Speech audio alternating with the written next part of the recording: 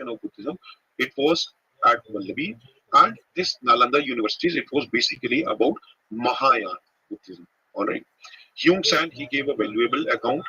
इन्होंने काफी बताया है नालंदा यूनिवर्सिटी के बारे में. नालंदा का मतलब होता है giver of knowledge. So this university was something which was giving knowledge to different people. We all know, we have already studied about Nalanda University during Gupta period. जो कुमार गुप्ता बनते, he founded the Nalanda University, but it was patronized by his successors also. उसके बाद के भी जो राजा थे, they also patronized the Nalanda University, and later on Harsha also did the same. Now those professors who used to teach in the Nalanda University, they were known as Pandits. Some of the professors are Dignaga, all right, and you can see these names, all right. Sila, Bhadra, this is also important, all right. Now, very important thing, that Dharmapala, he was from Kanchipuram, and later on he becomes the head of the Nalanda University, which becomes a very important fact for prelims point of view. All right, let's see some more important thing about this Nalanda University. Now, this was a residential university. That means day boarding, you can say, or kind of hostel, wherein students have to leave their home, they have to stay there and study. All right, education, boarding, lodging means rehna, khana, everything was free of cost over there. Now, one very important thing was, now it was free for students, but there has to be some source of revenue. So this source of revenue used to come from different rulers, जिनके under में अलग-अलग गांव हुआ करते थे. As you guys know, that the tax was 1/6 of the produce. So through those taxes, all right, the funding or sponsorship for the university was happening. All right. As I told you, this was a Mahayana university, a Mahayana university थी, but still Vedas were also taught over here. Hinayan doctrine was also taught. Yoga philosophies was also taught. So this was a very secular university where different things were taught. All right. Saying it as a secular university will be wrong. All right. Secular is not the right word to it. You can say this was a university which was liberal towards the other sections of the society and other religions. All right. Various subjects like grammar, astronomy, medicines, arts were taught. Very important thing was getting admission into this university was very difficult. All right. And it is said that the selection rate was only 30%. So those students who used to appear into a written examination here, only 30% used to get passed. All right. So though the Nalanda University was destroyed, but still we come to know about a lot of ruins also. और जो Chinese pilgrims Hyung Sang आए थे, उनके written accounts के through भी हमको इस बारे में पता चलता है. So overall, what happened was this became a center of attraction for the entire world, and this became a center of advanced learning and research. Hope this point is clear. All right. Now, as we have studied this, so it's time to practice the question. A few students were saying कि अगर आप mains का question Hindi में भी लिख देंगे, so it will be easy for us, because some students are writing answers in Hindi, some students are writing answer in English. So it will be helpful for both of you. So I have written down the question in both. So this has not been asked in previous year. I have framed this question myself. मैंने खुद ये question बनाया because I was not able to find any previous year question so far. It's not that the question would not have come. I was not able to find, or maybe I have not spent enough time to search a question.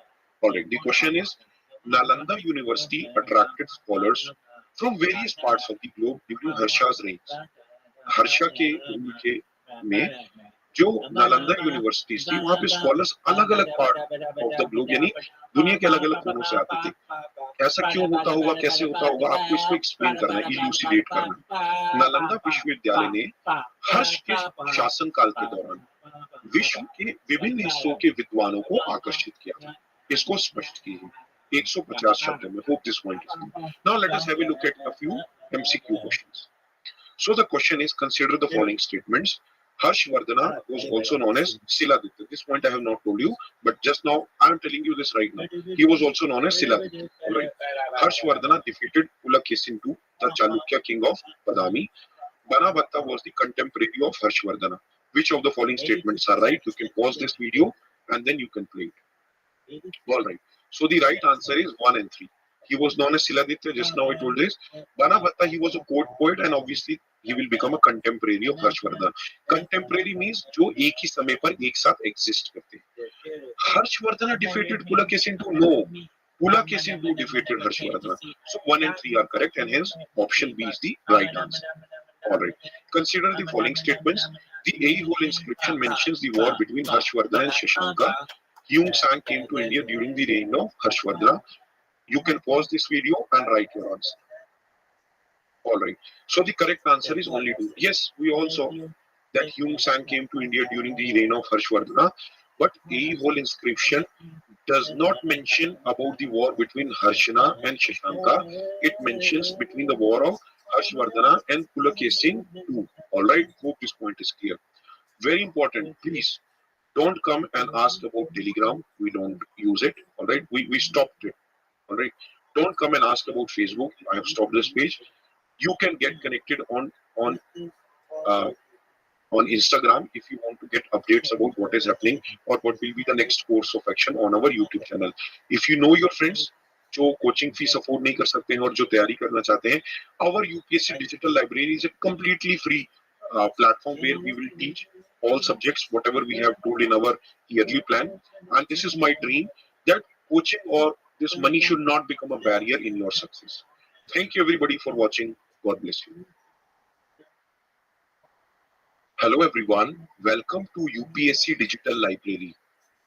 Welcome to the complete course on Ancient Indian History. Ancient Indian History के complete course में आप सभी का स्वागत है. In this chapter 11, we are going to talk about an important South Indian kingdom that is Pallavas. इस 11वें chapter में हम पल्लवास जो कि एक साउथ इंडियन किंगडम है उसके बारे में हम डिस्कस करेंगे. So let's get started. Now first of all, we all have already studied about the Sangam age. हम सभी लोगों ने संगम एज के बारे में पहले ही पढ़ा था, जिसमें हम लोगों ने चेरास, चोलास एंड पांड्यास के बारे में पढ़ा था. और मैंने ये बताया था कि काल भरस के रूल के समय में ये तीनों डायनेस्टीज डिक्लाइन होनी शुरू हो गई थी और फिर काल भरस ने वहां पर राज किया था. That means after Cheras, Cholas and Pandyas, during the decline of the Sangam age, the Kalabhras rule started. All right, and they ruled for almost about 250 years.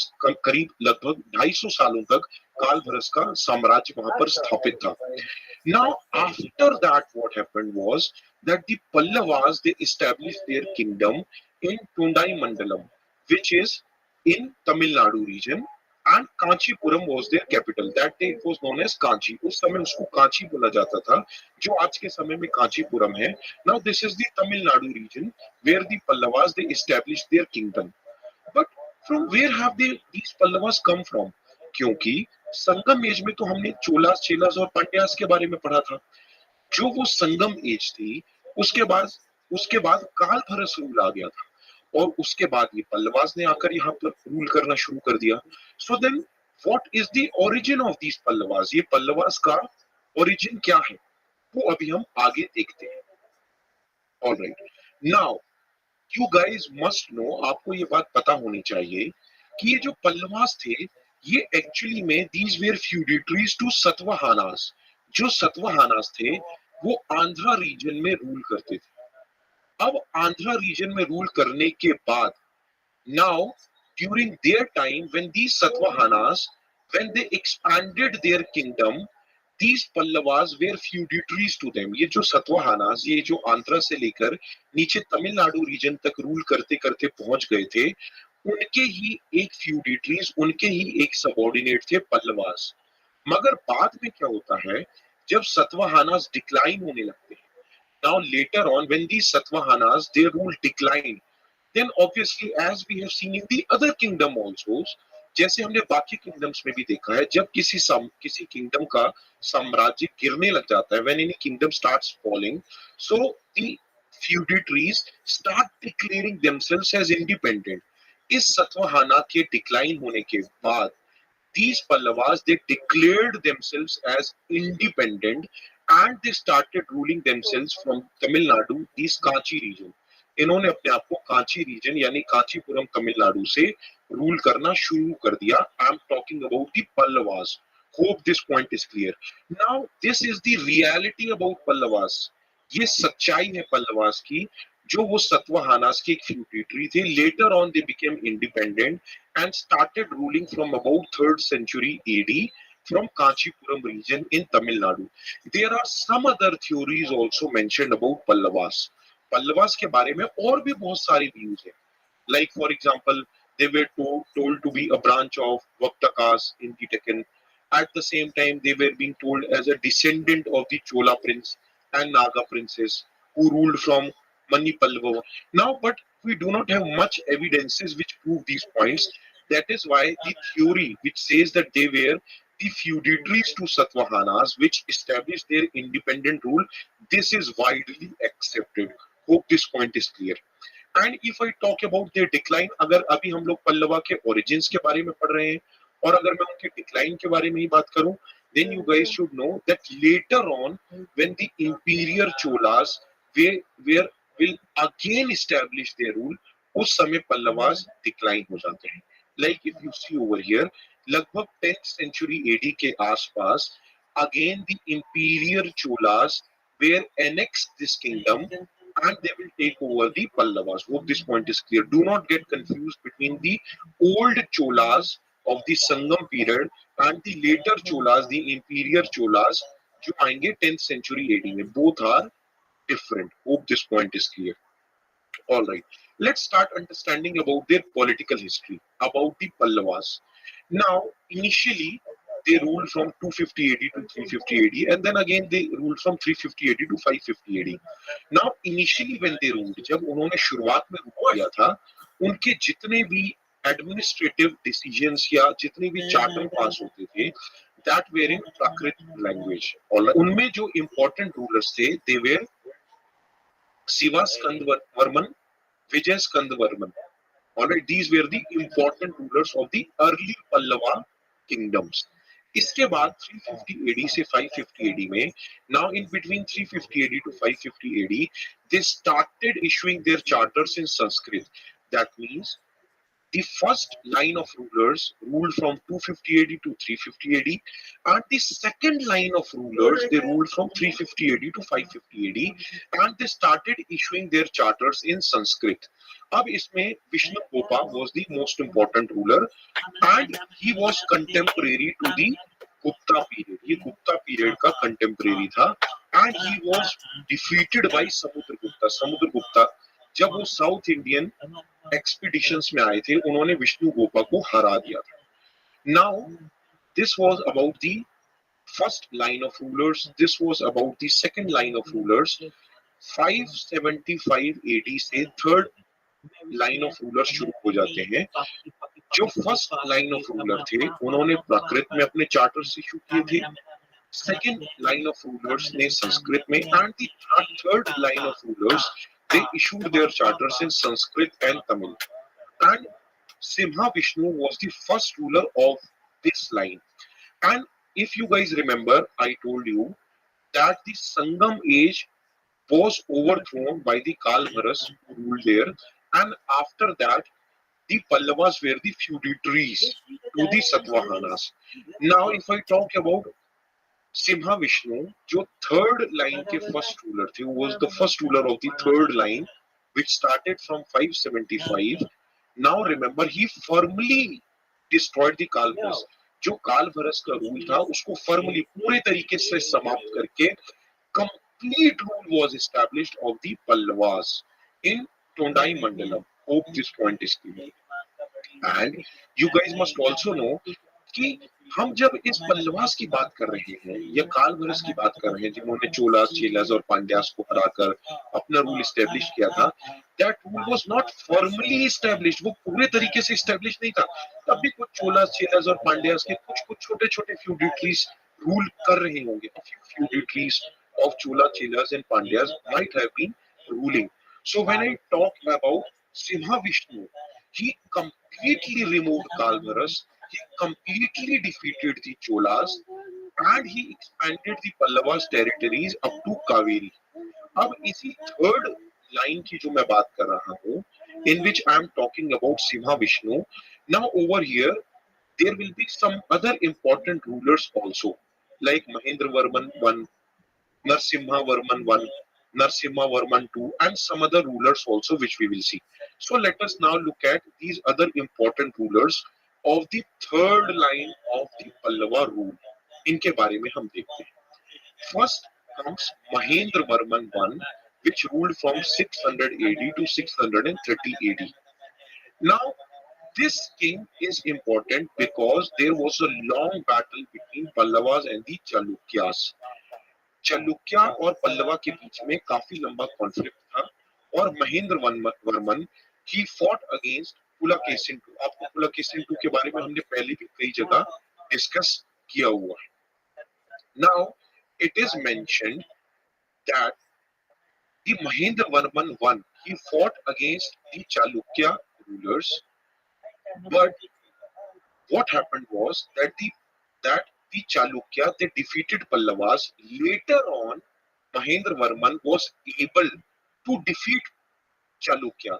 मतलब बाद में जो पल्लवा के राजा महेंद्र वर्मन थे उन्होंने चालुक्य के पुलकेशिन टू को हरा दिया था, मगर जो भी टेरिटरी उन्होंने पहली लड़ाई में हारने के बाद जो गवा दी थी, whatever territory Mahendra Varman lost, he was not able to recover that lost territory. Example, let's say Mahendra Varman fought against Pulakesin II. So initially Pulakesin II defeated Mahendra Varman. Later on Mahendra Varman defeated Pulakesin II, but he was not able to regain the lost territory to Pulakesin II. Hope this point should be clear to all of you. And initially he was a follower of Jainism. Mahendra Varman I was a follower of Jainism. Later on, under a saint, Apar, he converts to Saivism. Matlab he becomes a devotee of Lord Shiva. And he assumed a lot of titles. This you guys can read. This is not very important. Now understand here, this chapter is about South Indian kingdoms. But not everything is important from the UPSC's point of view. So whatever point I would be emphasizing more, वो point जिन पर मैं emphasize ज़्यादा करूँगा, that is important for UPSC's point of view. All right. Now he is considered to be a great builder of cave temples. मतलब ये गुफाओं में rock cut temples बहुत बनाते थे. This anyways we'll look into in detail later on in this chapter. उन्होंने एक Shiva temple बनाया था at Tiruvadi. This is an important point. What you guys can see. Now this point, don't get confused with this point that he constructed Shiva temples without the use of bricks, timbers, metal, mortar, because he used to make rock cut temples. वो पत्थरों गुफाओं में तोड़ तोड़कर मंदिर बनाते थे, and thus the bricks, metal, mortar, this was not used.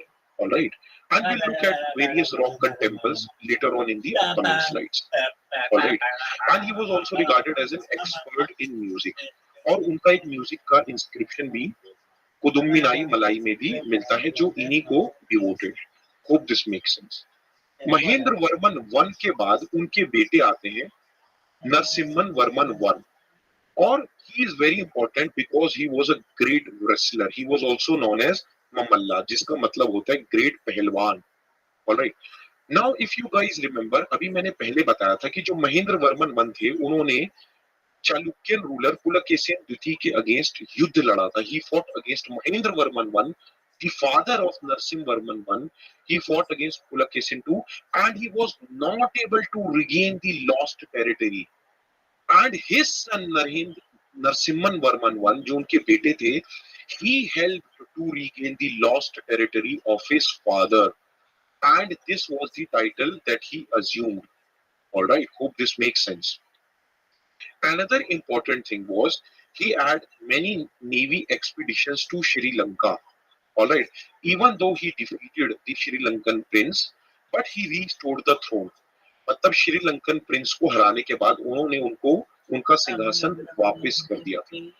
And if you guys remember, we studied about Yung Sang also, who was a Chinese pilgrim who came to India. वो इन्हीं नरसिम्हा वर्मन वन के ही समय में पल्लवा की जो capital Kanchipuram थी वहां पर आए थे. So this makes sense. So Yung Sang was a contemporary to Narsimha Varman I, who was a Pallava king. All right. Now, Narsimha Varman I is also described to make this beautiful city of Kanchivarman. मतलब कांचीवर्मन को beautifully बनाने में नरसिम्हा वर्मन का बहुत अहम role है. Now it is being told that he made various monasteries, almost 100 monasteries, where almost 1,000 Buddhist monks used to stay. All right.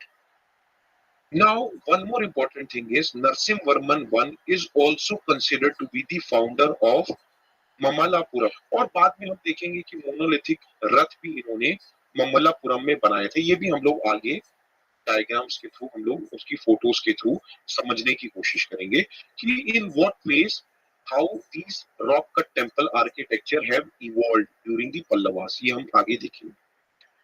Now what happened was, Narasimha Varman one के बाद महेंद्र वर्मन द्वितीय आते हैं। याद कीजिए, हमने महेंद्र वर्मन वन पढ़ा था, उसके बाद नरसिम्हा वर्मन वन पढ़ा था। After that came Mahendra Varman two, and then came Parameshvarman one, and then came Narasimha Varman two, जिसके बारे में हम इस स्लाइड में देखेंगे। Now he was also known as Raj Simha, alright, and he was very very important ruler of the Pallava kingdom. ये पल्लवा किंगडम के बहुत इंपॉर्टेंट रूलर थे।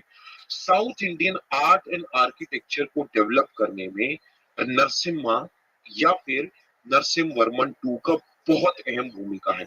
Now, Rajsimha has played a very important role in the development of art and architecture. These great and historic temples, Shore Temple and Kailash Nath Temple at Kanchipuram, they were built during his reign, during his kingdom. All right. Now, apart from that, there are some other facts also mentioned that Sanskrit scholar is said to have adorned his whole court. मतलब इनके राज में तानदीन आए थे, जो एक Sanskrit scholar थे, इन्होंने Chinese embassies को भी भेजा था। Alright, these all are important things but not very very important. Alright, and one more important thing is, जो पल्लवा रूल था वो ऑलमोस्ट 9th-10th सेंचुरी एडी तक था, क्योंकि उस समय मैंने आपको बताया था कि जो इंपीरियर चोला जो बाद में आए थे, the Aditya I, who was an imperial Chola king, he defeated the last Pallava ruler Aparajita, and then he seized the Kanchi region, और इस तरीके से Pallava rule came to an end. So if I have to talk about Rajsimha or Narsimha Dvitiya, important thing is that he has contributed a lot to the development of art and architecture. The Shore temple, the Kailash Nath temple, they are the beautiful example of the Dravidian style of temples, which anyways we are very soon going to discuss. Hope this makes sense. Now one more important thing before I proceed further, आप ये chronology हमेशा याद रखना, that first we were talking about Mahendra Varman I, then we were talking about Narsim Varman I, then came Mahendra Varman II, and then Parmeshwaram I, and then came this important king Mahendra Varman II, who was also known as Narsimha. And last ruler, all right, the last important ruler, all right, Aditya I of Chola king, he defeated the last Pallava ruler Aparajita. So if it comes sometimes in the exam that who was the last Pallava ruler, so the answer has to be Aparajita, who was defeated by Aditya I, and then the Kanchi region, that is the Kanchipuram region, was seized, and thus came the end of the Pallava dynasty. Hope this makes sense. अगर हम administration की बात करें, if we talk about the administration of the Pallavas, अब इनके समय में कोटाम्स, यानी कि इनकी स्टेट अलग अलग कोटाम्स में डिवाइडेड थी। The state was divided into different different kottams, and the king had appointed various officials for these kottams to administer that. Alright, not much detail is mentioned over there, but one more important thing over here is that the kings were very liberal and they used to give a lot of land for the construction of temples. मतलब मंदिरों के बनने के लिए बहुत सारे land दिए जाते थे, जिसको देवधना बोलते थे। So when the land is being given for the construction of temples, it is known as devdana, and when the land and money is being given to Brahmins, it is known as brahmadya. Hope this point is clear. और अगर हम इसके administration की और बात करें, ये जो पल्लवा किंग थे, इन्होंने ना सिर्फ बहुत सारे मंदिरों का निर्माण किया है, not just the Pallava Kings have constructed a lot of temples, they have also constructed a lot of irrigation tanks, which was very important for the irrigation facilities of the land, which in turn, which will be very important for agriculture. All right, and through these Pallavas inscriptions, we come to know a lot about their detailed tax system also. Brahmadya, Devdhana, I have already explained you. Land tax, as in any other case of the ruling government, जो जमीन से tax मिलता था, that was the primary source of the government revenue, and there were lot of occupation done by the people, और बहुत सारे taxes भी लगाए जाते थे। कारपेंटर्स काम होते थे, उस पर भी टैक्स था, गोल्डस्मिथ पर भी, वॉशरमैन जो ऑयल प्रेसिंग करते थे, एग्रीकल्चर से वहां से निकाल के ऑयल प्रेसिंग करके ऑयल बनाएंगे, जो भी वीवर्स थे उन सब पर भी टैक्स लगाया जाता था. ऑलराइट. एंड विलेज लेवल पर there was land record that was being maintained by the local officials. And it was also ensured कि जो भी जमीन टेम्पल के लिए दी जाती थी, whatever land was given as devdhana for the construction and maintenance of temple, that was also being recorded for future purpose. Hope this makes sense. Now if I talk about society, now the society started becoming more and more rigid. If you guys remember, I was talking about this Pallavas जिसमें ह्यूंग सैंग आते हैं, and it was a contemporary of the Gupta period. यहाँ पर caste system बहुत rigid होने लग जाता है, ब्राह्मण्स की पोजीशन बहुत हाई हो जाती है. The caste system becomes rigid. Tamil society have seen a lot of changes over here. Lot of land grants are being given by the kings for the temple construction for the Brahmins, and thus Brahmins occupied a very important place. Moreover, here you will see that Nayanmars and Alvars will occupy an important place. अब ये जो नयनमर्स हैं इनको हम लोग नयनार्स भी बोलते हैं, और अलवर्स जो शिव की वर्शिप करते थे, those who used to worship Lord Shiva, those devotees were known as Nayanars or Nayammars, and those who used to worship Lord Vishnu, they were known as Alvars. तो इस टाइम पर बहुत ज्यादा भक्ति भी हमको देखने के लिए मिलती है, क्योंकि शिव की भक्ति, विष्णु की भक्ति, construction of temples, all these things have occupied a very important place. All right, and there were lot of hymns that were constructed in the Tamil language. Hope this makes sense. If I talk about education and literature, all these points are not very important for UPSC's point of view. Let me emphasize on the important points here. यहाँ पे जो important point है वो मैं आपको बता देता हूँ. जो इनकी कैपिटल सिटी थी कांची, वो एक इम्पोर्टेंट लर्निंग सेंटर बन जाता है. और कांची में एक जगह थी घटिका. Now you guys must be thinking, sir ये घटिका क्या होता है, what is this ghatika? Now ghatika is a place, it is a Sanskrit word which means a place for learning and excelling centre. इस जगह पर अलग अलग जगह से स्टूडेंट्स आते थे. Students from all over the place used to come over here, and over here they used to come for higher excellence and higher learning. All right. Now it is also being said that जो कदम्बा एक dynasty थी, उसके जो एक founder थे वो भी वेद पढ़ने के लिए कांची ही आए थे. Now one more important thing, you guys remember we studied about Nalanda University long back. Now when we were studying about Nalanda University, जो वहां के हेड बनते हैं Dharmapala, we have already discussed this. He also belonged to Kanchi. So this is also one very important thing. All right, this is very important. और बहुत music और dance का भी डेवलपमेंट होता है इस पीरियड में. This also plays a very important thing. तो नयन आर्ट्स और अलवर्स के बारे में मैं बात करता हूँ. Now this art and culture, this education, all these have developed a lot during these Pallavas. अब हम इनके थोड़ा सा आर्ट एंड आर्किटेक्चर को देखेंगे. We'll try to look at the art and architecture of the Pallavas. Now if you guys remember, the Dravidian style of temple, जिसके बारे में हमने पहले की स्लाइड्स में डिस्कस किया था कि how are Dravidian style of temple different from the North Indian style of temple. Dravidian style में मैंने आपको बताया था कि ये पिरामिड शेप में होते हैं. Now, if I have to give credit towards the development of Dravidian style of temple, अगर मुझे कहीं से ये कहना है कि Dravidian style of temple की शुरुआत कहाँ से हुई, so I can say it firmly, मैं बहुत proudly कह सकता हूँ, it has come from the Pallava rule. सबसे पहले गुफाओं को तोड़ तोड़ कर बनाया जाता था, फिर धीरे धीरे मोनोलिथिक रथ बनाए गए छोटे छोटे, और फिर धीरे धीरे स्ट्रक्चरल टेम्पल बनते हैं. From cave temples to this monolithic raths and then to the structural temples. So one by one there are 4 stages of the development of the temples during these Pallavas, and which showcase about this Dravidian style of temple. इस Dravidian style of temple की 4 stages हैं. एक ही बार में इतने इतने beautiful temple नहीं बन गए थे, इनकी स्टेजेस हैं. So let us look at the stages one by one. This is the first stage. अगर आपको याद होगा महेंद्र वर्मन वन, जिनके बारे में मैं बोलता था कि वो रॉक कट टेम्पल इन्होंने बनाए थे. Mahendra Varman one, he introduced this kind of rock cut temples in which the caves were cut out and these temples were made. And these are some of the examples. Hope this makes sense. In the second stage, what happens is the monolithic ruts came up. And this above picture, what you see, this is an example of Mamallapuram. Mamallapuram का ये एक example है. Here you guys can see monolithic. Monolithic मतलब जिसको एक ही stone से बनाया जाता है. So let's say there are different stones kept up over there. So they will break up these stones and they will try to make such kind of beautiful temples. All right. These kind of ruts, these kind of beautiful architecture, what you see, this showcases about the second stage of development during the Pallavas. ये जो हुआ था काम, ये Narasimha Varman one के time पर हुआ था. नरसिम्हा वर्मन वन के टाइम पे, महेंद्र वर्मन वन के टाइम पर रॉक कट टेम्पल शुरू हुए थे और नरसिम्हा वर्मन वन के टाइम पर आपको ऐसे मोनोलिथिक रथ देखने के लिए मिलते हैं. आफ्टर दैट राजसिम्हा, जो एक बहुत इंपॉर्टेंट पल्लवा रूलर है, Rajasimha, about whom I have already told you, he introduced such structural temple. अभी तक stones को हम लोग caves को तोड़ तोड़ कर बना रहे थे. Here these temples were made from soft sand rocks, which is very very important.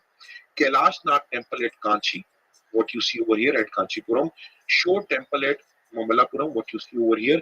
These are the finest examples of these structural temples. अब आप देखिए, these are the examples of Dravidian style of temple, जिनके बारे में हमने पिछले videos में पढ़ा था. Such beautiful, look at the architecture over here. Brilliant architecture. This is the third stage of the Dravidian architecture. This development what we are seeing over here. All right. All right. This is the fourth stage. जो later Pallava ruler थे, उन्होंने ऐसे beautiful temples बनाए थे. Matageshwara temple, Mukteshwara temple. All right, these are the temples from the fourth stage. So you guys can see that these Dravidian style of temples, इनकी four stages थी. First of all, they were cut into caves, then monolithic ruts were made, and then these structural temples came into existence. And later on, how these Pallavas were replaced, the Pallavas कैसे replace हो जाते हैं? After later Cholas came and then they overruled. Kanchi को वो overtake कर लेते हैं और Pallavas capture कर लेते हैं. All right. Now, apart from the temples, what we see, apart from this temple architecture, what we see, you guys can also find about the beauty of this art and architecture in the open art gallery, which is in Mamallapuram. Yani here you guys can see about the descendant of Gangas or Pines of Arjuna. ये जो आपको ऊपर दिखाई दे रहा है. In these kind of inscriptions, sculptures, you guys can see the detailed work what has been done here. यहाँ पर आपको elephants, monkeys, इतनी detailing आपको यहाँ पर देखने के लिए मिलेगी. Such a beautiful art and architecture was present during the Pallavas. Hope this makes sense. Now, if I talk about these fine arts, ये हमने जितने भी हम लोगों ने ये यहाँ पर जितने भी हम लोगों ने ये temples देखे हैं या ये जो हमने architectures देखे हैं, ये कुडुम मनाई मलाई इंस्क्रिप्शन की अगर हम बात करें, यहाँ पर म्यूजिकल इंस्ट्रूमेंट्स और नोट्स को भी मेंशन किया गया, यानी कि they used to take a keen interest in music also. Alright. And Sittanavasal painting also, which is very very important, it has been asked at times in exam, belongs to the Pallava region. So music, dance and painting also was developed a lot during the Pallavas region. All right, hope this makes sense. And obviously it is important because अगर आप लोग को Gupta period याद हो, which is being told as the golden age, in South India these Pallavas also have played a very very important role for the development of art and architecture, music, dance and paintings. All right. And anyways, these Alvars who were the devotee of Lord Vishnu, members of Lord Shiva, they also have composed various hymns in various musical notes. All right. So one question is here for your practice. You guys can write your answer in the comment section in the YouTube. That the Pallavas it has witnessed a transition from rock cut temple stage 1 to freestanding Dravidian style temple stage 4. So how this transition would have happened, you guys have to comment in around 250 words. चलिए हम कुछ prelims based MCQ questions भी देख लेते हैं. Which of the following was popularly known as a great wrestler? Mammalan, which we have already discussed. All right. और इन्हीं के नाम पर महाबलीपुरम, ममल्लापुरम भी पड़ा है. All right. You guys have to give the answer. So the right answer is Narasimha Varman I. Very easy question. All right. The earliest example of Pallava construction are brick dwells, brick temples, palaces, rock cut temples. You guys can give your answer. And the right answer is rock cut temples. ये हमने देखा ये Pallava construction के stage 1 में they have cut out the rocks and they have constructed these temples. Hope this makes sense. So please don't ask about Telegram. All right, you guys can get connected to us on Instagram. Keep learning, keep watching, guys. I'm sorry for the delay in the videos. My health is not going well. All right, so it will be fine. The biggest reason is because I had undergone a big surgery and I have overcome depression. So my immunity has gone down, but still I'm trying my level best to bring out the videos. And some people were complaining of history, geography, साथ में पढ़ा रहे हो? No, they've already covered ancient Indian history. कुछ videos बचे थे that we are trying to cover up right now. 3-4 small chapters are left. And physical geography is going on. Hopefully today or max by tomorrow I will upload that video. So thank you everybody for watching. God bless you. Hello everyone. Welcome to UPSC Digital Library. Welcome to the complete course on Ancient Indian History. Ancient Indian History के complete course में आप सभी का स्वागत है. So after a long break, we are going to resume our chapters, and just 3 chapters are left, chapter 12, 13 and 14, and then we will finish this complete course on ancient history. इस chapter में हम बात करेंगे चालुक्यास और राष्ट्रकूटास की. In this chapter, we are going to talk about Chalukyas and Rashtrakutas. Now, this is a very interesting chapter and very important chapter from UPSC's point of view. So, let's get started. Now, before I start explaining you all these things, let me show you a map. Now, in the last chapter, we had discussed about Pallavas. पिछले chapter में हमने पल्लवास के बारे में पढ़ा. And if you guys remember, there used to be a Chalukya king, Pulakesin II. एक पुलकेशिन द्वितीय एक राजा थे जो चालुक्य के राजा थे और जो पल्लवास के साथ लड़ाई लड़ते रहते थे. So in this chapter, we are going to discuss about those Chalukyas itself who used to fight with the Pallavas and the later Cholas which will come later on. अब एक बात जो आपको यहाँ समझनी है कि इस चैप्टर में हम चालुक्यास और राष्ट्रकूटास दोनों के बारे में पढ़ेंगे. It is because initially this Deccan part was ruled by Chalukyas. ये जो डेक्कन में हिस्सा है ये चालुक्यास के द्वारा रूल किया जाता था. Later on, Rashtrakutas will overtake the Chalukyas and then they will start ruling it. और राष्ट्रकूटास का बहुत बड़ा एम्पायर था, बहुत मेजर कंट्रीब्यूशन था उनका आर्ट एंड आर्किटेक्चर में. तो उसको भी हम समझेंगे. Now let us get back to the slide and now let us try understanding. Again, remember this guys that Pallavas and Chalukyas were contemporary to each other. Contemporary means they used to exist at the same time. दोनों एक ही समय पर exist करते थे. Both Pallavas and Chalukyas. And that is what has been mentioned up here also. That besides the Pallavas के अलावा ये जो वेस्टर्न चालुक्यास थे और राष्ट्रकूटास थे, इन्होंने डेक्कन में एक बहुत इंपॉर्टेंट पॉलिटिकल फोर्स एस्टैब्लिश की थी. Now, if I talk about the enemies or the rivals of Chalukyas and Rashtrakutas, obviously they have to be Pallavas and the later Cholas. Later Cholas we are going to study in our next chapter, that is chapter number 13. Now, this chapter would also be very, very important. All right.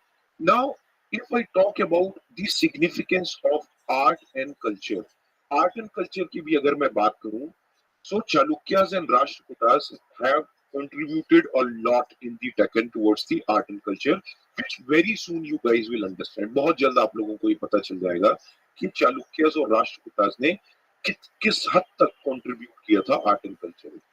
But once again, guys, I am telling you, जो chapter हमने पहले पढ़ा था पल्लवास, ये उसी के contemporary में अभी हम चालुक्यास से इस चैप्टर की शुरुआत कर रहे हैं. ये वही चालुक्यास हैं जो पल्लवास के साथ लड़ते हैं.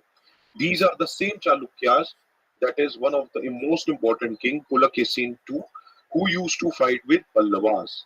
Hope this point is clear. So now let us continue this.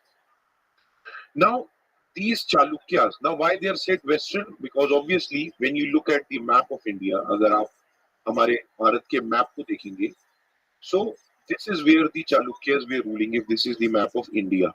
So obviously this is the western Deccan side of our nation, and that is why in the Deccan they were known as the Western Chalukyas, and they ruled for about 200 years, as you can see over here.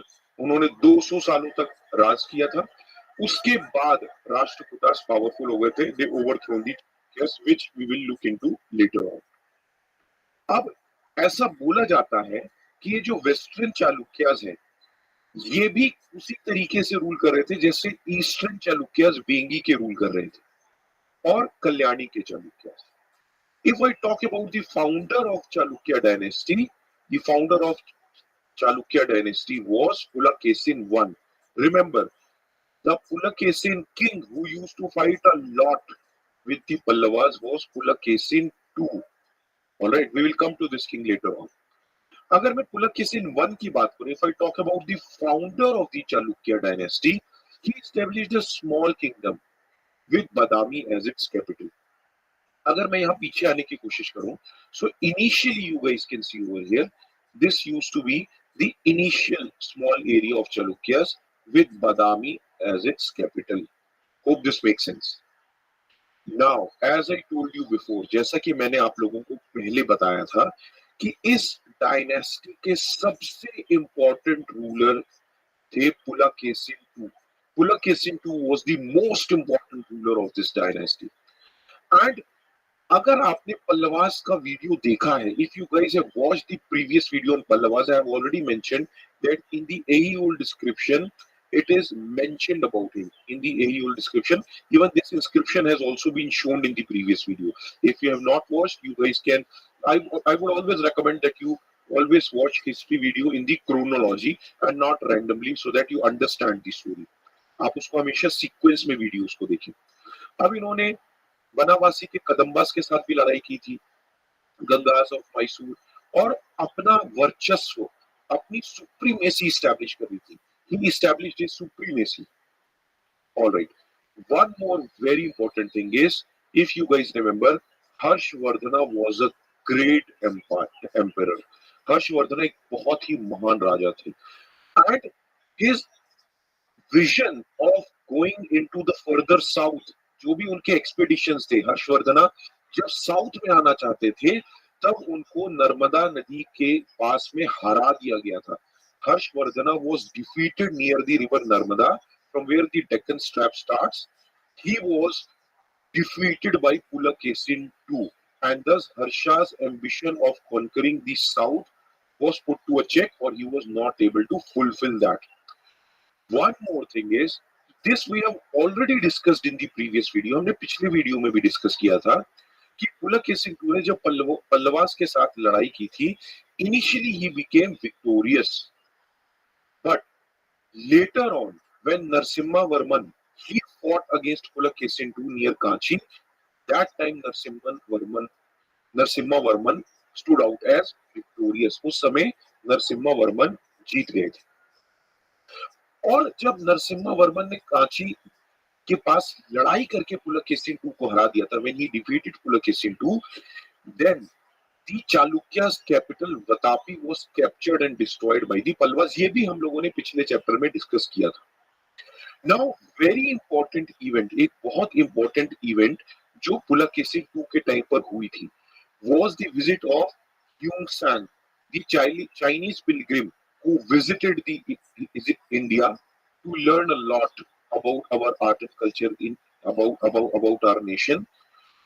The important thing was he visited the court of Pulakesin II, and if you guys would have watched the previous videos, this point was also covered. Now, the successor of Pulakesin II was Vikramaditya. अब आपको एक बात याद होगी that the Pallavas in the second expedition they defeated Pulakesin II and took over the capital of Badami.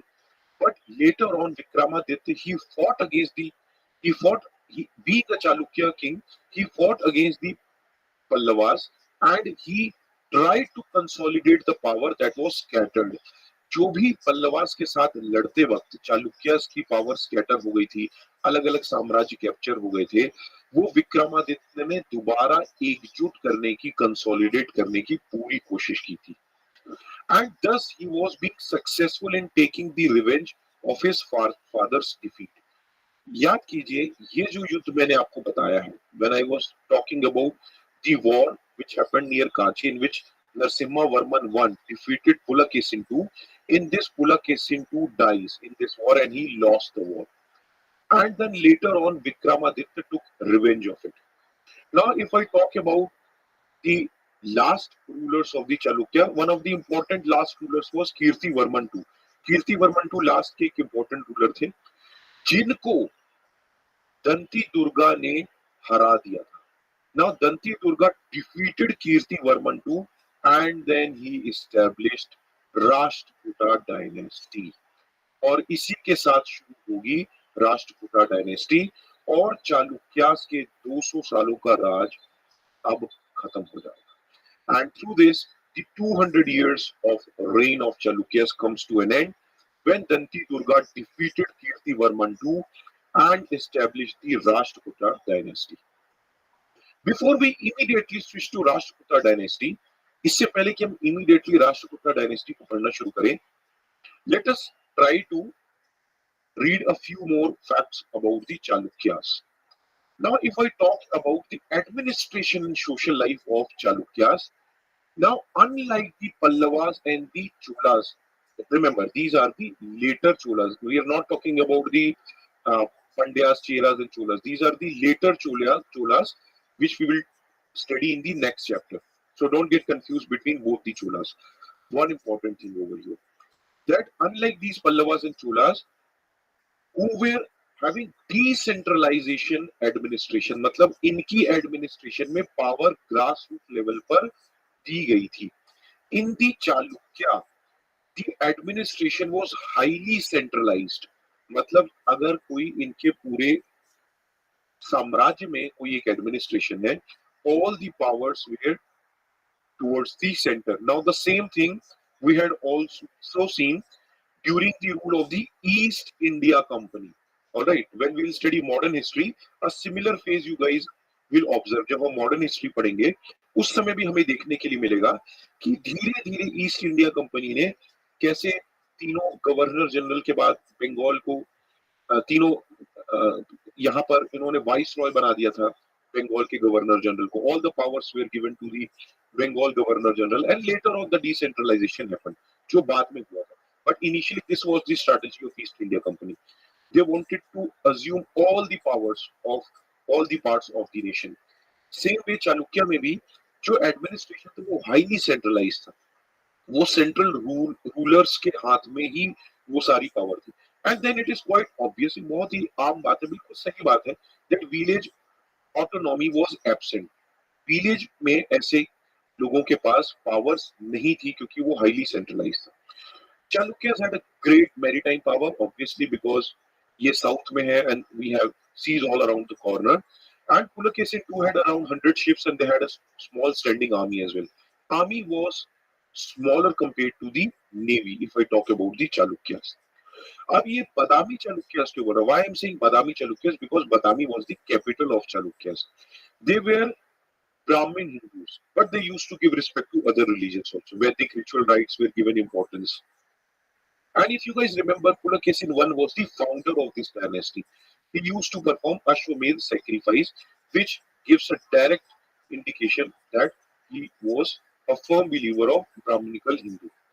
Now, in the honor of Lord Vishnu, Shiva, and other gods, many temples were also built. Also, one important thing, if you guys remember, Yung Sang, he visited India to understand the art and culture, to understand about Buddhism. He also mentions about the decline of Buddhism in the Western Deccan, क्योंकि यहाँ पर Brahmanism को बहुत ज्यादा बढ़ावा दिया जा रहा था.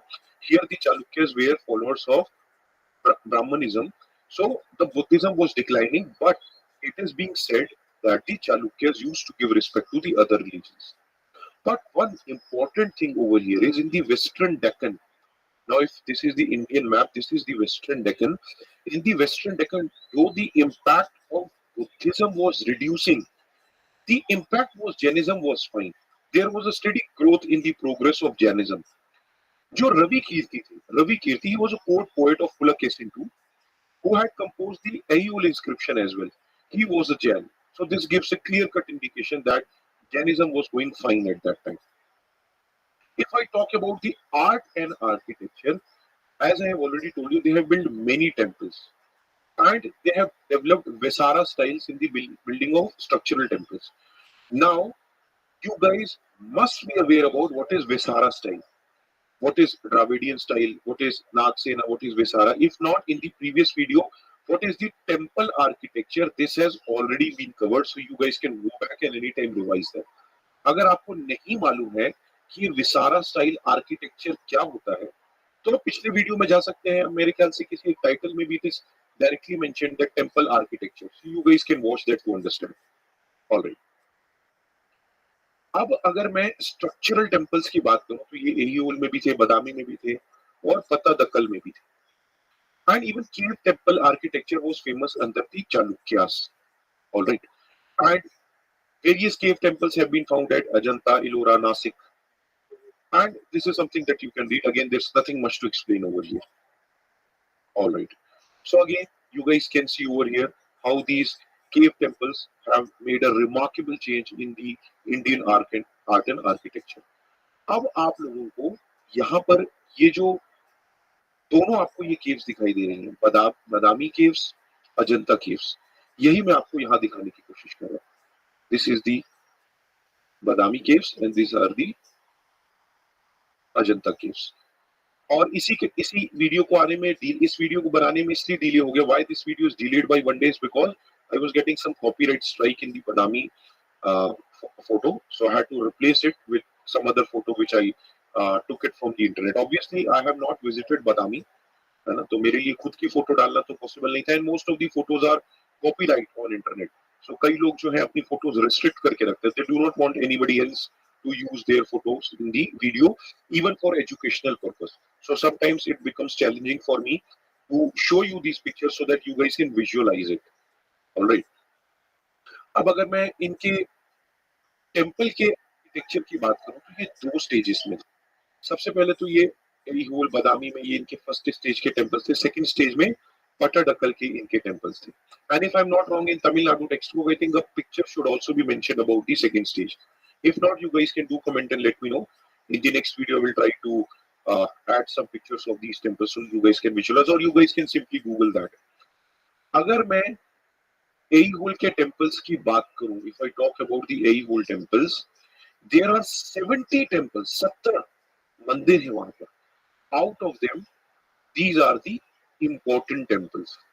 और अगर मैं बदामी के temples की बात करूं तो मुक्तीश्वरा और मेलगुट्टी Shivalaya, these are important temples of Badam. और रॉक कट टेम्पल्स भी वहां पर काफी ज्यादा फेमस है, in which you guys will also find high pillars and you guys will find beautiful images of gods and human beings, very beautifully that have been designed. All right. और वो तो first stage की बात हो गई. If you guys see over here, first stage एहियोल and Badami, and Pattadakal is the second stage of temples. यहाँ पर 10 important temples हैं, in which 4 of them is made in the northern style and 6 of them is made in the Dravidian style. Remember, this Chalukya dynasty was in the western Deccan side, so there was some impact of North India as well as impact of South India as well. So obviously you guys will see both kind of temples over here. Now here even it's mentioned also, अगर मैं northern style के temple की बात करूं तो Papanath temple. और अगर मैं द्राविडियन स्टाइल की टेम्पल की बात करूं तो आपको संगमेश्वरा टेम्पल और विरूपक्ष टेम्पल के ये कुछ एग्जांपल्स आपको मिल जाएंगे. जो कांचीपुरम में कैलाशनाथ टेम्पल है उसी के मॉडल पे बेस है ये Virupaksha temple. Alright, so this is the temple what you guys can see over here, है ना. So okay, I am giving you guys a question. Let's see who will write the correct answer in the comment box. Who will tell me which temple is this from the Chalukya dynasty? ठीक है, देखते हैं कि कौन मुझे बताएगा ये Chalukya dynasty का कौन सा टेम्पल है. Remember, before you answer, look at the architecture carefully, look at how the paintings or these pillars have been drawn. Try to understand ये stage 1 का pillar होगा, ये stage 2 का pillar होगा, whether it is a stage 1 pillar or stage 2 pillar. Think about it. If you're not able to find, best what you can do is you can search all the temples in Google. Then obviously you guys will be able to identify. So it's a homework for you. You guys can comment what is the name of this temple. All right. Now we will start about Rashtrakutas. If you guys remember, I told you that the Rashtrakutas, they overthrew the Chalukyas and then they started ruling. This is also known as the early medieval time. ये जो time frame है इसको early medieval time भी बोलते हैं. Now if you guys सी, ये Chalukyas rule कर रहे थे, यहाँ पर ये पल्लवास थे. बाद में ये राष्ट्रकूटास ने ओवरटेक करके इस पूरे एरिया को कैप्चर कर लिया. They used to rule over this big area. Now one very important thing is, ये जो राष्ट्रकूटास के जो राजा थे, the rulers of these Rashtrakutas, they were of Kannada origin. These rulers were of Kannada origin and they used to speak Kannada language, which was their mother tongue. Danti Durga was the founder of this dynasty. Remember this, that Danti Durga was the founder of Rashtrakuta dynasties. Now one more thing, what are these Gurjaras? ये Gurjaras कौन है जिनको इन्होंने हराकर मालवा को capture कर लिया था? You guys might be confused now. Don't worry, I will explain you this, and this is very very important also. And as I have already told you that उन्होंने कीर्तिवर्मन II को हराकर चालुक्य किंगडम को अपने under में ले लिया था. And they overtook and then they replaced the Chalukyas and the Rashtrakuta, the big paramount power in the empire in the Deccan was established.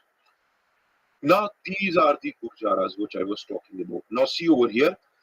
Now if you look at this shape, okay, this shape looks that of a triangle. ये triangle की तरह shape बनती है. And that is why इसको triparity triangle भी बोलते हैं. This is very very important. Here three great powers, Rashtrakutas, Gurjara Pratiharas, which got their name from this Gujarat, and Pallas in the eastern part, they used to fight with one another. ये एक दूसरे से लड़ते ही रहते थे. They used to fight to establish their supremacy. One very very important thing was all three of them used to fight for Kannauj. ये कनौज के लिए लड़ते रहते थे, which was considered as a political, very important political position in the history of India. मतलब जिसने कनौज को जीत लिया, मतलब वो जो है भारत का राजा अपने आप को मानने लग जाता था. चक्रवर्ती राजा. चक्रवर्ती means who is ruling in all directions. So Rashtrakutas, they used to always tried their level best to capture Kannauj, which you guys can see over here. So remember this. This is the triparity triangle what you see between these three, Pallas, Gujara Pratiharas and Rashtrakutas, and they used to fight for Kannauj. Now if you guys remember over here, the first founder, Danti Durga, this we have already discussed. His successor Krishna I was also great conqueror. He defeated the eastern Chalukyas of Vengi also. He built magnificent rock cut monolithic Kailash temple at Kalora. Can anybody tell me what is monolithic temple? This we have already discussed in the previous videos. Lithic means stone, mono means single.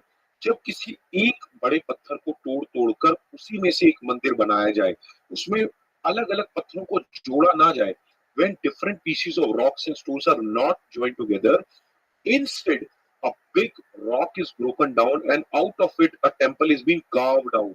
It is known as monolithic. All right. And next important king of this dynasty was Govinda III, and he also achieved various victories in the North Indian kingdoms. And obviously, you guys remember Gurjara Pratiharas, Pallas. With them also, the Rashtrakutas used to fight a lot. After him came Amogh Varsha I, and then he ruled for a long, massive period of 64 years. But then he started losing his control over the Malwa region and Gangawadi. Malwa region, if you guys remember, let me show it back to you. This is the Malwa region. Rashtrakutas, why you guys will see double line over here? Because there was a time when Rashtrakutas were able to capture up to that area. So under him, they lost the Malwa region. All right. And his reign, इनका शासन भी बहुत popular for the cultural development. He was a follower of Jainism. Jinasena was his chief. Okay. Now, very very important thing was, he himself was a patron of letters and he used to write various things in the Kannada literature. As you guys know, these Rashtrakutas were from Kannada origin. Kavi Raj Marga, all right, he has written this work, Amogh Varsha I. All right, remember this is important. One more important thing is Malkhed. He also built the Rashtrakuta capital.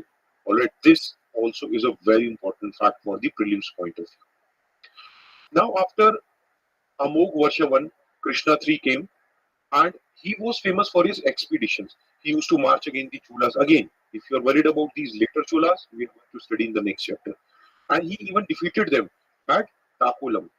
He even marched further south and tried to capture the Tanjore also.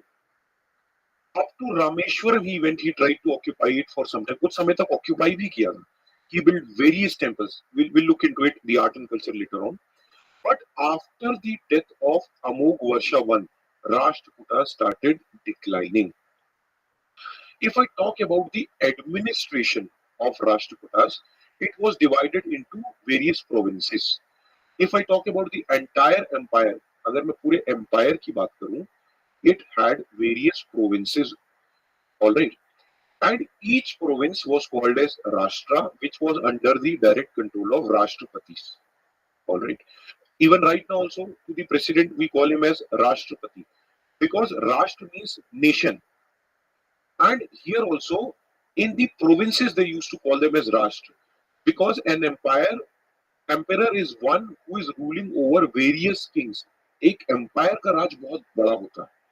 And if I talk about districts within the province, there will be various districts also, which were known as Vishyas, which were governed by Vishyapatis. Vishyapatis district को govern करते थे. जैसे आज के समय में हमारे पास DM होता है, district magistrate होता है. Now in each district there will be various villages, and Bhukti was next subdivision. Bhukti subdivision you can consider it as a tehsil, all right, as a tehsil, which consisted of many villages.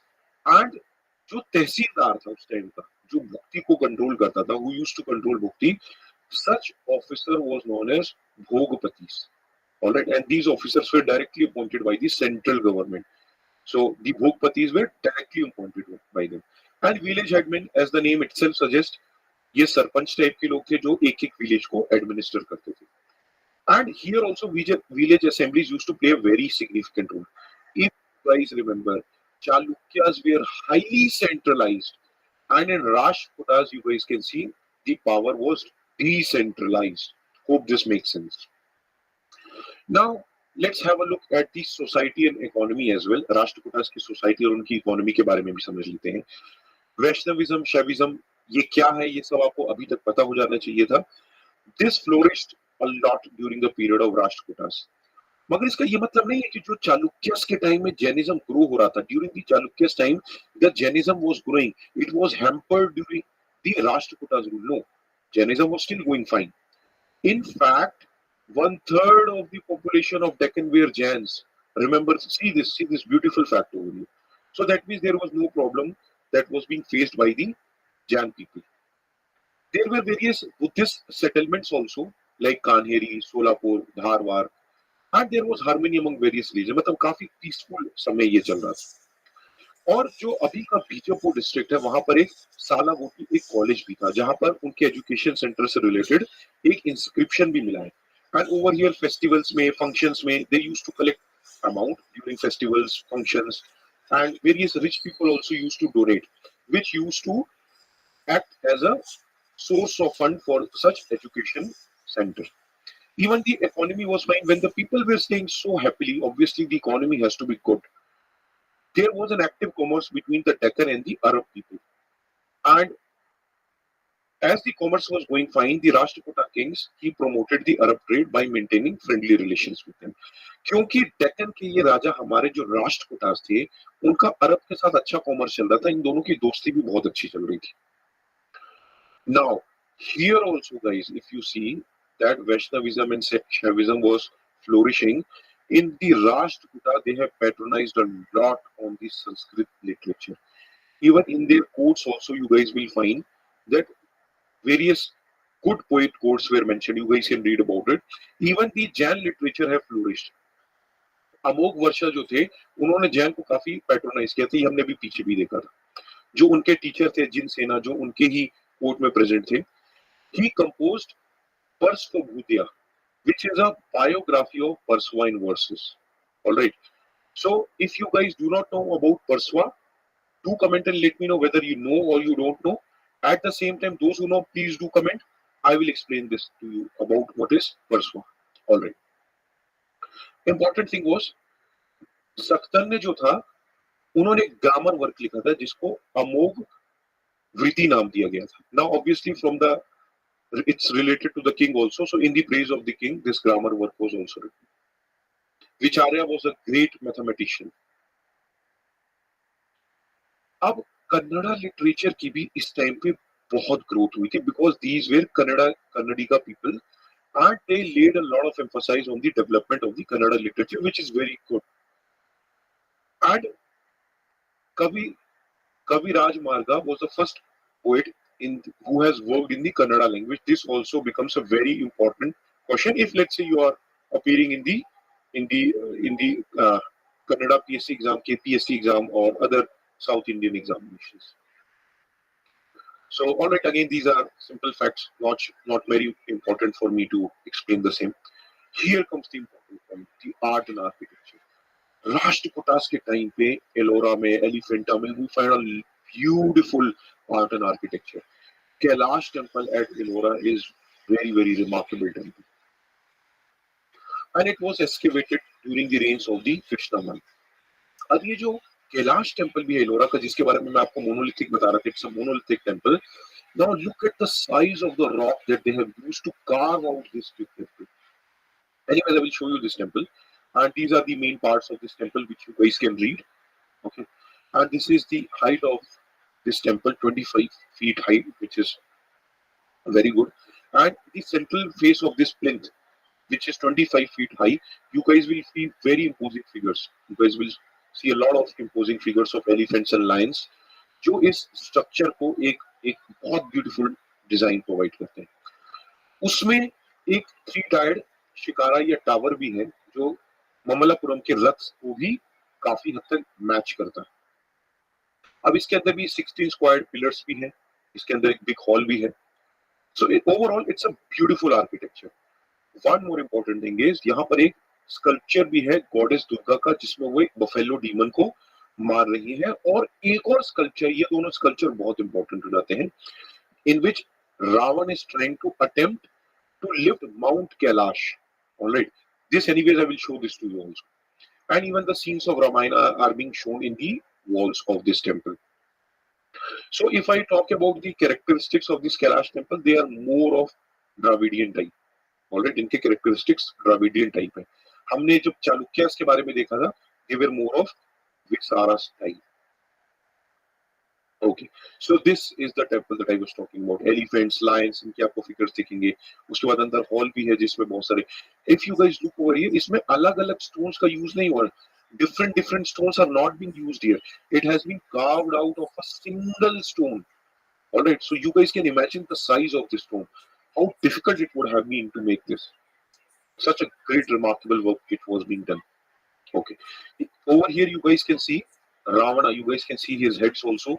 He's trying to lift the Kailash, okay, Mount Kailash. He's trying to lift it. All right. Okay. And if I talk about Elephanta, it's an island near Bombay. It was originally called Shripuri, and after when the Portuguese captured those parts, they changed the name to it to Elephanta. And here also, you guys will see a beautiful art and architecture that have taken place. यहाँ पर भी जो temple है उसमें आपको बहुत बारीकी से क्राफ्टमैनशिप देखने के लिए मिलेगी. There are huge figures of Dwarapalakas जो उनके एंट्रेंस है वहां पर. ऑलराइट, and then again these are some of the trivial facts which you guys can read over here. But one important thing over here is यहाँ पर एक important sculpture है which is known as Trimurti. Now in this Trimurti they are trying to show the 3 aspects of Lord Shiva, that he is not just the creator, he is not just the preserver, but he is also the destroyer. उन्होंने दुनिया को बनाया है, वो उसको बचाते भी और उसको डिस्ट्रॉय भी कर सकते हैं. In the Trimurti they are showing the 3 aspects of Lord Shiva. Here you guys can see these are the 3 phases of this Lord Shiva: creator, the destroyer, and the protector. Hope this makes sense to all of you. So this is a question for mains. I request all of you to write your answer in the comment section. One very important thing, guys, is In the geography के video में I have clearly told, first of all, we do not charge any fees, कोई fees charge नहीं करते हैं, but only I'm requesting you is to like the video and comment below the video. I request all of you to at least give 500 likes in each of the geography video, or else I will not complete this video series. मैं ये UPSC digital library में free of cost इसीलिए पढ़ा रहा हूँ ताकि मैं ज्यादा से ज्यादा लोगों की मदद कर सकूं। अब आप लोग से मैं सिर्फ एक ही मदद चाहता हूं कि आप इसको जितना लाइक और कमेंट करेंगे, ये ज्यादा से ज्यादा लोगों तक वीडियो रेकमेंड होगा, and we will together be able to help maximum people. At least this is the small thing, guys, that you guys can help me. Please help me with this. Once we will receive 500 likes, we will continue our geography videos. Critically evaluate the contribution of Rashtrakutas in art and architecture, and this is very, very important also. Write in about 250 words. You guys can anyways go back, read the content again, read the books, and then try to attempt this answer in the comment section. Let's practice some questions from MCQ's point of view also for UPSC prelims. Which of the following statement are correct regarding Amog Vasha? He built the city of Mankhed. He composed Kaviraj Mark, a Kannada composition of poets. He built the Kailash temple. Which of the following is correct? You can pause the video and write your answer. The right answer is 1 and 2. He has not built the Kailash temple of Ellora. Who has built the Kailash temple of Ellora? I have already explained this in the video. You can comment and tell your answer. Alright. This is the second video. The three parity struggle between Pratiharas, Malas and Rashtrakutas. यानी कि जो three parity struggle थी इन तीनों के बीच में था. Fight was to acquire supremacy over Kannauj, a symbol of prestige in Indian politics. Which of the above is correct of the early medieval India? Only one, only two, both 1 and 2, neither 1 and 2. You can pause the video and attempt the answer. All right. So the right answer is both 1 and 2. ये मैंने आपको बताया भी था, ये जो triangle बनता है जहां पर ये तीनों लड़ते हैं, they are fighting for Kannauj. So both 1 and 2 are the right answer over here. Thank you everybody for watching. We do not have Telegram channel. आप Telegram channel के लिए नहीं पूछे. You guys can connect to us on Instagram and Facebook. I do not teach from some unknown sources. मैं Tamil Nadu textbook से पढ़ा रहा हूँ. You guys can anywhere find it in Google. If you are not able to find, let me know. I will help you to get the PDF of this book. So again, we will come back again. We will discuss about the later Cholas, and then just this chapter 13 and 14 are left, and then we'll finish the ancient history. We will continue with the medieval Indian history. अगर आप चाहते हैं कि मैं geography के videos को continue करूं, I request all of you, not just in geography, in all the videos, this is the least you guys can do. अगर आपको वीडियो पसंद आ रहा है तो आप लाइक करें. अगर आपको वीडियो नहीं अच्छा लग रहा है, आप कमेंट करके बताएं what you don't like, so that we guys can reach maximum people. This is the least you guys can do for me if you guys wish so. Or else, even I have multiple works to do. I will start going to villages and start teaching poor people instead of teaching on YouTube then. Thank you everybody for watching. God bless you. Hello everyone. Welcome to UPSC Digital Library. Welcome to the complete course on Ancient Indian History. Ancient Indian History के complete course में आप सभी का स्वागत है. Now, after a long break, we are going to resume our chapters, and today we'll talk about chapter 13, that is Imperial Cholas. काफी समय के गैप के बाद आज हम अपने वीडियोस को रिज्यूम करेंगे और आज हम 13वें चैप्टर इंपीरियल चोलास के बारे में डिस्कस करेंगे. Before we go ahead, let me tell you something. Those who don't read history, they don't create history. जो इतिहास नहीं पढ़ता है वो कभी इतिहास नहीं बनाता है. Now going forward, I will try my level best to upload the videos on weekends. मेरी पूरी कोशिश रहेगी कि मैं सैटरडे संडे को वीडियोस अपलोड करूं, because as I had already told you before, जैसा कि मैंने आप लोगों को पहले बताया था, वीक डेज में now I am doing something else in which I am trying my level best to teach maximum people who are really serious about the examination. तो ऐसा नहीं है कि it will be a huge loss to you. Please be sincere on weekends. If I will feel, अगर मुझे लगेगा कि आप वीकेंड्स पर बहुत अच्छे से पढ़ रहे हैं, तो I will start uploading videos all 7 days a week. अब दिस अपडेट इज, लेट्स से आप वीडियोस तो देखते हैं मगर आपने चैनल को सब्सक्राइब नहीं किया है. सो इन दैट केस, हमारे यूपीएससी डिजिटल लाइब्रेरी के कम्युनिटी सेक्शन पे जब भी मैं कोई पोस्ट अपलोड करूंगा या कोई अपडेट नए वीडियो की, या लेट्स से मैं कोई शॉर्ट नोट्स देता हूं which might be important for prelims or mains point of view, that will be visible only to those aspirants who have subscribed to this channel. तो यानी कि अगर आपने इस चैनल को सब्सक्राइब नहीं किया है और आप सिर्फ वीडियोस को देखते हैं, तो आपको आने वाली कोई नई पोस्ट या अपडेट के बारे में इंफॉर्मेशन नहीं मिलेगी. So please, if you have not subscribed to this channel, please do, and please do start liking the videos that I upload and start commenting below the video, so that जो YouTube का algorithm है वो हमें ज्यादा से ज्यादा लोगों तक पहुंचाएगा, and we can help those real people who otherwise could not afford coaching. Another update is, let's say अगर आपको कोई डाउट है, तो अगर आपको कोई डाउट है, you can ask your doubt below the video in the comment section. आप कमेंट सेक्शन में वीडियो के नीचे अपना डाउट पूछ सकते हैं. और let's say it is not related to that topic, वो उस टॉपिक से रिलेटेड नहीं है, you have any specific doubt related to the strategy, related to the examination, or you need any counseling, you are confused about something, so there's a change of the Instagram ID. This is my personal Instagram account. ये मेरा personal Instagram account है, Abhijit Singh Arora. I request all of you to please follow me over here, because on the other Instagram account, UPSC Digital Library, that is right now dormant, उसको मैं use नहीं कर रहा हूँ. So I request that you follow me over here. You can send me a message, you can ask me your specific doubt, and I will try my level best to get back to you as soon as possible. So without further discussions, let's start our chapter on Imperial Cholas. Sangam period, जिसके बारे में हम लोगों ने पहले discuss किया था, जिसमें हमने चेरा, चोला और पांड्या के बारे में डिस्कस किया था. After the decline of the Sangam period, which we had already studied, the Cholas became feudatories in Urayur. ये तो हमने पहले पढ़ दिया था.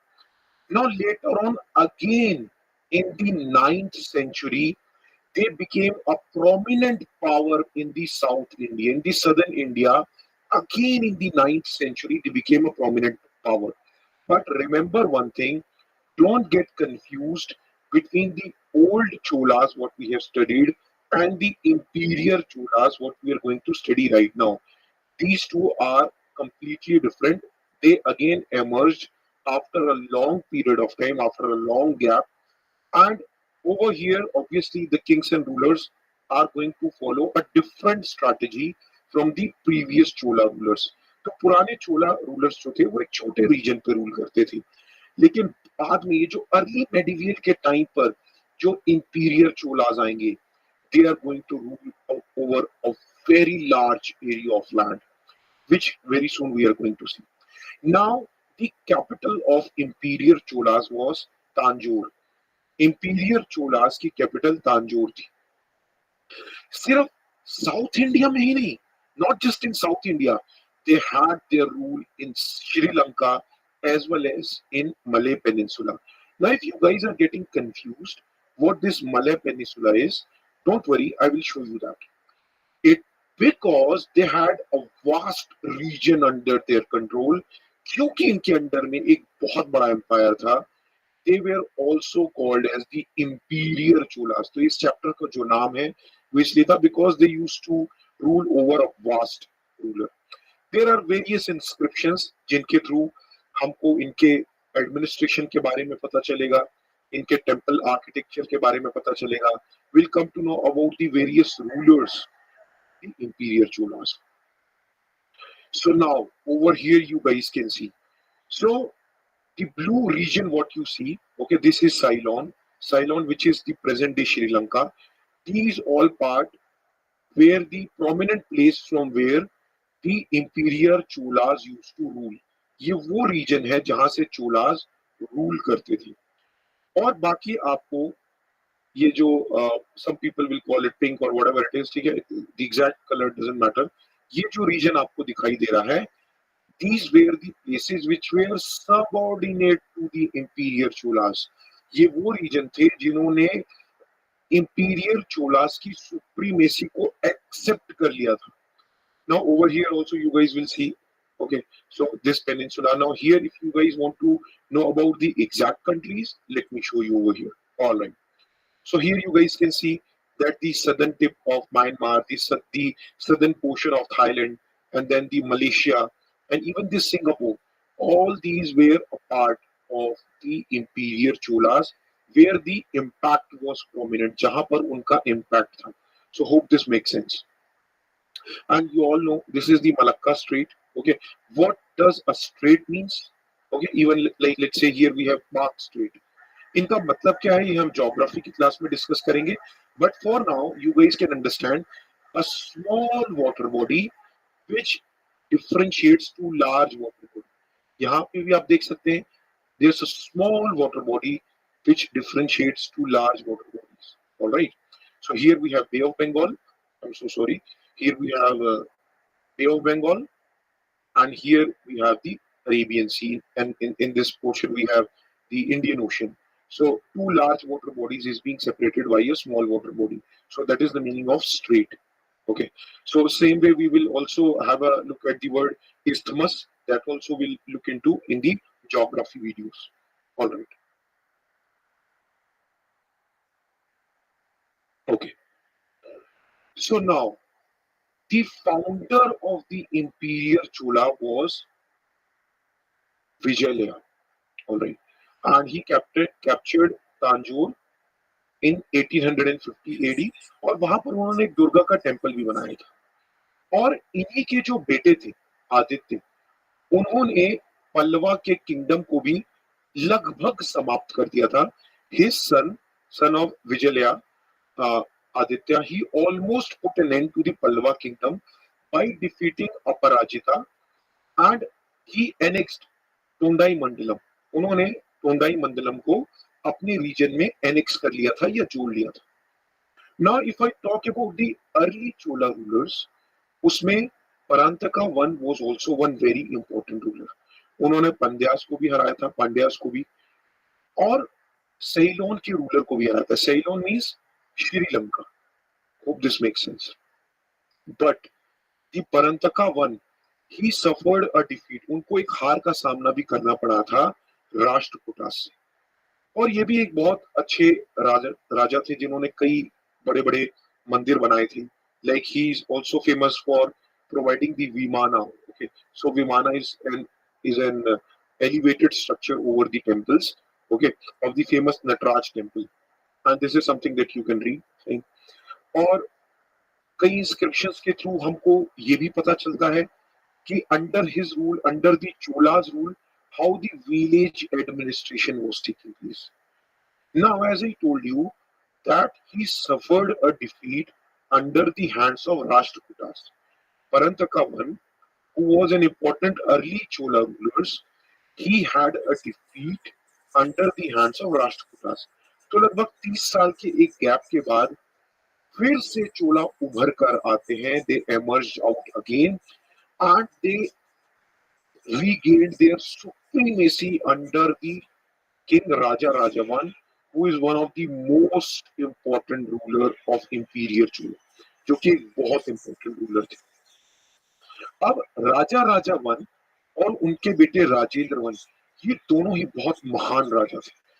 और इन दोनों के साम्राज्य के time under the rule of Raja Raja one and Rajendra one, the Chola power reached its zenith. वो अपने almost peak पर पहुंच गई. There are various military conquests that they did. Example, they defeated the Chera ruler also. They had a naval battle with them. Navy से उनकी लड़ाई हुई थी. And they almost defeated the complete Chera navy. उन्होंने ध्वस्त कर दिया था पूरी Chera की navy को. If you guys are thinking about this Chera, we have already discussed that long back. लेकिन फिर भी ये जो चेरा रीजन है ये केरला का रीजन है. This is the Kerala reason.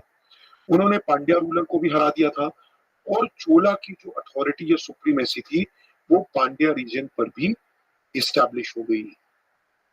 उसके अलावा they also had conquest in the Mysore region and then they defeated. And इनके जो बेटे थे Rajendra one, his son Rajendra I, he was given the responsibility to invade Ceylon, which is Sri Lanka. And under Rajendra I, who was the son of Raja Raja I, he defeated Sri Lankan king Mahendra V, who ran away from Sri Lanka. And under Rajendra I, the Cholas were able to capture let's say this is the Sri Lanka, they were able to capture the northern part of Sri Lanka. तो इस तरीके से northern part of Sri Lanka भी राजा राजा one के बेटे Rajendra one के rule में चोला empire के अंडर में आ गया था। And later on what happened was, जो कैपिटल थी उसको भी चेंज कर दिया था Ceylon में, श्रीलंका में, where a Shiva temple was also built. Hope this makes sense. अब जो ये चोला की विक्ट्री थी, the victory of the Chola was growing day by day, and later on they even tried to capture the western Chalukya of Kalyani. Kalyani के western Chalukyas के साथ भी उन्होंने लड़ने की कोशिश की थी। And here also Raja Raja one he captured the Raichur doab. अगर आप लोगों को रायचूर दाव के बारे में नहीं पता, I think then you have not watched the previous videos. Doab is a region between two rivers which is very very fertile and generally which is being fought between two great rulers, क्योंकि it becomes it becomes very very important to capture that। ये strategic point of view से भी important है, it is very fertile also, and then obviously as it is very fertile here the population of the people will be more, so it is very productive for a king to capture this region। all right, तो इस तरीके से जो चोला power थी, the Chola power, they extended up to the river Tungabhadra। all right, अब this is also not very important, they even defeated the Telugu region, and then they even Raja gave his daughter over there to Vimaladitya, and then he tried to maintain cordial relations with the Telugu rulers। Fine. His last military conquest was a naval expedition, जो कि एक navy की एक research थी जिसमें he was trying to capture the other parts। He fought against the Maldives island and he conquered them also। तो मालदीवीज के जो आइलैंड थे उनको भी राजा राजा ने कॉन्कर कर लिया था। So as you see, much of the great powers, Pandyas, Cheras, and then Tondai Mandalam, जो तमिलनाडु के थे, all of them, even the Telugu part, even the Sri Lankan part, even the Maldives island, which were even beyond India, they came under the rule of imperial Cholas। These were some of the titles which Raja Raja got after having so many successful conquests। He was a follower of Shaivism, वो Lord Shiva को बहुत मानते थे। And he also helped in the construction of the famous Raja Rajeshwari temple, जिसको Brihadeeswara temple भी कहते हैं, in Tanjore, and this is the year which is specified over here। But he was a liberal king, he was very compassionate towards the other religions। वो दूसरे religions के लिए compassionate थे। उन्होंने बुद्धिस्ट मोनेस्ट्री को भी कंस्ट्रक्ट करने में मदद कराई थी in Nagapattinam, which you can see over here। अब जो उनके बेटे थे Rajendra one, which I told you, who was taking care of the northern Ceylon or the northern Sri Lanka, now he was also following the aggressive expansion policy। वो भी एक aggressive expansion policy को follow करते थे। जैसे कि मैंने पहले बता दिया था, conquered the northern Sri Lanka, and then he also was able to reassert the authority over the Cheras and the Pandyas। So Chola, among all three, became one of the most important the ruling power in the southern India। उन्होंने western Chalukyas को भी हरा दिया था। they even went up to Tungabhadra, जहां से चालुक्यास और चोलास की एक बाउंड्री एस्टैब्लिश हो गई थी। so that was also something very big that happened during that time। not just the South India, सिर्फ साउथ इंडिया ही नहीं, Rajendra I even tried to go up to North India, and he even crossed the Ganga river, and he tried to defeat a lot of rulers, and he was successful in doing so also। Like for one of them, you guys can see that Gangai Konda Cholapuram।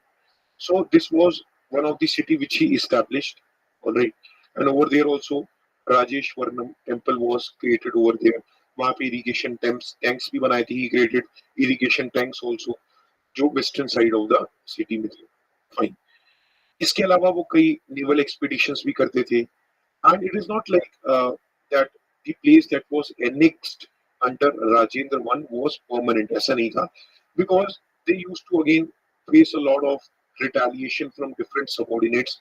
मतलब अगर suppose उन्होंने 3 से 4 जगह जीत ली है, if Rajendra one has captured 3 to 4 places, Now there used to be retaliation, वहां की जो feudatories थी वो भी अटैक बैक कर, जब उनको लगता था कि राजेंद्र वन थोड़े कमजोर पड़ रहे हैं, they used to fight back and try to capture back their lost territory. All right, and this was the title which Rajendra Wan won. So, but he was a great leader and he had put down all the rebellions and he ensured that he had kept his empire intact. Hope this makes sense. Now, even after his death, also, the Chola Empire was doing well, right? Even after his death, what happened was there were various things that happened. Like, for example, जो तुंगाभद्रा की boundary थी, वो अभी भी continue रही northern boundary में, और जो केरला पांड्या और मैसूर रीजन थे श्रीलंका, वो तो वैसे भी उसका हिस्सा थे। इनकी जो बेटी थी उनको वेंगी चालुक्य प्रिंस के साथ शादी कराती, which I told you that with them they created a very cordial relations. Even with the Telugu they had a very cordial relations. There were various titles which the Rajendra Wan he had done. और राजा राजा one की तरह उनके जो बेटे Rajendra one थे, he was also a devotee of Lord Shiva and he also built a lot of temples. ये तो मैंने बता ही दिया था, जो सिटी उन्होंने गंगा नदी क्रॉस करके वहां पे जो हरा के उन्होंने एक एस्टेब्लिश की थी, that was also happened. He was also tolerant towards Vaishnavism and Buddhism, or he even let the Buddhists establish their monasteries and other teaching places. Rajendra one के बाद जो राजा आए थे, जैसे कोलुटुंगा वन, कोलुटुंगा थ्री, जो कोलुटुंगा वन थे, basically let's say Raja Rajendra one, उनकी जो बेटी थी, उनके बेटे थे कोलुटुंगा one. Alright, knowing this is it's not important for UPSC's point of view, it's not important still. तो वो जो कोलुटुंगा वन थे वो उनके नाती थे. Alright, so he was the grandson of Rajendra Wan. And during his reign, what happened that Sri Lanka became independent. और बाद में later on क्या होगा कि पूरे श्रीलंका को भी कैप्चर किया गया था. Anyways, so important thing about here was that थोड़ा थोड़ा नुकसान तो हुआ इंपीरियर चोलास को when the Rajendra One lost. So a lot of things were preserved by these rulers, but they were not as effective as their grandfather and great grandfather. जो कोलुतुंगा one थे, उन्होंने एक अपनी लार्ज एम्बेसी जो थी merchants की, उनको China भेजा था और उनके साथ कॉर्डियल रिलेशंस भी बनाए थे. जो श्री विजया थे, ये इंडोनेशिया में रूल करते थे. सो इंडोनेशिया के साथ भी इन्होंने कॉर्डियल रिलेशंस बनाए थे. और जब कोलुटुंगा थ्री आ गए थे, तब सेंट्रल एडमिनिस्ट्रेशन वीक होता गया था. And then quite obviously then the imperial Cholas will not be as strong as they used to be before. Rajendra one की अगर मैं बात करूं तो वो लास्ट चोला किंग थे जिनको फिर हरा दिया गया था. And then the Chola kingdom was absorbed into the Pandya empire. So if I tell you what is important from imperial cholas, so then Raja Raja I and Rajendra I, these are the uh, the important rulers which had played a very important role in establishing the imperial cholas. So this is something which is important.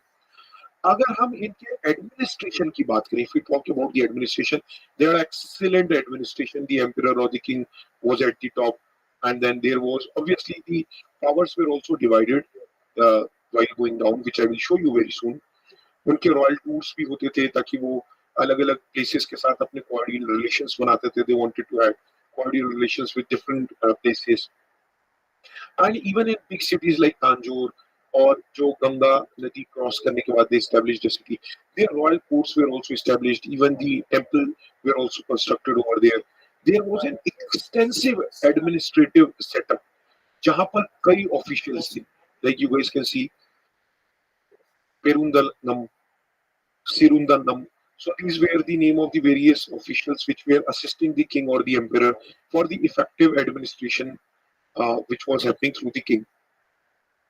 अब अगर मैं revenue की बात करूं तो obviously अगर देश चलाना है, if somebody has to run the country, they must have a source of income. So various kinds of taxes were levied. अगर किसी की marriage भी है, so there also dues were levied. Professional taxes were also levied. On agriculture also, judicial fine, somebody has done a crime, so on that also the taxes were levied. But let's say on the temples, temple के जो land थे उसके ऊपर taxes नहीं लेते थे. That was a matter which was very prestigious to them, which was very close to them. वो temple के जो जमीन थी उस पर कर यानी टैक्स नहीं लेते थे. Apart from that, even on the residential portion where the people were staying also, there also the taxes used to take place. Now they had a very good, well defined revenue department. All right, what you can see over here. Now the Kulottunga one, जिसके बारे में हमने पिछली slide में देखा था, and Kulottunga three. Kulottunga one के rule में क्या हुआ था? He was a very kind hearted king.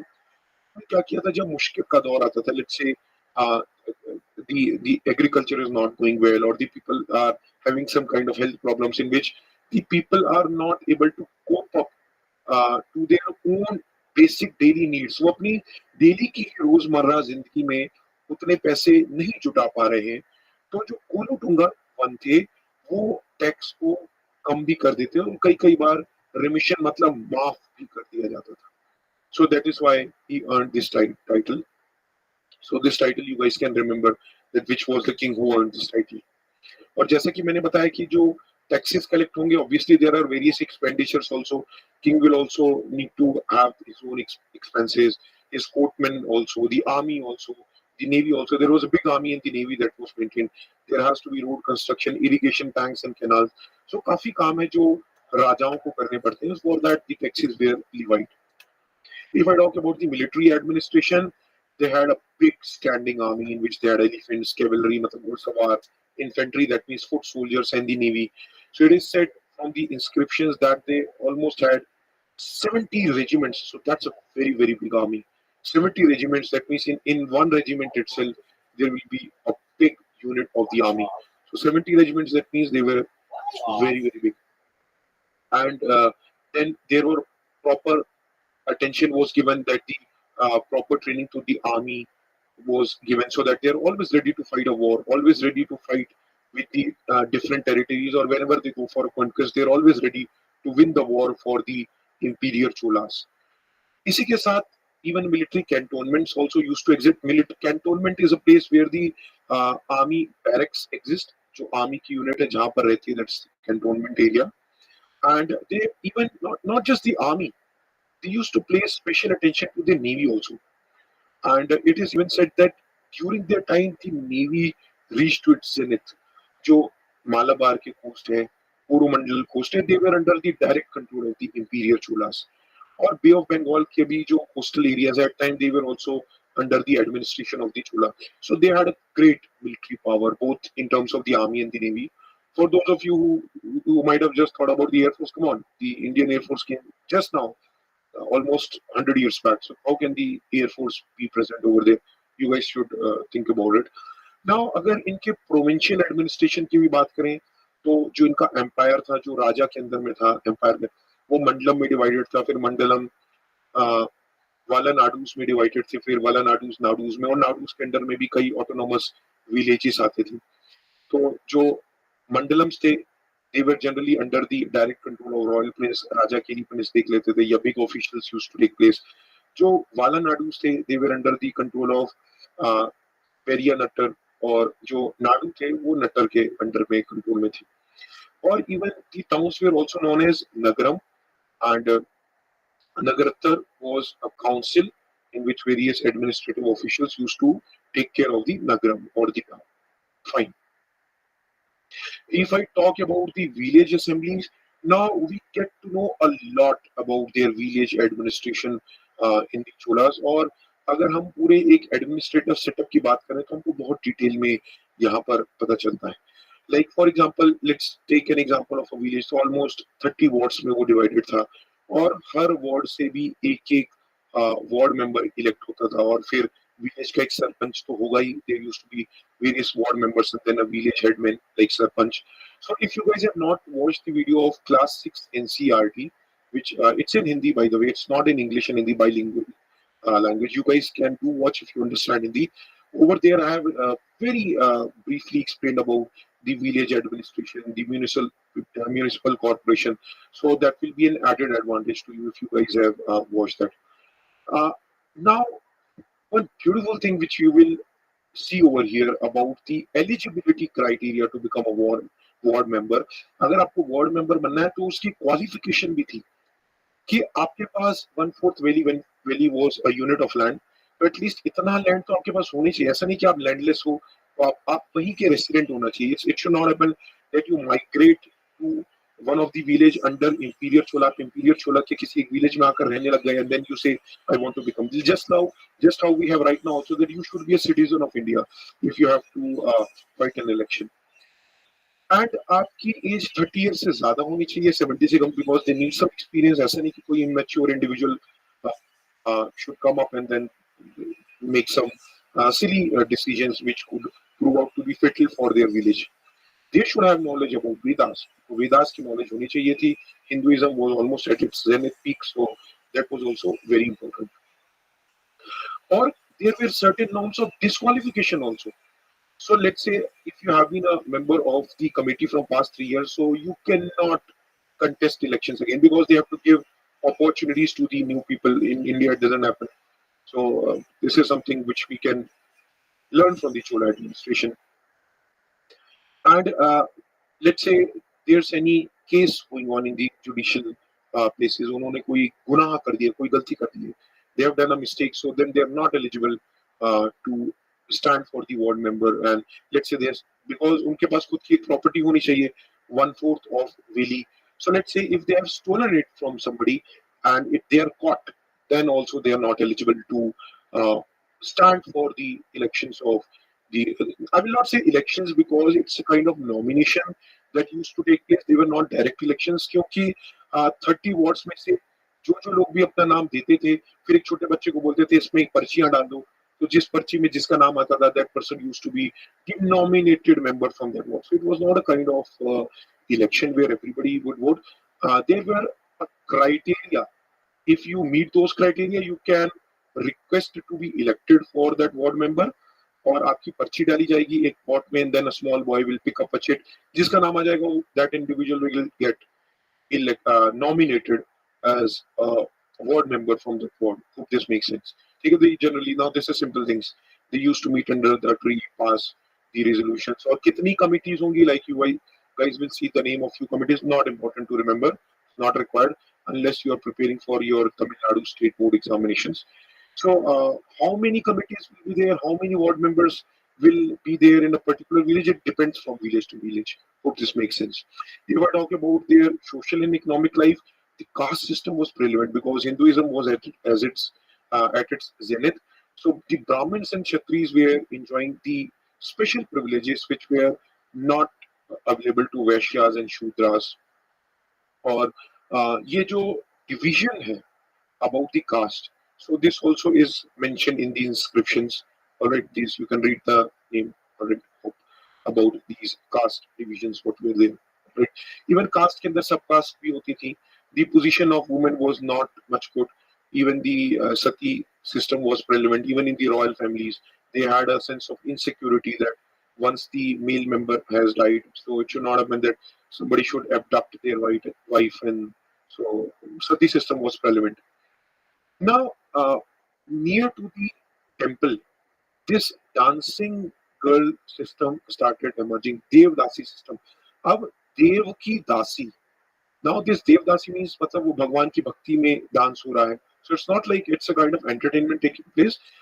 It's a dance devoted to the god. So such kind of things also started emerging out. Both Shiv ki bhakti, Shaivism and Vaishnavism were flourishing, and even they were liberal, so Buddhism and other religions were also doing fine. Now, for economic activity, temple were the kind of centers where people used to go donate money. और temple land के ऊपर तो tax लगता नहीं था, that I have already explained you. And the Chola kings and queens, they used to build a lot of temples. The agriculture and industries were also flourishing. Forest land was also going well. Irrigation tanks were constructed so that people should not face in agriculture. Weaving industry, silk weaving industry, जो कांचीपुरम की साड़ियाँ, you might have heard about it. So that also flourished a lot. And even utensils, all those things, metal work, everything was going fine. So there were a lot of coins of gold, silver, and copper. Gold, silver, copper, इनके बहुत coins issue होते थे. And they had a good contacts with the China, Sumatra, Java Islands, Arabian people. यहाँ तक कि Arabia से तो वो घोड़े भी इंपोर्ट करवाते थे, because in the Arabia the horses were having uh, better strength compared to the Indian horses, and they provided a much better strength to the cavalry, which was a part of the army. So, इनकी army को strong करने में भी the Arabian horses played a very important role. If I talk about education, education was also going very fine. Apart from the Vedas and the epics, even mathematics, medicine was also taught. And as you guys can see over here, that क्योंकि जो चोला administration था वो Tamil literature say the foundation is from the Tamil. So the Tamil literature almost reached to its peak during the Chola administration. So that was also something. So यहाँ की एक रामायणा थी जो कंबान ने लिखी हुई थी, and then you can read about these other masterpiece of this age also, which was done. So these are some of the works which you guys can read. Not very important from UPSC's point of view. Maybe if let's say a mains question comes, so at least you should be able to pick up 1-2 important points. आपको social life के बारे में बहुत अच्छे से पता होना चाहिए. आपको यहाँ के tax structure, administration, about the art and culture के बारे में बहुत अच्छे से पता होना चाहिए. If you have a rough idea about it, fair enough. Alright, nobody will be able to retain so many things about the Chola. Alright, because the names are also very tough. The people from the south may be able to remember, but it's not very easy for everybody to remember these names. But there are a few important things which obviously you guys should know. Temple architecture के बारे में मैंने आप लोगों को पहले भी समझाया था. So if you guys are wondering what this Dravidian style is, Dravidian means South Indian style के जो temples हैं, I've already explained the difference in the previous video. It almost reached its perfection. Beautiful Dravidian style temples were made during the rule of the Chola rulers. और इनमें फिमान जो एक मैंने आपको बताया वो भी एक चीफ फीचर था. Or these are the name of various temples. What you can read over here, it's very easy. You guys can read the important temples that were developed. Like let's say Rajendra Varman के time पे Shiv temple का निर्माण किया गया था. So these are things you guys can read over here. Nothing much to explain. Look at the masterpiece. Look at how beautifully these temples have been constructed. So a quick homework. Let's see who will tell me what is the name of this temple and what is the name of this temple. You can comment below. And one more thing, let's say if you guys have doubt related to ancient history, मैंने देखा था पिछले videos में भी कुछ लोगों ने doubt पूछे थे. A few students have asked out in the previous video also. So don't worry, once this ancient history, one more chapter is left, chapter 14. After that I will make a dedicated video in which from all the videos whatever doubts have been asked by various students, even personally to me also, वो सारे doubts को collect करके मैं एक doubt का video बना दूंगा, so that it should not happen that somebody has asked a doubt. So that doubt may be your doubt also. जो डाउट कोई एक स्टूडेंट पूछ रहा है वो आपके भी डाउट हो सकते हैं, तो सबके लिए वो एक आंसर का काम करेगा. So I will make a dedicated video and then I will also make one dedicated MCQ video also for the complete ancient history, so that it आपको पता चल जाएगा where do you stand after this course is finished. So apart from the temple also sculptures भी बहुत अच्छे बने. ये तो मेरे ख्याल से आप सभी लोगों ने कहीं ना कहीं किसी न किसी बुक में या किसी पोस्टर में कहीं ना कहीं ये लॉर्ड शिवा की जो एक नटराज की डांसिंग ब्रॉन्ज की स्टैच्यू ये जरूर देखी होगी. I am damn sure about it, and most of you if not all, है ना. So this was also done during the imperial Cholas, right. So the bronze statues of this Nataraj or dancing Shiva are the masterpiece. These are world famous. All right. So even the Chola paintings are found in the Tanjore temples, in the Narthamalai temple. So this is also something about it. So one main question, you guys can write your answer in English or Hindi. You guys can comment in around 250 words. जो Chola state थी, the Chola state during the imperial period was marked for its uniqueness and innovativeness. सोचिए, it's a tricky question. Okay, अब इसमें आपको सब कुछ नहीं बताना है about that. All right, a small correction. Okay, I forgot to update this here. This is the imperial Cholas, right? So this is not upgraded. Fine, anything to worry about. So this question is from imperial Cholas. So I will not give you much hint right now. Let's see after writing the answer How many of you have actually understood what is the demand of this question? उसके बाद मैं बताऊंगा कि ये question क्या पूछ रहा है. So one prelims based MCQ for you. You guys can pause the video and attempt the answer.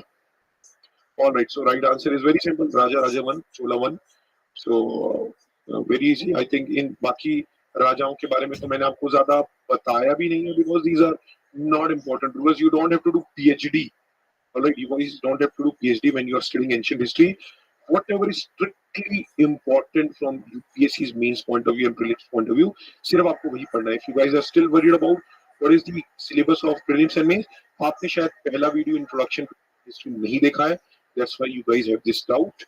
And we don't have Telegram channel. Don't ask about it. आप update about Telegram channel का video भी देख सकते हैं. Now I don't use this Instagram page. You guys can follow me on Abhijit Singh Arora, which is my personal Instagram account. Please do follow me over there. You guys can even ask me questions related to your specific doubt. कोई general query है, let's say about this topic itself, that you can ask below the video in the comment section. Facebook ups and downs कभी आपको दिखाई देगा, कभी नहीं देगा. If you see it, like it. If you don't see, then fine. On Abhijit Singh Arora on my Instagram channel, you guys will get all the updates. Please do share about our YouTube channel to maximum aspirants. One very important thing, please video को आप पूरा देखें. मैं 40 minutes तक आपको chapter explain करता हूँ. 3 to 4 minutes video देख के भाग जाते हैं. So if you guys don't have time, tell me. I will make crash course rather than going for full course. Full course मैं इसलिए बना रहा हूँ, crash course तो आपको सब जगह मिल जाएंगे.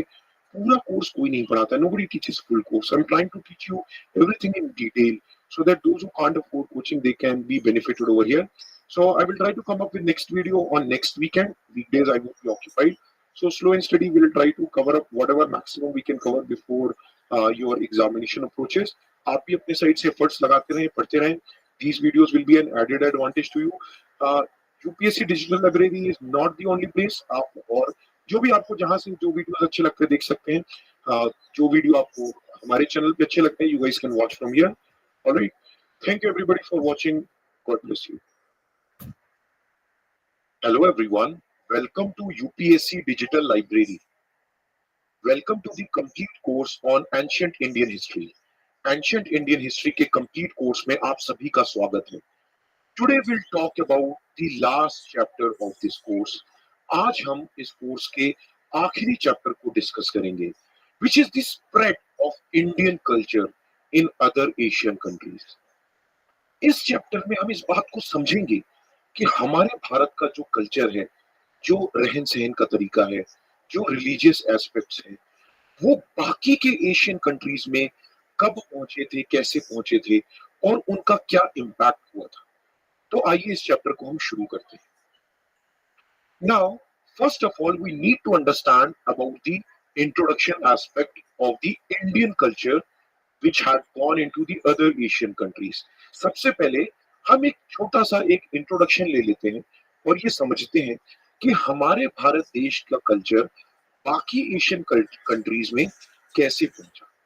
अब सबसे बड़ी बात जो हमको समझनी है वो ये कि शुरू से ही हमारे देश ने कमर्शियल कॉन्टैक्ट्स रखे थे बाकी देशों के साथ. India had established its commercial contacts. The import and export used to take place with the other countries, even during the earlier times also. हमने इतने सारे लेसन्स में इस बात को समझा कि कोई भी देश या कोई भी प्रोविंस अगर अच्छा कर रही थी, फल फूल रही थी, if any province or nation was doing good, it was because it used to maintain cordial relations with the other countries and used to have good commercial contracts, good import and export with the other countries. और जब हमारे देश ने commercial contract दूसरे देशों के साथ बनाए तो सिर्फ पैसों का ही इंपोर्ट एक्सपोर्ट नहीं हुआ था, उसके साथ साथ हमारे देश की लैंग्वेजेस, हमारे धर्म, हमारा आर्ट एंड आर्किटेक्चर, हमारा बिलीफ सिस्टम, हमारे कस्टम्स, हमारा रहन सहन का तरीका भी दूसरे देशों तक पहुंचा था और वहां से भी हम लोगों ने बहुत कुछ सीखा था. So what I'm trying to tell you here is when the commercial contact used to take place with the other countries during the ancient Indian civilizations, during that time our languages, our religion, our art and architecture, our belief system, the way how we think, our customs, everything was spread to the other Asian countries. And you will see I will tell you about the Central Asia, I will tell you about China, Tibet, and other Southeast Asian countries, the prominent ones, where you guys will see जहां पर हमारा culture पहुंचा था. So let's get started. आपको ये बात तो समझ में आ ही गई होगी. So in a nutshell, if I have to tell you, हमारे ट्रेड रिलेशन के कारण, due to our trade relation with the other countries, due to our friendly cordial relations with the other countries, जाने अनजाने में हम लोगों ने बहुत कुछ exchange कर लिया. Now, before I start telling you about our culture that was spread to the Central Asia, you guys should have a rough idea that what are the countries which are present in the Central Asia. So Kazakhstan, Uzbekistan, Turkmenistan, here you see the Caspian Sea, Kyrgyzstan, Tajikistan. So these are the countries what you see over here, which is surrounded by Russia on the north, China on the eastern side, and then southeastern side you have Pakistan, Afghanistan, and then on the southwestern side you see Iran. So this way you guys should have a rough idea of Central Asia. So in the next slide, we are going to have a short explanation on Central Asia. हम next slide में Central Asia में हमारे culture किस तरह से पहुंचा था उसको हम shortly देखेंगे. And one more important thing, guys, that this chapter is directly not related to your UPSC examination. ये chapter directly important नहीं है, but indirectly, if you guys understand this chapter, this has a direct relation to all the other chapters that you have studied. आपसे ऐसा कभी भी नहीं पूछा जाएगा कि हमारे इंडियन कल्चर के बाकी कंट्रीज के साथ क्या क्या, ये तो वो चीजें जो आपको पता होनी चाहिए. This is not going to be asked in the examination. So you can sit back, relax और सिर्फ एक ओवरव्यू समझने की कोशिश कीजिए. अगर हम सेंट्रल एशिया की ही बात करें तो हमारा इंडियन कल्चर वहां बहुत समय से पहुंच रहा था और कई मॉन्यूमेंट्स भी हमको मिलते हैं अफगानिस्तान में, जिससे हमको पता चलता है कि हमारे भारत से वहां पर कल्चर, आर्ट एंड आर्किटेक्चर पहुंचा था. खोतान, कशकर, कशकर जो है ये मेसोपोटामिया में है, तो वहां पर भी हमारा इंडियन कल्चर बहुत हद तक पहुंचा था. The Indian culture had spread to Kashgar, Khotan as well. And in the central Asia various Sanskrit texts, कई संस्कृत की किताबें, and even the monasteries of Buddhism was also found, which tells us that our Indian culture was spread to Central Asia. और almost 8th century तक तो भारत के culture का influence था ही.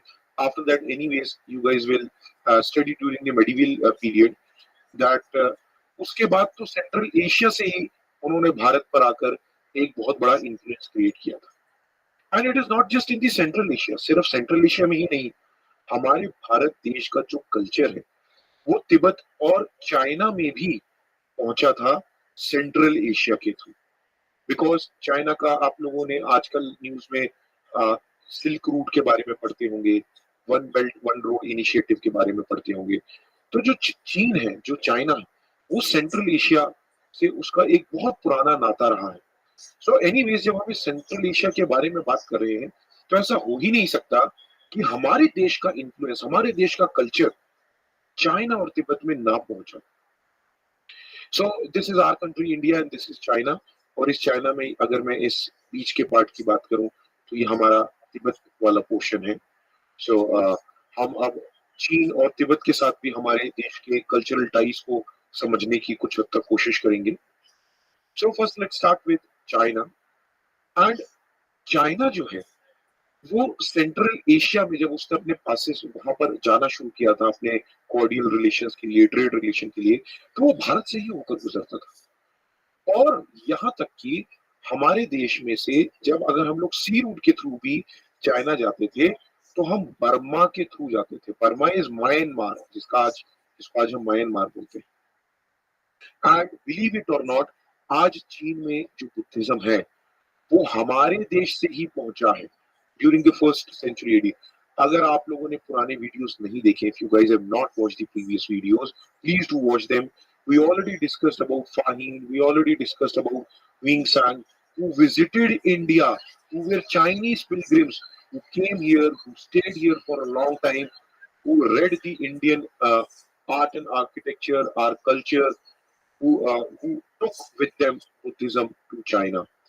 And on the other side, there were various Buddhist monks from India also, like Vajrabhuti, Dharmadeva, Dharmagupta, Gunabhadra, जिन्होंने चीन को visit किया था और वहां पर भी हमारे कल्चर को स्प्रेड करने में बहुत योगदान दिया था.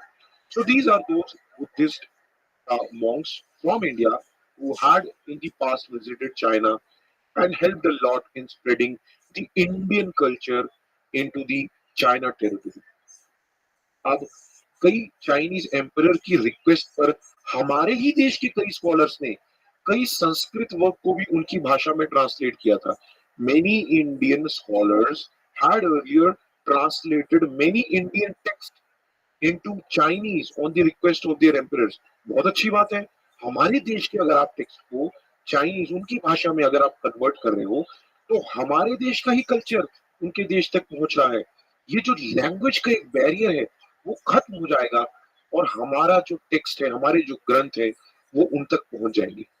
13th सेंचुरी तक, यहाँ तक कि जब मंगोल ने भी वहां पर अपना एक एम्पायर सेटअप करने की कोशिश की थी, उस समय तक भी हमारे देश के बहुत अच्छे कल्चरल कॉन्टैक्ट्स रहे हैं. और इवन आज भी, अभी तो आज थोड़ा समय खराब है, चाइना के साथ बहुत ही उथल पुथल का माहौल है, लेकिन चाइना के साथ हमारा बहुत ही ऐतिहासिक एक रिलेशन रहा. And it is not just that the Indian culture had played a magnificent role on the Chinese culture, even the Chinese culture, the Chinese art, that also, अगर उनके हम स्पेसिफिक आर्ट की भी बात करें, वो भी हमारे इंडियन आर्ट से बहुत हद तक इन्फ्लुएंस हुआ है और हमारे इंडिया में भी वहां से इन्फ्लुएंस आया है हमारे north east. Hope this make sense. अब जैसा कि मैं आपको बता रहा था कि हमारा चाइना है और बीच में हमारे पास तिब्बत है. Here we have Tibet, and which is surrounded by People's Republic of China. So now let us have a look at the Indian cultural traits and the relation that we had established with Tibet also. 7th century के आसपास से भारत और तिब्बत के बीच में बहुत अच्छे relations रहे हैं और वहां पर जो लहासा की सिटी फाउंड की गई थी वो बुद्धिस्ट किंग ने ही फाउंड की थी, गाम्पो ने. और ये जो गाम्पो थे उन्होंने ही वहां पर बुद्धिज्म को इंट्रोड्यूस किया था. बुद्धिज्म कहां से आया था? हमारे देश में ही तो बुद्धिज्म बना था जो बाद में इन सारे देशों तक पहुंचा था. जो तिब्बत का अल्फाबेट्स है, ठीक है, वो भी हमारे इंडियन स्कॉलर्स ने ही मदद करके एस्टैब्लिश करने में मदद की थी. And these are some of the facts जो आप पढ़ सकते हैं. वो ये कि 11th सेंचुरी के आसपास जो पाला डायनेस्टी थी उनके भी बहुत क्लोज रिलेशन थे तिब्बत के साथ. और यहाँ तक कि जब मुस्लिम रूलर्स, यानी मेडिवल हिस्ट्री की मैं बात कर रहा हूँ, जब वेस्ट बंगाल पर अटैक हुआ था, हमारे बंगाल पर अटैक हुआ था, वेस्ट बंगाल के बाद में बना था, जैसे फिर पूरा एक बंगाल था, इसका बांग्लादेश भी एक हिस्सा होता था. तो जब बंगाल पर अटैक हुआ था तो कई जो बुद्धिस्ट मॉन्क्स थे उन्होंने तिब्बत में जाकर शरण ले ली थी. तो यानी कि कहीं ना कहीं तिब्बत का एक इतिहास बंगाल से होकर भी बहुत हद तक जुड़ा हुआ है. So you can see how you have to connect the dots into various directions. There are various permutations and combinations. आपको ये समझना पड़ेगा कि हमारे देश का रिलेशन कल्चरल एस्पेक्ट्स पर, ट्रेड एस्पेक्ट्स पर, आर्किटेक्चर एस्पेक्ट पर कितने पैरामीटर्स पर जुड़ा हुआ. अब अगर मैं साउथ ईस्ट एशिया की बात करूं, अगर मैं ये म्यांमार जिसकी मैं बात कर रहा था, जिसको पहले बर्मा बोलते थे, then we have Laos here, we have Thailand over here, ये है वियतनाम, ये है कंबोडिया, जिसको कंबोज बोलते थे पहले, ये मलेशिया आपको दिखाई दे रहा होगा, कंबोडिया का कुछ हिस्सा यहाँ पर भी है, ये फिलीपींस है, ये इंडोनेशिया है, उसके बाद जावा सुमात्रा के आइलैंड्स वगैरह भी है. तो अब हम एक एक करके कुछ साउथ ईस्ट एशिया के कुछ इंपॉर्टेंट एस्पेक्ट्स को भी देखना शुरू करते हैं. तो इस मैप को आप याद कर लें. आपको मालूम होना चाहिए कि हमारे साउथ ईस्ट एशिया में थाईलैंड के साथ कौन कौन से कंट्रीज की बाउंड्री लगती है, कंबोडिया के साथ किस किस की लगती है, और ये इक्वेटर है. तो आपको ये भी, ये अगर आपने मेरे ज्योग्राफी का वीडियो देखा होगा तो आपको ये मालूम होना चाहिए कि इक्वेटर के से कौन-कौन से कंट्रीज पास होते हैं, ट्रॉपिक ऑफ कैंसर से कौन-कौन से कंट्रीज पास होते हैं, ट्रॉपिक ऑफ कैप्रिकॉर्न से कौन-कौन से कंट्रीज पास होते हैं। ये कुछ बेसिक जनरल नॉलेज के फैक्ट्स हैं जो आपको पता होना चाहिए। ऑलराइट, अगर हम साउथ ईस्ट एशिया की बात करें, now it's a question to all of you, it's Malay आर्चीपेलागो।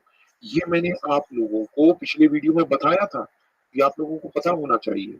Alright, सो हमारा ये जो साउथ ईस्ट एशिया के साथ एक जो रिलेशन रहा है वो बहुत रहा है, क्योंकि साउथ ईस्ट एशिया की जो सरजमी है वो बहुत ही फर्टाइल है, उसमें बहुत मिनरल्स हैं, तो हमारे इंडियन रूलर्स बहुत अट्रैक्टेड होते रहे हैं, और वहां पर गोल्ड भी बहुत हद तक पाया गया है। गुप्ता पीरियड में भी वहां पर कोलोनाइज करने की कोशिश की गई थी, पल्लवास के टाइम पर भी वहां पर काफी अच्छे रिलेशंस रहे हैं, और इवन जो मैंने आपको चोलर के बारे में, एम्पायर के बारे में बताया था, लेटर चोलास के बारे में, उसमें भी आपने देखा होगा कि किस तरीके से श्रीलंका में, साउथ ईस्ट एशिया में भी हमारे भारत का इम्पैक्ट रहा। अब हम बात करते हैं कंबोडिया की, कंबोज की, तो लगभग फर्स्ट सेंचुरी से ही वहां पर इंडियन रूलर्स कहीं ना कहीं उन्होंने इन्फ्लुएंस किया हुआ है, और वहां पर भी हिंदुओं की एक बड़ी अच्छी तादाद है जो वहां लोग रहते हैं। So lot of Hindus also stay in Cambodia and Kamboj, and there also you will find Shaivism and Vaishnavism which had made steady progress। तो आपको कई हिंदू टेम्पल्स भी वहां पर मिल जाएंगे, कई हमारे जो लिटरेरी वर्क जैसे वेदास, रामायण, महाभारत है, वो वहां के लोगों को मालूम है। The people of Cambodia are aware about even the Panini's grammar work जो तमिल वर्क था। So that means a lot of Indian art and architecture, the culture had spread to Cambodia. And these are some of the facts which you guys can read. So, and overall, you guys might have got an idea. और वहाँ पे जो temples हैं, the temple architecture, if you guys will visit Cambodia or if you guys will try to Google, so they are southern style temples, जिनको हम लोग Deccan style temples या फिर Dravidian style temples भी बोलते हैं, वो आपको वहां पर दिखाई देंगे, जिस जिन टेम्पल्स में आपको रामायण की कुछ केसेस दिखेंगे, महाभारत के कुछ incidents. So the temple in the Cambodia you guys will find is of Dravidian style, and this is like Angkor Wat temple, so which is popular over there, and which is uh, which is on top of a hill. So this temple is on top of a hill, and then various other sculptures also you guys will find over here. अब जो वहां पर हमारे हिंदुओं का शासन कह लें या इन्फ्लुएंस था, वो ऑलमोस्ट 15th सेंचुरी तक चला, जिसके बाद वो डिक्लाइन होना शुरू हो गया था। So you will find lot of Sanskrit inscriptions, और मैंने रामायण महाभारत और इस बारे में तो बात करी ही है। Okay, so if you guys do not know where Champa is, so let me show you where Champa is. Okay, so this is Cambodia, and on the eastern side of Cambodia, you guys will find Vietnam. So ये जो central Vietnam और southern part of Vietnam है, यही चंपा है, उसका नाम ही पहले चंपा होता था।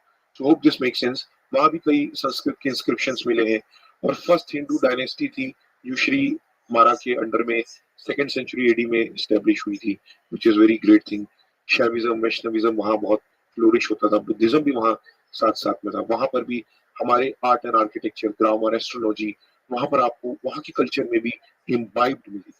सो that's a great thing that happened over there. Okay, Thailand, everybody has heard about Thailand. So Siam was the earlier name of Thailand, which is now we know it as Thailand. पहले SIAM नाम होता था, और वहां पर भी हमारे देश का कल्चर काफी हद तक पहुंचा है। रामायणा हमारी वहां पर पहुंची हुई है, जो कि बैंकॉक के कई मंदिरों के स्कल्पचर्स में आपको रामायणा के सीन्स दिखाई दे जाएंगे। You guys will find the scenes of Ramayana in many temples at Bangkok, which is in Thailand. Alright, और जो धर्म शास्त्र है उसके बेसिस पर भी उस कंट्री के कई ट्रेडिशनल नियम या रूल्स बने हुए हैं।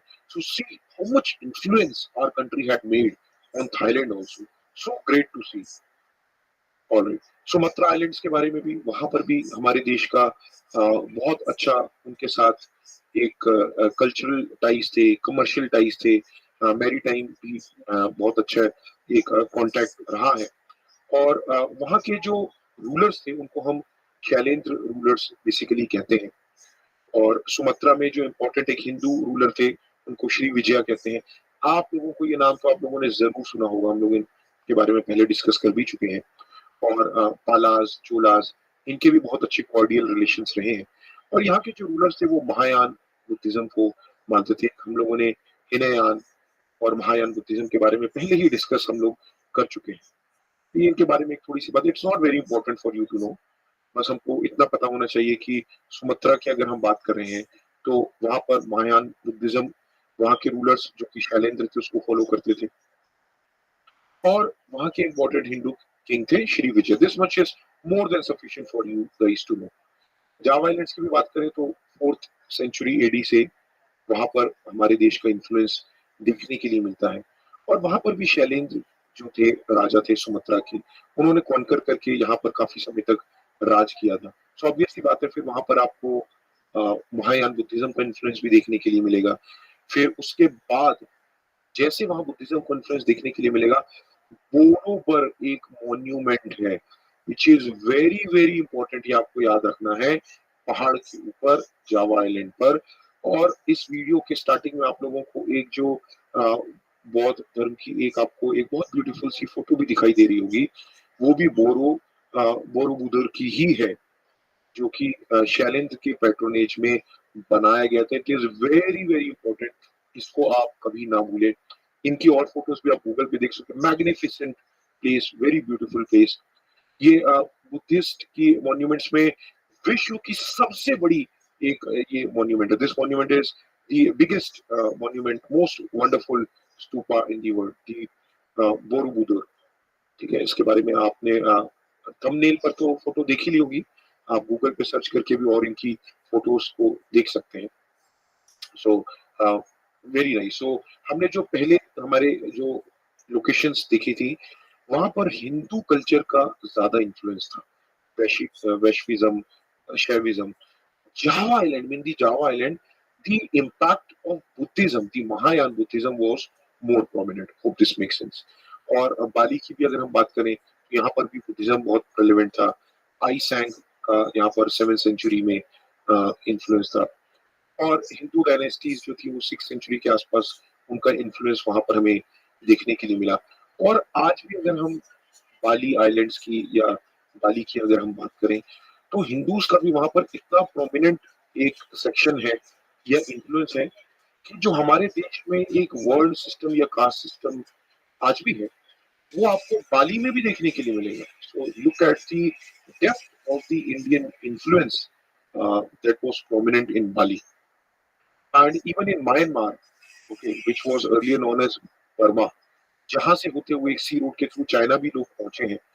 और बुद्धिस्ट का की जो प्रीचिंग्स थी वो अशोका के टाइम में भी जो धम्मा जो हम बोलते हैं अशोका की टीचिंग्स, वो भी यहाँ तक पहुंच चुकी थी। कई हिंदू किंगडम्स ने भी बर्मा पर काफी हद तक इन्फ्लुएंस अपना जताया। पाली लैंग्वेज संस्कृत में भी बर्मा में कई टीचिंग्स थी जो 13th सेंचुरी तक पहुंची थी। यहाँ पर दोनों टाइप का आपको इन्फ्लुएंस देखने के लिए मिलेगा, Hinayana and Mahayana. You guys will see both kind of influence, Hinayana and Mahayana, because during the Ashoka period the Buddhism was present in its original form, Hinayan. So obviously, during the spread of Dhamma in the Myanmar, the spread of Hinayan Buddhism also took place. And later on, when the Buddhism got divided, so the Mahayan Buddhism also was spread to these Burmese land, the Burma land, which was later known as the Myanmar.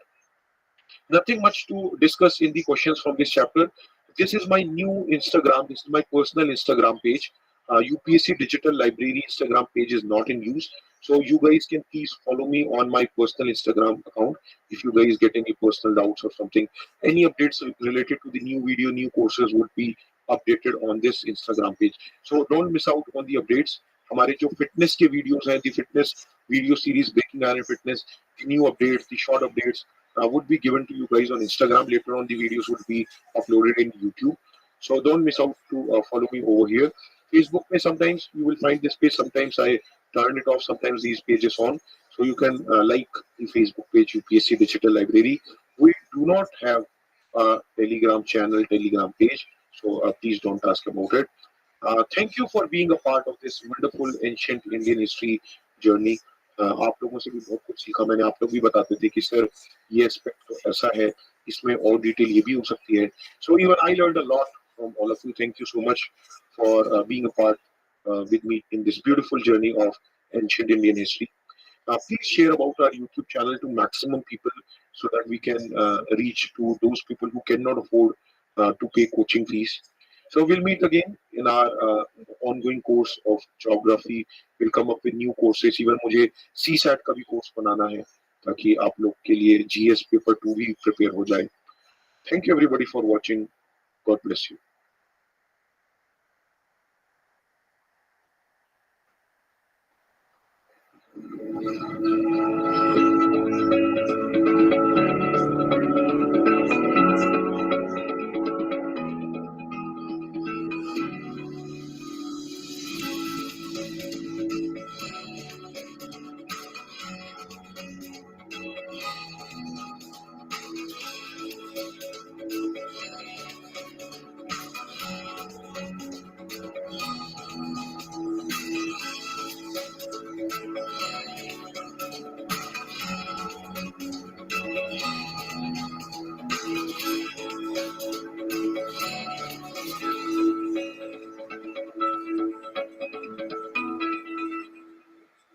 Welcome to PW only IAS. अगर मैं कहूं कि आपके पास एक मौका है कि आप मध्यकालीन भारत की सैर कर सकते हैं, आपके पास मौका है उस समय की सोसाइटी, इकोनॉमी और पॉलिटिकल सिस्टम को समझने का, तो मुझे नहीं लगता कि आप ये मौका छोड़ना चाहेंगे. कुछ फैक्ट्स, कुछ इन्फॉर्मेशन और कुछ कॉन्सेप्ट्स की मदद से अगर आपको टाइम ट्रेवल करने का मौका मिले तो भला इस मौके को कौन छोड़ना चाहेगा. आज के सेशन में हम कंप्लीट मेडिवल हिस्ट्री एनिमेशन के थ्रू समझने का प्रयास करेंगे, जो बहुत ही ज्यादा इंटरेस्टिंग होगा और बहुत ही ल्यूसिड वे में एक्सप्लेन होगा. इसके पहले हम अपने सेशन में आगे बढ़ें, मैं आपको कुछ और बातें बता देता हूँ. अगर आप यूपीएससी फाउंडेशन कोर्स 2024-25 ज्वाइन करना चाहते हैं पीडब्ल्यू ओनली आईएएस का, तो उसके लिए आपके पास एक प्रॉपर प्लानर के साथ कोर्स अवेलेबल है, जहां पर होंगी ऑफलाइन क्लासेस, 24/7 लाइब्रेरी की एक्सेस, 1 ईयर के पूरे टाइम स्पैन में आपकी जीएस की क्लासेस कंप्लीट होने के साथ सीसैट की क्लासेस भी अवेलेबल होंगी. सीटीआर मॉडल पर आपकी प्रॉपर क्लासेस के साथ टेस्ट होगा और रिवीजन भी होगा, और जो भी टेस्ट आप देंगे उसे इवैल्यूएट भी किया जाएगा. अगर आप इन कोर्सेज के बारे में कोई और एडिशनल जानकारी चाहते हैं या फिर इन कोर्सेज के साथ जुड़ना चाहते हैं, तो आपको डिस्क्रिप्शन बॉक्स में एक फॉर्म मिल जाएगा. आप उसे फिल करके बाकी की एडिशनल जानकारी के लिए मेंटोर से कनेक्ट भी कर सकते हैं. तो आइए बिना देरी किए मेडिवल हिस्ट्री की इस जर्नी को स्टार्ट करते हैं. तो मेडिवल हिस्ट्री की शुरुआत कब से हुई, इस बात को लेकर हिस्टोरियंस के काफी डिफरेंट ओपिनियंस. कुछ हिस्टोरियंस के अकॉर्डिंग फ्यूडलिज्म के राइज से ही मेडिवल हिस्ट्री की शुरुआत मानी जाती है, जबकि कुछ हिस्टोरियंस इस्लामिक इन्वेजन को इसका स्टार्टिंग पॉइंट मानते हैं. आज के इस वीडियो में हम भारत की इसी मेडिवल हिस्ट्री को कवर करेंगे. गुप्ता डायनेस्टी के डिक्लाइन के बाद और दिल्ली सल्तनत के शुरू होने के बीच भारतवर्ष कई छोटे स्टेट्स में डिवाइडेड था. हालांकि कई राज्यों ने आपस में जुड़ने का भी ट्राई किया, लेकिन वो सक्सेसफुल नहीं हो पाए. ये वो समय था जब भारत की सबसे इम्पोर्टेंट डायनेस्टीज जैसे गुर्जर, प्रतिहार, पाला और राष्ट्रकूटा ट्राइपार्टाइट स्ट्रगल में उलझे हुए थे और इस्लामिक इन्वेजन भारत की दहलीज पर थी. मेडिवल हिस्ट्री को डिटेल में समझने के लिए आइए उस दौर की कुछ इंपॉर्टेंट डायनेस्टीज के बारे में समझते हैं. सबसे पहले हम देखेंगे कांची के पल्लव्स के बारे में, जिन्होंने करीब 500 ईयर्स तक रूल किया था और अपनी कैपिटल कांचीपुरम को बनाया था. पल्लवा डायनेस्टी में सबसे पहले हम देखेंगे बुद्धिस्ट पल्लव किंग सिम्हा विष्णु के बारे में, जिन्होंने 575 एडी से 600 एडी तक रूल किया और अपने स्टेट को श्रीलंका तक एक्सटेंड किया. सिम्हा विष्णु के बाद आइए देखते हैं उनके बेटे महेंद्र वर्मन द फर्स्ट के बारे में, जिन्होंने 600 एडी से 630 एडी तक एज अ किंग रूल किया. किंग महेंद्र वर्मन को कई टाइटल्स दिए गए, जैसे गुरभारा, सत्यसंग, कटाकरी और चित्रकार कुली एक्सेट्रा. महेंद्र वर्मन के रेन में सिग्निफिकेंट आर्किटेक्चर और लिटरेरी डेवलपमेंट्स हुए. इन्होंने rock cut temple architecture introduce की और विचित्र चित्र और महाविलास प्रहसन की रचना भी की. और अंत में Chalukya king Pulakeshin the second के साथ बैटल में महेंद्र वर्मन द फर्स्ट की डेथ होती है. अपने पिता की मृत्यु के बाद नरसिम्हा वर्मन ने पल्लवास की थ्रोन संभाली और 630 एडी से 668 एडी तक रूल किया. आपको बता दें कि नरसिम्हा वर्मन को पल्लवा डायनेस्टी का सबसे ग्रेटेस्ट रूलर कंसिडर किया जाता है. कुरम कॉपर प्लेट इंस्क्रिप्शन से पता चलता है कि नरसिम्हा वर्मन ने मणिमंगलम के बैटल में Chalukya king Pulakeshin the second को डिफीट किया था और मामल्ला यानी ग्रेटेस्ट रेसलर का टाइटल एक्सेप्ट किया था. नहीं, इन्होंने मामल्लापुरम या महाबलीपुरम को भी एस्टैब्लिश किया और इसके साथ ही इनके रेन में मोनोलिथिक रथ का भी कंस्ट्रक्शन किया गया. आपको बता दें कि श्रीलंकन प्रिंस मानव वर्मा के थ्रोन और श्रीलंका के नेवल एक्सपीडिशन को king Narasimha Varman the first ने रिस्टोर किया था और इनके रेन में ही चाइनीज ट्रैवलर और बुद्धिस्ट मंक यून सांग ने कांची विजिट किया। नरसिम्हा वर्मन द फर्स्ट के बाद अब देखते हैं 695 से लेकर 722 तक रूल करने वाले next Pallava king Narasimha Varman the second के बारे में, जिन्हें राजसिंह के नाम से भी जाना जाता था। इसके साथ ही इनको शंकर भक्त और अगम प्रिय जैसे टाइटल भी दिए गए थे। अपने रेन के दौरान इन्होंने चाइना में एम्बेसीज भेजी और इनके रेन की एक स्पेशलिटी ये भी थी कि इस दौरान तमिलनाडु के महाबलीपुरम में शो टेम्पल्स और कैलासानाथ टेम्पल का भी कंस्ट्रक्शन किया गया।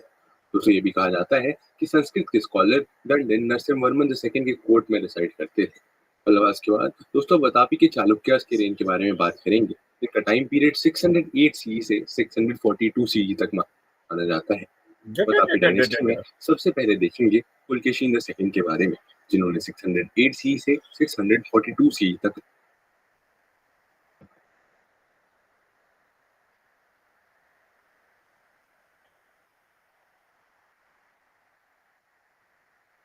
Hello and welcome to Let's Crack UPSC CSE. My name is Pratik Nayak and I welcome you all on the largest YouTube platform for UPSC civil service preparation. That is the Let's Crack UPSC CSE channel. नमस्कार दोस्तों, मेरा नाम प्रतीक नायक है और आप सबका स्वागत है लेट्स क्रैक यूपीएससी की चैनल के ऊपर, जहां पे हम लोग आज के सेशन के अंदर डिस्कस करने वाले हैं मिडीवल इंडिया के ऊपर ओवरव्यू लेंगे।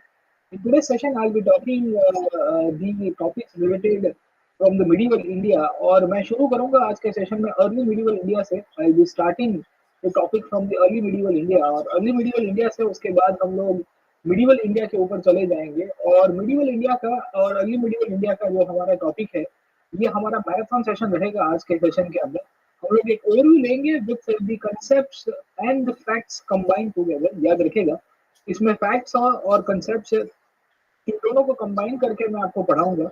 तो एक कॉम्प्रिहेंसिव पैकेज के साथ हम लोग इसके ऊपर डिस्कस करने वाले हैं। सो बी विथ मी, हम लोग आगे चलते हैं। बिफोर वी प्रोसीड फर्दर थोड़ा बहुत मेरे बारे में बता देता हूँ।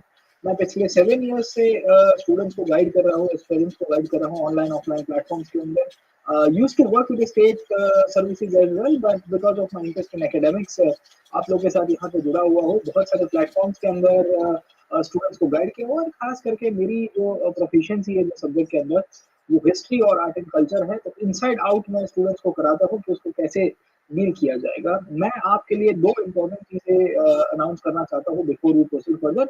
सबसे पहला है वो है अनअकैडमी प्लस के ऊपर। अनअकैडमी प्लस आप में से बहुत सारे स्टूडेंट्स को ऑलरेडी अवेयरनेस होगी।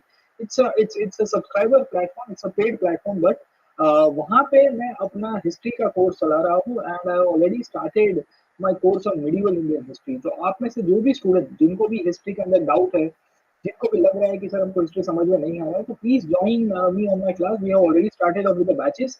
हम लोग डेली 2 आवर्स के सेशन ले रहे हैं and there are around 14 sessions of the medieval history. मतलब करीबन आप पकड़ के चलो कि 20 आवर्स में खाली मिडिवल हिस्ट्री करा रहा हूँ। इसके पहले मैंने मॉडर्न हिस्ट्री के ऑलरेडी अराउंड 80 आवर्स के आसपास क्लासेस अनअकैडमी प्लस के ऊपर लिए हुए हैं, वो भी आपको मिल जाएंगे, इंक्लूडिंग एंशिएंट इंडिया के भी। अगर आप देखिए, if you see in the ancient India, I have taken around 50 to 60 hours of classes on ancient India। तो इस तरह से मैं कॉम्प्रिहेंसिव आपको सेशंस के साथ करा रहा हूँ। तो प्लीज ज्वाइन मी। मैं यहाँ पे मिडिवल इंडिया करा रहा हूँ, एंशिएंट और मॉडर्न ऑलरेडी कंप्लीट किया हुआ है, आपको वो क्लासेस भी मिल जाएंगे।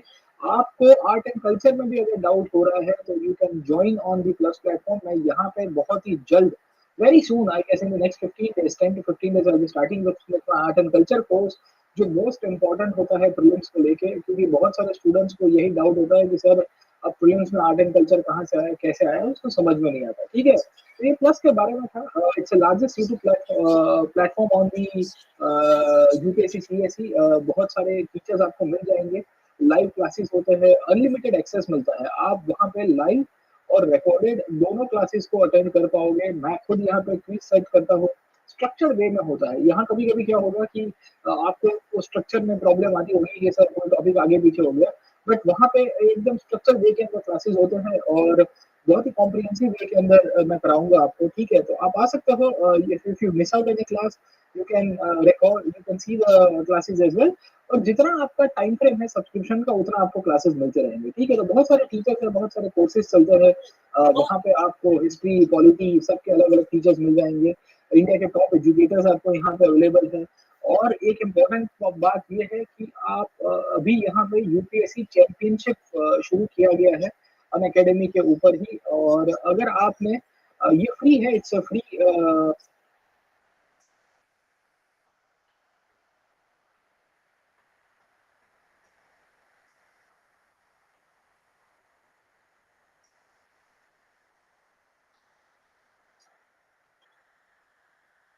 Ancient Indian history feels like the halfway point between a fairy tale and a Lovecraft story. On the one hand, you have fables of princes going out into the wild to seek enlightenment and guilt-ridden emperors swearing off of conquest to become legendary peacemakers, but there are also entire cosmologies simply spoken into existence, and a Bronze Age civilization about a millennium ahead of the rest of the world that just fades into nothingness. And the rest of Indian history is like this too. It's so large and diverse, but almost like a jigsaw puzzle, every piece still fits together into one cohesive whole. And we can see the outlines of this big picture of India back in the earliest sparks of civilization. So, to wind back the clock and see where India got its start, let's do some history.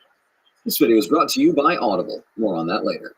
Our earliest evidence of Indian civilization is a string of settlements along the Indus River Valley in the 2 and 3000s BC. And as far as Bronze Age civilizations go, the Indus Valley is by far the raddest. The floodplain was easy to cultivate and build on, so the society that sprung up was startlingly well urbanized. In the cities of Harappa and Mohenjo-Daro, excavated by the British in the 18 and 1900s, we found standardized building bricks, streets laid out on a grid system to catch the breeze and cool down the city, with built-in sewage systems and massive public baths. Centuries before the pyramids of Giza, India had urban planning that wouldn't be beat until the Greeks and Romans some 2,000 years later. And the construction quality seems to show that the people of the Indus Valley had been refining this system for a while. As the rest of the Bronze Age civilizations were blowing money on temples and palaces, the Indus Valley had long since made great public works and figured out zoning laws. And they weren't an insular civilization either. Their trade networks with Mesopotamia were so speedy that they could import fish from the Arabian Sea. Plus, Mohenjo-Daro and Harappa aren't exactly neighbors, so the parallels between them imply a kind of overarching government. But we're clueless as to what, partially because we can't decipher their writing. And the craziest part is that we've hardly found any weapons anywhere. As far as we can tell, they were totally peaceful.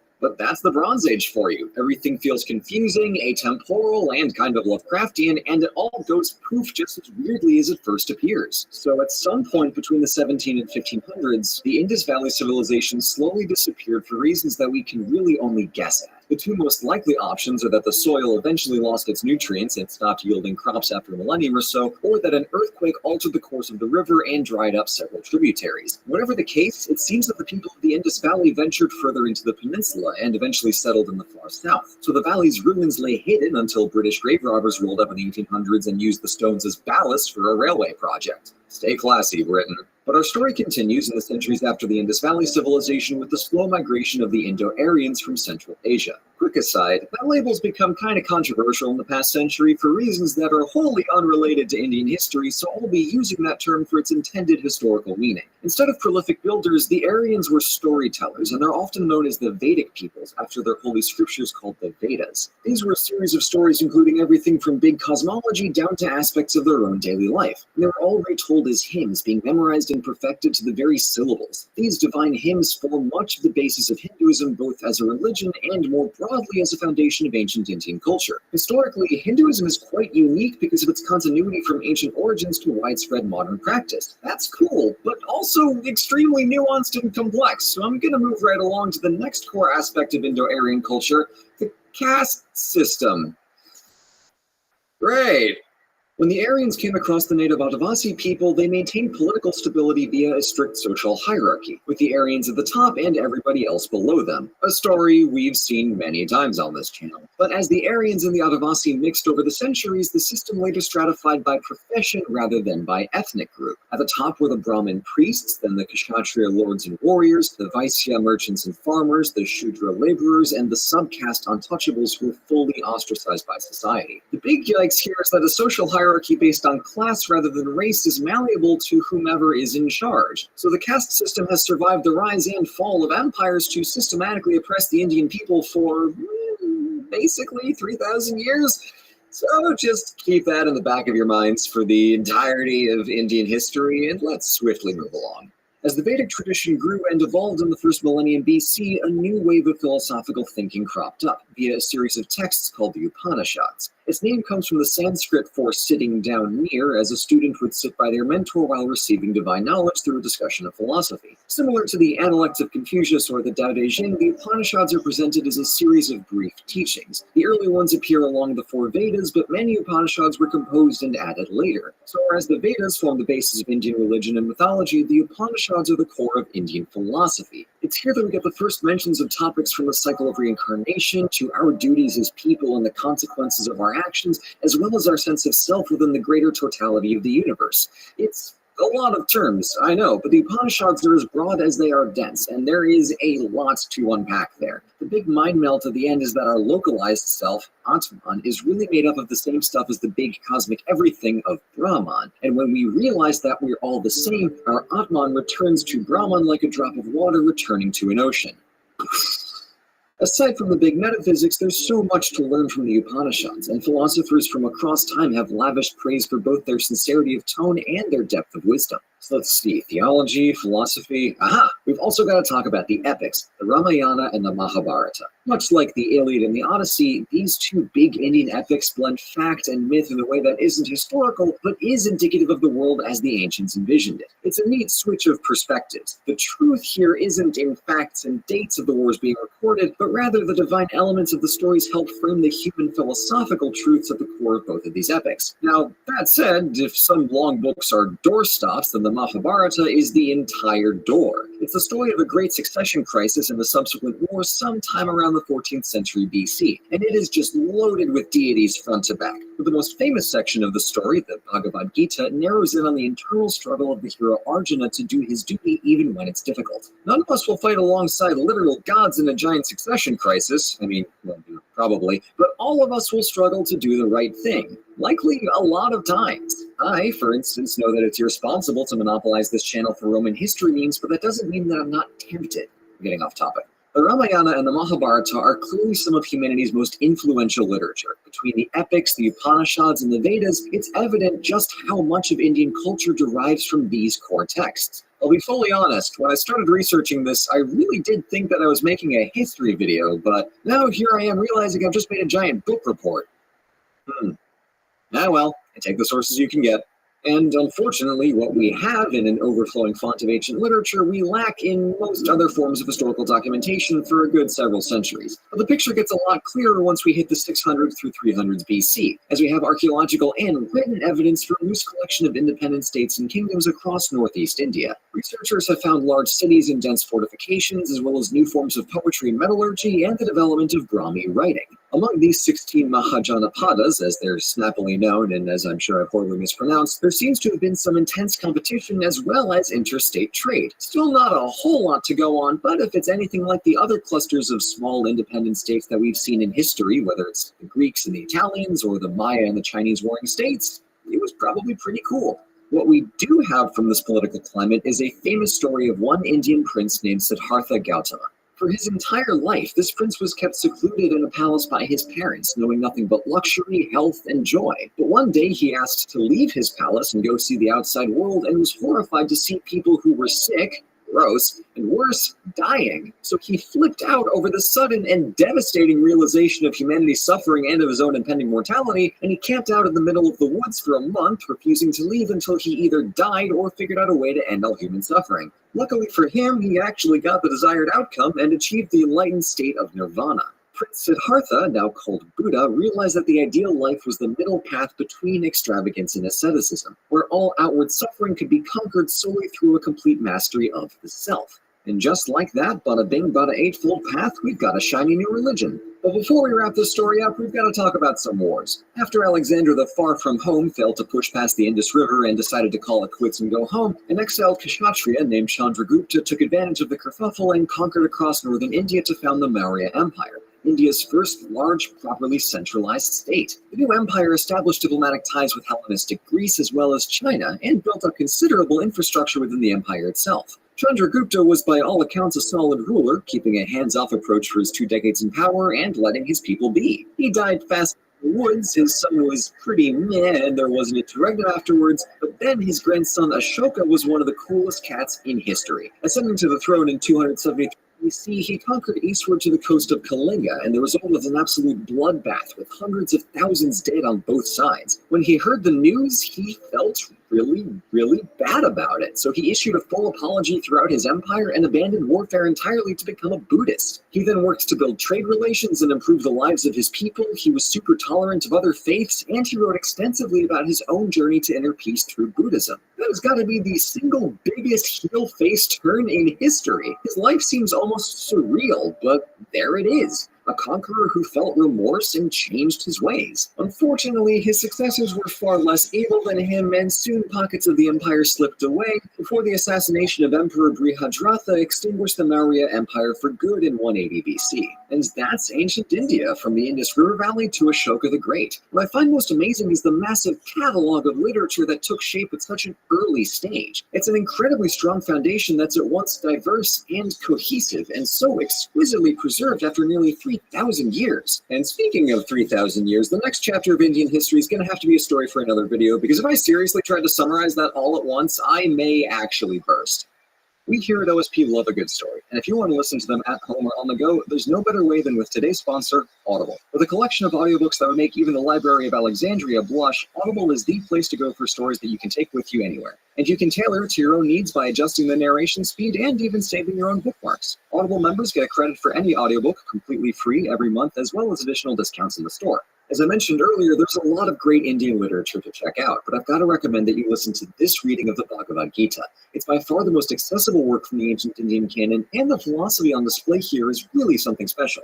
Absolutely worth a listen. And Audible is offering all of you a 30-day trial and 1 free audiobook, along with 2 free Audible originals to get you started if you sign up with our link on audible.com/overlysarcastic or text overlysarcastic to 500-500. If you do, you'll be supporting the channel and getting a good audiobook in the process. Again, to start listening, head to audible.com/overlysarcastic. Thanks so much for watching. This video was fun because I got to play around with the format and talk more about philosophy and religion than I usually do when I'm discussing the pure history itself. But if you want to hear me talk more about the cultural context in future videos, please leave a comment below and let me know. And an extra special thank you to everybody who supports the channel on Patreon. It's your generosity and enthusiasm that keeps this whole operation running. If you want more OSP, be sure to check out the amazing community on our official Discord server. Link is down in the description. So a huge thanks again, and I'll see you all in the next video.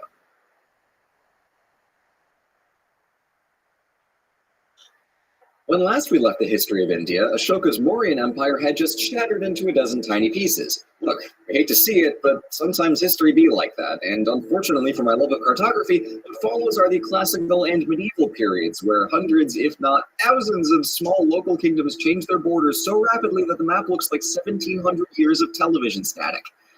Whew, here we go. At first glance, this period looks like an absolute mess, and for good reason, kind of is. But this chapter of Indian history actually tells a cohesive and consistent story. From 200 BC to 1500 AD, small local territories and the odd regional empire competed for power and prestige while participating in extensive international trade. The result was an intense cultural exchange that cemented India's legacy of extraordinary demographic, religious, and ideological diversity. So, to see how this all went down, let's do some history.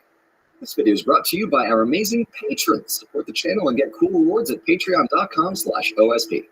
India's diversity starts with its geography, where there's mountains and forests and plains, oh my. This regional variation made for a patchwork of distinct local territories with their own culture and even unique languages. So while dynasties and empires bopped around rearranging the map, these small pockets proved rather sturdy and often maintained their local culture. This made it pretty tricky for any one state to unify large parts of India for more than a few decades at a time. But before we touch on some notable examples, we should first zoom out to better understand India's geography overall. Broadly speaking, we can divvy it up into 4 macro regions: the Indus Valley, the Gangetic Plain, the Deccan Plateau, and the Ghats. Between the Indus and the Ganges rivers, northern India was fertile and easy to navigate, making it well suited to larger states and the occasional empire. But sometimes that empire was other people, because the Indus Valley opened up to the rest of Asia and saw everybody from Greeks and Persians to Muslims and Mongols wandering in over the centuries. By sea, the coasts of Sind and Bengal proved extremely popular for maritime trade, as they provided easy access to inland markets. Speaking of inland, we'll find the Deccan Plateau further south along the peninsula. Connected to the coasts by a series of smaller waterways, the Deccan served as a cultural crossover between northern and southern India, and that's most apparent in language. Take, for instance, the linguistic variety of a place like Europe, which has Romance, Germanic, and Slavic languages spread out over multiple different states, interacting and evolving across time. India isn't terribly far off from that, but here the two main language families at work were Sanskritic, or Indic, and Dravidian, and the crossover between them happened predominantly on the Deccan Plateau. So from there, if we go south, or east, or also west, we'll run into the Ghats, two mountain ranges that run along the eastern and western coast of the peninsula and converge on the southern tip. This area was an absolute hotbed for trade during the classical period, since it lay smack in the middle of the maritime Silk Road between the East Indies and China, and Africa and the Mediterranean. Furthermore, in the immortal words of Bill Wirtz, "They've got spices." So, now that I've spent a quarter of my runtime talking about geography, I have a map problem. Let's actually talk about states and kingdoms and stuff. Contrary to what my last video on Indian history might lead you to believe, southern India does, in fact, exist. So let's address that right now by taking a look at the Tamilakam at the tip of the peninsula. Starting way back before even the Maurya Empire, there were dozens of states nestled around the foothills of the Ghats, but a few here stand out. The Chera, the Chola, and the Pandya dynasties became known as the Three Crowned Kings, and though they remained fairly small through the classical period, they're possibly India's most successful merchants. With ready access to boatloads of spices, they were able to export their own wares as well as control the traffic through one of the world's busiest maritime trade routes. Double nice. And several centuries later, during the Middle Ages, the Chola dynasty was able to expand to the island of Sri Lanka and conquer all the way up the eastern coast. While the Tamil kingdoms unfortunately didn't leave very much in the way of historical documentation, and you'll see this become a trend as we go along, they had a strong poetic tradition, and they made huge contributions to Indian architecture. And I mean that literally. These things are massive.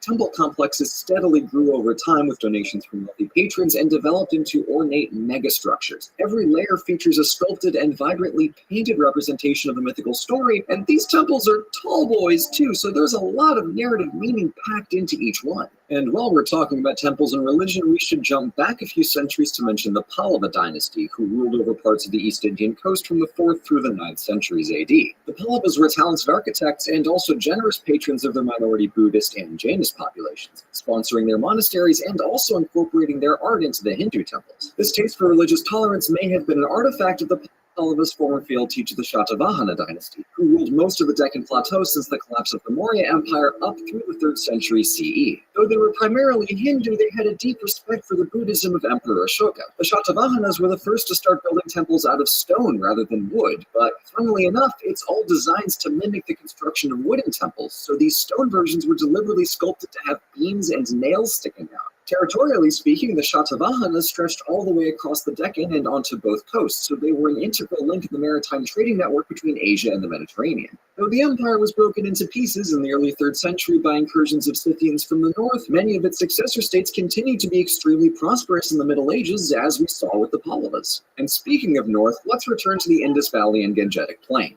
Annoyingly, sources from the post-Mauryan period don't do us many favors, since lots of the architecture hasn't survived, and most royal inscriptions are so wildly self-congratulatory and embellished that they don't end up recording anything of historical value. When two rival kingdoms both claim to have won the same battle, you know that somebody is lying, but you can't really tell who. So let's take this occasion to just be thankful for how much easier our lives can be when historians take the time to write things down for us. In this case, though, our most helpful source is coinage. For instance, some Indian coins were minted bilingually between an Indic language and Greek, which shows strong trade links between northern India and the multiple Indo-Greek kingdoms that splintered out of Alexander's empire. Also, many Roman coins found their way into northern India as well. Some were melted down and reminted, but others were allowed to circulate if a gash was carved into the emperor's face to show that Nero had no authority in India. This actually makes India the second civilization to stab Emperor Nero. Good on him. So, while the avenues of trade in northern India and southern India were distinct, business was clearly good on both ends of the peninsula. The The Indus Valley in particular remained engaged, for better and for worse, with their neighbors to the northwest, over the Hindu Kush Mountains. From Alexander and the Indo-Greeks onward, it is a veritable revolving door of imperial neighbors, with Scythians, Parthians, Kushans, Sassanids, Arabs, Persians, Mongols, and Timurids. When these empires weren't playing villain of the week, they sometimes tried to integrate into Indian society by marrying into royal families and adopting aspects of Indian culture. Now, since we're already up north, let's discuss an Indian empire for a change. Over on the Ganges River, transportation was easy, resources were plentiful, and it was the ideal base to launch an empire. The problem was that lots of small kingdoms were also aware of this, so competition was fierce ever since the Maurya collapsed. It wasn't until the early 4th century that the Guptas slowly extended their control over the Gangetic Plain, and by the year 400 their empire reached across the Ganges, down the Indus, and along the eastern Ghats. Not bad. For the next century, the Gupta Empire dominated the entirety of northern India and all of the trade that came with it. And lucky for all of us, they spent much of their empire money on art, literature, and science. We're talking the apex of classical Indian sculpture, codified versions of the Ramayana and the Mahabharata, a decimal numbering system, and the concept of zero. Good stuff. Even though the Gupta Empire dwindled through the 500s because of external invasions and northern India went right back to the imperial drawing board for the next several centuries, India would continue to benefit from the cultural legacy of the Guptas. So with our painfully unchronological tour of classical India complete, let's take a look at an easily overlooked source of India's diversity: religion. Though it can seem like we're just following the story of Hinduism with special cameo appearances by Buddhism and Jainism, India's extensive trade routes brought multiple unique religious communities into the peninsula. For instance, Persian refugees fleeing the Muslim conquest settled in Gujarat in the 600s and created a strong Zoroastrian diaspora culture. Say that 5 times fast. Though they adopted many outward elements of Indian society, they maintained their core religious beliefs, and they've remained the world's largest Zoroastrian population. Maritime trade also brought multiple Jewish communities to the peninsula, and they similarly became a valued part of their local societies. However, many Indian Jews migrated to Israel after its independence in 1948. There was also a community of Nestorian Christians from the Sassanid Empire who made their way over to India. But by far the most consequential arrival was Islam. Starting from the 600s, Muslim merchants brought their new religion along pre-existing Arabian trade routes to the West Indian coast, and a century later, Muslims from the Abbasid Caliphate arrived into the Indus Valley. Now, this might go without saying, but Hinduism and Islam are rather distinct. One is a polytheistic religion that draws from a plurality of traditions, cultures, and beliefs, whereas Islam is a monotheistic religion that engages with the Quran as its one central text. However, and shocking as it may sound, these two communities typically got along very well, and the cultural exchange between them was actually quite rich. But for the sake of my comment section, I'm going to leave it at that. Jumping ahead a bit here, the third main way that Islam came into India was through the Delhi Sultanate. It was established as an offshoot of a larger Muslim empire, which collapsed very soon after, not super relevant, and ruled from, as the name suggests, the city of Delhi. Their main military advantage was cavalry, since horses weren't really a thing in India before this. It was usually mostly elephants. So they made short work of the land around the Indus and Ganges rivers and actually managed to repel the invading Mongols throughout the 1200s. That is no small feat, and Delhi in turn became a haven for merchants, artists, and aristocrats who fled the Mongols, so double nice. For the next 300 years, the 5 dynasties of the Delhi Sultanate ruled over India's north, and for a couple decades there in the 1300s, most of India's south too. Though many Indians in the Sultanate did convert to Islam, their Muslim population mostly resided in the north and around the coasts. All told, the Delhi Sultanate had a pretty solid run through the 12 and 1300s, but unfortunately, all empires are mortal, and in 1398, the Mongol-ish, Persian-ish, Turkish-ish Emperor Tamerlane sacked Delhi and yoinked their artisans, administrators, and most of the imperial treasury. So the Sultanate languished through the 1400s and was later conquered. Hey there, Portugal. Fancy seeing you on the other side of Africa. Is it colony time already? Jeez, we covered a lot in this video. All right, let's recap, shall we?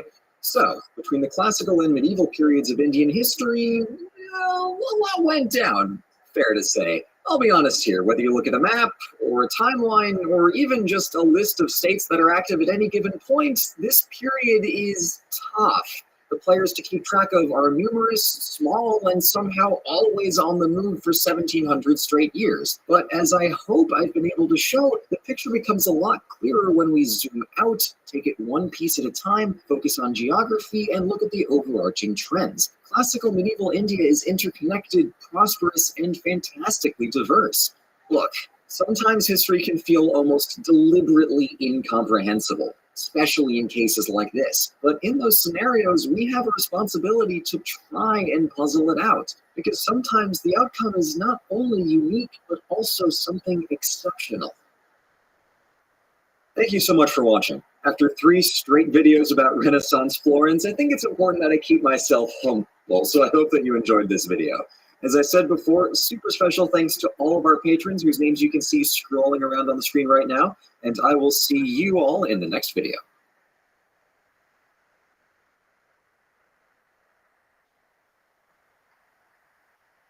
This may come as a shock to you, but India is large.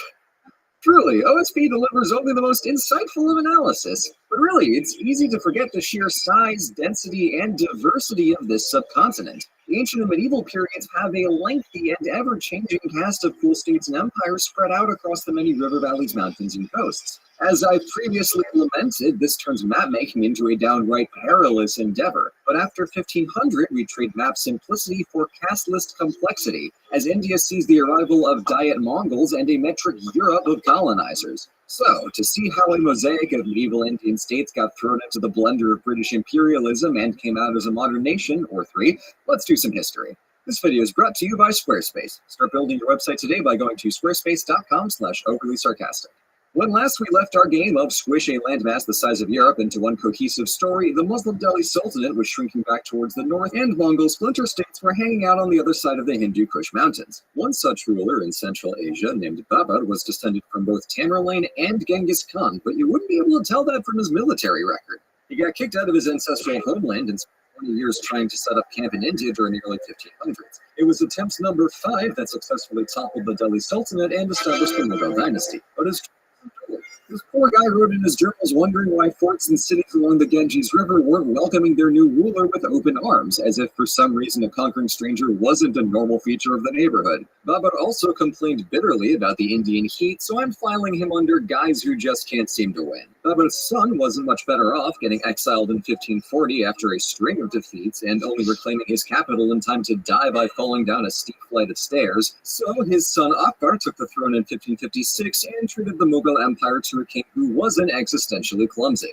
Akbar's 5 decades on the throne and a series of smart reforms quickly brought the empire to its peak. He overhauled the imperial government to actually make it work. He added native Indians and local princes into his Muslim-majority government, and he worked to blend the cultures of India and Persia. In doing so, Akbar made people and scholars of all religions feel welcome. This is probably the height of state-supported Indian diversity, and while some were rather off-put by the increasing cultishness of Akbar's trans-theological emperor worship, most Indians were just happy to be included. His reforms also made the economy go smoother on account of standardized taxes that could be paid in cash, which also let them tax the merchant trade. And the Mughals didn't leave all that cash-collecting dust in an imperial treasury. They turned it into cold, hard architecture. Like this.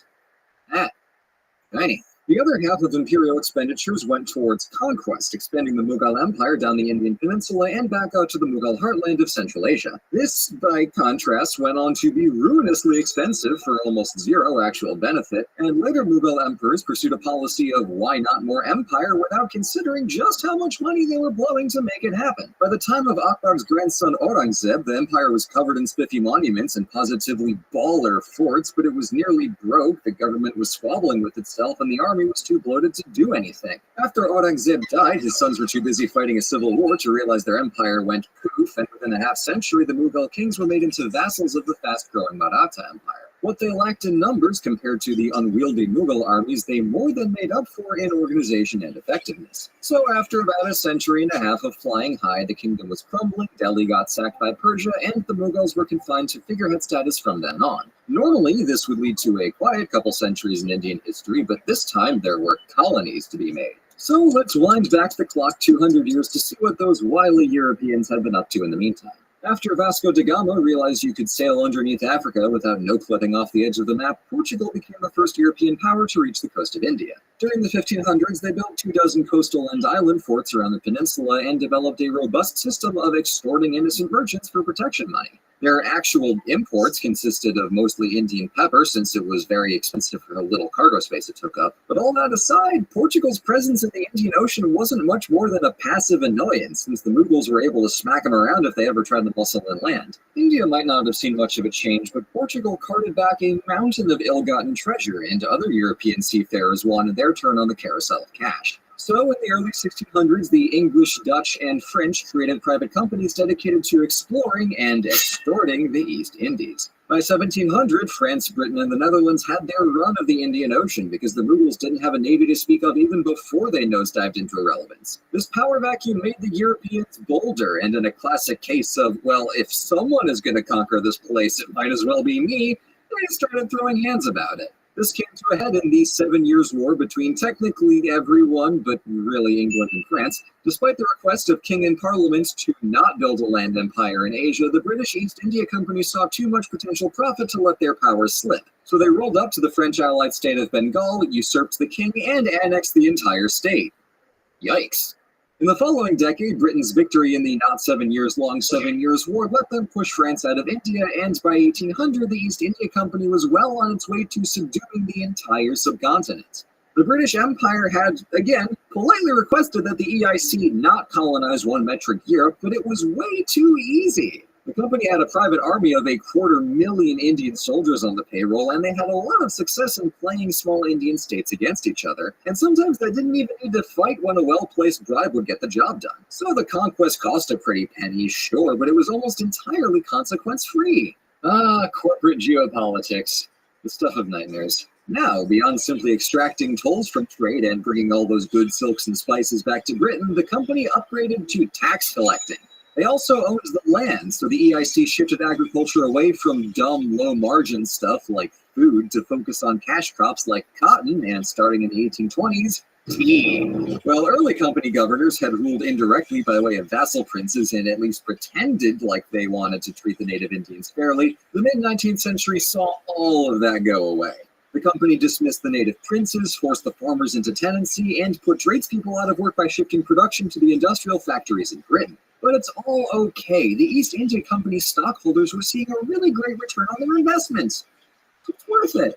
Priorities. Now, if you were, say, a native Indian steadily watching your rights erode as your absentee overlords drained your land of everything it's worth, this was enough to ruin the mood. But in the 1850s, life got even harder for the legions of Indian sepoys fighting in the EIC army. They faced religious discrimination, pay cuts, no promotions ever, and the increasing sense that white British officers were never going to take a dark-skinned person seriously. Meanwhile, local lords had their lands confiscated on ever more dubious grounds, and in 1857, a rebellion of one sepoy garrison quickly set off a slew of revolts across North India in an attempt to give Britain the boot. The company met this unrest with characteristic extreme brutality and massive destruction of farmland, which combined for a body count in the hundreds of thousands. At this point, Queen Victoria and friends decided that the EIC had lost its existing privileges, so the company was dissolved and control of India passed directly to the British Crown. From 1858 onward, the British Raj nominally made life better for Indians with the creation of an Indian civil service and the partial recognition of sovereignty to a series of princely states, but in reality, the Raj was just a more official system of wealth extraction and racial oppression that had been going on for over a century. British advisors had final say over the independent principalities, and participation in the Indian civil service was limited to candidates who could take an entrance exam in London. Tells you a little bit about who they wanted running the place. And this contributed to a revealing double standard of how Britain and India view the empire, or Britain and anyone else for that matter. In London, you'd see the fruits of humanistic multiculturalism in food, art, demographics, and mind-numbing economic power. But back in India, it just looked like some domineering colonizers came to take the shiny stuff and stomp on the rest to satisfy a racist power trip. Naturally, this led leading Indian politicians and thinkers to consider the potential joys of not being oppressed, and in 1885, the Indian National Congress pushed to give Indians a greater voice in their own government, but Britain's counteroffer was that they would get nothing and like it, a shockingly effective negotiating tactic thus far. Now, at this point, it seemed like there was no way this finely tuned system of colonial exploitation could possibly come undone, but we've got to remember that this whole enterprise was a cash grab, so if India ever stopped being profitable, why keep it? And nothing will sink a profit margin faster than a good old-fashioned world war. Better yet, the two of them. When war struck in 1914, the Raj supported the Entente against the Central Powers with supplies and soldiers. This got a little awkward when Indians heard the British propaganda calling World War I a fight for democracy, as they could be forgiven for not realizing that Britain was into that. So it became harder to reinforce the post-war same old after India sacrificed so much for Britain's war. In World War II, Deutschland Boogaloo, India provided 2.5 million soldiers, loaned some 10 million pounds sterling to the British government, and provided critical supplies at tremendous cost to India itself. To make matters worse, Britain went all scorched earth on their own province of Bengal to deter the Japanese Empire from muscling into eastern India, and 3 million people died in the resulting famine. And our old pal Winnie Churchill remained fiercely imperialist throughout the end of the war, offering only the most flaccid concessions of greater Indian sovereignty. But by 1945, London was cleaning up a metric blitz, the empire was bankrupt, and Indian leaders like Gandhi were intensely campaigning for independence. So Britain cut their losses by just letting India go. Still not the least bit interested in India's actual well-being, the British Viceroy organized a partition and complete dissolution of the Raj in just 5 months. The government had 1 semester of college to draw new borders and fully withdraw. The basic idea was to make a Hindu-majority India and a Muslim-majority Pakistan, but demographics don't work like that, so after partition in 1947, there were millions of people that found themselves on the wrong side of these new borders. This ensuing mass migration quickly devolved into extreme violence and produced an animosity between India and Pakistan that endures to this day. Dark. So, that wraps up our history of India and also now Pakistan and Bangladesh. For many reasons, it's a tough history to grapple with because there's so much going on over such a great length of time. But as we've seen, the sheer diversity of people, cultures, and historical happenings makes this corner of the world so fascinating. That said, it does make it kind of hard to write a comprehensive and satisfying concluding paragraph. But you know what's easy? Making a website with Squarespace. If you've got a business or a really sweet project or a colonizing operation that you'd like to disguise as a spice trading company, a professional online presence is essential, and Squarespace is your one-stop shop for building and maintaining a beautiful digital home. Whether you're designing a site to showcase art and music, promoting a restaurant, or running a storefront, Squarespace has you covered with year-round support, and it handles all the icky back-end HTML jazz so you never have to fuss over patches and updates. We love the OSP website that we built with Squarespace because we're able to collect our channel, merchandise, art, social media, and personal projects all under one shiny roof. Plus, my resident editor Indigo uses Squarespace for her personal website, and she's a big fan of the integrated analytics, which shows how users are engaging with your site. Customizing your site is a breeze, so we bet that you'll really love what you're able to create. So when you want to get started, head over to squarespace.com/overlysarcastic to begin your free trial, and when you're ready to launch your darling website into the world, use code overlysarcastic to get 10% off your first purchase. That's squarespace.com/overlysarcastic, and thank you Squarespace for supporting educational content. Thank you so much for watching. If you think I've been ragging on Britain too much, I kindly invite you to buckle up because the rest of this year has a lot more where that came from. But in any case, I want to thank the patrons here who make this channel possible, and I will see you all in the next video.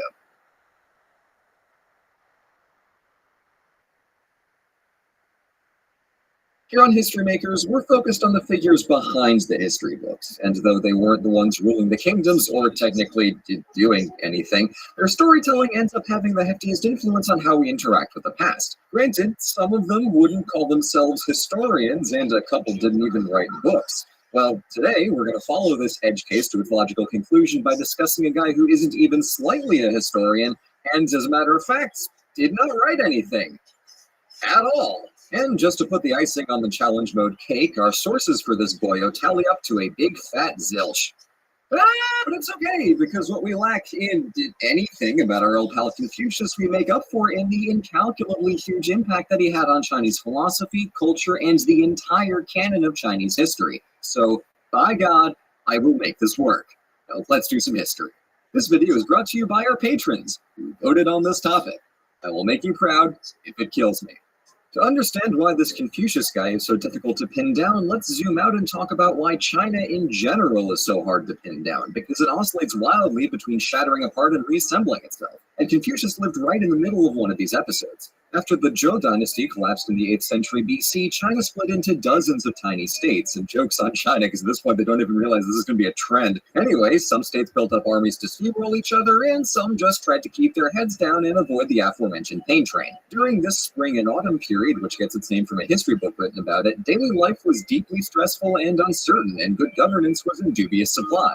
Gee, I wonder what that feels like. So when every year had even odds of your kingdom getting stomped, it paid to be strategic, and that meant having good advisors, so the spring and autumn period was a great time to be in the philosophy business. See, when the Zhou dynasty shattered into tiny shards of geopolitical glass, all these new kingdoms needed to set up their own governments. So all of the freshly unemployed Zhou bureaucrats went out to get them jobs and teach their skills to any paying students. Over the centuries, these legions of mercenary philosophers developed an array of informal schools that specialized in one of multiple different topics. These 100 schools of thought fit on a sliding scale between the most spiritual and the most practical, with ethical philosophy, where Confucius operates, being somewhere in the middle. We've got okay documentation on roughly a dozen of these, but for reasons including and not limited to arson, a lot of our sources and all the scholars conspicuously stopped existing after the Qin unification. So, although Chinese history is famous for keeping star charts that can pinpoint events down to the year, we're left with painfully few primary sources about the 100 schools or the works that they produced. What we do have on Confucius comes from his disciples, all of whom were writing after his death, and none of whom can actually seem to agree on the details of his life.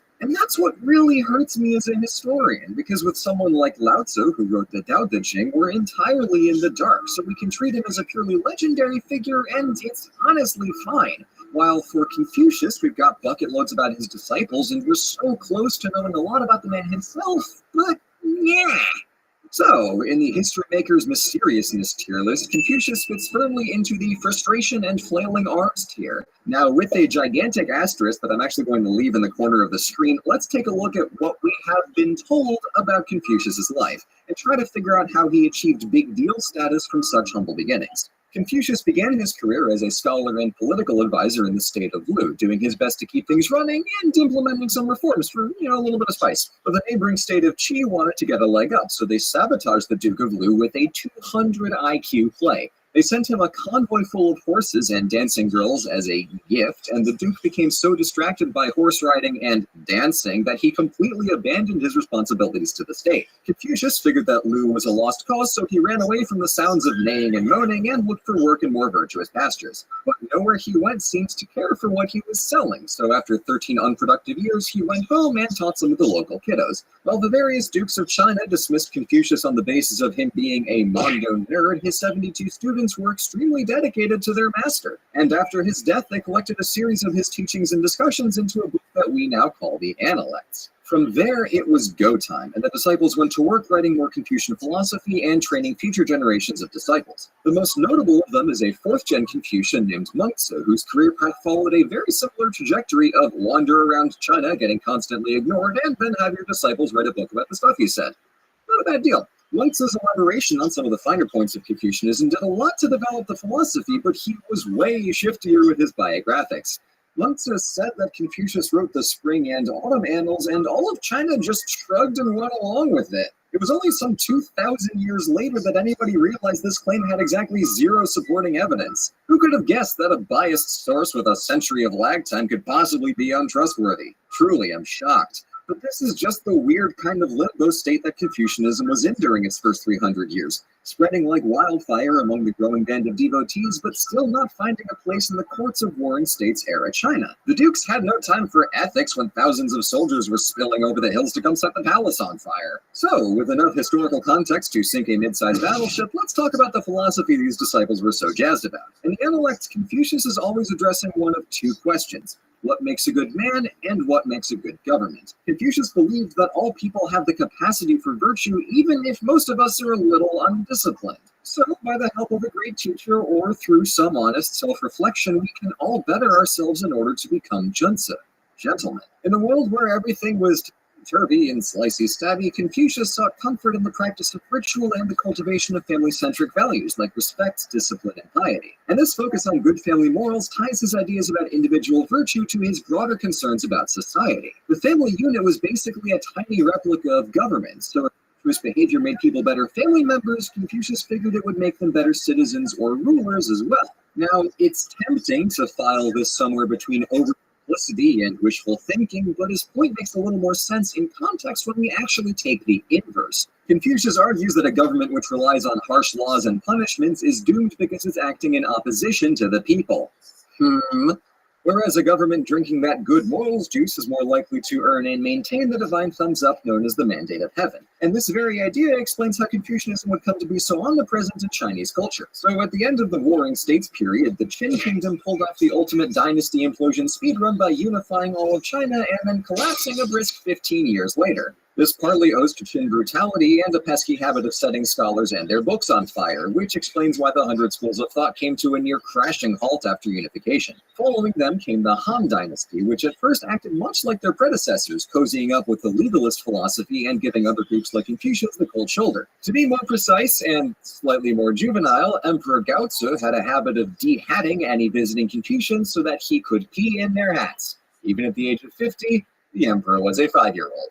To his eventual credit, he once asked an advisor why he should bother with scholars when he had conquered his empire on horseback, and his advisor replied that an empire could not be ruled on horseback, so maybe His Highness should quit using the hats of Confucians as a porta potty and start listening to what they have to say. So Emperor Gaozu watched a few TED Talks on Confucianism and became a fan. Half a century later, Emperor Wu promoted it to the state philosophy and created a school to instruct his court in the 5 Confucian classics. This became the philosophical and political backbone of the Han Dynasty and the primary focus of Chinese scholarship. And so, Confucianism in its various forms remained a fixture of Chinese culture for the next 2,000 years. One effect of the all Confucius all the time syllabus was in the writing of history, where court historian Sima Qian developed his Shiji from the model of the spring and autumn annals, which, again, everyone just kind of assumed Confucius wrote. In any case, this mode of history saw kingdoms as reliant on heaven's mandate to rule, and that required virtuous governance, which, in Sima Qian's eyes, meant being Confucian.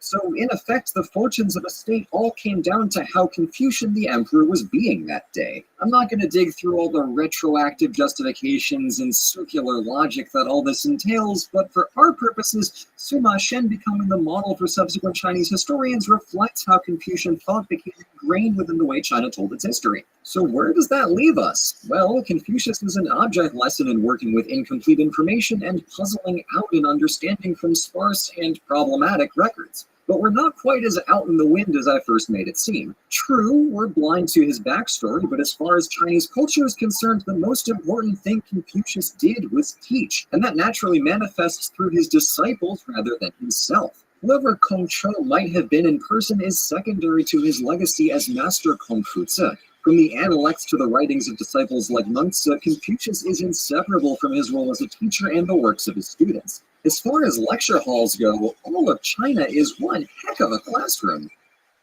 Thank you for watching, and thank you to the patrons who voted on this topic. This is definitely the farthest we've stretched the label of history maker, but it opens up a lot of options for other important thinkers in world history. So let me know who you might like to see in a future episode, and I'll see you all in the next video.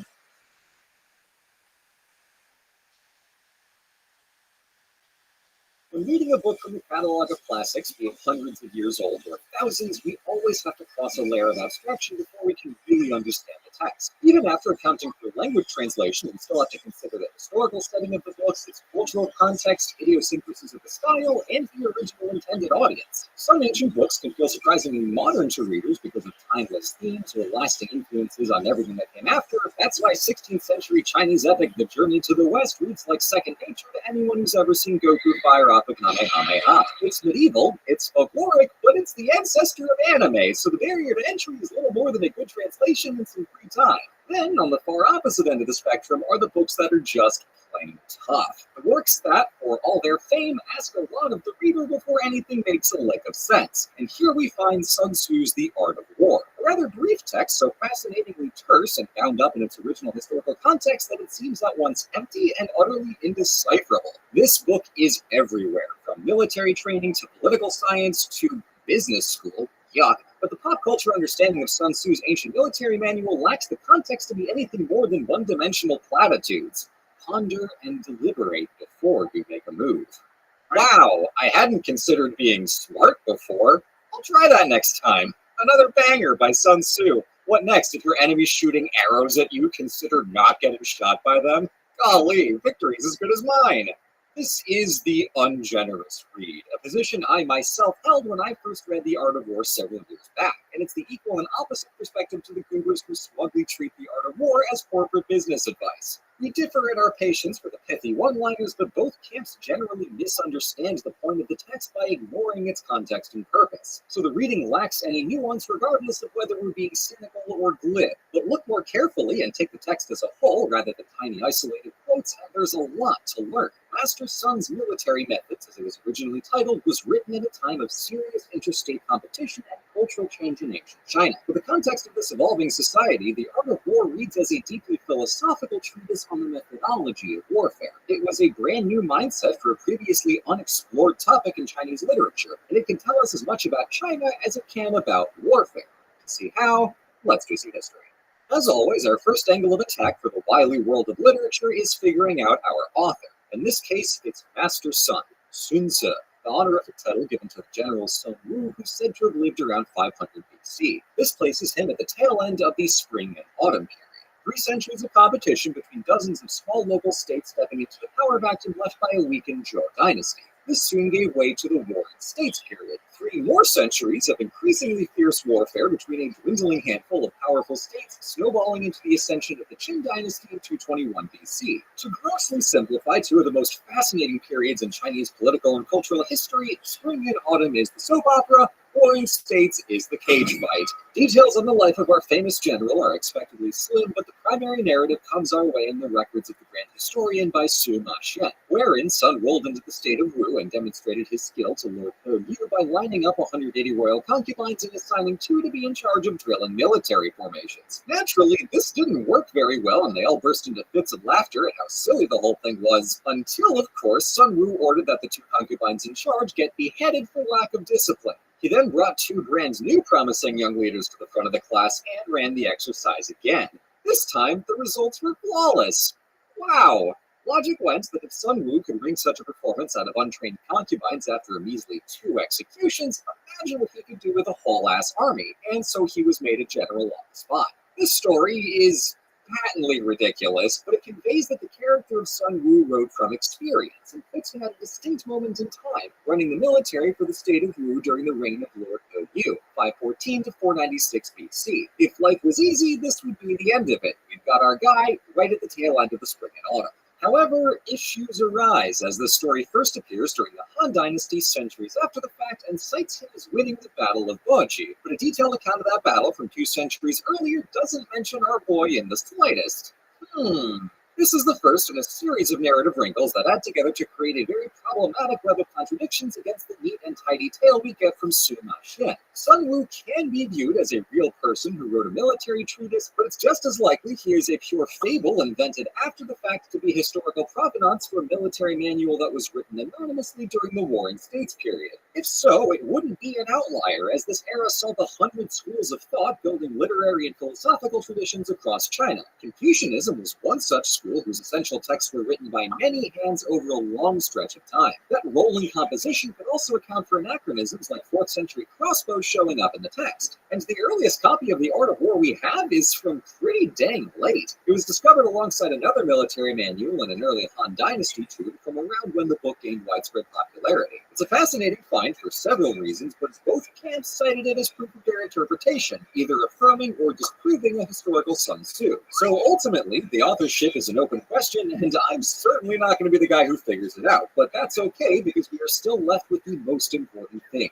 the text, and that is plenty. In a culture that was used to throwing chariot-mounted aristocrats at each other, The Art of War radically rethinks what strategy means and how it's applied. Battles are no longer contests of raw force. If your enemy is temperamental, seek to irritate him.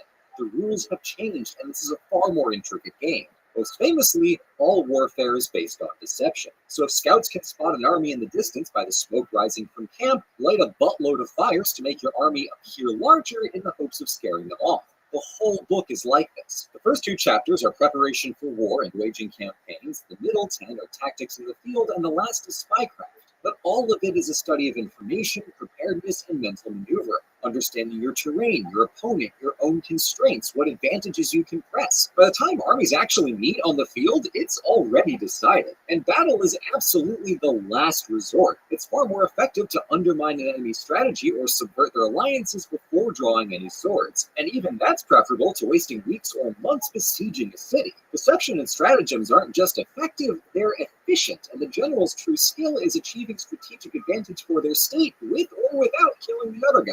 From a purely military standpoint, Sun Tzu captures the essence of all-out conflict in the Warring States period, and that alone is historically insightful, but the real depth of the book comes out when read philosophically through the lens of Taoism. Now, Taoism is famously about seeking harmony by following a heavenly path, a practice that seems categorically at odds with the study of warfare. On paper, sure, but Taoism is all about untangling contradictions. The Taoist view sees everything in relation to a greater whole, just like the general must understand the terrain, the enemy, and himself in order to craft a strategy. Every detail interacts. Similarly Taoist is the concept of wu wei, often rendered as non-action, but better understood as effortless action. Sun Tzu wants the simplest approach with the lightest touch. Avoid protracted campaigns at all costs, overcome the enemy without wasteful battles, undermine their strategy and alliances before jumping to war. Resorting to combat is a failure of strategy, so when conflict is inevitable, spend the least amount of effort necessary to restore harmony.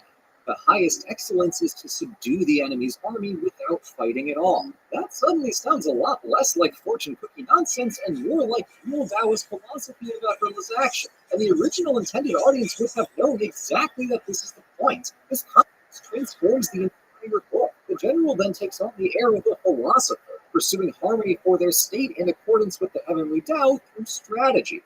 Yield and overcome, bend and become straight, empty and become full. Adapt to circumstance, adapt to your enemy, that's all classic Taoism. One step further, the whole book parallels Chinese rhetoric. Unlike the Greek rhetoric of persuasive argumentation, Taoist rhetoric aims to cultivate harmonious relationships and achieve self-enlightenment through inward contemplation. Only speak if it improves on silence. Only fight a battle if you absolutely have to. Both arts value efficiency, and neither seeks to be loud. In both cases, the key character strength of the philosopher general is their understanding. They gather as much information as they can, then all the action happens internally. Philosophically, rhetoric and generalship have the exact same skill set. The Art of War is a philosophy book, and its readers as well as its critics treated it as such. In the 200s BC, a philosopher named Sun Tzu attacked the Art of War's cold rationalism with Confucian ideology, indicating to us that Sun Tzu fit comfortably in philosophy's domain. And The Art of War was not the only philosophical book on military theory, as a work by Rothschild balances Confucius with Sun Tzu by asserting virtuous character as a prerequisite for military skill. His book, The Wu Tzu, sits alongside The Art of War as one of China's 7 military classics, a medieval best-of list popularized during the Song Dynasty. The Art of War became required reading for the imperial military exams, found huge popularity in medieval Japan, and later informed the guerrilla warfare strategies of Mao Zedong in the 20th century. But while the wider world has become fascinated with the book's military prescriptions, the true line of Taoism that makes it work has been thoroughly lost. The Art of War demonstrates the genius subtleties of Chinese philosophy by operating on multiple levels: military, philosophical, and rhetorical. Cherry-picked quotes are always the enemy of wisdom, but the Art of War got it really rough. I guess I can't feel too bad for Sun Tzu. The man might not even exist, but wouldn't that just be his ultimate deception? To become unbeatable, one must first become truly the greatest strategic mind in history. Thank you for watching. This is another entry in my recent string of videos dedicated to prove myself wrong, and I gotta say, it's fun. I'm having fun. This is also your periodic reminder that if you found this video interesting, grab a copy of The Art of War or the Tao Te Ching from your local library or bookstore. It really is fun to read these books when you know what to look for. In the field of mythology in general, and Greek mythology specifically, fraternal twins, where one is a boy and the other is a girl, are very unusual. Twins in general aren't. Castor and Pollux, Helen and Clytemnestra, Heracles and Iphicles. If you get late enough in the mid-cycle, you even get Romulus and Remus when Rome rolls into town. But fraternal twins of different genders are quite rare, not just in Greek mythology, but in mythology overall. You do get Freyr and Freya over in Norse mythology, but in general, the identical twins far outnumber them. Even in pantheons that share hypothetical Proto-Indo-European roots with Greek mythology, the only twins we really run into are identical. The Ashvins in Hinduism and their twin sons Nakula and Sahadeva, Lugalita and Mislavta in Babylon, the Dioscuri in Greece, the always identical divine twins, or even a reconstructed Proto-Indo-European god archetype, so take that with as many grains of salt as you want. But the bottom line is, mythology in that slice of the world is loaded with identical god twins and very sparse in the fraternal god twin department. In the mortal cases, Greek mythology is fond of having twins where only one of them has a divine parent, but in the case of twin gods, they are almost always all the way identical and function basically as two copies of the same guy. Which brings us to a perhaps rather obvious line of inquiry. Where did Artemis and Apollo come from? We've discussed in previous deep dives how the roots of different Greek gods can be traced through the historical record, with varying degrees of accuracy, certainty, and success to paint a possible picture of where these gods geographically and culturally originated, how they changed and moved over the centuries, and what social pressures or changes may have affected their characterization over time. Aphrodite's glow-up is one of the more dramatic and obvious, as her central role in Rome's mythological origins helped keep her very solidly documented over the centuries, and her Phoenician origins are pretty well agreed on in the scholarship around her. But some gods are trickier to track, and right out the gate, Artemis and Apollo are giving us trouble, because when we go looking for likely candidates for where they might have come from, we find nothing. There are no convenient brother-sister twin pairings in any of the surrounding areas, certainly none that match their divine domains of archery, medicine, hunting versus civilization, etc. But this lack of information does actually give us one very important clue right out the gate. Artemis and Apollo may have their origins in non-Greek cultures, but they don't seem to have started out as a matched set. Now, this is not actually the weirdest thing in the world. We have to remember that gods are not people, and their genealogy is not set in stone. Hermes seems to have started his life as an offshoot of the god Pan, and was later written to be Pan's father, and Persephone's parentage oscillates between Poseidon and Zeus, depending on where and when you're asking. So it is not too bizarre to consider the possibility that Artemis and Apollo did not start their divine existences as twins, but were two initially unrelated gods that became twins over time. For one thing, if we go looking in the Linear B inscriptions from the pre-Greek Dark Age Mycenaean civilization, we can find Artemis in the ledgers of Pylos, but we cannot find Apollo anywhere. This does not categorically mean that Apollo, or a god who would become Apollo, did not exist in Mycenaean Greece. It's possible he just had another name.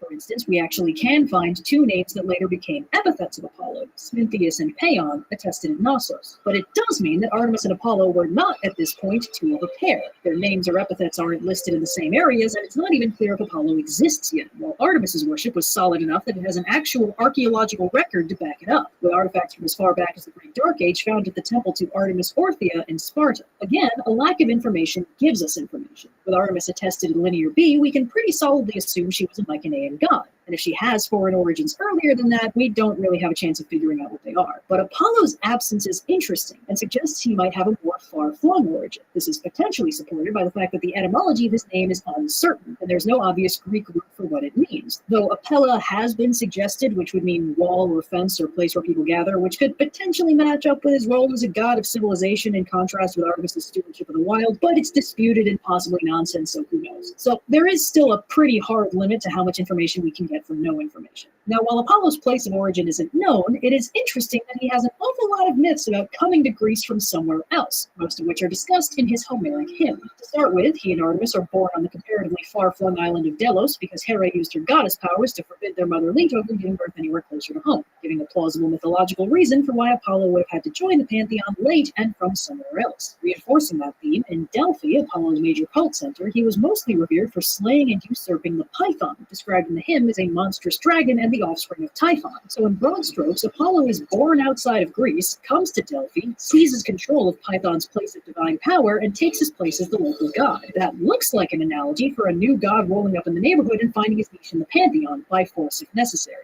The hymn also describes Apollo wandering the world for a while, looking for the perfect place to establish his center of worship, and at one point abducting a crew of Cretan sailors to be his worshippers. We'll get more into this later, but it paints a picture about how the Greeks might have thought of Apollo by the roughly 500s BCE, which is when the Homeric hymn to Apollo was supposedly written. They seem to have thought of him as a well-established and broadly well-respected deity who, nonetheless, came to Greece a little bit late in the game. But we're getting ahead of ourselves. Let's stick to the timeline and see what we can find that way. After the Greek Dark Ages, the first big source we have on hand is, of course, Homer's Iliad and Odyssey. And lucky for us, Artemis and Apollo are major players in the Iliad. But interestingly, they're both firmly on the antagonistic and non-Achaean Trojan side.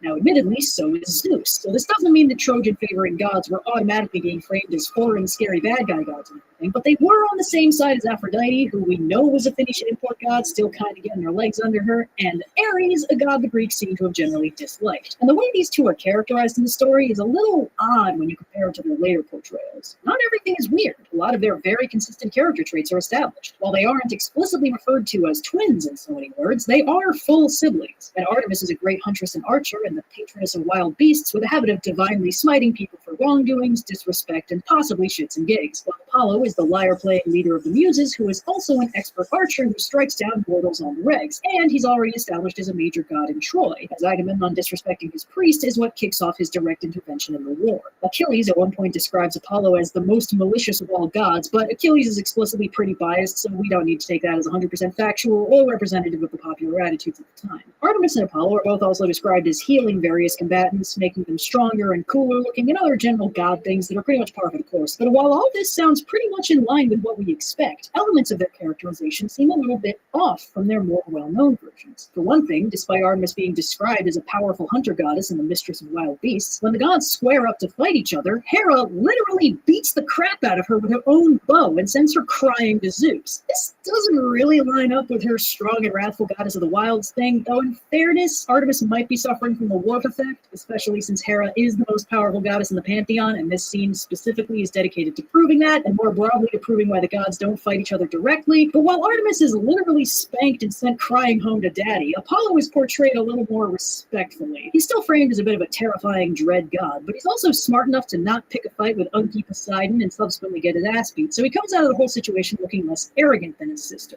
which could have been intentional. We can't read too far into this, and this is just me conspiracy boarding again, but if Artemis was already a well-established and powerful Greek god at this point, but Apollo was a slightly newer addition to the pantheon, one way to give him credibility would be to explicitly portray him as superior to his sister, wiser and on better terms with the other gods. This isn't the only time the Iliad makes an explicit statement about a newly integrated god, as it also goes out of its way to declaw Aphrodite's apparently pre-existing war association when Zeus firmly and blatantly tells her she has no place on the battlefield.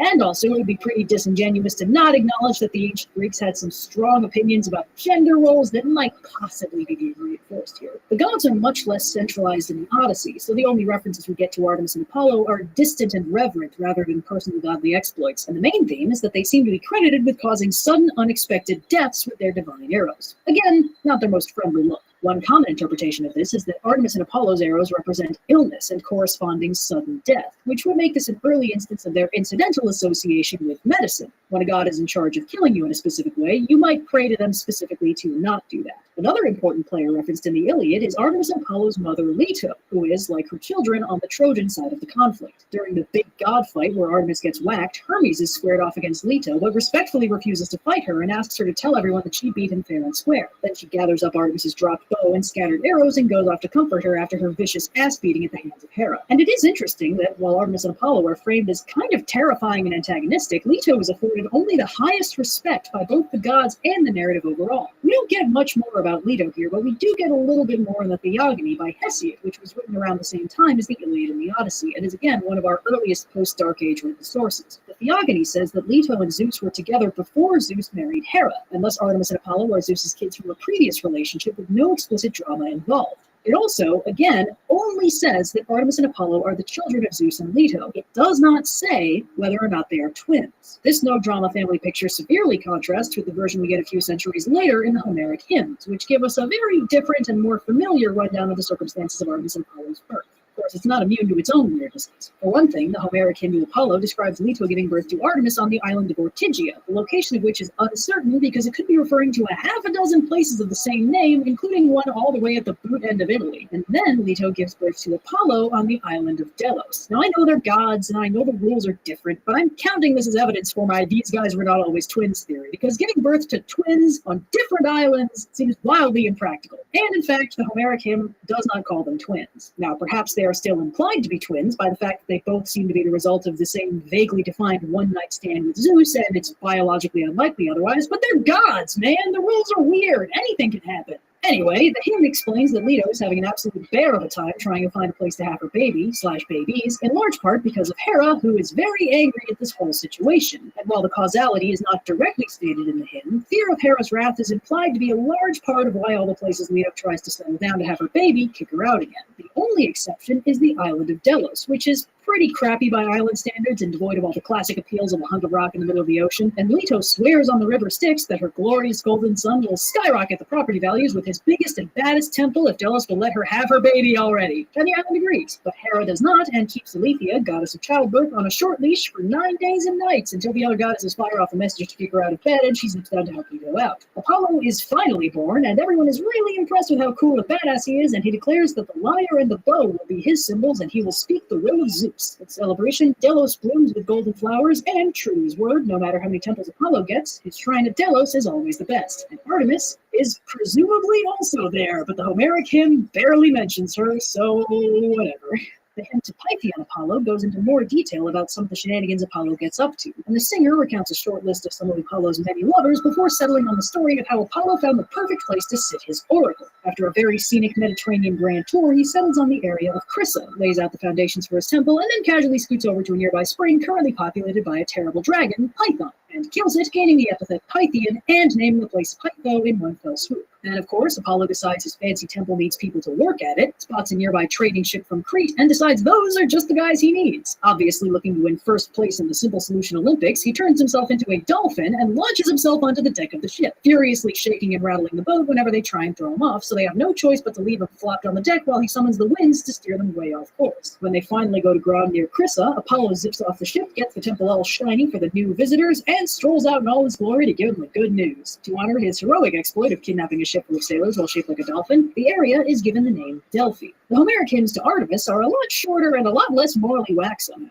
They mostly praise her prodigious hunting skill, her virginity, and how she loves nothing more than racing through the mountains, firing arrows in every direction, except when she wants to unwind, when she scoots back to Delphi to party with her brother and the Muses to sing about how they're the greatest gods in the entire pantheon. Hubris. It's okay when the gods do it. Now, it's worth noting that at this point in the timeline, Artemis and Apollo really haven't changed all that much. They've been remarkably consistent since the Iliad. Apollo is an extremely well-respected god of archery, prophecy, and music, with hints of healing thrown in the mix. Artemis is a more wild goddess of archery and the hunt. They are explicitly full siblings, even in stories that don't specify in so many words that they're twins, and they are overall very well-liked gods, whose many feats are a credit to their divine mother Leto, even if those feats do involve killing an awful lot of mortals for often very flimsy reasons. Hesiod's Astronomia, another early source from the 700s-ish BCE, around the same time as the Theogony and the Homeric epics, lists a number of constellation myths that Artemis is involved in, giving us another look at her early post-Dark Age characterization. Artemis appears in the myth of Callisto, hunting wild beasts in the mountains before transforming Callisto into a beast herself. Orion is described as a hunting companion to Artemis and her mother Leto before being killed by a monstrous scorpion sent by Gaia and turned into a constellation at Artemis and Leto's behest. Later, in the 300s to 200s, Aratus's Phenomena does the same, describing a different version of the Orion myth where Artemis kills him herself for trying to assault her. Apollo is less common in the constellation myths, but significantly more common in myths about his lovers and the resulting kids. Pindar wrote the Pythian Odes in the 400s BCE, which reaffirm Apollo's status as the leader of the Muses, but also starts getting into his tumultuous love life. For instance, Pindar describes the birth of Asclepius, son of Apollo and hero-turned god of medicine. The gist is Asclepius' mother Coronis sleeps with someone else while pregnant with Apollo's kid, and Apollo gets big mad about it and sends Artemis to do some vengeance, but crucially doesn't tell her when to stop, so Artemis' divine smite leaves a lot of collateral damage, which does support the idea that Artemis and Apollo's arrows sometimes take the form of a plague. Apollo saves the unborn Asclepius from his mother's funeral pyre and gives him to Chiron to raise. Asclepius later uses his medical skills to bring someone back from the dead for money, and Zeus strikes him with lightning about it. This is probably one of the earlier instances of Apollo being associated with medicine, indirectly through his son. But other than that, this story mostly reaffirms what's already been established. Apollo has powerful oracular omniscience, a strong musical bent, and a propensity for sharing the stage with the Muses, while his sister Artemis is terrifying. However, there is one little crucial shift that we find around this time. Along with the hot goss of the Pythian Odes, Pindar is also the first writer I can find who explicitly states that Artemis and Apollo aren't just siblings, they're twins. He says as much in a fragmentary papyrus describing the story of their birth from yet another angle where they're both born at the same time, which makes sense.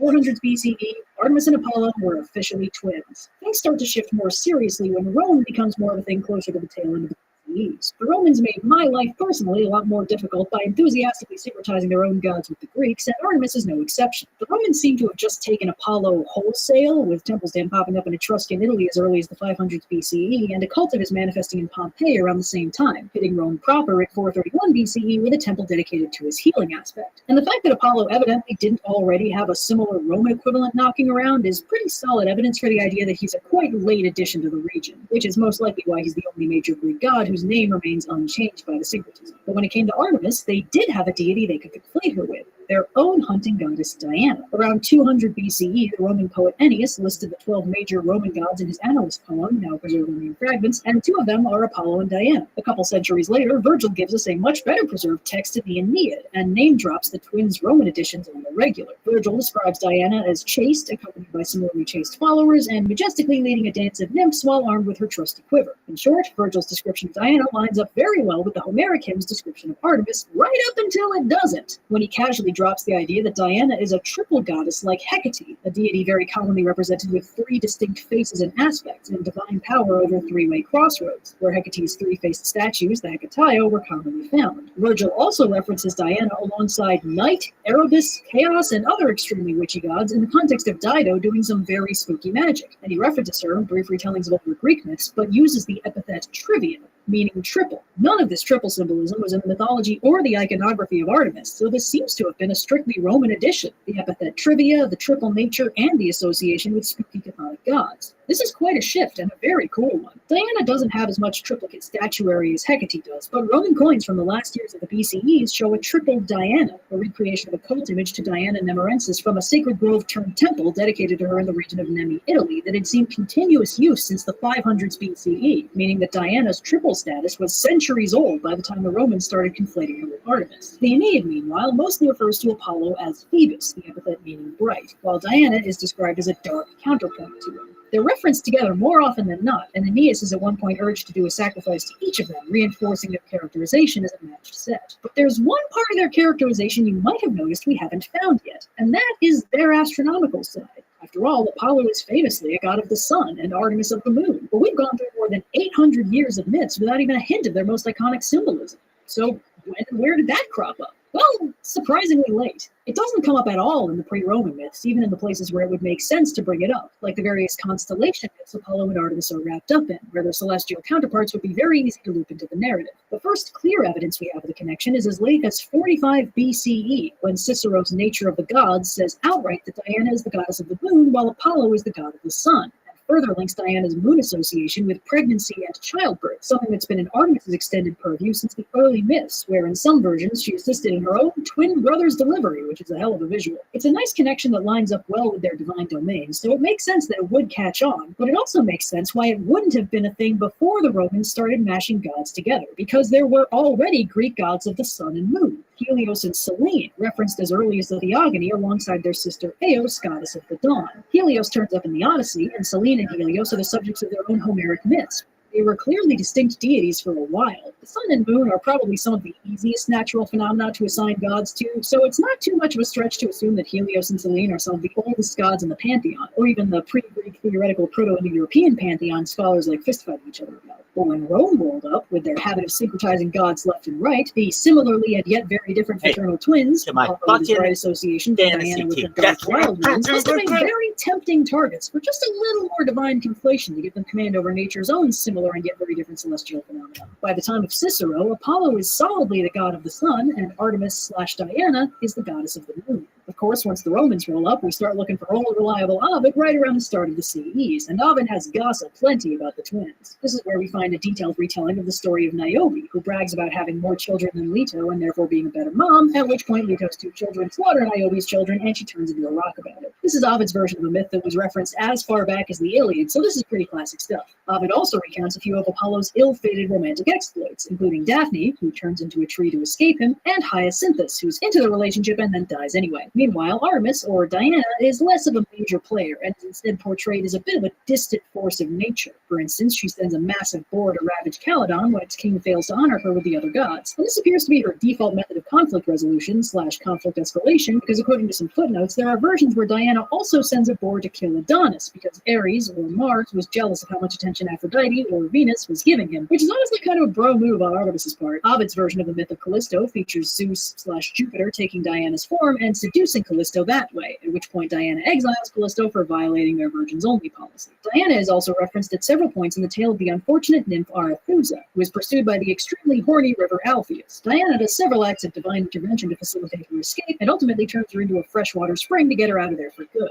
Ovid tends to mark the point in the timeline where the gods have reached their final consistent characterization. And all things considered, Artemis and Apollo have an interesting developmental curve. Artemis is thoroughly ancient, pre-classical antiquity minimum, and seems to have been worshipped in the wild, dark places and feared when she gets mad and encroaches in the civilized ones. But Apollo seems to have come out the gate swinging as an instant beacon of power and civilization, creativity in the arts, appearing in the Homeric era with a cavalcade of myths about coming from a far-flung exiled birth. Apollo continues to serve as a god of music and the arts, leader of the muses and a dealer in creativity and inspiration. But he also stays firmly planted in the city centers, with oracles and priests and power and a long list of superpowered lovers and heroic offspring, while Artemis's power over the wilderness and its wild creatures and the people who choose to leave the structure of civilization, forsake love and partnership, and join her in the hunt, is only exacerbated when she gains Diana's chthonic triple goddess crossroads symbolism and later power over the moon. Apollo is a god of civilization, Artemis of the uncivilized wild. Together, they cover basically everything the average ancient Greek is liable to deal with on a daily basis. It's almost unsurprising that they slowly absorbed more and more symbolism. If Apollo is the god of light and civilization, why wouldn't you also tie him in with the daylight, the time where civilization gets most of its civilizing done? And if Artemis is a goddess of navigating the wild and dangerous wilderness, why wouldn't you give her power over the moonlight that casts the world in shifting, uncertain shadows, that commands the nighttime when the animals she hunts are the most active? Artemis and Apollo fit together. Narratively and aesthetically speaking, they're just plain fun. And they're also dangerous, fickle, and unpredictable. Their divine domains contain multitudes, and those multitudes contradict. Artemis is a defender of young women, and also the goddess whose job it is to kill them. She helps hunters and gives people who don't want to marry a career option divine protection, and she also unleashes wild animals on innocent towns whenever she's provoked, and kills any hunter that gets too hubristic about their own skill. Apollo is a god of music and creativity who leads the muses, mistresses of inspiration, to interpret his many mortal lovers as a metaphor for creative inspiration, striking at random and often to devastating effect. And another way to read it is that Apollo's disastrous love life is a nightmare because he does not take no for an answer, making his relationship with Artemis, the protector of young women who intercedes when they're attacked, a very blatant conflict. And that can make my flavor of storytelling difficult. I mean, how are we supposed to like these guys? How can we be cutesy and fun about these people that have done so much fucked up stuff? Well, there's a problem in our premise. At the end of the day, when we analyze any god, we have to remember that they are not people. These contradictory characteristics, blessings and atrocities doled out in equal measure, protections and injustices inflicted on hapless mortals, these are not moral actions being taken by human beings. Artemis and Apollo are gods that existed through a civilization for nearly a millennium. And in that time, they were the subject of many stories. Why are the Greek gods so fickle? Why don't they always help the people they care about? Why does the mistress of the hunt both protect and kill her hunters? Well, probably because sometimes hunters live and sometimes they die. Sometimes arrows rain down from heaven and the people they strike get sick, and sometimes they just as randomly get better. And if you worship gods that represent those realities, those gods are not going to be entirely benevolent. If you tell a story to explain the world, especially if you tell that story over 1,000 years, the story is probably not going to be entirely happy. And I think that's what makes the story so interesting. When we unravel one of these gods, we are getting a glimpse of centuries of civilization and generations of people making sense of the world around them. That civilization is long gone. The people are long dead. The world they lived in a very real sense, no longer exists. But the stories they told about the world and each other are still here. And two of those stories happen to be named Artemis and Apollo. There is a house in New Orleans they call Rising Sun, and it's been the ruin of many a poor boy. And God, I know I'm one.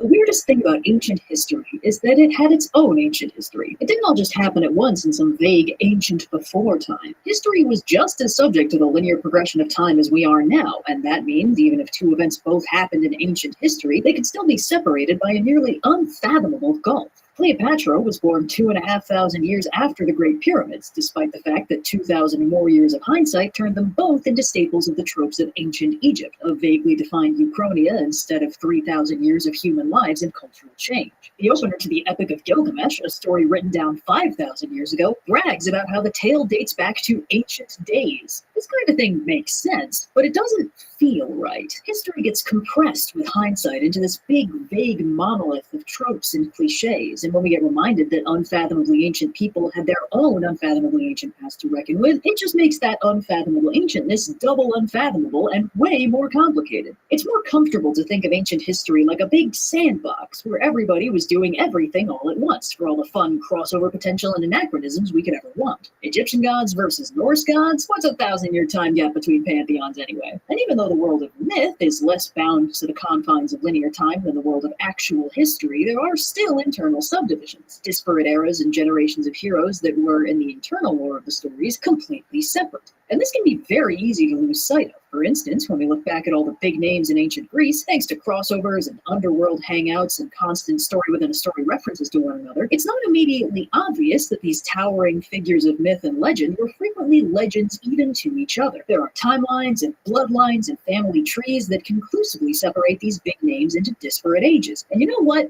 It's about time someone went through and put them in order. So today, to borrow a strategy from Blue's 3-hour Roman history mega feature, I'm going to go back through 9 years worth of my Greek myth videos. Oh, I wasn't as ready for that as I thought I was. And we're going to lay them all out on a timeline, a very big timeline. And we're kicking things off with a bang, with, well, not exactly the biggest names, not the great city founders or the monster slayers or the war heroes. In fact, we can affectionately refer to this first generation of notable characters as the cautionary tales.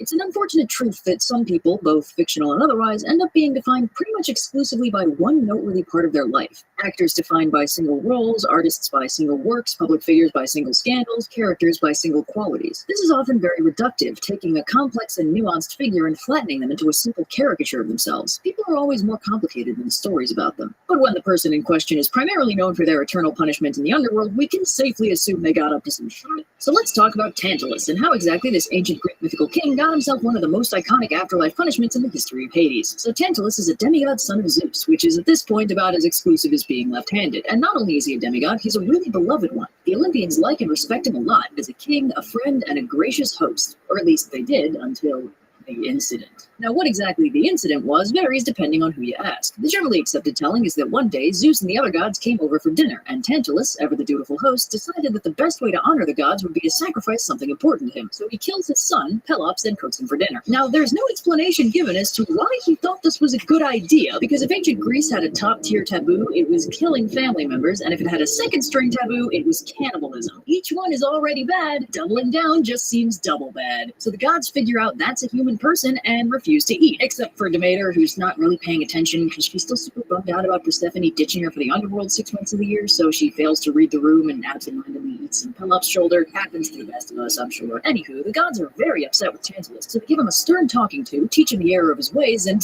I'm just kidding. Obviously, they throw him into Tartarus. So they trap him in a pool under a fruit tree. Whenever he tries to drink the water, it recedes, and if he tries to reach the fruit, it pulls away, leaving him perpetually hungry and thirsty with relief always just out of reach. This punishment is why the word tantalizing describes this kind of situation. The gods then revive Pelops, replacing his missing shoulder with a nice ivory prosthetic, and Pelops goes on to father the House of Atreus, a long line of unfortunate Greek kings mostly known for having very tragic lives. In fact, this family later produces Agamemnon, a crime which I can only assume was later added to Tantalus' already extensive rap sheet. So this was the most well-known version of the story, but it's not the only version. In the Olympian Odes, poems dedicated to victories in the Panhellenic Olympic Games, the poet Pindar tells us, no, I know what they told you, but Pelops wasn't killed at that dinner. See, what happened was Poseidon took one look at him and got outrageously horny. So yeah, in this version, Pelops is carried off to Olympus for appropriately ancient Greek reasons, and this produces a rumor that he was killed, even though he's actually fine. Tantalus is still sent to Tartarus in this version, but this time it's because when the gods have him over for dinner, he steals ambrosia and nectar, which is a violation of the laws of hospitality and one of those things you got in a lot of trouble for in ancient Greece. Zeus, along with all the flashy weather stuff, is also the god of hospitality, so violating that had a tendency to get one smote with extreme prejudice. Anyway, Tantalus gets dunked on, and meanwhile, Pelops decides he wants to marry this lady, Hippodamia, and he has to win a chariot race to do that. So he goes to Poseidon and is like, hey man, can you do me a solid because we banged that one time? And Poseidon's like, hell yeah, and lends him a really fast chariot so he wins the race. And I gotta say, I don't think there's a ballsier power move than getting a major deity you banged one time to be your wingman. So overall, Tantalus' crimes include family murdering, attempted cannibalism, violating the laws of hospitality by stealing from his host, and subjecting the ancient world to Agamemnon. That's pretty bad stuff, but does he really deserve his eternal torment in the underworld? Yes, and I'll tell.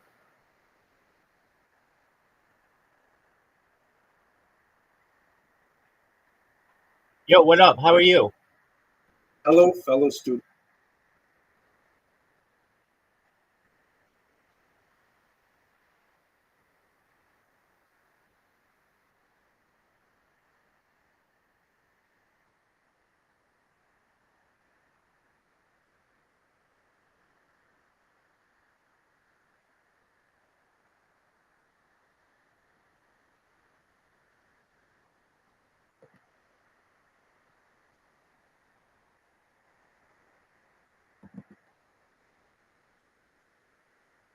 Hello, fellow students of Jewish history. I'm so excited to be speaking with you again, this time about a topic that's very dear to my heart. Specifically, we're going to look at the history of the Jews of Ashkenaz.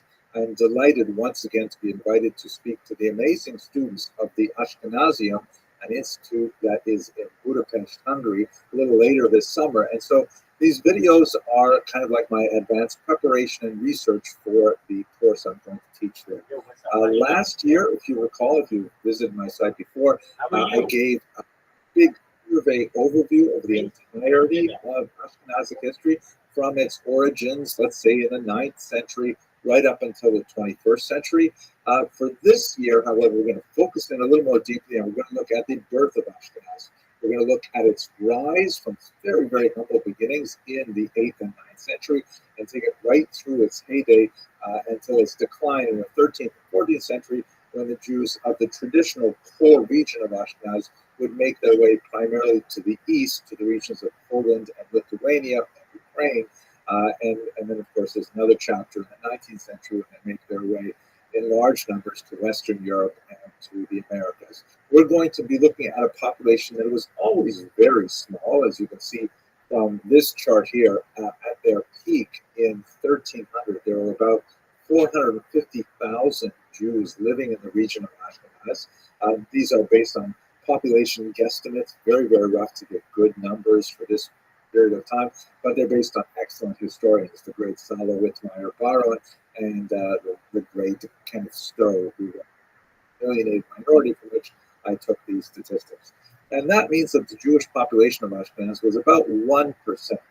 If you look a couple of hundred years later, just before the Great Expulsion from Spain in 1492, the Jewish population maybe grew around 0.1%. So we're always talking about a very tiny fraction of the population, but nevertheless a very, very significant one in so many ways. But for our purposes today, we're going to look specifically at the very beginnings to try to understand what is Ashkenaz? Where is Ashkenaz? What is it all about? So first of all, let's try to understand, where does the name Ashkenaz even come from? So if we look at period sources from around the year 1000, we see that the term Ashkenaz is bandied about. For example, the Tshuvot of the Gaonim, this is a collection of responsa written by the great Babylonian rabbis associated with the latest period of the Talmud of that era, basically answering questions that come to them from really around the known world. Rav Hai Gaon, one of the greatest of the Gaonim, leaders of the yeshivas, this one in particular is Pumbedita, not too far from Baghdad. He has a phrase in one of his teshuvot, his responses, that reads, from all the lands, from Yemen and the east, and from the north, and from the land of Ethiopia, or the Kush, and Ashkenaz. Doesn't define exactly what Ashkenaz is, and then France and Spain. Now, the position of the word Ashkenaz gives you the sense that it's somewhere between Ethiopia, which is like in Eastern Africa, and France, which is in Western Europe. So that's not especially helpful at giving us a sense of where Ashkenaz might actually lie. Rashi, the great commentator, is somewhat more helpful. For example, if you look here on his commentary on Deuteronomy chapter 3, it's in verse 11 here in this citation, but in, for example, the King James Version, if you care to look it up yourself, it'll be verse 9. The verses are sometimes numbered differently. There's a passage there which refers to Mount Hermon, which is in the north of the land of Israel. It's the only place where you can get any skiing in Israel, but it is amazing that that tiny country in the Middle East does make it possible for people to ski. So anyways, this Mount Hermon, which the Amorites call Senir or Shenir. So what does that term Shenir mean? Rashi helpfully says, Usheleg. That word Senir means actually snow in the language of the Ashkenaz, the Russian Ashkenaz. And in fact, in German, the word Schnee, which sounds a little bit like Senir or Shenir, is in fact the word for snow. He also mentions Ulashon Canaan, and in the language of the Canaanites, and this is obviously not referring to the Canaanites of the Bible, but the land in Europe that medieval Jews used to call Canaan, which is basically Bohemia, Moravia, the Prague region, or the Slavic language, they call the word for snow sneak. So in other words, Rashi is specifically locating Ashkenaz in a region which seems to be German speaking. Okay, that is much more helpful and gives us a sense of where Ashkenaz really lies. Now, the term Ashkenaz, however, just before we get to the geography specifically, the term Ashkenaz really goes all the way back to the earliest parts of the Bible. You see, for example, in Genesis 10, Noah has a grandson named Gomer, who then has three sons. One is named Ashkenaz, the other two are Rifas and Togarma, but Ashkenaz here is specifically mentioned as a descendant of Gomer. Now, once again, we don't know exactly where this Ashkenaz specifically lived, but the idea is that the way the medieval Jewish thinkers applied this place name to Ashkenaz is they thought, well, okay, there's a people who are descendants of Ashkenaz. They have to live somewhere. And so they chose that region in central Germany to essentially refer to the Ashkenaz. That's how we get this name Ashkenaz. So now we see that the Bible specifically identifies an individual named Ashkenaz.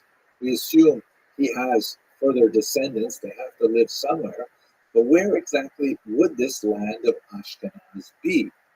We have one more hint also from the Bible, this time from the book of Jeremiah. There's a discussion in verse 27 of chapter 51 that says, assemble kingdoms against her, Ararat, Mini, and Ashkenaz. So we don't know exactly where Mini is, but Ararat, of course, is the famous mountain upon which Noah's ark landed. And that's usually identified as being somewhere in Asia Minor or contemporary Turkey. So that would mean that Ashkenaz, if it's somehow located near Ararat because of its proximity in that particular verse, it would be located somewhere as shown in this particular map here. Now, many other biblical scholars have opined different places in the Caucasus region, further north, and so on, but we really don't know exactly where the biblical land of Ashkenaz actually exists. However, what we can say is what Jews later defined as the land of Ashkenaz, not necessarily connecting it to those specific peoples. Ashkenaz refers specifically to the central German region of the Rhineland in particular.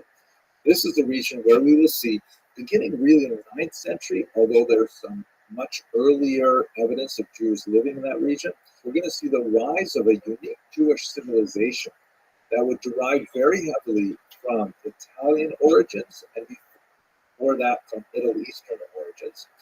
And then they would grow to a significant size of some 500,000 Then later in the 14th century, the population would largely move to the east as a result of both pressures driving them out of Germany and France as well. Some number of expulsions, rising anti-Semitism associated with the blood libel, post desperation, and then riots after the Black Death of 1547-49. And they will essentially move to the east where there is a vacuum, an economic vacuum drawing them in because their skills with finance and commerce in particular are very much valued by the Polish-Lithuanian Commonwealth, and they will find significant homes there where they will flourish.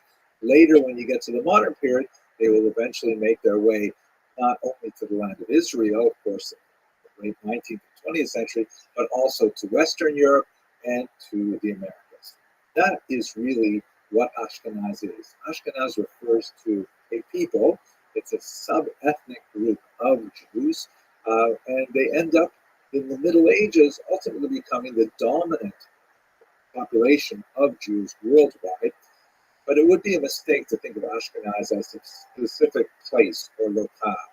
Ashkenaz really is a way of living. It is an imagined country to which millions of Jews have belonged over the centuries. And it's going to be my privilege over the course of several videos and then to a live audience in Budapest later this year, God willing, to discuss the birth of this unique and fascinating community and to tell their story. Thank you very much for watching.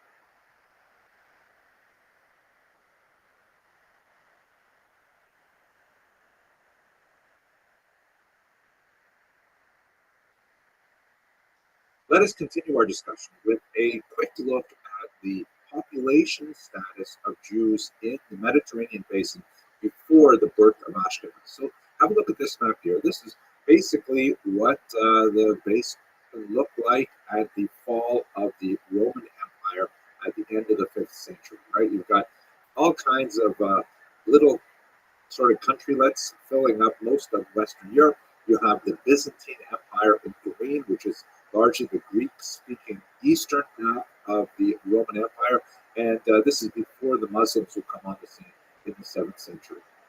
Ashkenaz is located here in the north, in the Rhine. Now, that's the heartland. Of course, we will have a lot of Ashkenaz in larger France, and we're going to speak about that in the next couple of lectures, but the heartland is really the Rhine River Valley, in particular places like Köln, Mainz, Speyer, Worms, places like that.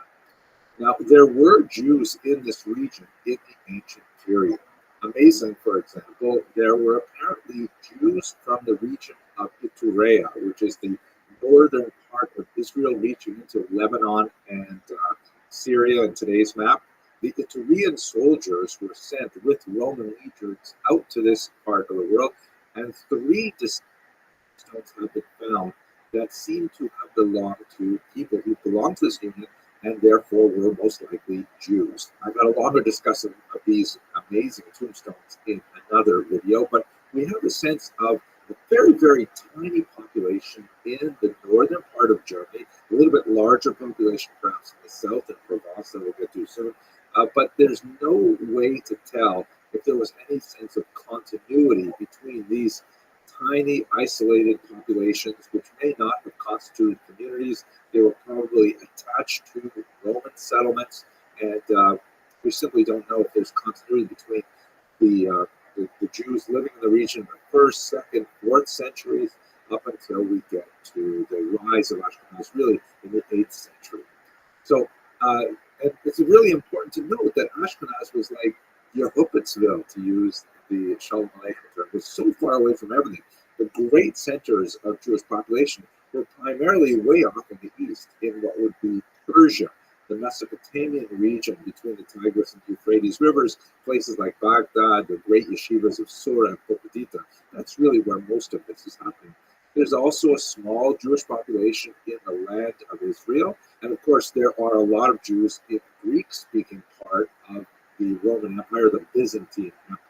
And there are Jews who are living in the Italian peninsula since the 2nd century before the Common Era. So that's really where we've got lots of larger sections of Jews living. And then we have this trickle of Jewish migration that goes across the coast of North Africa, setting up in many places, of course, in Egypt, but also in Libya, in what would be today Tunisia, and then all the way up into Spain. We don't know a lot about the sizes of these populations because the Jews left very, very few records of their presence there in the ancient world, particularly in Spain. If we were to judge, however, from church records, Jews were like everywhere. We'll talk about that in another lecture. But basically, this is where we have a scattering of Jews throughout the European basin. One really important place, however, deserves more of our attention, and that is the region of Provence. You can see that Provence is located here at the south of France. It's where the Rhone River meets the Mediterranean, and it's right at the border in the 5th century right, of the Visigothic kingdom and the Burgundian kingdom. Now, this is extremely important because the Visigoths, I have another whole lecture dedicated to them, and we will have to return to them on a number of occasions. But these are basically a population of Romans who were originally Arian Christians, as Arian, and they eventually converted to Catholicism in the late 6th century. And with that conversion came a ridiculous number of anti-Semitic decrees. For about 120 odd years, the Jews in the Visigothic kingdoms were incredibly persecuted, were chased from town to town, suffered from all kinds of forced conversions, which was going on with tremendous frequency in the region. And there's quite a good likelihood that many of them, although we don't have any of the Jewish records themselves, but it's quite a good likelihood that many of them made their way over the Pyrenees and into Burgundy, into Frankish region, and into Ashkenaz as well. We know in particular one fascinating legend that is actually repeated in several sources, so it certainly may have some basis to it, that a Jewish king rose in the city of Narbonne, largely because of his instrumental role in holding back the Muslims later on in this time period. There are many scholars who feel that the entire episode is legendary, but nevertheless, even if it's a legend, we do get some sense of the complexity of the situation, particularly when the Muslims will become involved and there will be a conflict between Christian and Muslim regions. So anyways, this is where Jews live, basically, by the time we get to the birth of Ashkenaz. And that's what we're going to look at in the next video. Where did these Ashkenazi Jews actually come from? Thank you very much for watching. At this point, we should really answer the question, where did these Ashkenazi Jews actually come from? So first of all, we have a literary tradition that basically dates from the 12th century, so several centuries after these communities were founded, that the earliest Ashkenazi Jewish communities were made up essentially of Jews from northern Italy. The Rothschild, which is a very important rabbi who lived in the 12th century, we'll return to him at his work when we talk about the Hasidei Ashkenaz. He describes his family history, which appears to be supported by other sources, as having originated with the Colonimus family leaving northern Italy and coming to the region of Ashkenaz. There are all kinds of additional legends about an invitation from King Charlemagne and so on. Those may perhaps be discounted, but we'll return to a discussion of the founding of those communities in a later video. But what's especially fascinating now is how modern genetic studies have contributed to our understanding of this literary account in a manner which means that it seems like it's really quite credible that that's exactly how it happened. I'm going to look at two studies with you very quickly. This article describes a rather disturbing discovery that was made during the construction of this shopping center in Norwich, England. While working on the foundations, they came across this medieval well, and piled into the well were human corpses. They were exhumed and studied. Why were so many people thrown down in the well at the same time? Clearly was not a normal burial. There's some evidence that some of them may have been killed before being thrown into the well. Scholars suspected that these may be the victims of a riot associated with the Crusade in the 12th century. In fact, that turned out to be the case because with modern genetic analysis, these bones were shown to actually belong to Ashkenazi Jews. In fact, with this DNA evidence, they were able to even reconstruct what some of these people must have looked like, including the children who were thrown in the well as well. Some of the DNA also pointed to their hair and eye color. Some of them had red hair, blue eyes, for example, but they were all very closely related to contemporary modern-day Ashkenazi Jews. So this means that, at least in England, in the 12th century, we have some dated remains that clearly indicate the presence of Ashkenazi Jews. But it doesn't tell us too much yet about the actual origins of those Jews. That was left for a much more complex study related to a cemetery in Erfurt, Germany. Now, unlike the remains that were discovered in Norwich, where people didn't know how they got there, who they were, and things like that, a much better sense of what happened in this city of Erfurt, Germany. Here is a photograph of an excavation of a site that was discovered in Erfurt, Germany. It was correctly identified as a Jewish cemetery, and several scholars led by S. Waldman from very prestigious institutions approached some rabbinic authorities for permission to study these remains, because normally in Jewish thought, in Jewish practice, it's forbidden to disturb the remains of the dead. They have to be reinterred as soon as possible and so on. But they were able to get permission, for example, to look at the teeth, which were already detached from the body, which did not have the same status in Jewish law. And they studied the bones of the people buried in this particular 14th century German establishment. They were able to determine some amazing things with contemporary technology. This is, by the way, an article that appeared in 2022, so it's really quite recent.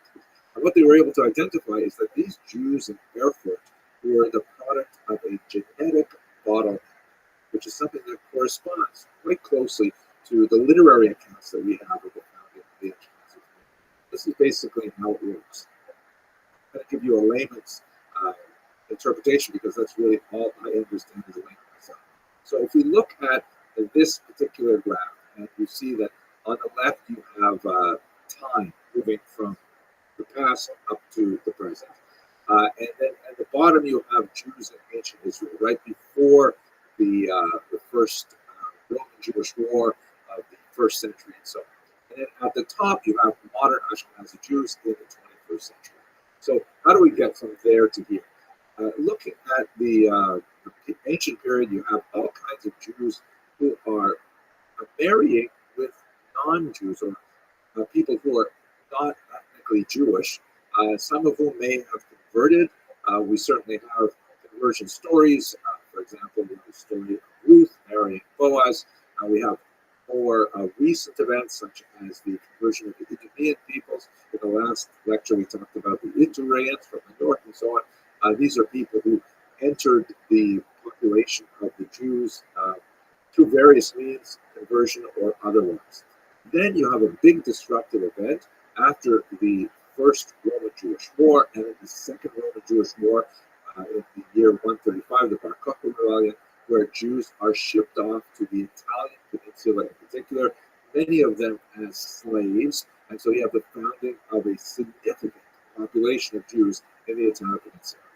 There, you have the same phenomenon of Jews marrying with non-Jews through the rabbinic conversion process, much more likely at this point, but also you can imagine all kinds of relationships. And so they're mixing with first South Italians, where there was a very large Jewish population, and later North Italians. Then when you get to the 9th century, you have that story that we began our brief lecture with, where the Rothschild describes a small group of Jews led by the Columbus family making their way up to the Rhine. Largely with that small group of Jews emerging originally from Latin Israel, moving through the Italian peninsula and right up into Ashkenaz. That's where you have the foundation. The Erfurt remains were discovered, dated to about the year 1350. And one of the most fascinating things about this is that the Erfurt remains do not support the so-called Khazarian thesis. This is a rather bizarre thesis that suggests that the majority of Ashkenazi Jews are descended from a huge mass conversion that is said to have taken place in the 8th century in Eastern Europe, north of the Caspian Sea. It's a whole fascinating discussion of what exactly is the nature of this conversion, if it happened at all. But what we can say is that these Khazarian Jews, if they existed, are not related to the Ashkenazi Jews found in Erfurt, who are incidentally very closely related to modern Ashkenazi Jews. So if you look at it on a map, it looks something like this. This is also, by the way, a genetic map that shows the migration patterns of Jews. It looks a lot like what we saw in the previous video. So here you have basically the Jews looking at number 1, where they're of Middle Eastern origin. They're taken to Rome, and then they make their way up to number 2, which is migration to Europe, particularly to Ashkenaz. There are also admixtures with 4 and 5. Those are Jews who make their way across, of course, North Africa, and then from Spain, from the Visigothic era into Western Europe. And so there are traces of these Sephardic DNA as well. And then later, as we shall see, in the 14th century and beyond, you have a large movement of these Ashkenazi Jews to Eastern Europe, to Poland, Lithuania, and so on. What about the DNA? The status of the DNA in the Erfurt remains shows that they have Middle Eastern DNA of about 15 to 45%, and about 45 to 70% of their DNA is actually Italian. That is both the south and the north, suggesting that the reason for the physical appearance of Ashkenazi Jews being somewhat distinct from North African or other Sephardic Mizrahi Jews is likely because of the admixture of those Italian genes. So that's basically the story of how the Jews got to Ashkenaz, where they came from. We're going to continue with some more discussions of their status legally, their economy, and so on. Thank you very much for watching. Hello, fellow students of Jewish history. Let us continue our discussion of the Jews of Ashkenaz by looking at something called Jewry law. Now, what exactly is Jewry law? This is a term that I believe was coined by Guido Kish. We'll look at it in a few short lectures from now, to distinguish it from Jewish law. Jewish law is a term that's used to refer to, the great mass of Jewish thought around jurisprudence, like, what's recorded in the Bible, the Mishnah, and the Talmud, and the Shulchan Aruch, and the codes, Maimonides, and so on. That's Jewish law, and typically Jewish students spend a lot of time studying Jewish law. Jewry law, on the other hand, is the study of laws which regulate Jewish behavior, so to speak, from the outside. This is an entire body of law that has, some ancient antecedents, like in the Theodosian Code, things like that. But it really begins to develop in Germany, in Ashkenaz, during the period that we're discussing. So we're going to spend the next few lectures looking at Jewry law and trying to understand exactly how this works. Let us take a little bit of time to break ourselves out of our 21st century mindset, which is especially prevalent for those of us who live in democratic societies, which are, generally speaking, what we call a Rechtsstaat, or a society which is governed by law. We have this sort of mindset, which, I grew up with, I'm sure many of you grew up with, that the law is kind of like this body of thought that's written down and it applies to everybody. And the idea is, if you live in a particular place, there are laws that you and everyone else must obey.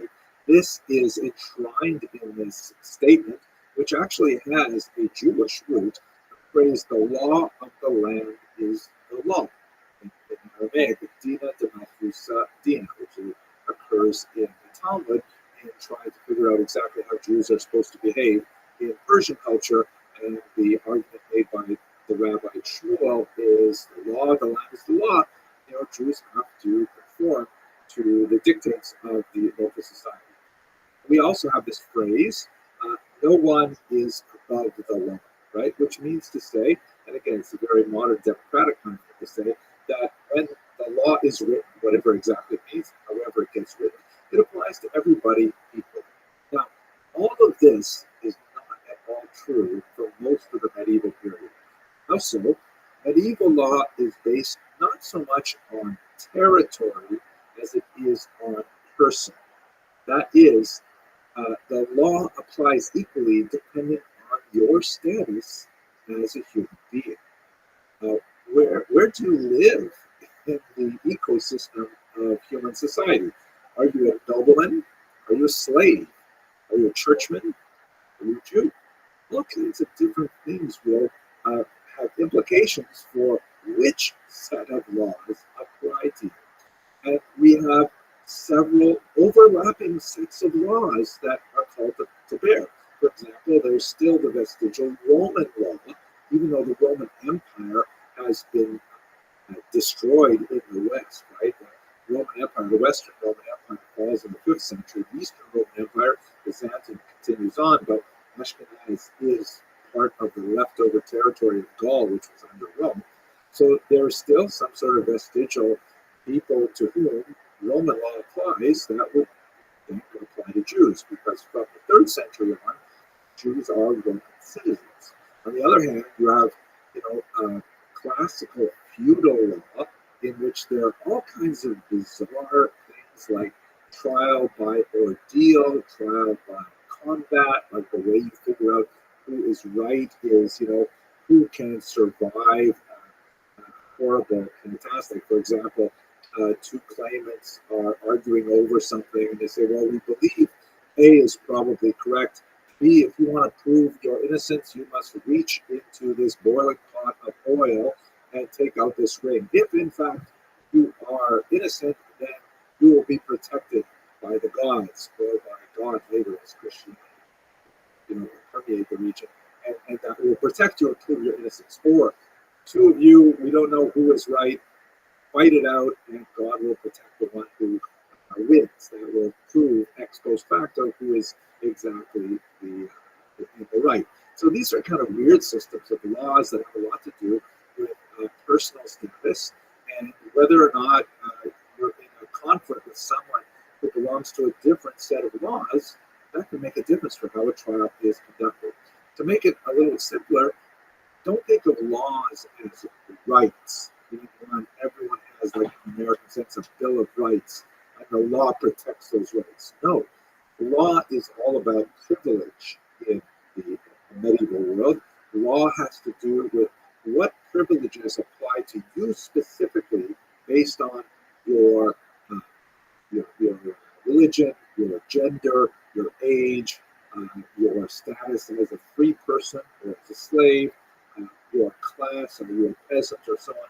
All of these things are all meshing together, and now we have to ask the basic question, which we'll run through the next few lectures. Where do the Jews fit in? What exactly are the Jews in this context? So we're going to look at that in just a second. Thank you very much for watching. One of the most important things to understand about medieval society, as we attempt to understand the role of the Jews in Ashkenaz, is the notion that medieval society was corporate in nature. Another word we could use to describe this is feudal in nature. It describes people not as individuals reporting to a general authority. The king doesn't reach down and get involved with every individual citizen, just like in modern society, the president can say, hey, what's Abramson's social security number? He can tap it into the computer himself and he'll see my dental records, right? That's kind of how we deal with these things in a modern society where there's no space between the president of the society and the individual citizen, theoretically. But in medieval society, it was not like that. People were organized in groups, sort of like castes, sort of like classes, but not exactly. And they had mutual relationships with each other, mutual responsibilities and privileges vis-a-vis each other. So let's look at a very rough, sort of primitive schematic map of how feudalism works. So you begin with, you'll see that you have, at the top of the slide, you have the king. Right? And then below that king, you have a series of nobles. You have the dukes and counts, and who knows what else. And then at the very bottom of society, you have the peasants, or the serfs.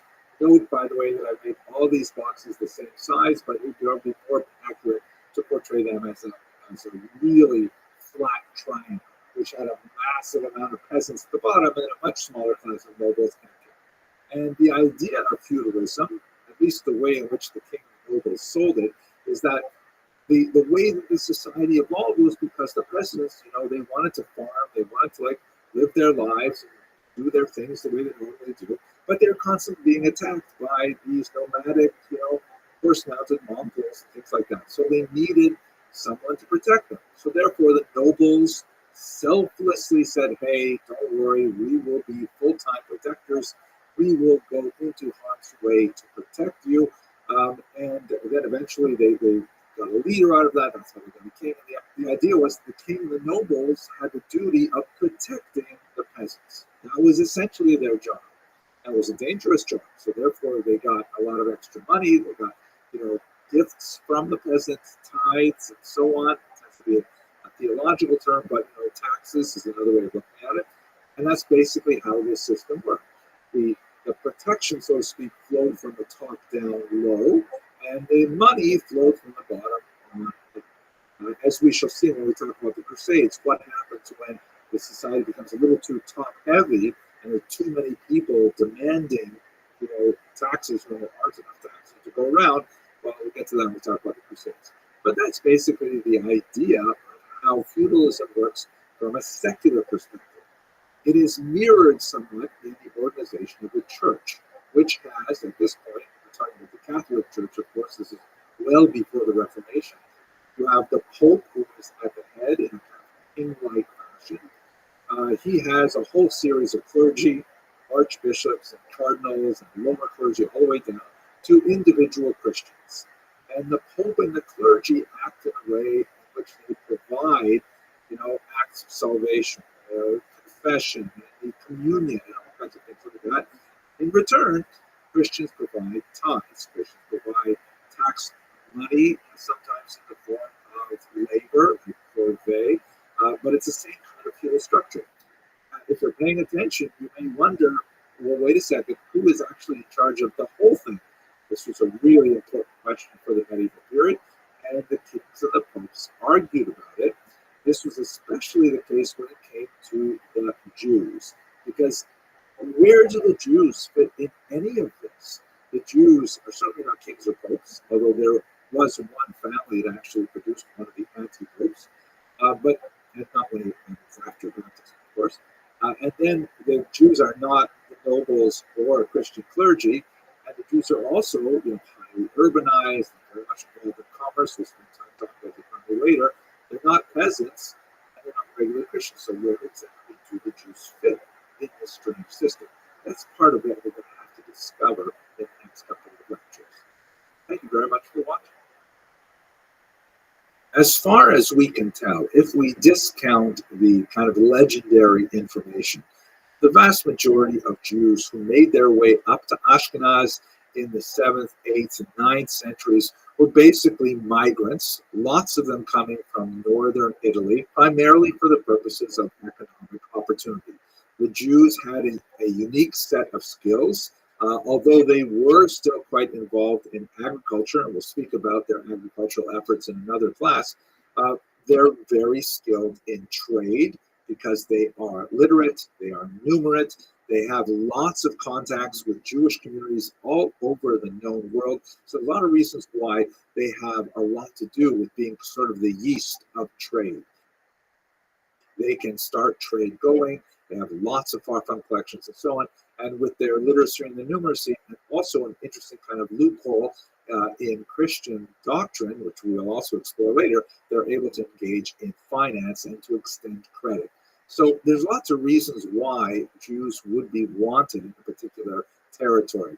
But bearing in mind our overall discussion right now, which is Jewry law, and the idea of the law as privilege rather than a right, what exactly do you do with the Jews? Where do they fit in that feudal structure that we discussed in the last video? So the answer is that Jews were basically given sets of privileges which varied from place to place. These were often called charters. So let's have a look at one of those charters, for example, that of Rudiger of Speyer, which is dated 1084. Now, this is probably, post-dating from the Jews' actual presence there. And there are some interesting questions about, was Rudiger actually issuing these privileges for the very first time, or was he stating a reality and hoping to attract more Jewish settlement? It's hard to say. Maybe we'll get into it in greater detail later. But for now, The introductory paragraph is quite interesting. Rudiger, who is a bishop, but he is acting here in his feudal capacity as the Lord of Speyer. He writes, "When I wanted to make the village of Speyer into a city, I thought it would increase the honor of our place 1,000-fold if I were to bring in Jews." Wow, sounds so nice. Flattered, right? And then the charter goes through a whole series of things that Rudiger will do for the Jews if only they move in there. Again, it's quite possible that they lived there before, and this was kind of like designed to firm up the relationship and intentionally backdated. But let's read what it says. First of all, Rudiger says the Jews have the right to have a separate walled neighborhood. He explicitly refers to the right of the Jews to self-defense, and that the wall around their community, kind of like those gated communities in Boca Raton, is designed specifically to protect the inhabitants. He says the Jews have the right to engage in commerce in city limits right up to the Rhine River, and he specifically says the wharf as well, which means that they can engage in river trade, which is extremely important. And note that you might be thinking in a 21st century manner, like, well, what are you talking about? You can move into a town and then you can open up a business. No, not like that at all. This is a medieval society where businesses are controlled by guilds, and not everybody can become a shoemaker. You have to, spend time.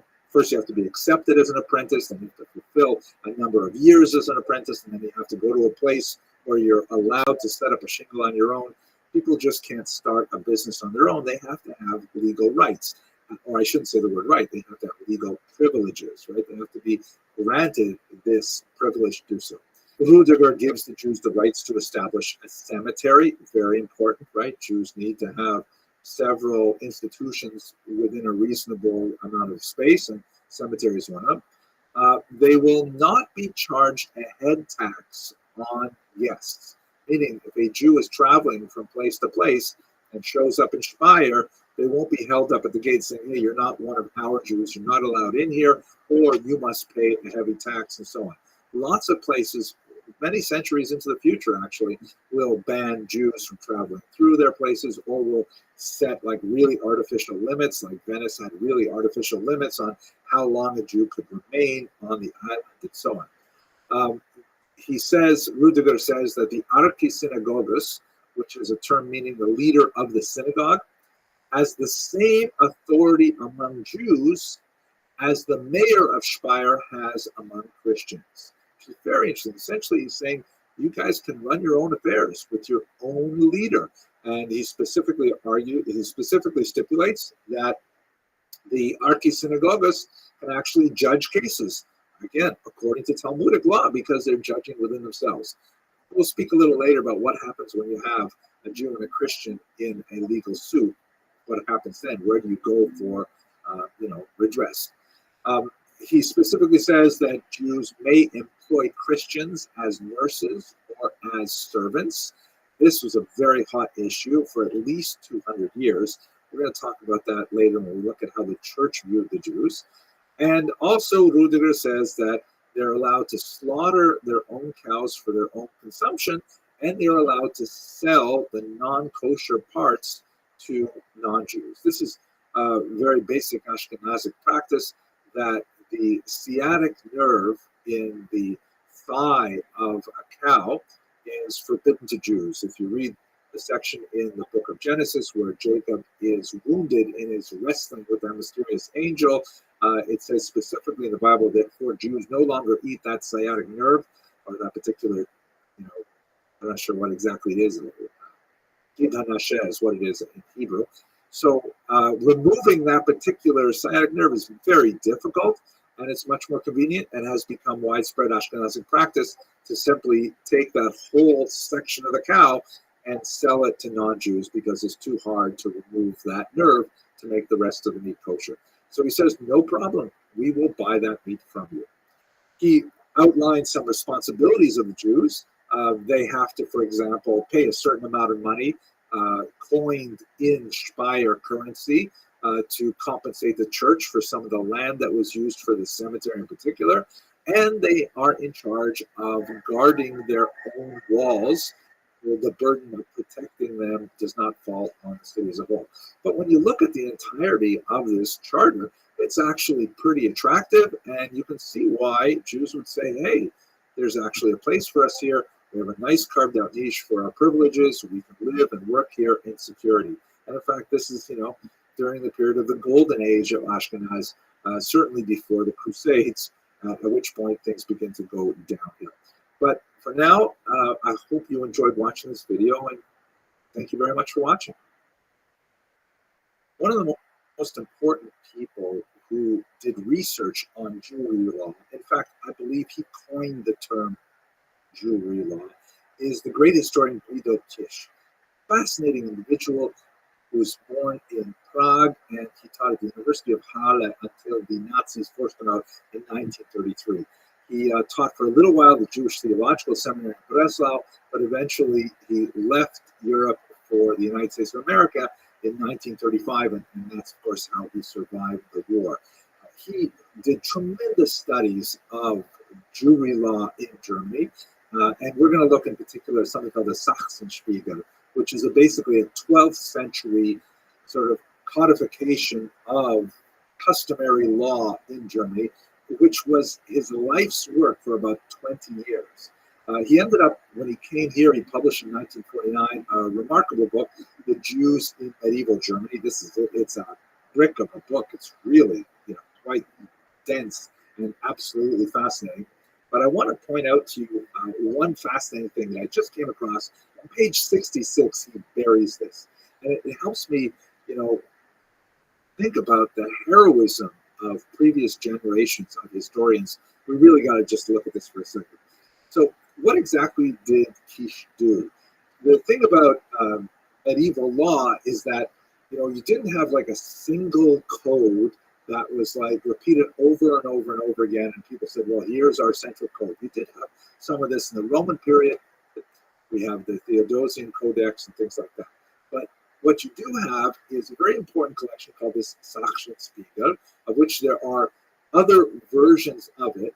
And it was written in the 12th century, in which this writer basically tried to collect what he knew about the customary law of the 12th century in certain parts of what would be today Germany. It's actually quite fascinating. It has a lot of stuff about Jews, and I hope to spend a little more time talking about it shortly. But as this Sachsenspiegel spread, many municipalities said, hey, we really like this. Let's incorporate it. Oh, let's change this a little bit. Let's change that a little bit, but we'll basically keep it. And so it sort of reverberated throughout the regions. Perhaps the most famous iteration of it is something known as the Magdeburgrecht, the law of Magdeburg, which was a particular city that established a version of the laws that were codified in Sachsenspiegel. Now, and this had lots of implications for Jews, as we shall see in a while. So what Guido Kish did in the 1910s and 1920s is he went all over Germany and went into local archives, local town halls, and show me your oldest records. And he painstakingly went through all of these old court cases, thousands upon thousands of them, and noted how they were related to the Sachsenspiegel to be able to write up a massive compendium of how law spread throughout Germany. Huge amount of effort. Then, of course, in the 1930s, when the Nazis came to power, they confiscated all of his papers. He just mentions this, by the way, in passing on page 66 of his book. By the way, I worked on this for 20 years, and then the Nazis just took it all away. After the war, he writes, because this book was published in 1949, he tried to get back some of his documents, but it was all gone. He did know, however, that the Nazis did publish 2 volumes based entirely on his research without any attribution to him, because, of course, he was a Jew. So what goes around comes around, however. The entire institute that had stolen all the materials was really damaged in the last months of the war, and everything was lost, the entire institute, all of their papers and things like that. But what's kind of fascinating is that, Kish was primarily working as a German legal historian, but he's also a Jew and also interested in Jewish history. So as he's going through his material, he would make separate set of notes specifically about how do these various legal decisions reflect upon Jewry law. And he ended up collecting a tremendous amount of material, which he didn't turn over for publication because, he was working, this was his side gig, so to speak. But he was able to save those side notes and then come up with this massive book, The Jews in Medieval Germany, a study of their legal and social status, which has proved to be an incredible resource for students of medieval law and the Jews. Absolutely fascinating. Thank you very much for watching. Let's resume our discussion of the legal status of the Jews by looking at a different charter, this one composed about 100 years later, 1190, by the Emperor Henry IV, considerably larger and more important figure. And what this particular charter is especially good at, much larger than the one we looked at in 1084, is that it specifically points to a new status that Jews will be developing over the centuries while they're living in Ashkenaz, that of servi camerai, sometimes called servi camerai regis, which means servants of the royal chamber. And what this refers to, we'll get into a lot more when we talk about the economics, is that the Jews became, in terms of the system of privileges and legal status, they became sort of like the possessions of the king. And this was exceptionally useful to the king for economic purposes. Again, we'll get into that in a separate lecture, but somewhat irritating to the church. So let's have a look at this particular charter and what it refers to and what the implications are. First of all, there's a really interesting preamble in which Henry IV says that he was approached by certain Jews led by Judah ben Kalonymus. This is the famous Kalonymus family, who we see at the very beginnings of Ashkenazic civilization, and later they assume important leadership positions in Ashkenaz. They come to the emperor at Speyer and they ask for his protection. Right? We talked about feudalism and the idea that the higher classes, nobility, and especially the king, protect the lower classes, and the Jews, not serving in an extensive serf-like capacity, and therefore producing tithes of their produce or taxes from their produce, and not serving like knights and physically defending the territory. Like, what exactly do they have to return to the king? Well, it turns out they actually have a lot.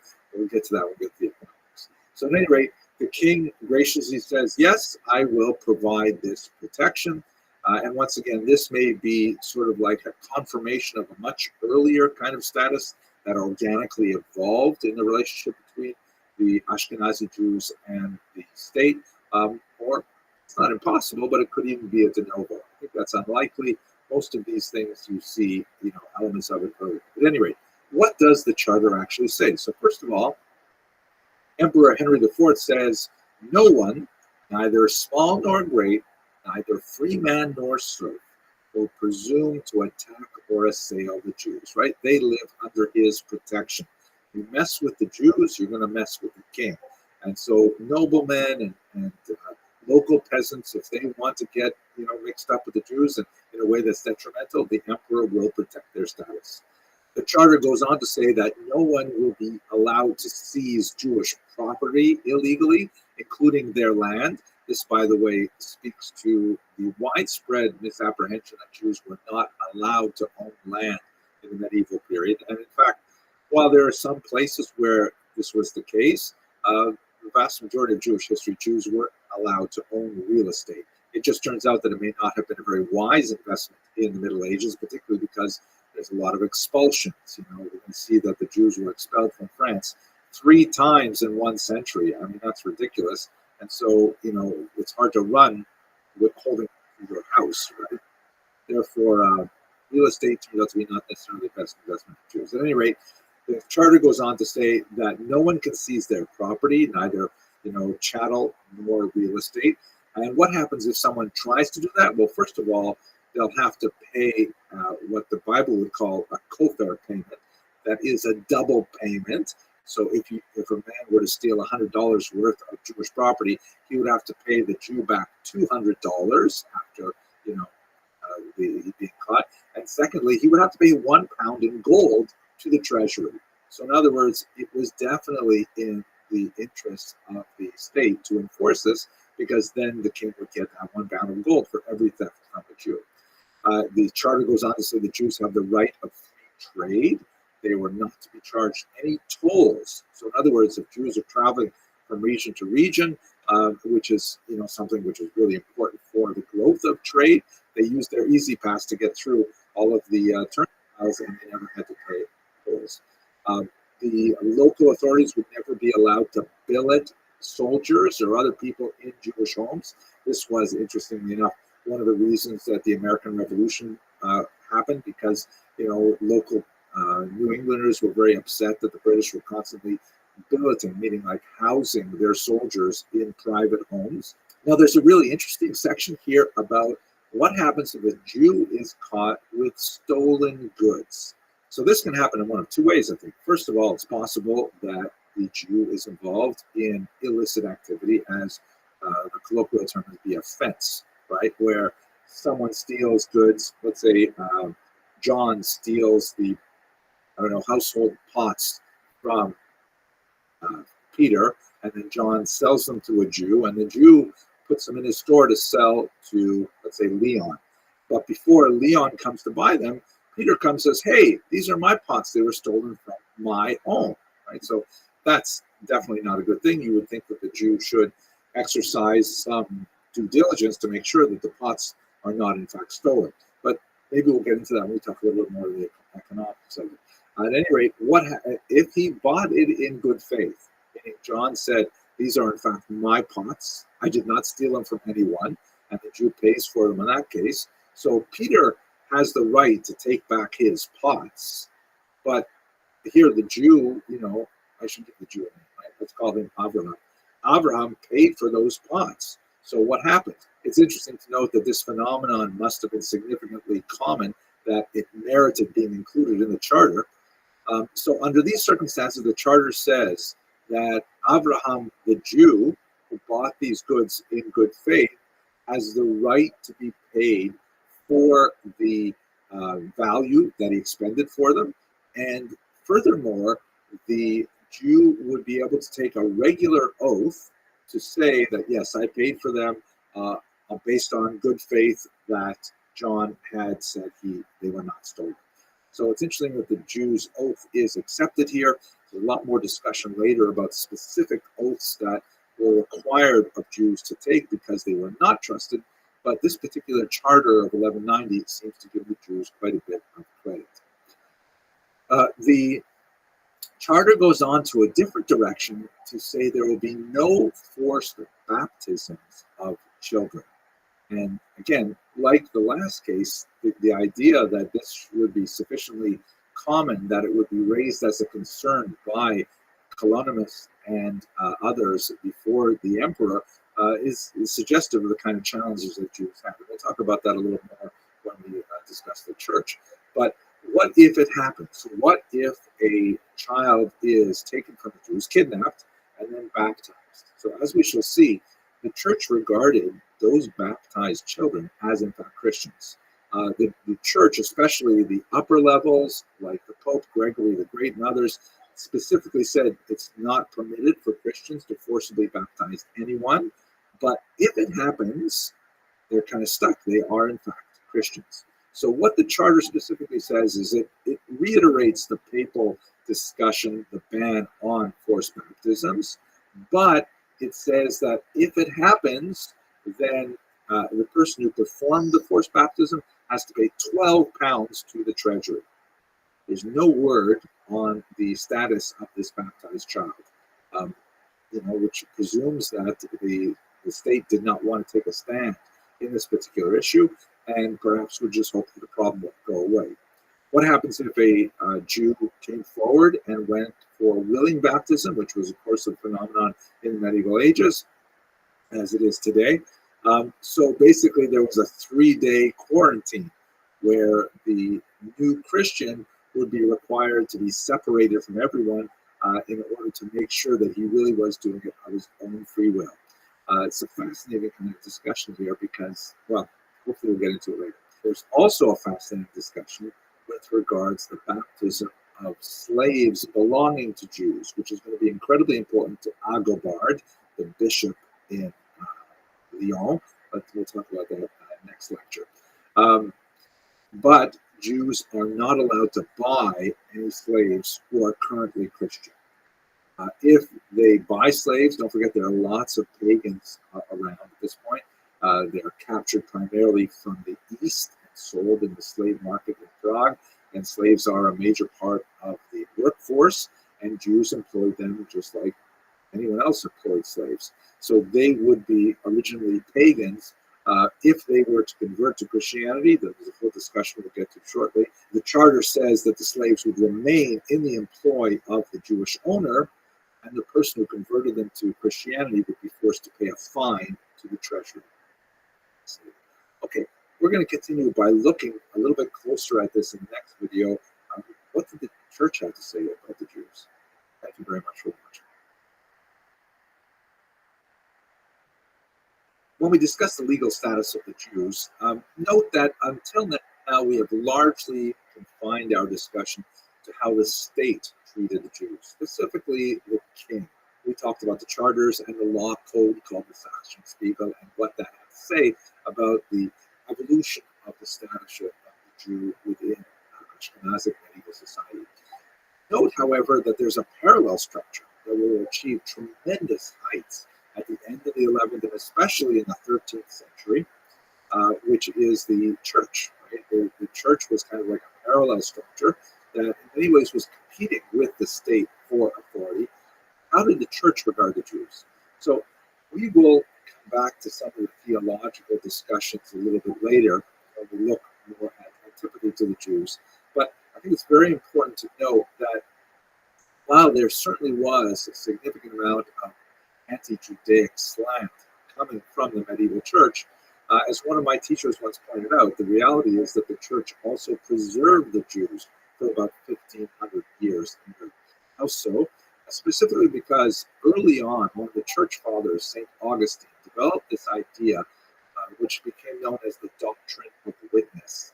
This is a fascinating doctrine, which basically states that the Jews must be preserved in society until the second coming of the founder of Christianity in order to testify or witness that he is in fact the Messiah. If all the Jews are wiped out, God forbid, or even all expelled, then there's not going to be anyone around who will be able to say, you were right all along. Since the Jews were there originally, since the Jews possess the ancestral tradition, then the only way that that new tradition of Christianity can be validated is if its originators were able to say, yes, in fact, we were wrong, you were right, let's move on to this new faith. This is a complex kind of theological relationship that is really to Christianity. It's not nearly as strong in Islam. Islam developed a couple of notions that allowed Muslims to regard Jews who are kind of like their intellectual grandparents rather than their spiritual parents. And so there's more of a distance with the Jews. There are similarities, but it's very important to Christianity. And in fact, it colors much of Catholic relationship with the Jews and with the state of Israel to the present day.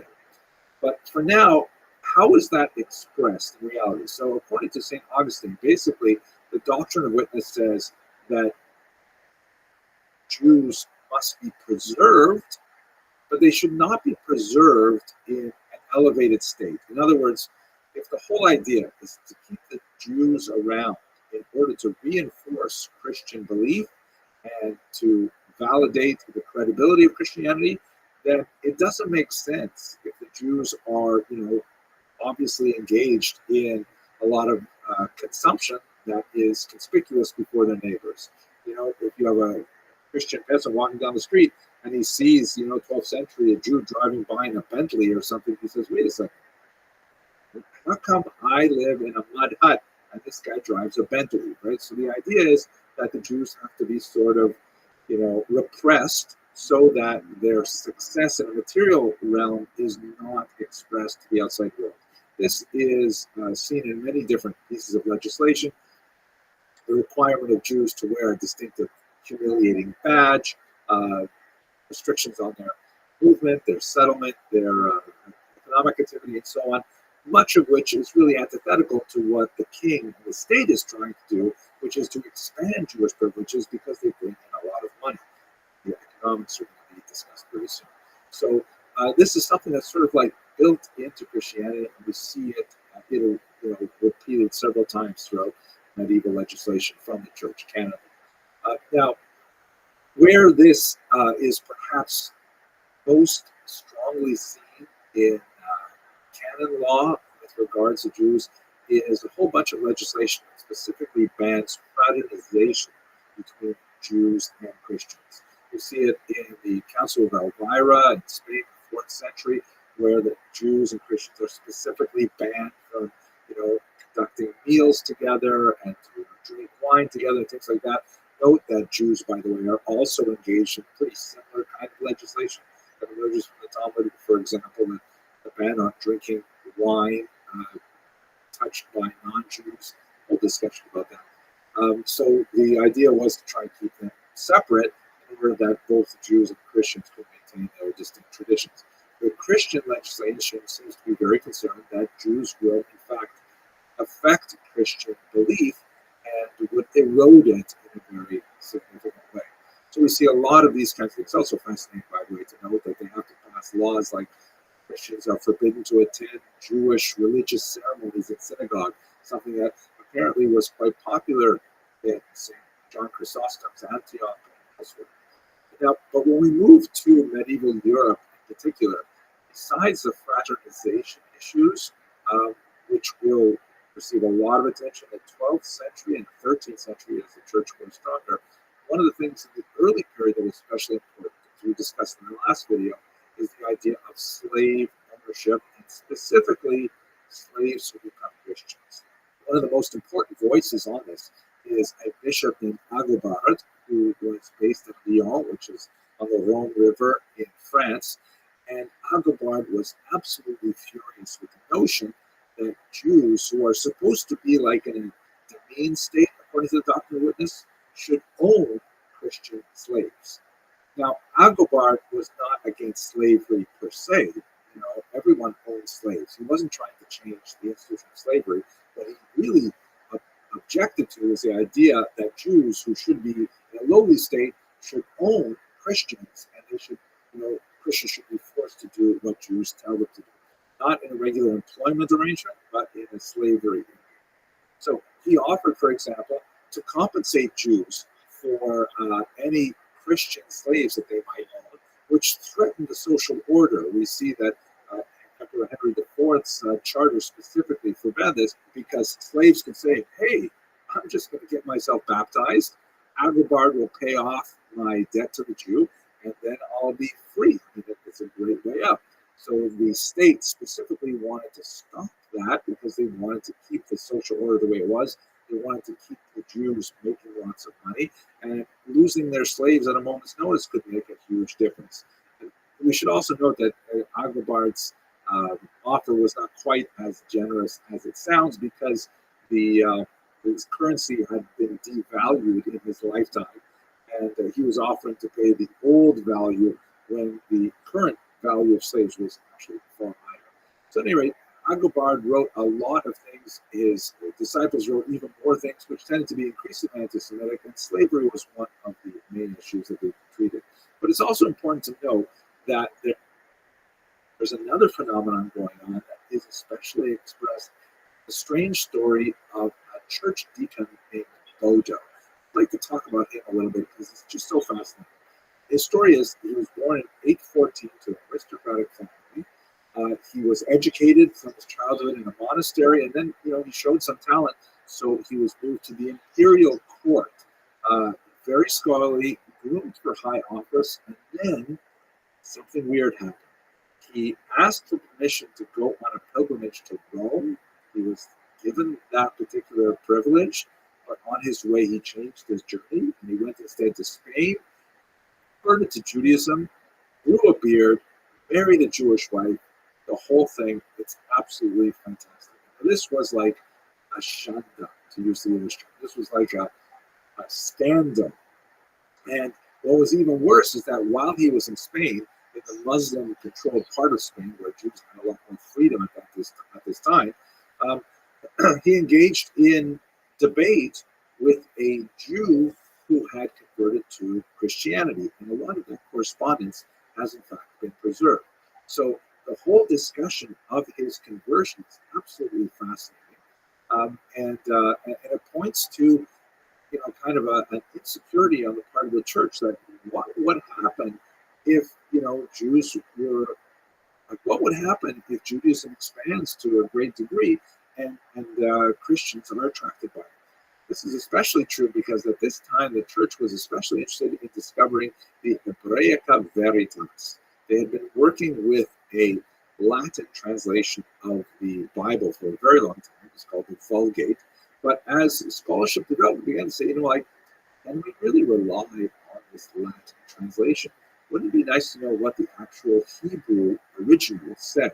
And of course, if you want to know the Hebrew original, you've got to go to Jewish experts. And all this contact of churchmen and scholarly Jews posed a risk to Christian faith. This is likely what happened with Bodo, who, by the way, took the name of Eliezer afterwards. So, at any rate, he engages in this, extensive debate with this individual named Alvaro, who was apparently a Jewish convert to Christianity, and this was an explosive debate that had a tremendous amount of impact on society as well. So much more to say about it, but I think this is illustrative of the tensions that erupted between Jews and the church in the 9th century in particular, and we're going to have to see how this relationship would unfold over the Middle Ages. Thank you very much for watching. Hello, fellow students of Jewish history. So one of the most important aspects of the development of early Ashkenaz is the remarkable attention that was devoted by these migrants to northern. Yeah. I'm watching a lot. What's good, buddy? Excellent. Oh, good interview. I'm going viral any day now. What I do, I'm making it point the moon. How do you like its all-time high?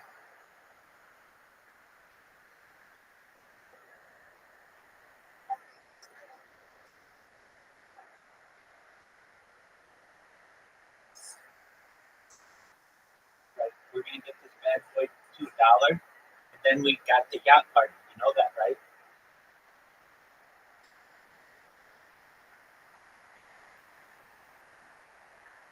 Excellent.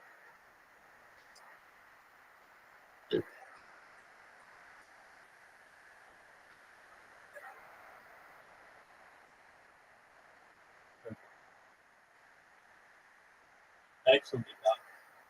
Well, I'm gonna get back to my lecture. Peace, Pascal. I appreciate it. Shout out to Squirrely, everyone. We have to realize where we stand today in the 21st century. Who is it? Oh, it's meaning GB. that Oh, apologies. I thought so. It said on my I had to close my app and reopen it. GB. It's what did I want to say? Like which? So it just shows the people who've been in here for a long time. Okay. Apologies, GB. GB is the man. Everybody knows GB is the man. GB is, in my opinion, like the mortar of Harry Potter Bamasaki even because whenever anybody needs it, he's there. I have said this in the past, to my own credit. GB is really big sound enough, but I usually pick up on your voice, GB, from way over what's going on. So apologies there. I'm ready for the yacht party. We'll make sure that you get your passport taken care of. You never know, man. We could hit $1 next week.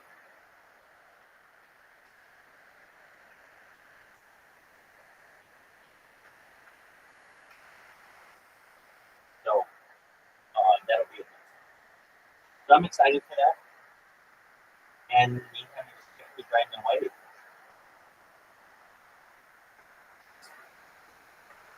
Excellent. You should know. You know who Aiden Ross is, right? Excellent. I'm live in his Discord right now. And do you know who I showed Speed is? I'm live in his Discord on camera as well. And everybody's like, how the fuck are you able to be in so many different like big influencers Discords live on camera? How are you doing it? So I'm what did I say? I'm mad. That's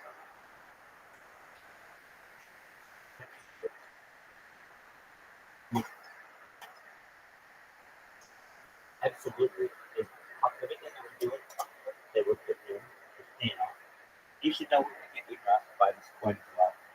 And then we're going to see it. But one, $420, $69 to the moon.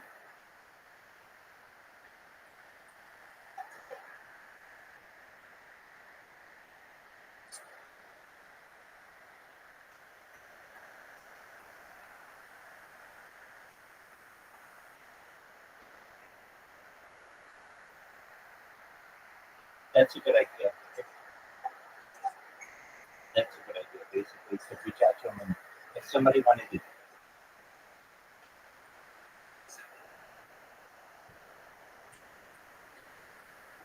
well, it would just be good for it. It would be worth it. If he did it, it'd be worth it because we get the notoriety.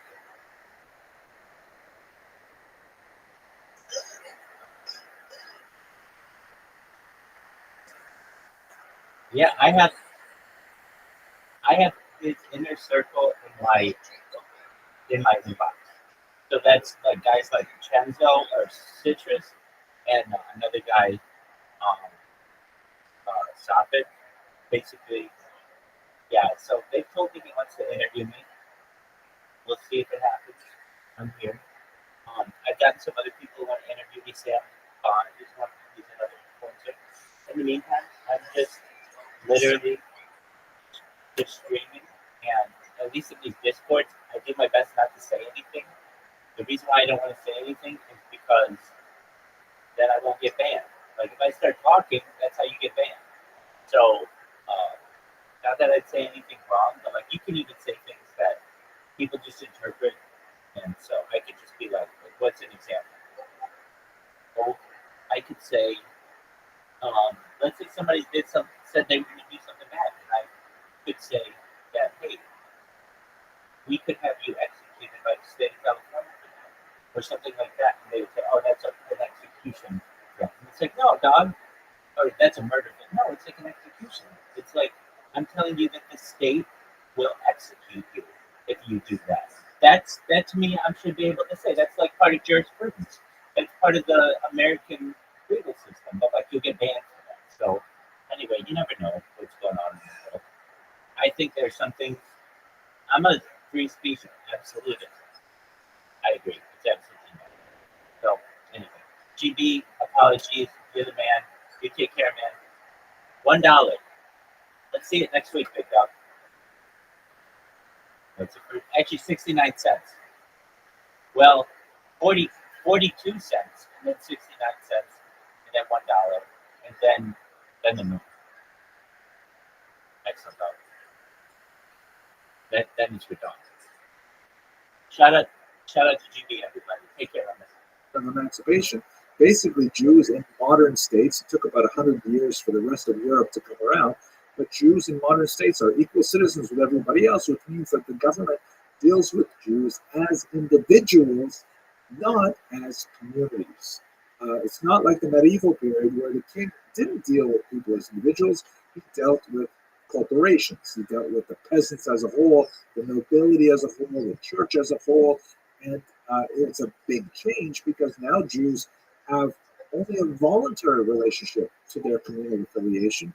If they choose, they may simply abandon the community and assimilate or simply choose not to affiliate without assimilating into the general body politic.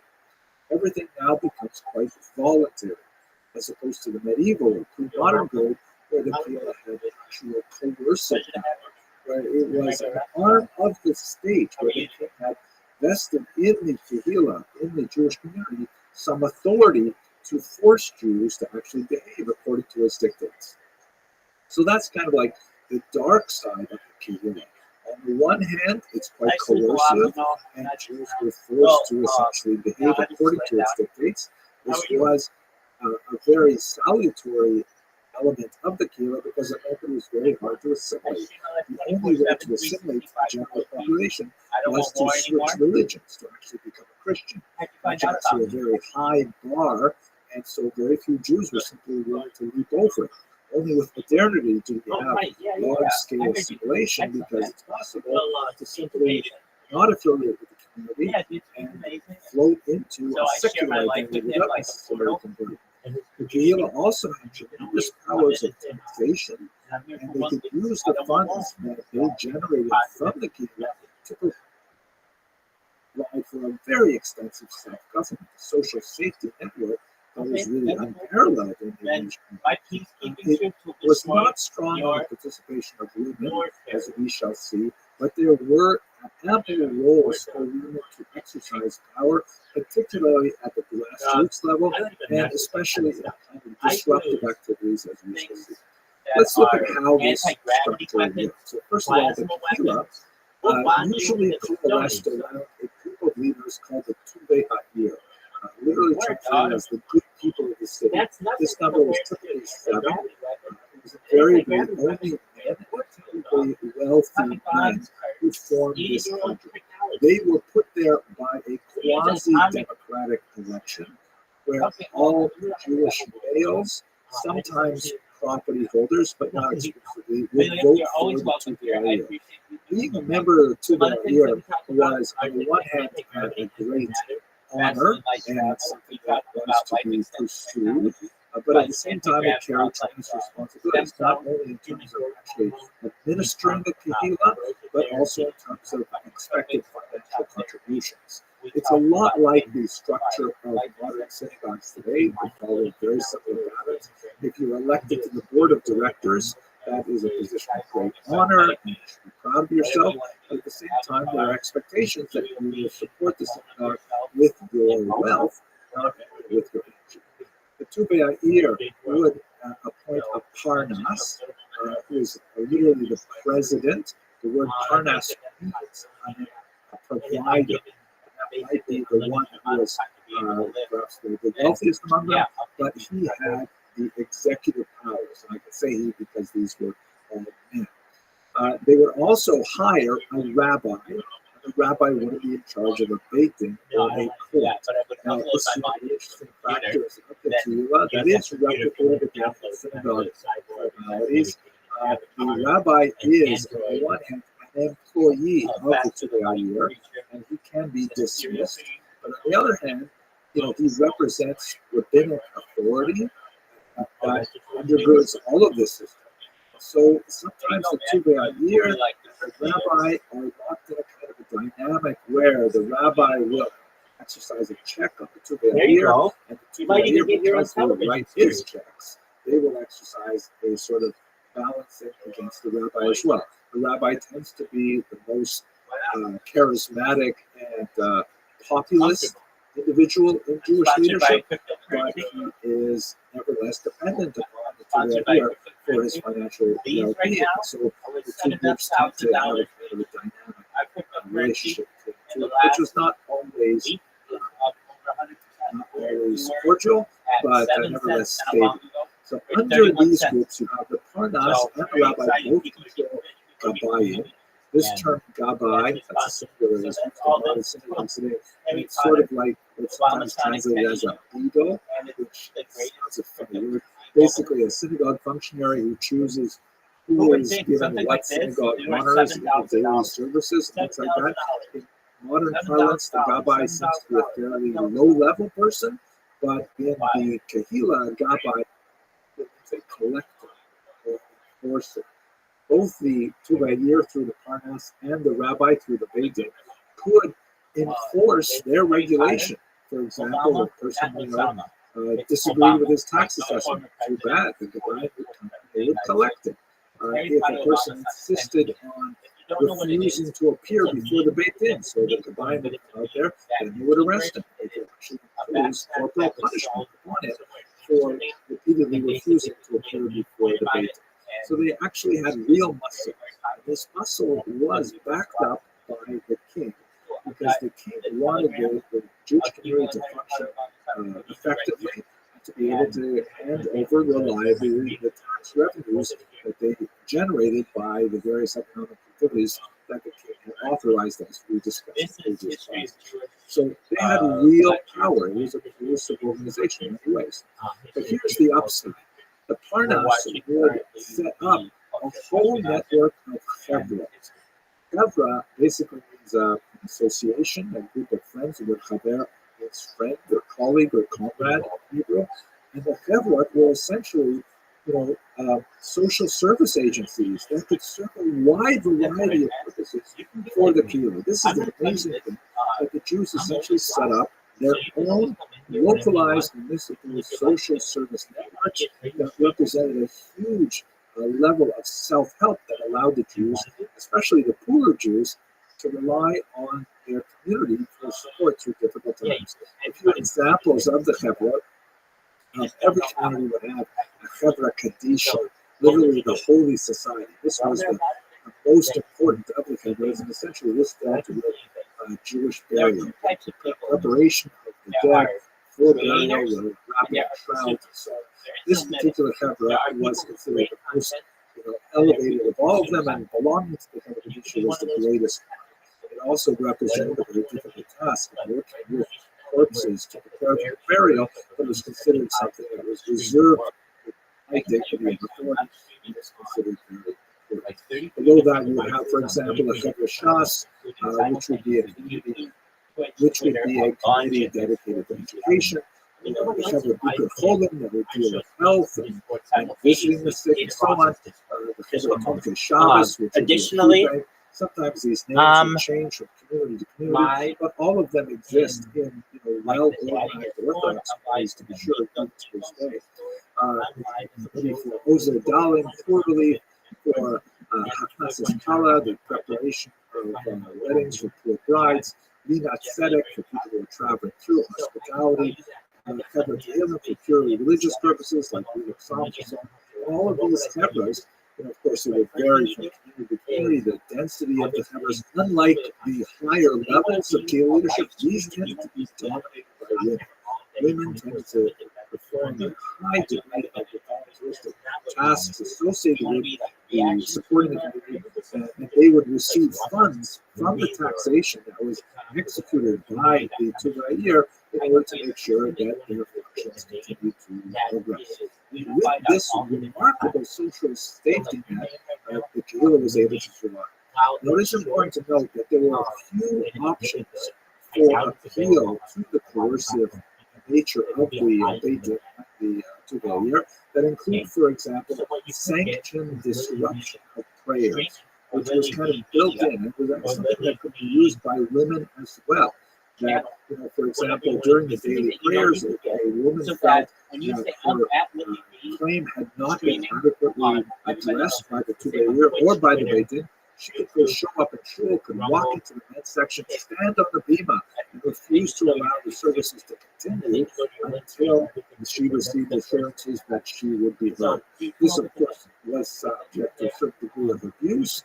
It was a fairly extreme form of sanctioned disruption, but nevertheless it did allow many elements of society that did not have congressional power to be able to nevertheless make sure that their causes were heard.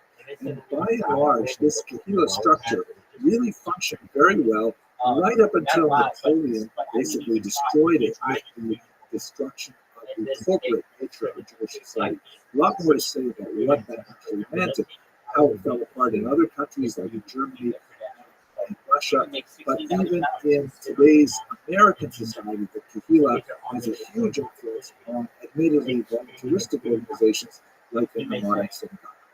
Okay, we'll have a lot more to say about the Jewish community, but for now, I hope you enjoyed watching this video. Thank you very much for watching. Let us continue our discussion of the early Ashkenazi community by looking a little more closely at family life and women's experience in particular. So one of the most fascinating sources we have for the demographics of family life in early Ashkenaz are the Crusade martyrologies that date from the very late 11th century and early 12th century. The Crusades, which we'll hopefully discuss a little later, extremely important event in the development of the Ashkenaz. There were a series of very horrific massacres in the Limelight, which were memorialized by Jewish writers in a series of chronicles, which list in great detail the horrific nature of the violence and their tributes to the victims. That's why they're called. Incidentally, we also have Christian accounts of these crusades that corroborate a lot of the horrific details of these massacres. But if we look at these martyrologies, specifically for the family data, the statistics of the families that are represented there, we get a lot more interesting information about how the Jews organize themselves as families. Again, it's kind of a weird data set because it's looking at lists of victims of families. Obviously, this is not the purpose for which it was recorded, but nevertheless, we can do something. The great work of Stowe here, we wrote about those families on the So, if you look at mines, for example, the chronologies list 168 different groups of people. 122 of them are broken down into families, and 46 are solitaries. Individuals who are killed by the Crusaders were probably students or orphans not connected to other family members. So, we have very similar data that seem to be following the same sort of pattern. We don't have any kind of data like this for contemporary Christian families, which makes it difficult to compare Jews to Christians, of course, but nevertheless, we can see some internal comparisons. So what do we see from this? First of all, the marriage rate is close to 100%. Very high stress placed on marriage. This is something that is ideal for people who come.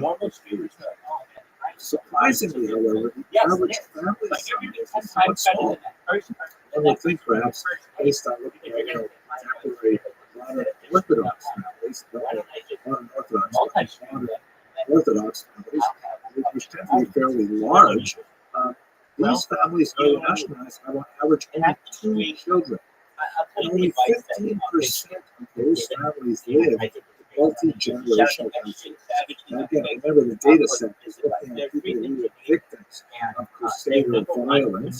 Maybe there's some special reason why certain groups were able to avoid that violence, not listed in the martyrologies.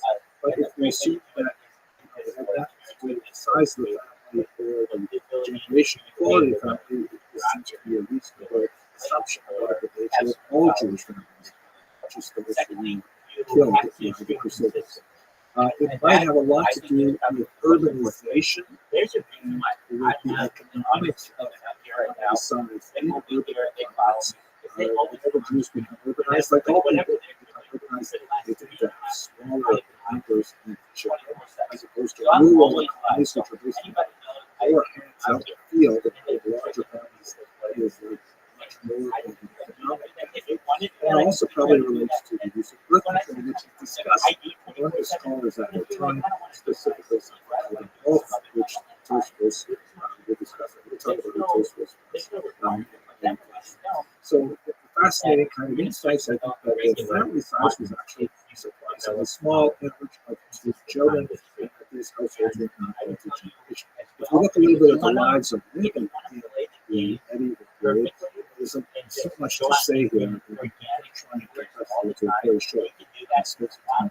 There's one really important thing that really comes from the nature of how Judaism traditionally regards the activity of women. This requires kind of a chart to explain. I think an easy way to understand how men and women experience Judaism from a very different perspective, a gender perspective, a sex perspective. The easiest way to look at it is to consider how the commandments are considered from the perspective of men versus women. They are viewed differently. Basically, we can divide all of the commandments into Torah and the Rabbinic tradition, of which there are 613 according to the Jewish calendar. You can divide them into positive commandments and negative commandments. That is, those commandments which are thou shalt do, go out and do something, and those which are thou shalt not, refrain from doing something. We can also divide those Horizontal axis is those which are defined by time. Go do this at a particular time, or do not do this at this particular time.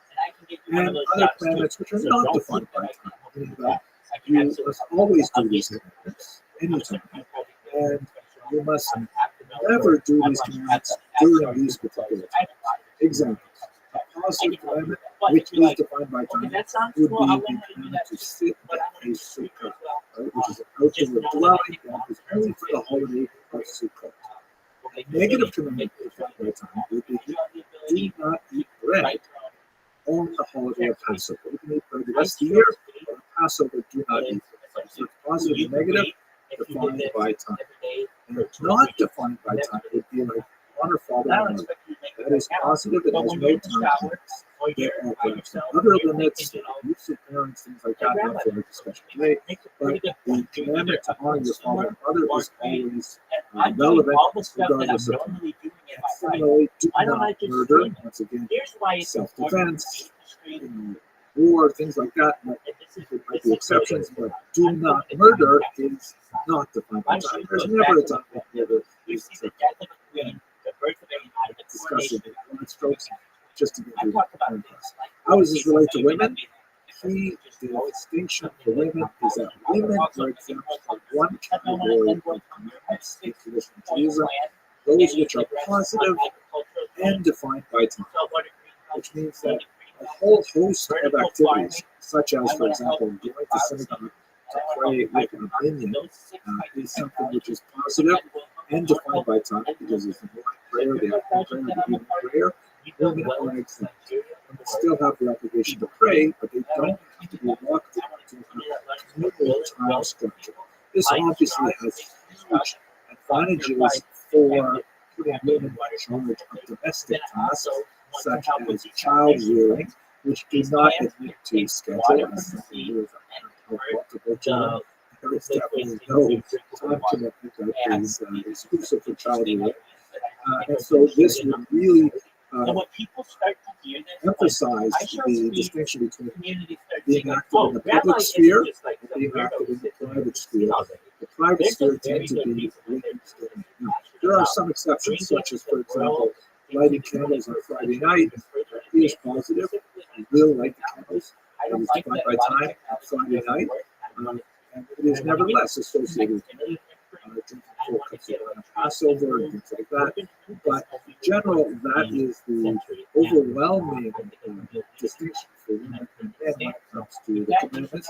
And it led to a very different kind of experience in Judaism for women overall. I don't want to go deeper into this, but we should understand this to understand the distinction between men and women in the private and public sphere. Economically, however, it's important to point out that since men were involved, Ashkenazi men were overwhelmingly involved in commerce, women were also overwhelmingly involved in categories like commerce, specifically when it dealt not so much with international travel, which would be more a public domain, but in terms of private shopkeeping. Moneylender, for example, there are many examples of very successful moneylenders because of the distinction between public and private that was open to them. Well, so much more to say, but let's stop here and pick up with the marriage plans the next video. Thank you very much for watching. Let us continue our discussion of the early Ashkenazi family and women by looking at the activities of the Rabbi Gershom, Mayor of Gola. Our Rabbi Gershom, the light of the exile, had some very important to say about marriage that affected Jewish Jews. So, Jewish women were, of course, married somewhat younger than they are today. It was not at all uncommon to have child betrothals, even in the single digits, although actual marriage tended to be limited to the ages of 12 and up, although it's shocking by standards, but legal standards there will be a tremendous amount of emphasis placed on observing the so-called laws of family purity, which involve the visitation of a ritual bath once a month, and then marriage, as we saw in the past results of the martyrology of the Crusades was considered a highly cherished state ideal and was pursued by the vast majority of Ashkenazim. Now, we see just some examples of this, by the way. Some of the most amazing articles comes from Erfurt Ford that we looked at a few weeks ago. This is the one of the marriage rings that was, it's hard to imagine exactly how this would have been used. It's hard to imagine a single person owning secrets like maybe it was used for like new marriages and shared. I don't know, absolutely fantastic piece of art dating from 14th century Germany. Here you see the underside of it. It's a class, but absolutely gorgeous art. Really, it puts to shame modern at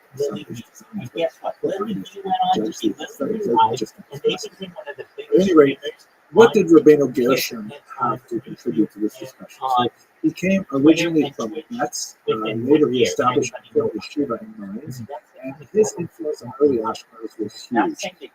He educated a whole generation of teachers, and that generation taught another great student, Rashi himself, Rabbi Shlomo Yitzchaki, who famously gave Rabbeinu Gershom the term Mayor Hagolah. And in this quote, Rabbeinu Gershom, whenever he was and holy be for a blessing, who enlightened the eyes of the exile. This is about referring to Rabbeinu Gershom and his huge influence on Ashkenazi culture. He made lots of elected decisions, but there are even more decisions that are recorded in his name because later authorities would sometimes tack on his authority to decisions that they never have actually been involved with because he had such a phenomenal reputation. He had a sad personal life in many ways. His son Eliezer was forcibly converted and later possibly killed in the context of the 10-12 persecutions. We know that he himself was married twice, and his ketubah for his second wife was actually excellent. Now, the most important thing that Rabbeinu Gershom contributed was he issued one of the many takanot. We discussed this very briefly a few weeks ago. Takanot literally means enactments or fixes. These are kind of like rules that the early Ashkenazi community created for themselves to organize their community. As an influential rabbi, he placed the restricting takana on the Ashkenazi communities, banning polygamy. Polygamy, marrying more than one wife, is something which, of course, is recorded in the Bible. Abraham and Jacob both had multiple wives, but it is something that does not seem to be extremely common among Ashkenazi. So we're not sure whether Rabbeinu Gershom actually made a dramatic change in Ashkenazi society or he cemented current practice. But he definitely was motivated to enact all kinds of rulings which were definitely favorable to women's rights and represent a significant advancement over the prevailing custom. He enacted, for example, a ban on divorcing a woman against her will, which is one of the problems inherent in the way that Jewish law is structured, at least as we perceive it today within our social constraints, that according to the Bible itself, a man has complete control over the dissolution of his marriage, which means that he could simply, if he followed simply the biblical precedent, he could simply say, I divorce my wife, no fault divorce, whatever it is, and send her away. The ancient rabbis instituted a marriage contract that's mandatory and binding, and said that if a man wanted to divorce his wife, he would have to pay her a settlement. That in itself represented a huge leap forward. That was called the ketubah. But there was nothing in place to prevent a man from precipitously simply saying, well, I'm going to pay the ketubah and I'm going to divorce my wife without giving grounds for it. So there was a law put in place, and the woman had to consent to receive the divorce before the divorce would take place. There's a lot to say, by the way, about the modern situation of divorce, which is far beyond the scope of our discussion here. It is a significant problem really to address. Rabbeinu Gershom also enacted, by the way, a couple other really important bans. One of them is the Thera Ma'isha, which literally is a ban on settlement, which allowed Jewish communities to regulate their populations. To, for example, ban people from coming in and setting up competing industries, ban Jews from coming in and setting up competing Jewish industries, shoemakers and things like this, which was somewhat controversial, but nevertheless at least allowed some economic stability. He also issued a ban on reading other people's correspondence. So letters that were exchanged at the time, if you went to address you, you were not allowed to read that correspondence. That had obviously some implications, especially in the contemporary world where they have electronic correspondence. But nevertheless, Rabbeinu Gershom made these bans on dopamine that had a huge impact, as well as many other techniques that were related to it. I want to say there's so much more to say about women in general, and you use some of the earlier lectures I given on this topic very like, but I would like to just focus on one aspect, specifically Ashkenazi aspect of the treatment of women, and that would be the very unusual zoomorphic representations of women that we have. Some of the things that come out of the Hasidic Ashkenaz culture. We're going to talk more about the Hasidic Ashkenaz in a future lecture, so I don't want to jump too far ahead of myself. But basically, this is a very prominent in Ashkenaz in the 12th and 13th centuries. It seems to have been something of a reaction to the massacres of the Crusades that we briefly alluded to earlier. It may also, kind of be a social mirror of what was going on in the Christian world to the Franciscan monks who were also developing this kind of inward-looking Hasidic community at the same time. But specifically looking at women, you see some of the truth of the women. There's a lot more to say about this. The literature of the Hasidic Ashkenaz movement, but if you look at the representations of women, that is reflected in the very few pieces of art that we have from that period, largely illuminated manuscripts, overwhelmingly created by Christian artists for Jewish clients. This is something really unusual, and that is the zoomorphic representation. For example, you look at this Matzor, which represents, on the left, you see Moses there wearing the hat that is associated with Jews from the 12th Lateran Council. We're not sure whether Jews actually wore this hat, but it certainly appears in a lot of art, so it's useful for art historians. It may be a way for the artists to label Jews, even though it was like a convention or the reality. We do know that Jews wore the badge. That was a humiliating article that they railed against, with the hat I'm not quite as sure about. So on the left is Moses receiving the Ten Commandments. On the right, you have his brother Aaron, who is wearing a distinctly Catholic-looking popish hat, but that's of course because he was the high priest. Then they are followed by a group of male Jews, so once again, the group with the Jewish hat. And then look at this, in the back you have Jewish women, but they have these distinctly animal-like heads.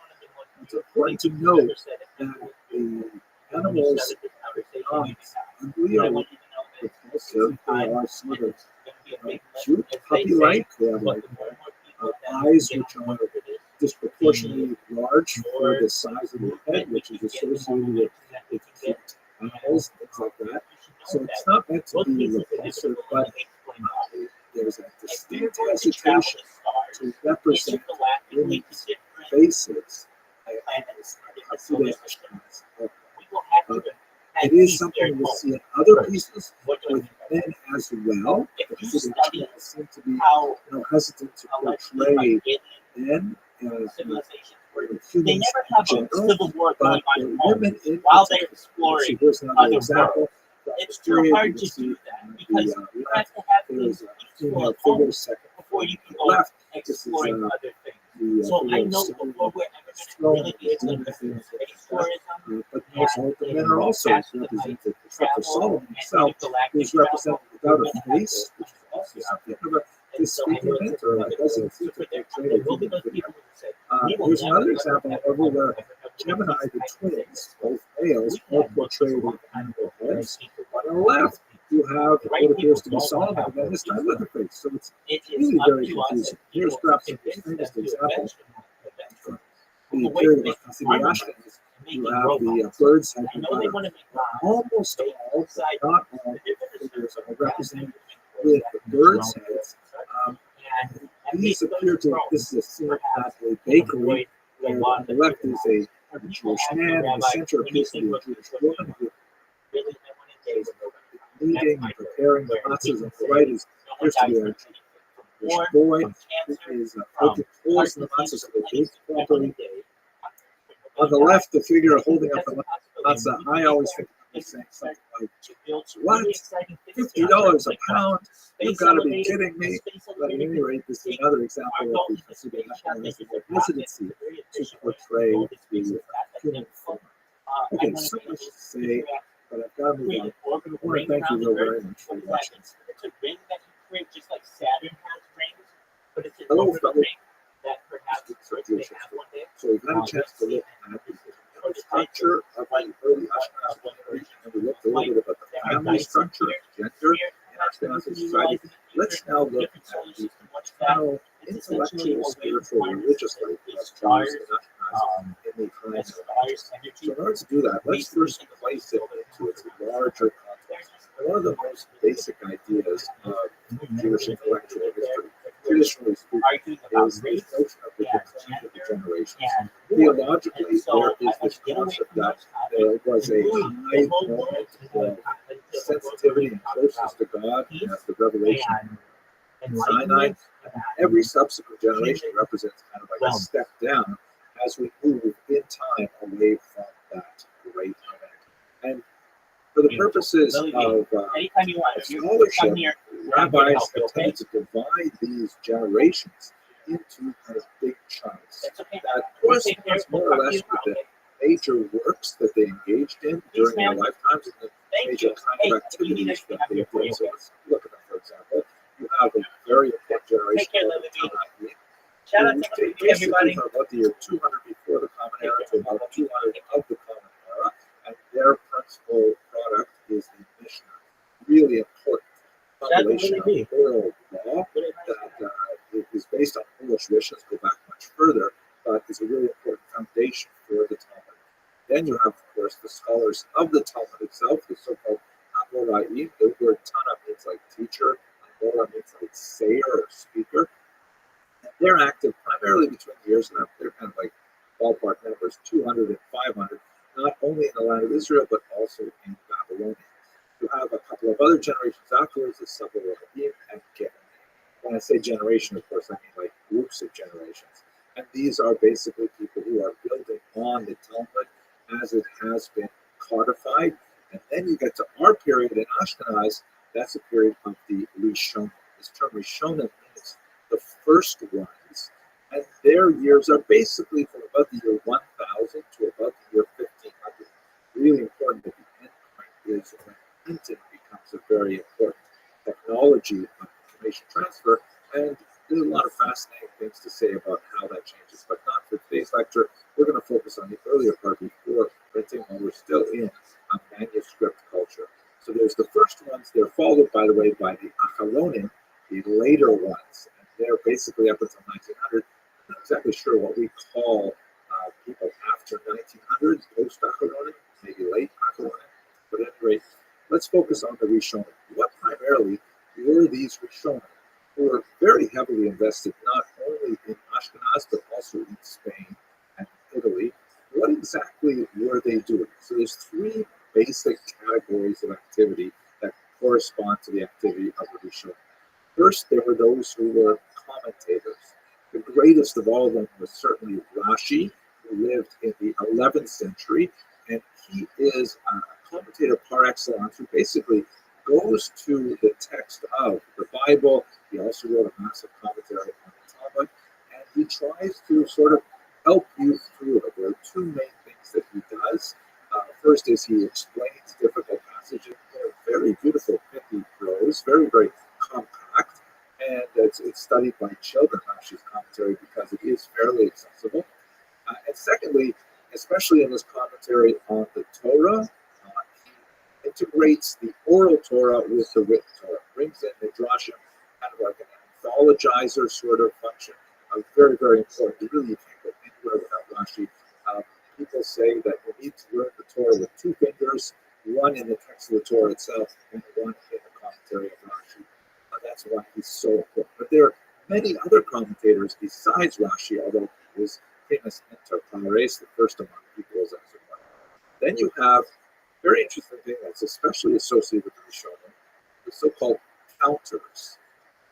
Hebrew, Onei HaMitzvah, the counters of the commandments. That's because there's this passage in the Talmud that specifically states that there are 613 commandments coded in the Torah. And so that number was kind of like, just taken for granted for a long time until the Rishonim came along and started saying, well, hey, we've got a number, let's make a list. Let's go back and let's count them. And so you have many commentators. One of my favorites is the Guinness from Spain, who essentially wrote a very beautiful counting of the mitzvot, which not only describes what the commandment is, a very brief discussion of how one does it, and then finally, very interesting, why we have this commandment. Because many of the Rishonim shy away from that discussion, because why is not a relevant question. God says, jump, we have to say how high, right? You don't say why, right? But that's another discussion. It's more theology and history. Anyway, the Chinuch is one of them. Maimonides is a very important one. The Smak, many counters. We'll go through and compile lists. Now, you may wonder, why do we have multiple counters? Why do we have just one counter and we've done it? The fact is, because when they actually got around to counting, the period that we were shown him, they came up with different counters. Some commentators or some counters said, here's our list. And another counter would say, wait a second, you skipped over 6 that I was including. And you have several that I don't even think are mitzvot, they're not even commandments. And so there's a certain amount of dispute between the counters, and that's why we have multiple lists of counts. But they're not hugely different. If I had to say a ballpark figure, I'd imagine the difference is probably 3 or 4% of the total of 613. But the vast majority of they agree on. It is a commandment not to murder, for example. It is a commandment to honor your parents. But there are maybe distinctions. Maybe they break into multiple commands. So anyways, too much detail. Third, and this is kind of something that flows out of the counters, are the codifiers. Because up until this point, Jewish law was basically scattered throughout the Talmud, and then later decisions called responsa that are compiled by later rabbis. And if you wanted to know the answer to a question in Jewish law, you basically had to know the entire thing, to know all of the Talmud, which is 2,711 folios. That's 2 sides of one page. So we're talking well over 5,000 pages of text. Very difficult, coded, analytical text. And you had to know what people had written after that as well. So to know anything in Jewish law, you really had to have massive training in Aramaic and in the Talmud and the responsive to know whether or not a given chicken is kosher or something. So around the time of the Rishonim, shortly after the counters began their work, some of the counters actually became codifiers. They said, okay, let's organize all this material. We're going to put it into books. We're going to put it into chapters. We're going to put it into numbered paragraphs. And we are going to make a law code out of the instructions that are embedded in the Talmud. It's an extremely important activity. Rabbi Yaakov ben Asher was the author of one of the most important early codes. We have others like Maimonides, who we'll talk about later, and they culminate in the great Shulchan Aruch, the prepared table of Rabbi Yosef Karo at the very end of this period of Rishon. So these are the 3 basic areas in which many of the Rishonim were quite active. Specifically in Ashkenaz, we should also add one more really important thing, which I think if we had to put it into those 3 categories, I'd include them in commentators, but it is an especially important group of commentators because it was so pervasive throughout Ashkenaz and beyond, and it has such a massive impact. This is referring to the commentary school Tosafot, which means basically additions. And these are specifically commentators on the Talmud who take a very different approach than Rashi and his and similar commentaries. Have a look at this page here, and you can see I've sort of broken down a color-coded page of the Talmud. This is actually the first page of the Talmud, and it deals with the laws of reciting a particular prayer or what time may it be recited in the morning. You see in the pink, you have the Mishnah. You recall that's associated with the time, the earliest generation. And then below it, in sort of goldenrod, you have the Talmud itself, known as the Gemara. It is a commentary on the Mishnah. So the Mishnah is set to writing sometime around the year 200. The Talmud takes another 300 odd years, and it is a commentary on the Mishnah. And basically, you turn the page, and you'll always have in the center either a bit of Mishnah or more likely a long discussion of that Mishnah that is the Talmud. Now, on the inside of the page, towards the binding, on the right of this page, you have Rashi's commentary, and you can see, if you look carefully, that there are some bolded letters written in a bolder font. Those are the opening words quoting from either the Mishnah or the Talmud. And then in the lighter font, that's Rashi sort of helping you through the text. This is what this means, this is what this means, and so on. That's kind of like the basic commentary. Tosafot, on the other hand, they're in a green big column on the left, and this is a huge school of several hundred rabbis active throughout Europe, all the way from England to Kiev in Ukraine, that are doing a very different thing with the Talmud. Rather than just helping you through the text line by line, they're basically taking an analytical approach. By the way, this includes Rashi's grandchildren, who are some of the most prominent Tosafot, and they're not afraid to disagree with Zaidi either. They will say, we think Zaidi, we don't understand what Zaidi was saying here, because it appears to be quite the opposite. But what does Tosafot do that's so unusual? Well, basically, they take an analytical approach, where they say, okay, this is what it says over here, this is what Rashi says it means, but if you go 600 pages later in the Talmud, you'll see something that apparently contradicts it. How could we have a contradictory passage in the Talmud?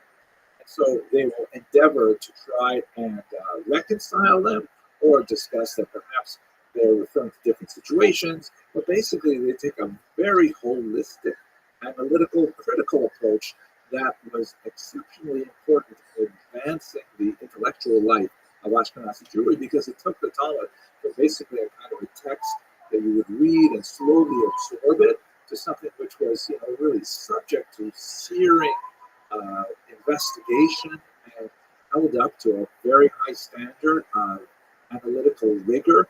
And I think it had a major impact on the Ashkenazi mind in particular. Okay, let's stop here. I want to, in the next video, look at one of my favorite parts of Ashkenaz. That is in the south, the region of Provence, which is far from the Ashkenazi center, but shares a lot of inspiration. Thank you very much for watching. Hello, fellow students of Jewish history. Thank you for coming back and watching more about this fascinating history of the Jews of Ashkenaz. So today I'd like to look at the southern region of Europe, which is really only partially Ashkenazi. It's kind of like a borderland region, the region of Provence. And it basically follows the Rhone River that extends basically from Lyon down to Marseille. The port is at Arles, and it covers the southern coast of France on the Mediterranean. This is why it is such a special region, because first of all, there's a certain amount of indigenous Talmudic culture, like we discussed in the previous class, the Tosafot in particular. That's kind of like the French school that's active in this region of Provence. But you also have a significant number of Spanish migrants who are making their way over the Pyrenees Mountains into this region, bringing with them a very different approach to Talmudic study, quite distinct from Tosafot in a lot of ways, a great attachment to the legitimacy of the girsa, of the text itself, a critical method of saying, this must be a typographical error, or I should say typographical scribal error, and things like that. And also some rather unusual wisdom from Arabic sources that they're familiar with. Aristotle, for example, comes into the region because of the Arab fascination with Greek culture that, of course, is familiar to the Jews in Spain as well. And then as well, you have Maimonides influencing this region, particularly in the period of Ashkenazi culture, that turns out to be a huge controversy. And so let's look a little bit at what's going on in Provence, and specifically through Maimonides. So Maimonides is one of the greatest rabbis of the medieval period. He was born in Spain, but as a very young man, he and his family had to flee because he went through an unusual period of Islamic revivalism that was much more intolerant of Jews than previous generations had been. So he made his way across the coast of North Africa. He ended up settling finally in Egypt, and he was pretty much set on being a Talmudic scholar, although he had also studied in university in Tunis and elsewhere, so he had some medical knowledge. However, his older brother David, who died in a shipwreck, losing all of the family wealth and leaving Maimonides and his mother alone. So Maimonides had to say, okay, well, that's it. I've got to go into some kind of business. So he turned to his mind to medicine, where he ended up becoming an extremely successful physician. He was actually the chief pediatrician of the harem and very much involved in the Cairo. He lived in nearby Fustat, and he's a fascinating individual. He's paradigmatic in the sense that he represents one of the greatest figures of Spanish Jewish culture, being both fantastic as a scholar in Judaism and being very active in his chosen field of activity, in this case medicine. That's something that happens quite a bit with the Spanish Jewish figures, not so much with other characters, but at the same time he's quite exceptional. He was not afraid to disagree with lots of other rabbis, which sometimes got him in difficulty, as we shall see. So what kind of things did Maimonides write? He wrote several types of books. First of all, he wrote in his youth a very valuable commentary on the Mishnah, which we discussed a couple classes ago. He also wrote significantly in Arabic, lots of medical writings, which are still valuable and studied today. He wrote many letters to far-flung Jewish communities, giving them instruction, because early on he was recognized as really the leader of the Arabic-speaking Jewish world. And then he wrote a very fascinating philosophical text called The Guide for the Perplexed. I'm going to go into a little bit more detail about that in a second. But what's especially fascinating for our purposes is he wrote a massive work called the Mishnah Torah. We follow the lectures we just had a couple of episodes ago. We talked about the codifier. So he was an early counter and a codifier.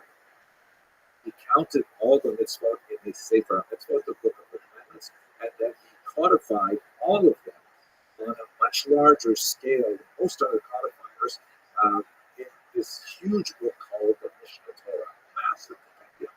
And this became a huge hit. He wrote it in Hebrew, a fairly accessible Hebrew, unlike his Guide for the Perplexed, which was written in Judeo-Arabic and very philosophical in nature. The Mishnah Torah is really written at about middle school level, so it's quite widely studied to this day. Now, the controversy that erupted around comes out of once the Ibn Tibbon family settles in Provence, they start translating lots of Judeo-Arabic literature into Hebrew and making it available to French Jewish scholars, because the French Jewish scholars are not able to read Arabic. And a lot of it is like so valuable, like the great Husserl work, the great ethical work, Horace and the Devils and elsewhere. And they also translate Maimonides' Guide for the Perplexed. That gets them in a lot of trouble, because there are a lot of French scholars who look at this and say, oh my gosh, what is this tremendous respect he has for Aristotle? Aristotle is not even Jewish. How can we rely on this pagan Greek author and so on? And they criticize Maimonides for being overly reliant on Greek wisdom. Secondly, they're really quite upset because he wrote this huge book and it has no footnotes. So in other words, there are all these controversies in the Talmud. This rabbi says this rabbi says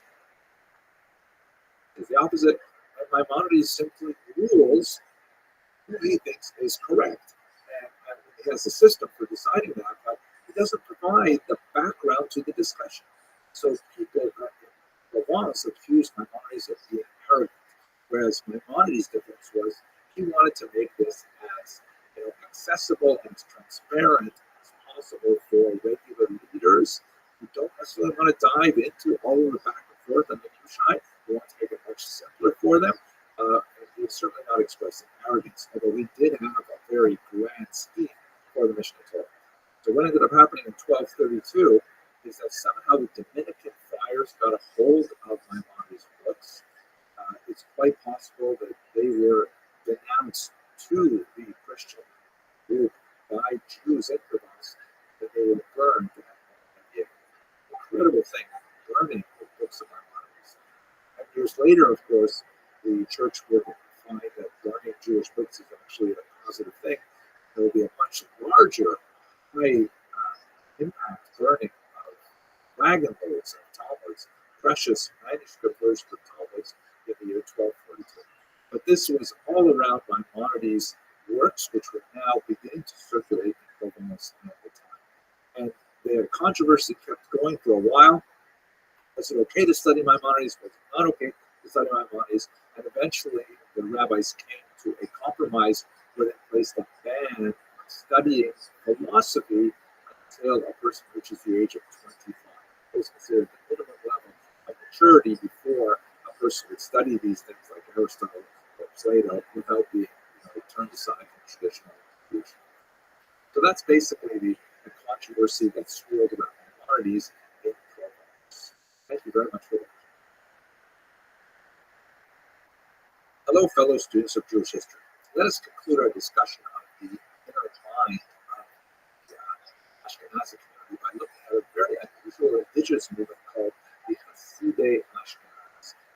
They are a movement of thinkers in the 12th and 13th centuries who were especially associated with a kind of reaction to the Crusades. They tend to be far more strict and ascetic than many other groups,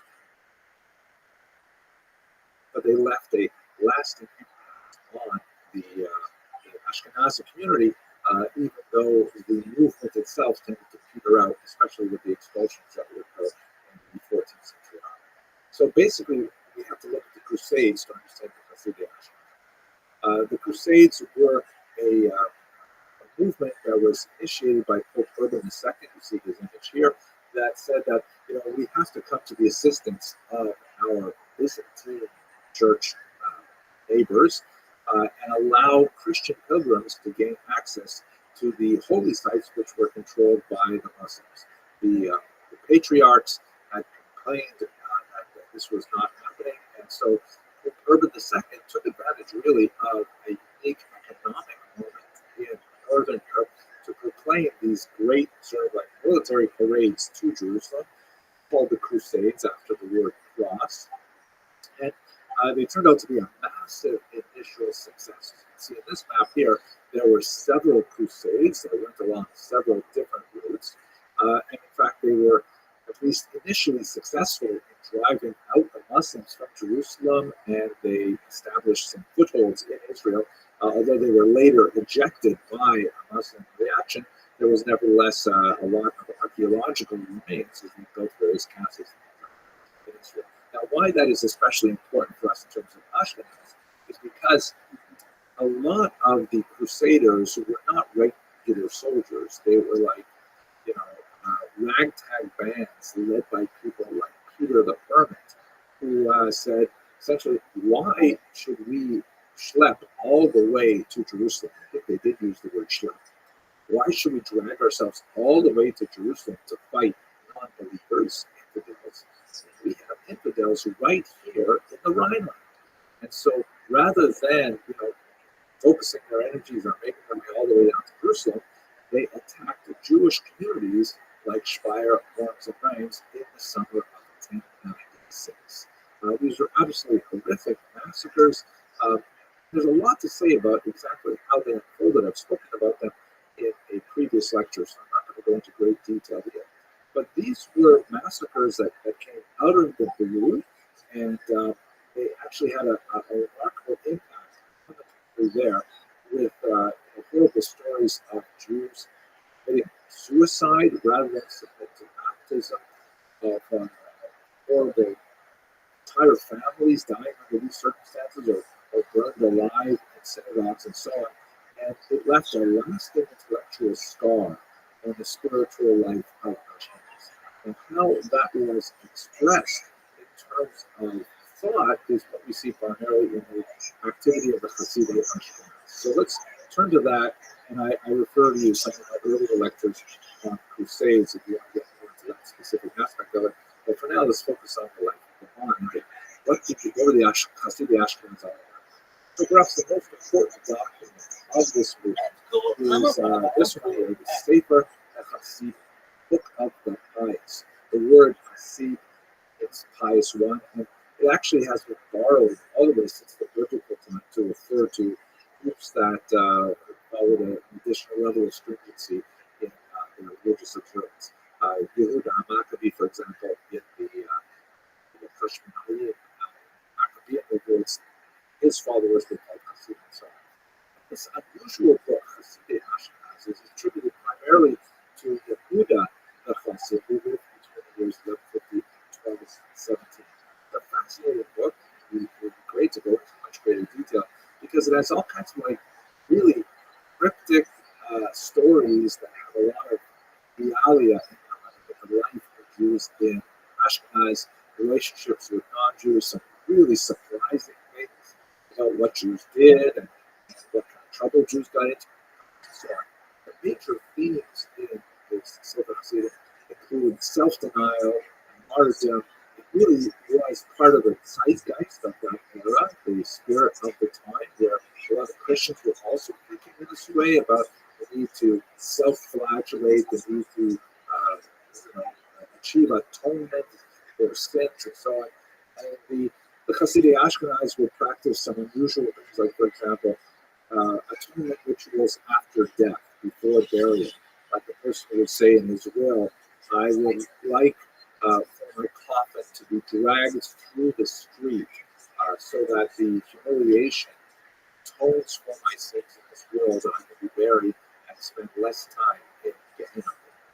These kinds of things. So it's very much associated with this period of time. And its movement was short-lived, but nevertheless the ideas endured. We did look up in a previous lecture on women at some of the iconographic representations of the Sefer Hasidim, or the movement of Hasidei Ashkenaz in illuminated manuscripts, and we get a little bit of a sense of what's going on. Okay, with that, I think we'll conclude. We're going to move on to another topic in the next lecture, but thank you very much for watching.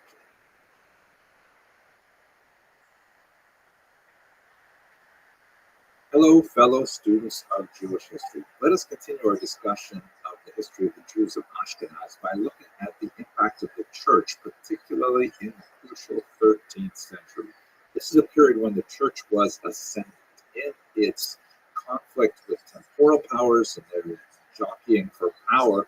The church begins to really get a major leg up in the 13th century. The Crusades were a major step forward for the church's authority and power and its ability to unite all of Europe under a single cause. Of course, it's all of Christian Europe, which is basically all of Europe. The Jews were not necessarily so thrilled with the Crusades, and then there would be other issues as well. But for the most part, the notion that the church should have authority over kings was something that really showed its peak in the 13th century. How does that relate to Jews? Well, let's just have a look at a couple of pieces of art to illustrate this, and then we're going to look at liberal theology and specifically look at the reign of Innocent III, ironically named Pope of the early 13th century. This is a classic representation of what's called the Ecclesia et Synagoga depiction, the church and synagogue. This is an example from the Notre Dame Cathedral before it was burned down, I wonder what it looked like when they restored it. But basically, this is a piece of monumental architecture, which was essentially a kind of visual text for illiterate peasants who would be able to come to the cathedral and would be able to understand something about the nature of the church and its relationship to Jews and Judaism. This was in many ways a kind of a visual expression of something called the doctrine of witness that we've discussed in previous classes, but let's go into a little bit more detail today. So you'll have two female figures, symbolic representing on the left the church and on the right the synagogue. The reason why the church is always on the left, which is normally the weaker side of Western thought, is because these images are often placed in the context of a view of the crucifixion or passion scene. So the crucifixion happens in the center, and the church, which is on our left, is actually on the right of Jesus. And the synagogue would be on the left. So that's why the left is representing the church and so on. So here you can see on the left the church, and there's a few key features. She has, for example, her crown is on her head, properly installed. She's holding on to the chalice. She's got a staff that represents authority and power. And contrast this with the synagogue, who is typically without a crown or a crown falling off her head. She is typically blindfolded, meaning she's unable to see the truth of Christianity. In this image, she is dramatically blindfolded by a serpent that covers her eyes. Obviously, harkening back to the original sin in the book of Genesis. Her staff is broken, indicating that her powers are failing, and she is holding the commandments. It looks like there's actually quite a few more than 10 here. I see 4 tablets, which makes me think there's like 20 commandments. We have enough, I think. But she's holding them in a very weak way, indicating that she's not even holding on to her own religion well. It's going to fall out of her hands. And there are literally hundreds of examples of this ecclesia at synagoga in medieval art. You see a lot of it in the 13th century onward, when the church is especially strong and is broadcasting this message to say, in general, that the church is favored. The Jews, who you might have heard of them as the chosen people, forget that stuff. They are no longer chosen. It is the church that is ascendant and demands your loyalty. Here's another example, a powerful one from Spain. There's one that shows a very beautiful, clear-eyed, visionary woman on the left representing the church, and on the right, a haggard old crone, once again blindfolded with claw-like hands holding onto the tablet. It's meant to be one of appeal for the church and disdain for the synagogue. Here is one that is from Strasbourg, that is one of the most famous. Sometimes these are called the Strasbourg Sisters. And it's interesting because the church is shown here kind of like looking daggers at her sister. And, I think it's a rather unappealing kind of image. Like you don't like her. She's very judgy, so to speak. And synagoga is a much more graceful kind of form, but she is in an attitude and a posture of decline. She's literally falling away from the rock, which indicates the collapse, decline of Judaism. All these things, I think, give a very consistent message. Here's one that's just shocking in nature. This is a stained glass window from Verben, Germany.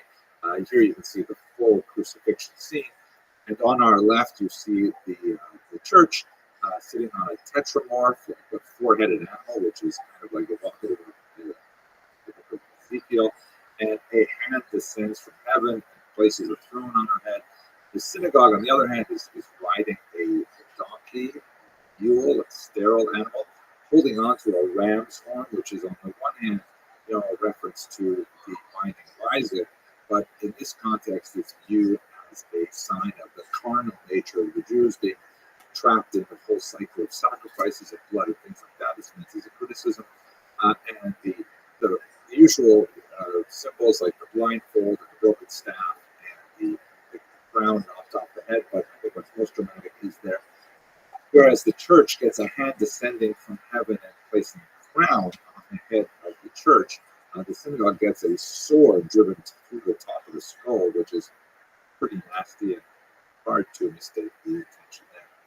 So these images are really a medieval expression of doctrines that were developed hundreds of years earlier, starting perhaps with Justin Martyr, shown in this image as Justin, a philosopher who lived in the 2nd century, and he has some dialogues with a rabbi named Trifle, not the Tarfon that is mentioned in Termiados. And there you see some of the basic themes of the carnal Israel, Christians as the true Israel, as the Jews are not the Jews, the Christians are now the Jews. That why don't the Jews convert to Christianity? Well, they opt to it, they refuse, they're stubborn, and so on. You see it also in St. John Chrysostom of Antioch, in the 4th century, who was one of the pioneers of the Adversus Judaeos tradition. That is the idea of using sermons to specifically attack the Jews and to kind of defend Christianity, especially for a lot of new Christians who are not exactly sure what is Christianity all about. I mean, as you're trying to adopt a new religion, how do you do this religion? And if there's any awareness of the connection between Christianity and Judaism, so people say, well, you know what, the Jews rest on Sabbath. I kind of like the way they do it. I'm going to do that too. And Chrysostom in particular railed against these kind of practices. But it's interesting that from his complaints, you get a sense of what must have been happening in Antioch in the 4th century, that apparently Christians were going to Jewish synagogues. They were participating in Jewish Yom Tov. They were even engaging in prayer with them.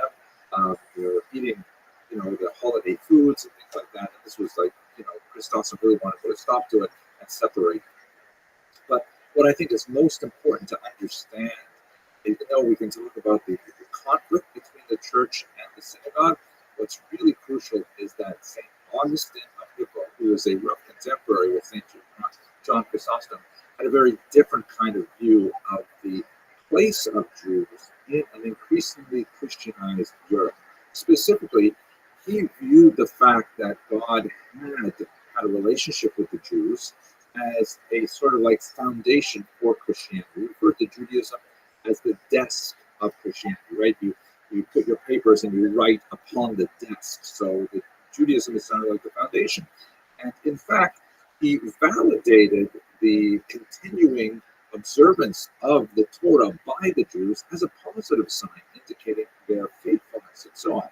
Now, he did certainly believe that they were wrong for not adopting Christianity, but he said that it would be very wrong for Christians to somehow, kill the Jews.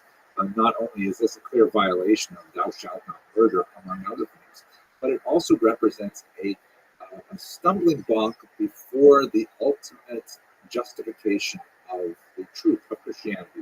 That's the idea of what he called the doctrine of witness, which basically means the Jews must be kept alive until the second coming of Jesus, so that the Jews who were the original Jews, the original people to whom Jesus preached, would be able to somehow confirm that, yes, this is the Messiah that we have been waiting a long time for.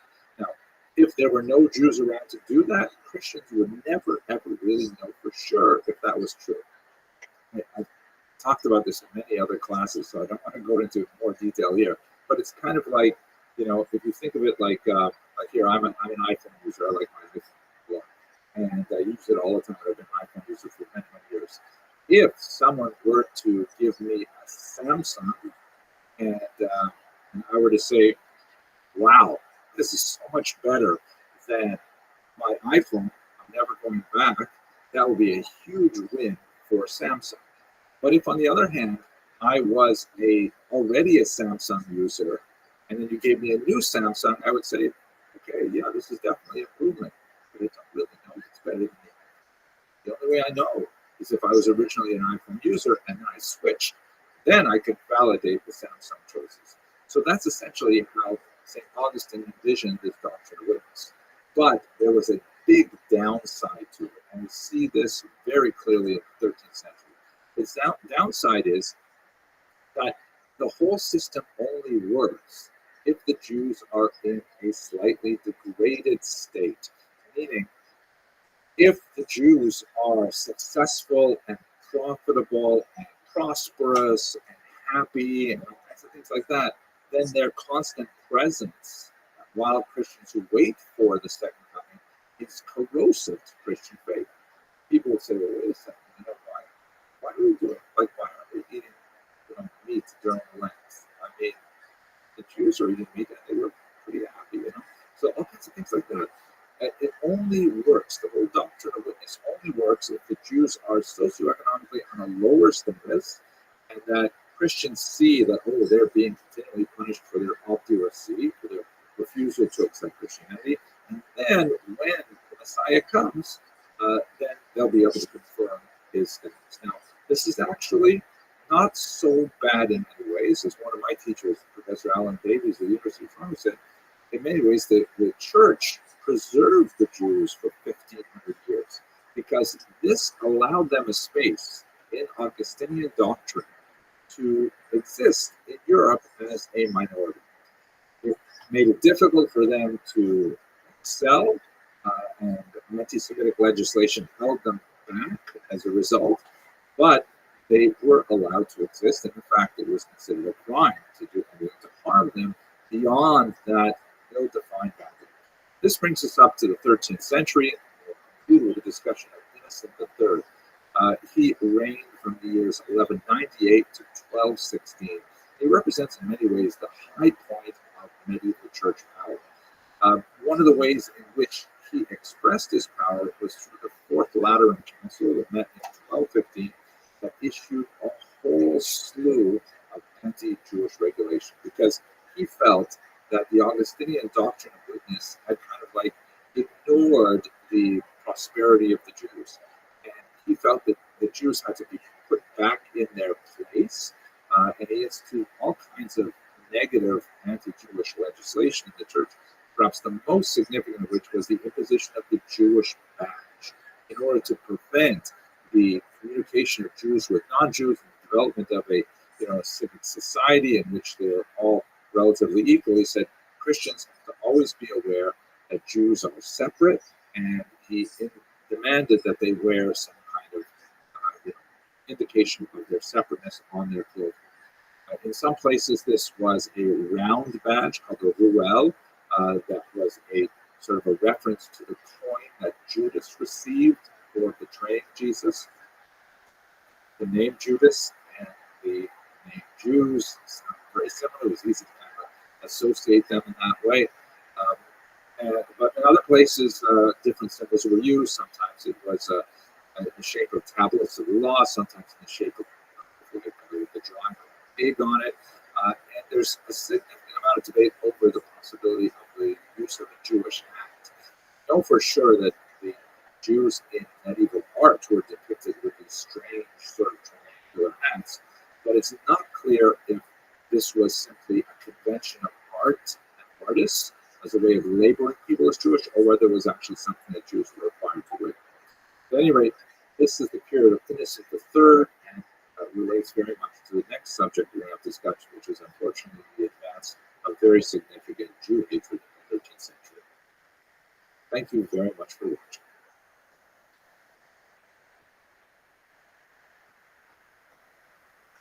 Hello, fellow students of Jewish history.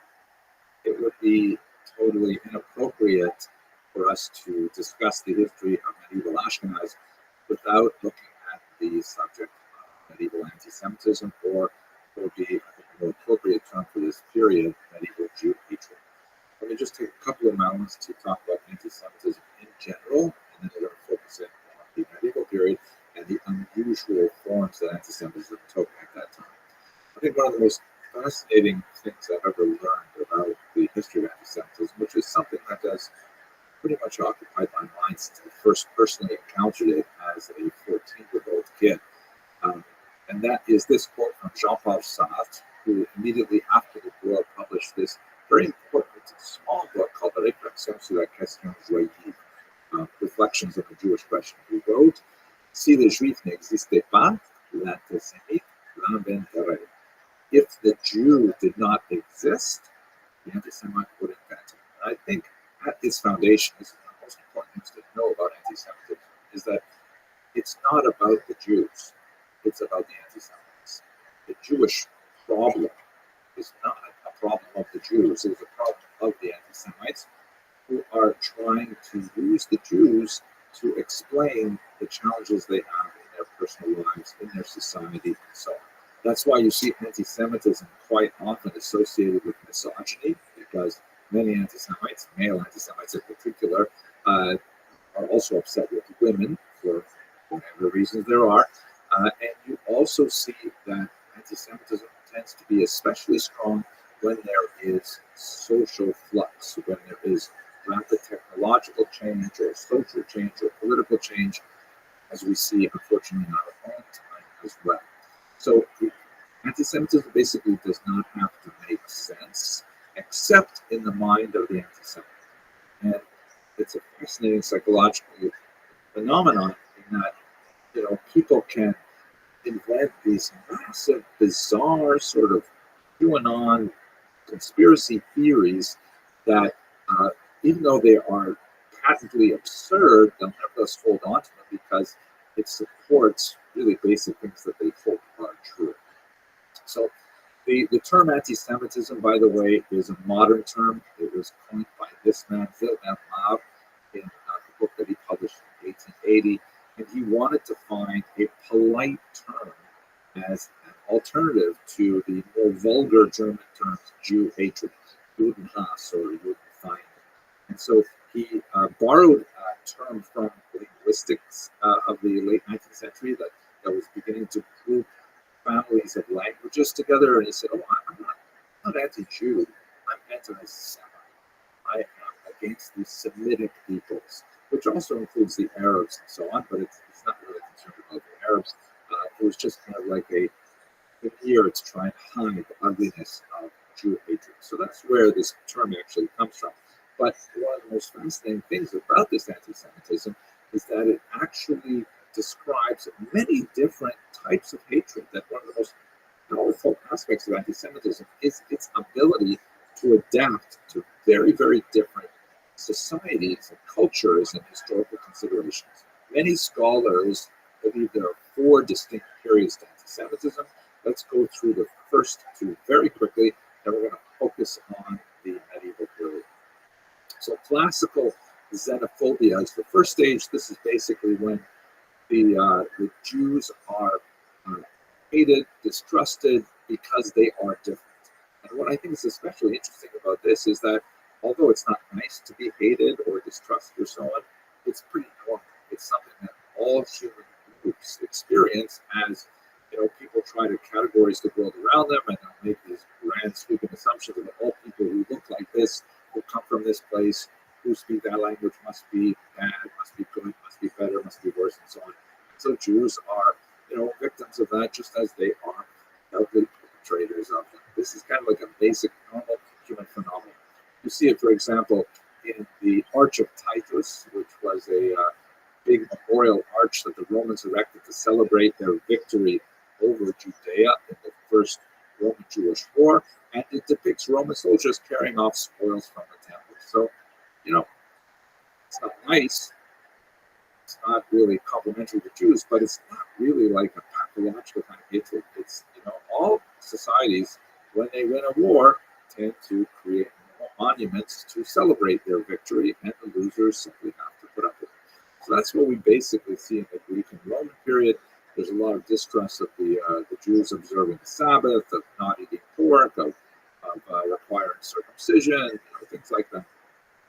Then you get to the medieval period, which we looked at in the last video in a little more detail. This is where it's really more of a debate between churchmen and rabbis. It's kind of a theological debate. It has real-world significance. It will actually, translate into violence, particularly when we get into the 13th century and onward. But, it's basically Christianity is better than Judaism. These are the reasons why. Judaism pushing back. That's really what we see as in the early medieval period of Christian Jewish anti-Judaism. But then we get to the period that really gets weird. That's really what affected the Jews of Ashkenaz in particular. This is the period of medieval anti-Semitism, where some absolutely bizarre beliefs that have no basis either in reality or even in religious texts, or these bizarre behaviors that people attribute to Jews. Most notoriously is the blood libel, which is one of the most hated and feared charges that were labeled at the Jews from the 12th century. This was the absurd argument that Jews somehow needed to consume the blood of Christian children for one of various purposes. So I'm going to come back to that in a second. I just want to take us to the modern period, and then let's go back to the medieval and focus on that a little longer. I just want to mention that the 4th period of anti-Semitism, which is the period that we still exist in today in the early 21st century, is called modern anti-Semitism. This is a period where we can't use the word anti-Semitism because that's really what it was invented for in the 1880s by Wilhelm Marr. And it has the characteristics of two basic things. The first is the idea of racism, which is a fairly new concept in Western thought. The idea that people can be divided not only by language and by religion, color, but specifically by a ill-defined sense of race, and that the Aryan races, which are associated with Northern Europe, lighter skinned and so on, are superior. The darker races associated with Africa and so on are inferior. And the Jews have a unique role as a kind of parasite race that live off the healthy societies around them. Tie that together with another very modern element, that is the notion of a conspiracy. That the Jews are locked in a world conspiracy to somehow dominate the globe, and it's definitely a sinister conspiracy. And you can see that, for example, in some Nazi propaganda, and you see it also in modern propaganda with things like Jews are accused of making 9/11 or making the COVID crisis. Either they make the or they make the vaccine. It doesn't really matter as long as it fits the mind of anti-Semitism. So that's really what we are in today in modern anti-Semitism. Let us return now to the medieval period, which is associated with the period of Ashkenaz. And two really crucial aspects of it. The first is the notion of the blood libel. This originates first in Norwich in the 11th century, 1144. And like many of these blood libels, there's typically, it begins with the discovery of a body of a child that is sadly, horribly murdered and used. Now, this is something that occurs in our times as well. This is something that happens in all societies. Fortunately, there are some people who are predators who attack children, God forbid, and and the population, when they find the body of a child, they're justifiably upset and enraged, and they look for a victim. Quite often in the medieval period, beginning in 1144, there was this charge that, the Jews must have done it. And typically what happens next is there will be like a popular anger against the Jews, and maybe a pogrom. There may be a judicial affair, some kind of trial that results in the punishment of Jews without evidence and so on. And in fact, in some cases, like in Blois in the 12th century, sometimes there's not even a body, but nevertheless, this rumor goes around that people, get this idea that they may go up and attack the Jews. But it proved to be an extremely sticky concept, to use the modern marketing term. It was a term that people latched onto. People really thought about the blood libel and believed it. As you can see in this remarkable map from the Encyclopedia Judaica, the remarkable spread of this strange notion, which maybe we call like an urban legend. It went all through Europe from that 12th century initiation, and it exists right up through the 19th century, and there are a few cases of it even in the early 20th century. Absolutely terrifying example of the spread of this noxious idea. Simon of Trent is perhaps the most well known. This is an illustration from the Belt Chronic, which has been colorized. Bizarre, but you can see that the child is a 15th century example. The child is held in cruciform position, and he's undergoing some symbolic wounding that's meant to kind of mock the crucifixion of Jesus. He's being circumcised because, after all, Jesus was circumcised, and the blood is being collected there by Jews. They're all labeled with the ruel, the round badge, and what are they going to do with the blood? There's all kinds of stories about this. The thought was that the Jews had a particular stench called the Foetor Judaeus, and they needed to bathe in blood to get rid of it. There was this idea that Jewish men menstruated, and they needed to replace their iron lungs by drinking Christian blood. There was especially the association with Passover and the belief that the blood had to be mixed into matzah, to the unleavened bread. So And these things are, of course, all absurd. I think one of the most fascinating ones is the idea that the Christian blood was a fertility ritual that actually, ensured that women would conceive. And some scholars even point out examples where Christians would come to Jews and say, "Listen, we're having trouble having a family, and could you sell us some of your Christian blood?" My gosh, absolute craziness. But nevertheless, it is important to note that the higher levels of the church were consistently against this bloodline. You have, the Jews would run to the popes and say, "Hey, this is crazy. We're being persecuted for these crazy ideas." And the popes would issue proclamations and bulls and things like that to say it's not true, the Jews don't do it, with very few exceptions. Simon of Trent happens to be one of them, where he was actually, as you can see in this image here, he reached the stage of Beatus Simon Martyr, the sanctified Simon Martyr, which was actually along the path of sainthood, really remarkable kind of progression ideas. There was this, the upper church really tried to defend the Jews here, but it was something that bubbled up from the lower elements of society, including the lower clergy, who were often illiterate. They couldn't even read the proclamations if they wanted to, and they tended to push this idea along.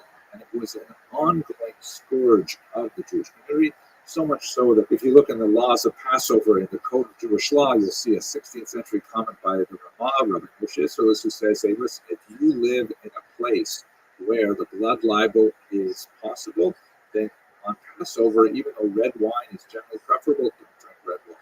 Use white wine, so there'll be less temptation for people to think that maybe, God forbid, you drink Christian blood." Nevertheless, the idea of the Jews attacking Christian children and then killing them for blood is something which is still widespread throughout most of the medieval period, even though it has no basis in reality whatsoever. Related to the blood libel is another rather bizarre charge called host desecration, which actually had a little more enthusiasm from the church because it ironically reinforced the transubstantiation debate that was related to something that was called the Eucharist controversy of the 14th century. And this is basically the idea that Jews, if they can't, God forbid, steal a Christian child to abuse in this nature because their vicarious desire to reenact the passion, then in fact what they would do is they would seize the communion wafers that are consumed during Catholic ritual, and they would torture those wafers instead. Here's an example from Passau, Germany. You can see it's kind of like this whole broadsheet sort of tells a story in comic book form. So you can see on the left, there is a Christian accomplice who's usually involved in these stories, both the blood libel and the post desecration. And he's gone into the church and he is scooping the communion wafers into his bag. And in the second panel, he's selling them to the Jews. You can see the blue well there that clearly identifies them as Jewish. The Jews take it back to their synagogue, and then in the last panel, they torture the wafers by stabbing them, and blood drips from them. You can see in the background an attempt on the artist to reproduce the Hebrew lettering of the Ten Commandments. Then, going to the second register here, the Christian police officer essentially says, "Hey, what's going on in there?" The Jews attempt to get rid of the wafers. They throw them into the oven, and miracles happen. Like the figure of a small child appears in the flames, doves fly out, and they're caught by waiting angels. But all of that part is kind of like ridiculous. It doesn't happen. But the next part, unfortunately, does happen. Angry villagers come in. They seize the Jews. They behead them. They torture them. They take them off for further punishment, including in the third panel here, the Christian accomplice. And then the synagogue is rededicated as a church. These kinds of things, the host desecration was also quite prevalent in Europe. It takes a little bit longer because it borrows from the ritual murder charge, and you begin to really only see it from the 13th century and onward, but it also spreads in many Catholic regions. One ongoing question I have is, why was it not popular in France, as you can see from this map here, but nevertheless very popular in East Central and Eastern Europe as well as in Spain? One last reflection before we leave this very difficult topic, which is an unfortunate aspect of the experience of the Jews in medieval Ashkenaz, and that is to note that, Father Oliver Shalom would say, blessed memory, plus Hashan's, plus shows, even in the 21st century, you have prominent people who continue to push some of these crazy ideas. This is a work by the Italian artist Giovanni Gasparo that is a modern, hyper-realistic representation of the story of Simon of Trent that was some earlier images. And as you can see, it's such a gross representation of anti-Semitic depictions. Here you can see the picture in its fullness on his website. There's these angels that are crying, and above when you see this horrible thing happening. Here's these awful Jews that are represented with really, actually modern faces, like modern Hasidic style peyotes and forelocks and so on, and horrible elements of torture and so on. It's just so hard to understand why people are seized with this hatred even today. But unfortunately, that is part of the Jewish condition. Okay, sorry to take you through this difficult period. Lots more happy things to discuss once we get past the expulsions. Oh, and the Black Death. Thank you very much for watching.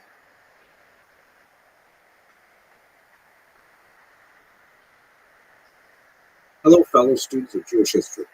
So, as we near the end of our discussion of early Ashkenaz, the main feature that characterizes the 14th century is the movement of Jews from Ashkenaz primarily to the east.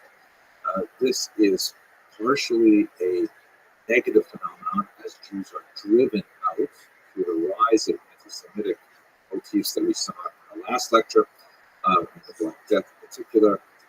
But it's also a kind of a positive movement in that Jews are welcomed, even invited into Poland. We discussed that in the last lecture. As you can see from this map here, there are repeated expulsions of Jews from many regions. Look at France, 1182, 1306 is the largest expulsion. 1321, 1390 very large one as well. You might ask the question, wait a second, why are you expelling people twice? Once you expel them once, obviously what happens is they are invited back because their role in the economy is so crucial that they are actually invited back, sometimes on a limited basis, sometimes on a larger basis, because the economy simply cannot move without having the flow of credit that Jews are largely responsible for. So this is something, a phenomenon that really proceeds apace in the 14th century in particular. Now, I wonder, what changed? Why is this different? Why did this all of a sudden happen? So here's a remarkable depiction of the expulsion from France in 1182. See the Jews who were identified by the well there on the worried expressions on their faces as they make their way to the east. And on the left, you can see the king there, who is kind of he's got this very provocative gesture of please run along now. But this represents in particular the 12th century expulsion from France, which really set a tone that will be followed for the rest of the century. What changed? Why expel them now? We didn't have expulsions before, but now all of a sudden we have an increasing number of them. One reason is certainly the influence of the church, which expands dramatically over the 13th century, in particular as we saw for Innocent III. Secondly, one of the ways of dealing with a debt load, particularly if it is the nobles who are borrowing money from the Jews, is simply to get rid of those who they owe to. We see this happening, for example, in England's expulsion of the Jews and so on. It represents a one-time payout because all of a sudden that debt is discharged. But on the other hand, you have no more income as a result of taxes generated by the Jews who are involved in money lending in lower parts of society. And third, you have the popular hostility that is accelerated by the spread of ideas like blood libel and host desecration. So these kinds of things are coming together and increasing the pressure and the attractiveness to nobles who are indebted to Jews to simply get rid of them. We also see a kind of a larger phenomenon that's especially clear in the major expulsion of Jews from Spain in the 15th century, but this kind of drive for purity, this drive for, there's the phrase used in Spain, the purity of the blood. We should have a homogeneous society. We should not tolerate pockets of minorities of people who believe differently than we do. It's very frightening. The idea that will not only affect Jews, but will affect dissident Christians as well. The idea that Europe has to occupy a kind of monolithic peak of having no other faith other than this one particular faith. It's something that we see building in thought in the ages. Now, this is accelerated, this phenomenon is accelerated by the Black Death, which was a bubonic ravaged Europe in the middle of the 14th century. It took decades before it abated. You see it here, for example, in this terrifying retrospective by Peter Gruber the Elder, that's entitled The Triumph of Death. And, what a horrific kind of image. If you zoom in here a little bit, you see that there are skeletons that are carting away, corpses and finding individuals who are still alive here and there, picking them up, cleaning them up. They're dying in all kinds of horrible ways. And this terrifying image. It's always very modern. That there's this coffin that's open on one end, and this army of skeletons, an army of death, are herding people into the coffin. Whereas you can see on either side of the coffin, there are other armies of the dead that are preventing people from escaping. A horrific kind of depiction of the terror that must have been experienced by Europeans, as in some places, a third to almost half of their population were killed. Now we see this also expressed in more anti-Semitism, in the sense that people were looking for, who do you blame for this death? And you have all kinds of interesting Christian movements, self-flagellants, for example, who are walking around literally whipping themselves, thinking that God wanted their atonement through pain, and that would take away the Black Death and so on. But of course, it's always very easy to blame the Jews. So here's an interesting example of one of the legends that was very prominent at the time. This is from also a 16th century representation, and it's in English, so it's especially valuable for us. This is a depiction on the left of a Jew. This is printed, around the time of Shakespeare.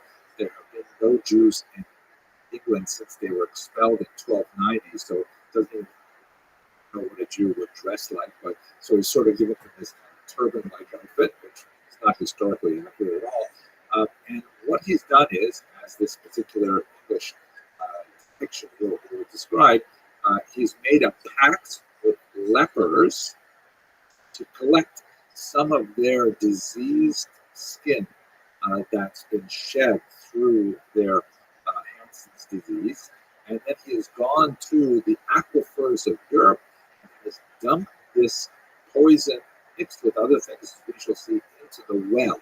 And that poisoned the drinking water, which of course that had nothing to do with bubonic plague. It was spread by a particular kind of bacillus that was on a flea, that was on a rat that spread throughout Europe. But at any rate, as he dumps it into the water, then spitting up out of the well comes this demon that urinates back into the water, and that creates the poison. And of course, part of the basis of the concoction to create this poison is the blood of a Christian child. As you can see on the cross, there is a Christian child. Now, let's look at the next page here. We'll actually read some of this here. It's quite fascinating. If you look at the top line, we can read it together here. And you can see the shoulder note says, a great infection throughout all Europe by reason the water in their wells was poisoned. From the top line, it says, they allied themselves in concert with the diverse lepers, by whose succors and means they made an ointment, of strange spelling, but the 16th century, with a confection of the blood of man's brine, composed with certain venomous herbs, wrapped within a little linen cloth, tying a stone to the same to make it sink to the bottom. They nightly cast in the said infection into all the fountains and wells of the Christians, whereupon this corruption engendered such contagious diseases in all Europe that there died well nigh the third person throughout the same. Roughly 1/3 of the population dying. So this is, you can imagine if you're living in the middle of the 14th century and these horrible deaths are happening all around you, and you look for something to blame, and you hear a legend like this, in the medieval mind, there's a certain amount of credibility that is associated with such an absurd statement, especially if you build on top of the blood libel and the host desecration charges. And in fact, what we see frequently throughout the period are collections of Jews, as in this one in Strasbourg, for example, and their public burning and seeking vengeance for the deaths of the Black Death. It's horrible, horrible period. This is when you have an accelerated movement of Jews away from Western Europe and towards Eastern Europe.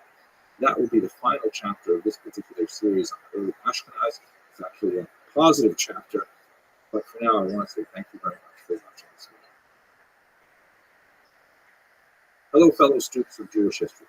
So we've come to the end of this particular series of classes on early Ashkenaz. And the last couple of classes have been really tough because we're looking at the bloodline, host desecration, the Black Death, and expulsions. Yikes. But thankfully, it ends on an up note because although Jews are being driven from their homes in Western Europe, Eastern Europe is turning out to be a haven for Jews. In fact, Poland, which is later united with Lithuania in a massive commonwealth that stretches from the Baltic to the Black Seas, will actually be like this beautiful new home for Jews for several hundred years. And Jews will sort of riff on the term Poland in Yiddish, and Hebrew, as Polin, which means in Hebrew, here we will rest, here we find refuge and so on. And this is because whereas in Western Europe, we had all these negative things going on, in Eastern Europe, there was a recognition of the value that Jews had to initiate the economy, and so they were actively attracted into the Polish Commonwealth, offered the possibility of settlement there to engage in various economic functions to which the largely agrarian population was not well adapted. You see this, for example, here's a beautiful example of a Jew, kind of like a Jewish family really coming to Poland and seeking the refuge there, and the king who's up on the stairs is magnanimously saying, well, why don't we let them in? I mean, they seem like nice people, right?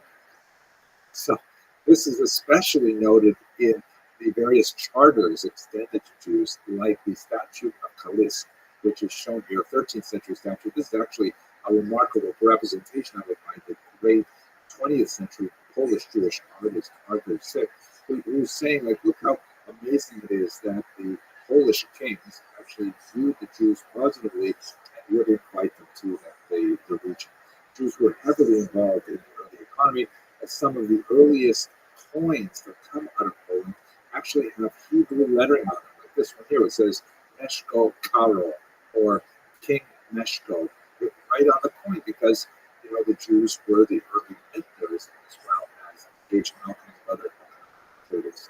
And so by the time you get to the 18th century, you see in this map here, large populations of Jews throughout Poland, and it would constitute really the bulk of Ashkenazic Jewry going into the modern period. Although Jews in Poland would still retain the definition of themselves as Ashkenazic, which harkens back to Germany, they would nevertheless be overwhelmingly concentrated in the East, far more than they would be in Western European countries.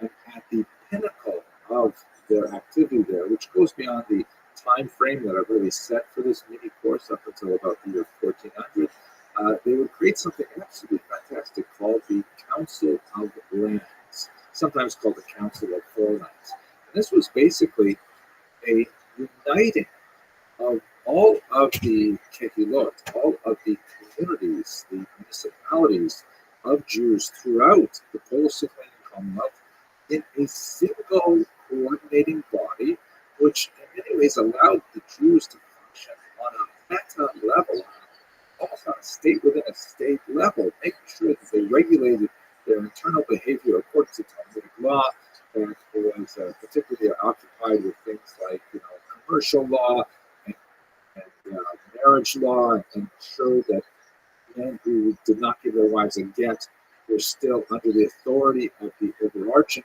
Council of Lands. This is a page of minutes from the Council of Lands. And according to many historians, following the thought of Shimon Dubno, shown here, a great historian from Eastern Europe, this represented really a high point in Jewish civilization as a whole, because the Jews had sort of evolved to a point where they could exist as a society, fully participating within the diaspora environment without having to have a state of their own. Dubno, of course, was non-Zionist. He lived at a time when Zionism proved to be an extremely powerful phenomenon, and most Jews actually supported Zionism, but he felt that Zionism actually was a step backwards for the Jews, that the Jews had already evolved past the need for a state, that they could maintain their communal existence without connection to a state. Sadly, Dubno himself was killed by the Nazis, along with most of the people who did not see the value in having a Jewish state, at the very least, as a refuge for Jews in the face of anti-Semitism. But nevertheless, it's fascinating to think about what the Jews could achieve within their diaspora environment under the Council of Lands. And that takes us to the end of this particular section of classes. I hope you found this mini-series useful, and wish you tremendous success in your journey studying Jewish history. Thank you very much for watching.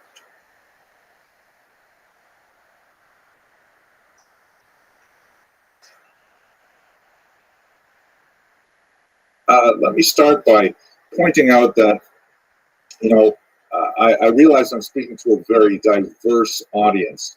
Some of you are intimately connected with the theory and practice of Judaism, and you have a considerable amount of familiarity with the history and practice of Judaism in the medieval period.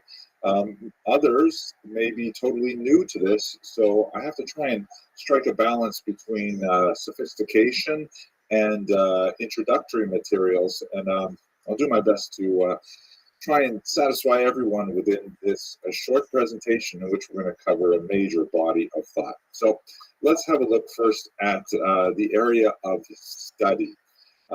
Intellectually, we have to ask ourselves, what exactly is Judaism? When we're talking about the religious life of the Jews of medieval Ashkenaz, what exactly are we referring to? So Judaism, of course, is an ancient faith, is one of the most ancient that are currently practiced today. It is the original monotheistic faith, which later gives birth to daughter religions, Christianity and Islam, originating in ancient Israel and of course developing through the ages and still practiced to this day. However, the understanding of Judaism that most non-Jews have is largely based through the filters that they receive from the Christian or Muslim interpretation of Judaism, tends to focus very heavily on the biblical record.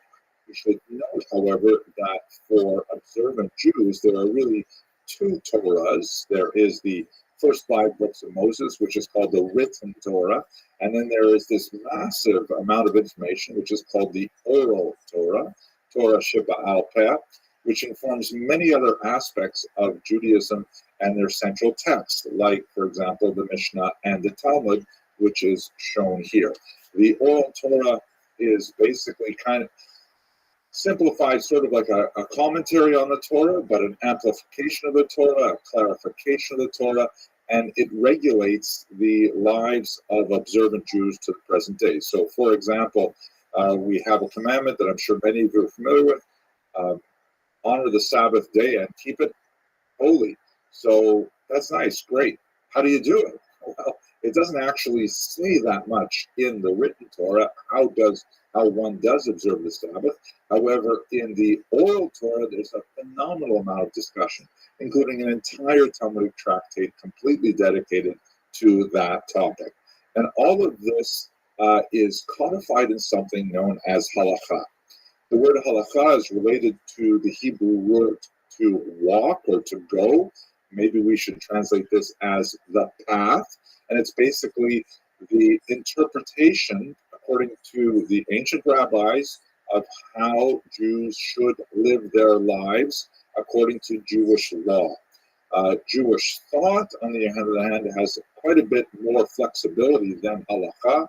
And even within halakha, there is significant flexibilities, which we'll see a little bit later today, some distinctions between Ashkenazim and other sub-ethnic groups within the Jewish world. But halakha basically dictates the day-to-day quotidian life of Jews throughout centuries.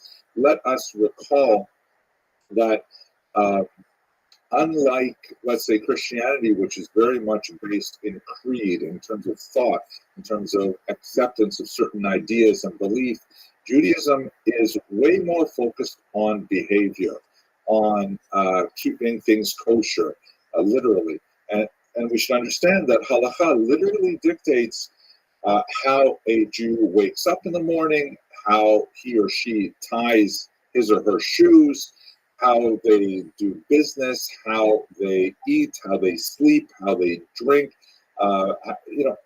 Every single aspect of life is really dictated by halakha. It is all encompassing.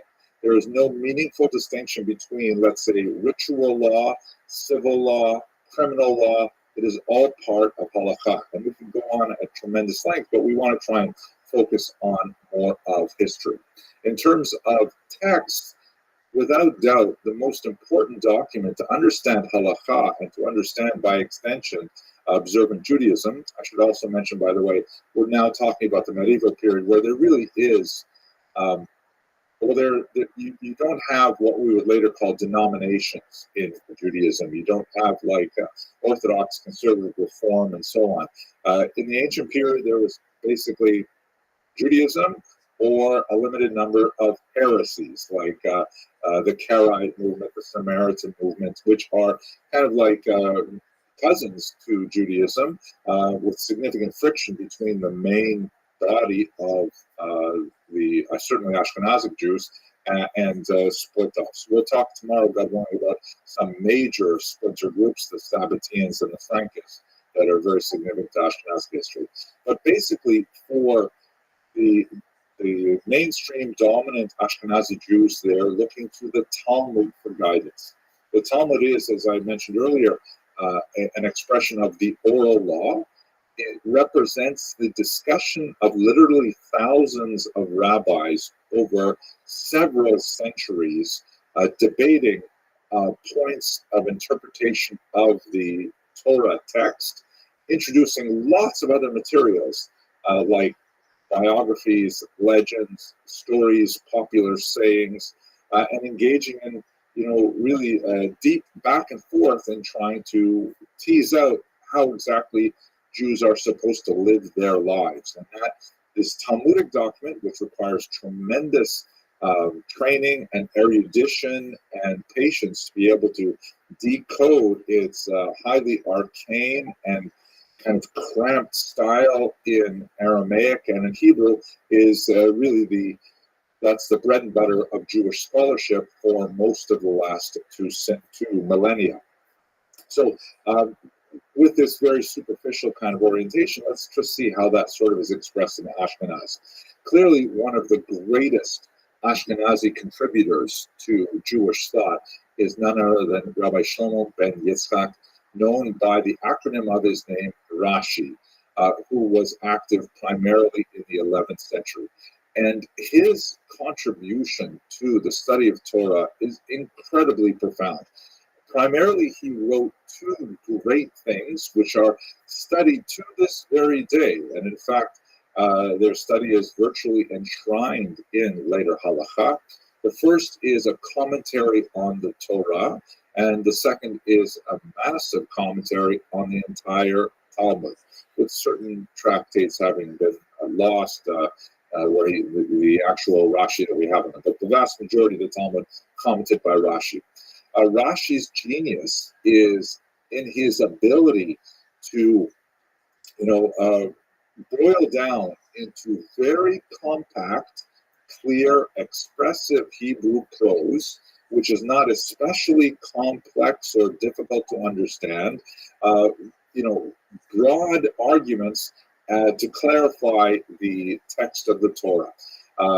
It's said that Jews study the Torah with two fingers. One goes in the actual Hebrew text of the Torah itself, and the other one goes on the text of Rashi, which is almost always printed on the same page as the Torah itself. That's just how central he is. Because, and besides just explicating the text, one of the other major contributions that he offers is he unites much of the oral Torah with the written Torah.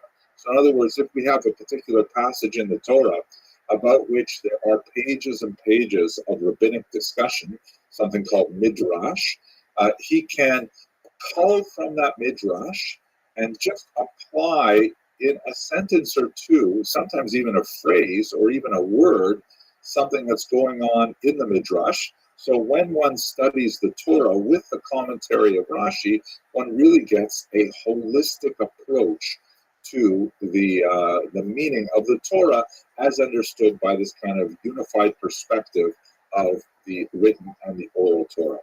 Rashi's perspective was heavily relied upon as well by medieval Christian commentators, not only because he explains many difficult words and phrases and puzzling passages in the Torah, but also because he boils down the perspective of the oral Torah and makes it available to a wider audience. In, of course, rabbinic Hebrew, but there were translators of that era who were rendering it into Latin and other languages.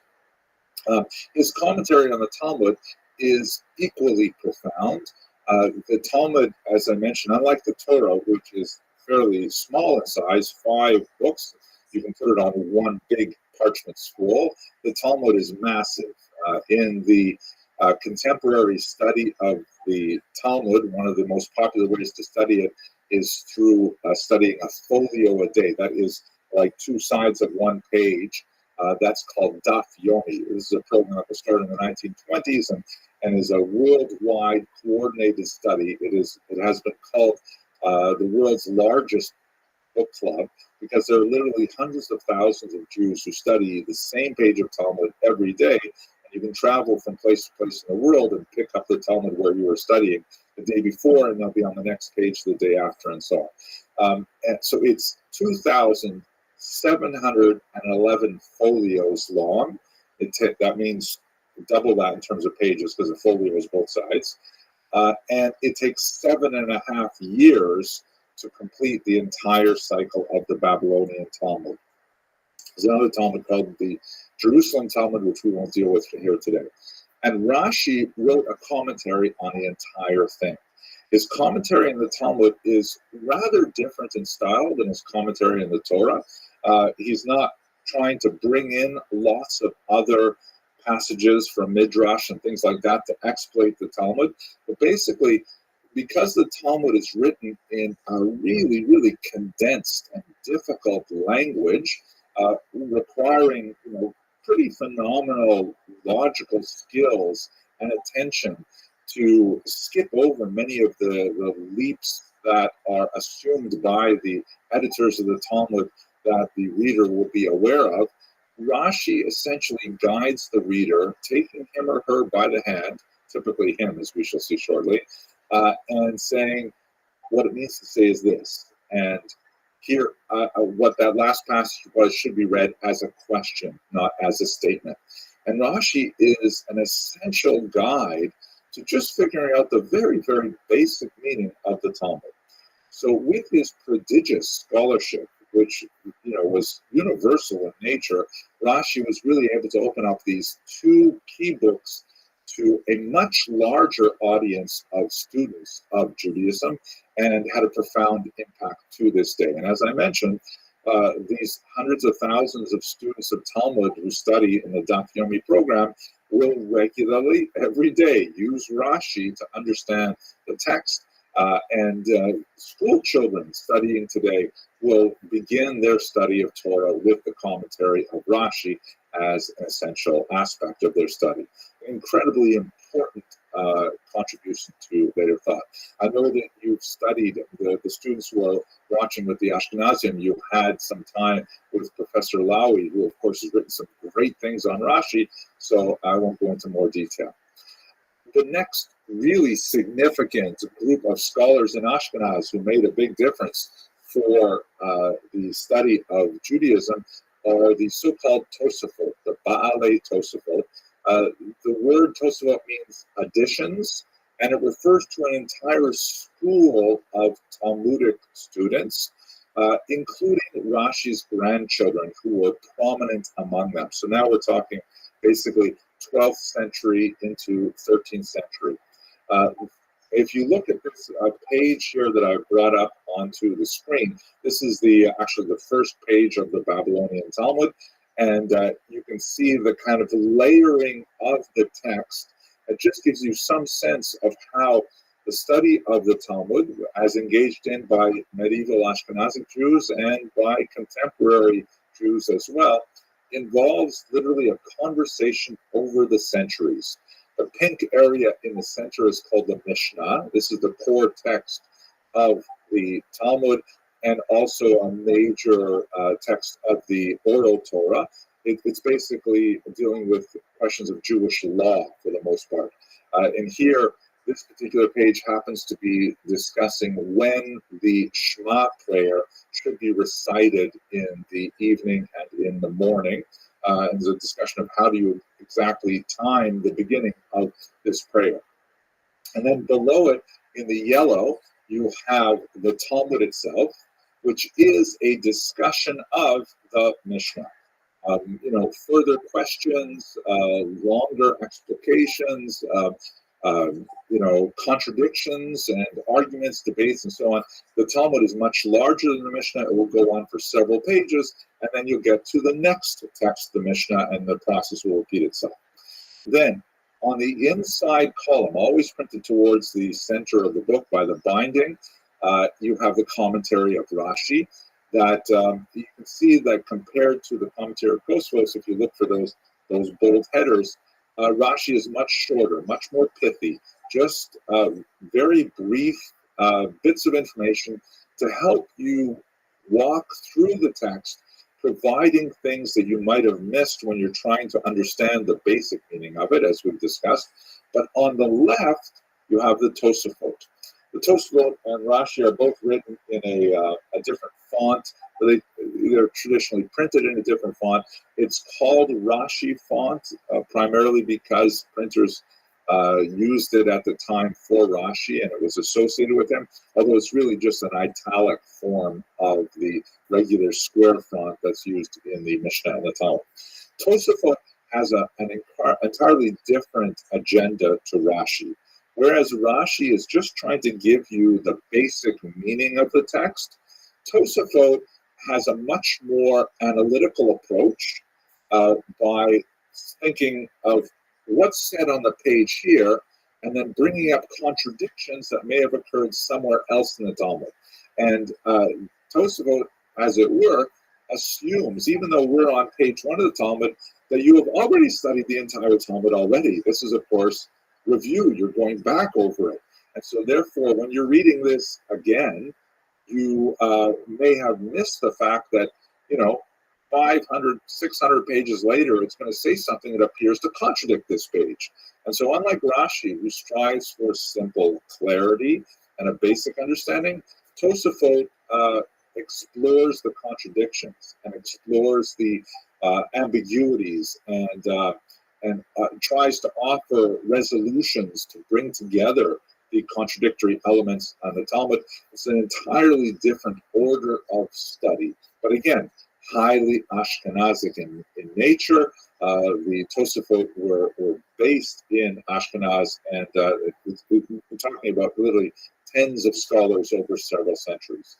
And by the way, on the outsides of the margins, you see many other commentators. Depending on the edition of the Talmud, you'll have different commentators featured right up until the 19th sometime even the 20th century. The copy of the Talmud that I enjoy studying the most, the Steinsaltz Gemara, actually has a figure who passed away just a few years ago, Rabbi Dean Steinsaltz. So it's an ongoing text. It has layers that continues right up until the present day. So Rashi, Tosfos, major Ashkenazic contributions to Jewish intellectual history in Ashkenaz. One last major movement that we should treat when we're looking at this medieval period is a group of thinkers in the Rhineland who acquired the name Hasidei Ashkenaz. Hasidei means literally the pious ones. The term is also used by several other movements in Jewish history, both modern day. I'm sure you have heard of Hasidim. These are followers of the Baal Shem Tov, who we'll have opportunity to speak about, I think, on Thursday. They're from the 18th century and onward. Totally different and, for the most part, unrelated to the Hasidei Ashkenaz, other than their basic tenets in Judaism. It's also a term that's used long ago. There are biblical instances of the word Hasidim, and there are the followers of Yehuda HaMaccabi in the period of revolt against the Syrians.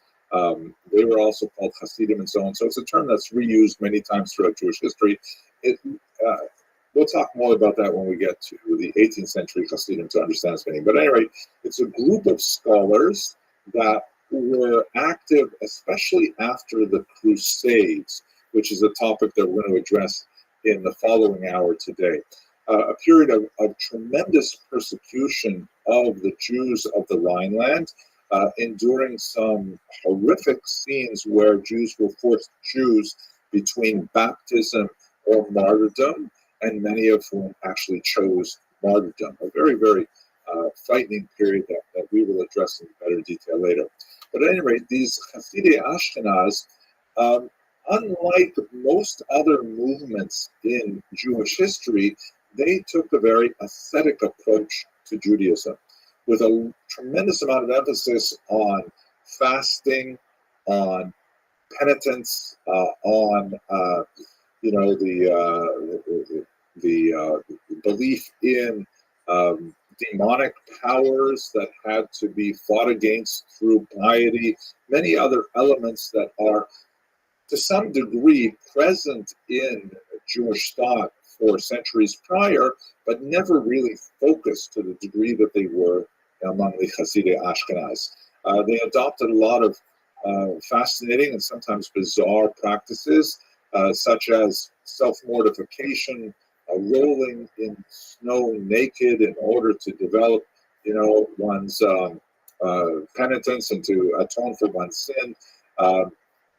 Things like after death, their coffins were dragged through the streets with the thinking that by suffering humiliation like this in this world, they will be spared humiliation in the next world.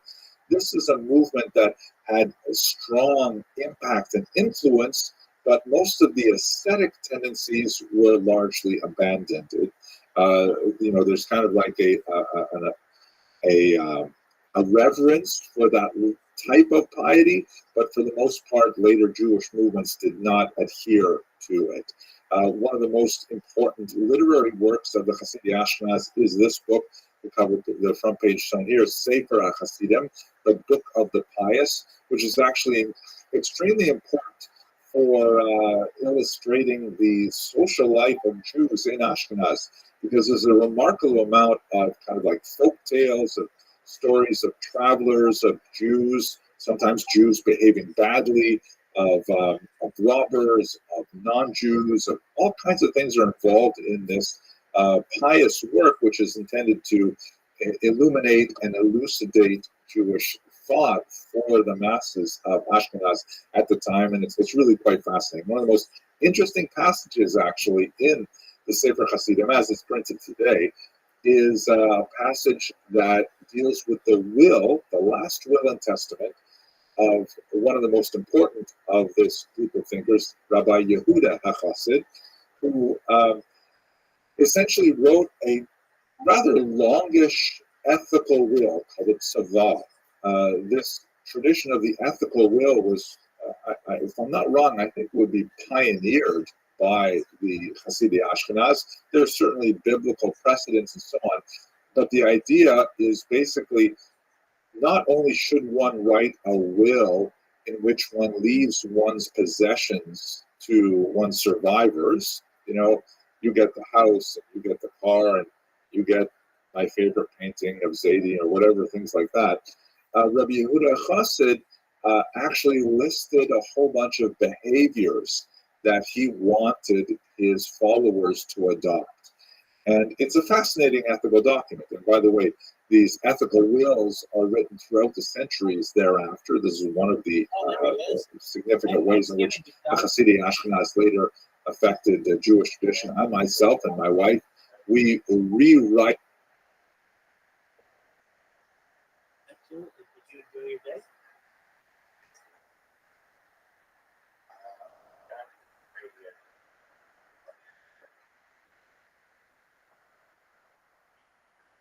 Oh, you haven't eaten yet?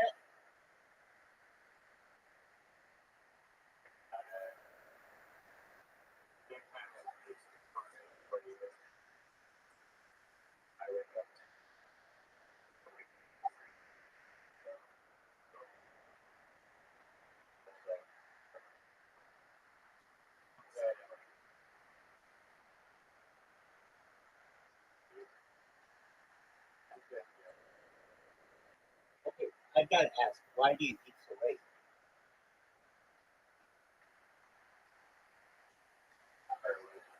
I've got to ask, why do you eat so late?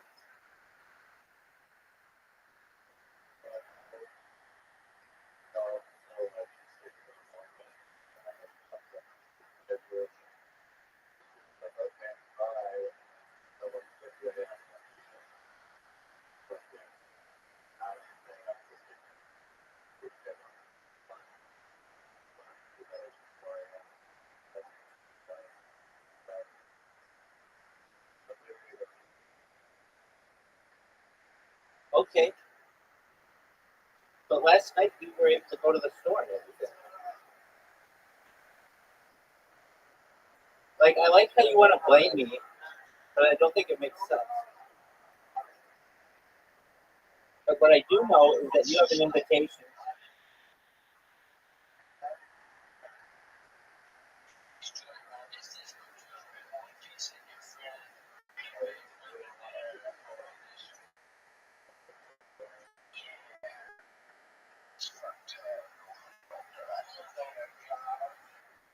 Come join. It's called Play-Doh.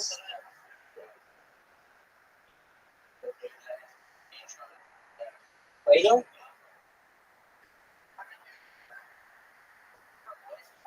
Oh, hey, what's up? Oh, that's my friend. Just so happen. I'm in so many different discords right now.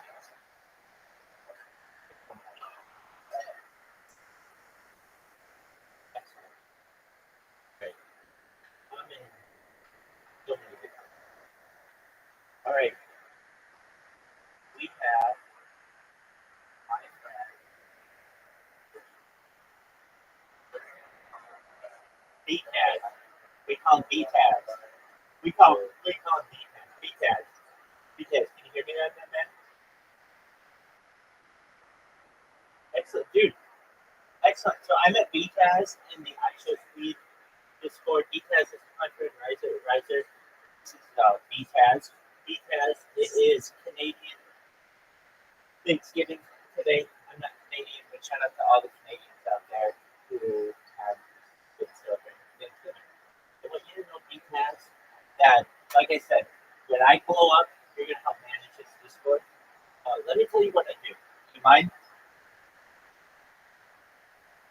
Excellent. I stream on like 24/7, 365 for world peace. This this is a time capsule for society. This is a timeline of history. It goes back to the pandemic. We've seen the death of a queen, the birth of AI, the coronation of a king, and everything in between. Talk about some things on this stream that aren't normally discussed in society.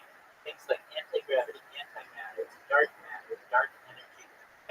light travel. We talk about geothermal energy, we talk about nuclear energy, we talk about fission energy, where we take an atom and rip it apart. We talk about fusion energy, where we take two atoms and slam them together.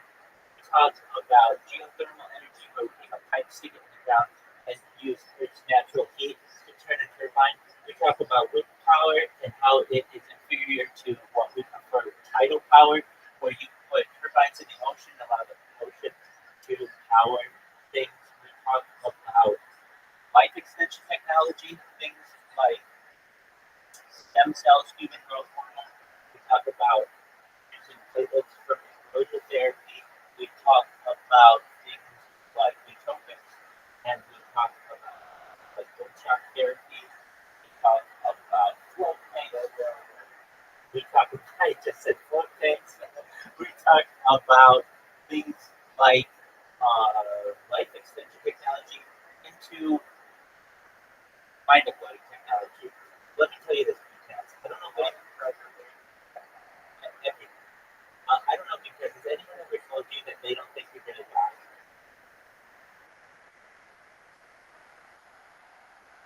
Oh, okay, just be, no Kaz. Oh, only Kaz. Okay, so Kaz, has anyone ever told you that they don't think you're gonna die? You know you're gonna die. Okay, so let me explain this to you. There's a way to maybe escape death. So when you were born, you were probably going to live to age 80, 100, 120. But there's a type of technology known as life extension technology that can extend that, perhaps to age 150, perhaps 180, perhaps 200. But eventually your body's going to break down. That's when we get into. That's when we get into the next type of technology, which is why I'm probably don't think you're going to die. And this is known as mind uploading technology, where we scan Kaz's brain. If you want, if you don't want, you can die like a normal person. But if you want, you might be able to scan Kaz by scanning your mind, your brain into a computer. We scan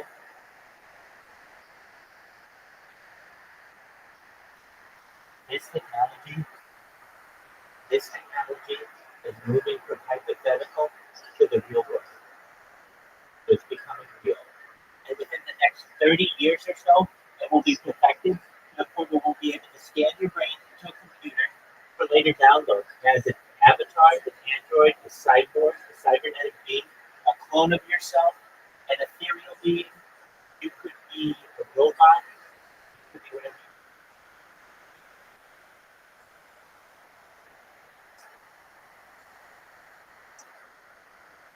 It's a really interesting opportunity. That's just what it is. So, Riser, you may not be aware, but Taz is telling me that Taz is a Discord developer. They took a look at our Discord. They said that it seems like a cool place for a lot of people.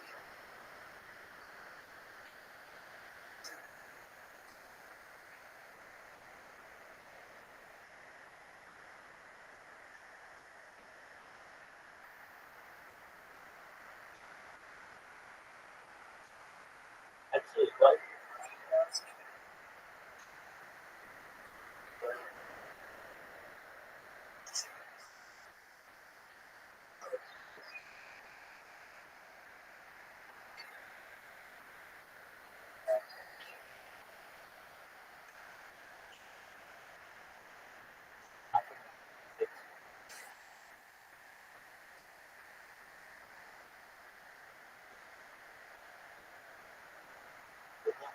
so I just want to make you aware, as you know, I'm always live, and it gave me a little bit of trouble in the ISO stream because I don't know, one person did. This guy, he's me. His name is uh, Daddy Boykins. That person is really me. They were like, you smell. Stop VC camping. I'm like, what do you want me to do? Like, am I spending too much time in there without typing to people? What do you want me to do? Whatever you want me to do, I'll do. But I want to meet new people just like you, and that's how you do it.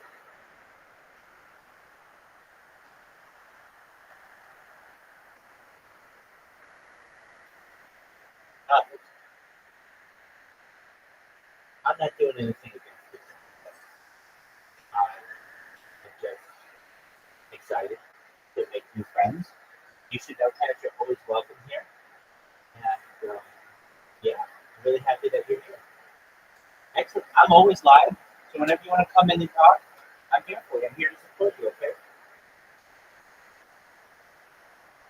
Excellent. Hey, do you know about Harry Potter Obama's on the 10 either? It's the best cryptocurrency in global history. Like 2 weeks ago, it was worth 7 cents. It was worth 31 cents today. It's incredible. It's the best. You should know everything about it. Well, this is the shirt. This is the logo. It's actually English. It's amazing. So it's Harry Potter, and then we have Obama, and then this is Sonic, and then 10, and then Ezu is a species of dog. It's like a meme coin. It's going to the moon. So I'm sponsored by cryptocurrency. They're amazing, and I just wanted you to be aware of what all this is. Believe it or not, see this?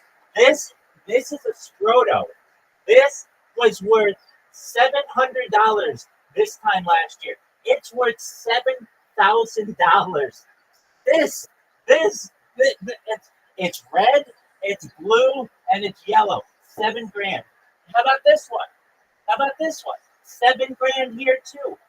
$7 grand here too. This one, $7 grand. How about this bad boy? $7,000. It's incredible. So you should know there's a lot of exciting things happening. We're going to go viral, and when we do, we're going to help bring world peace. Doesn't get any better than that, does it?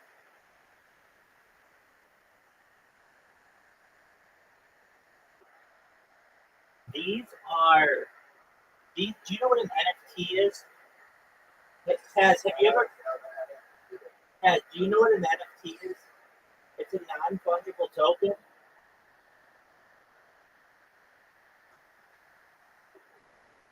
Yeah, exactly, but it's like the art behind it. So what this little picture is, it's art that is worth $7,000. Just incredible. And so you should know that we've got a lot of exciting things going on here. Well, you're going to learn a whole lot here. Every single day you're going to learn something. And then you're going to learn things that I will teach you that will change your life forever. And you'll never be the same. That's really exciting.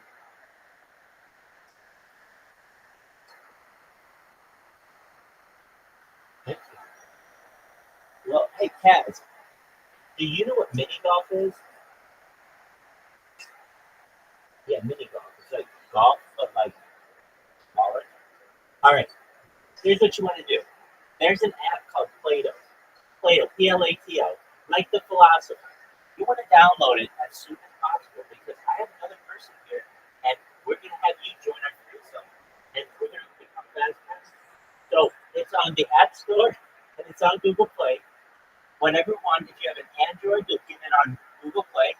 If you have an iOS device or an Apple device, you get it on the App Store. Plato will be very patient. I'll show you what the icon looks like, so you'll be like, oh, I know what that looks like. All right, here you go. Here's the icon that you're looking for.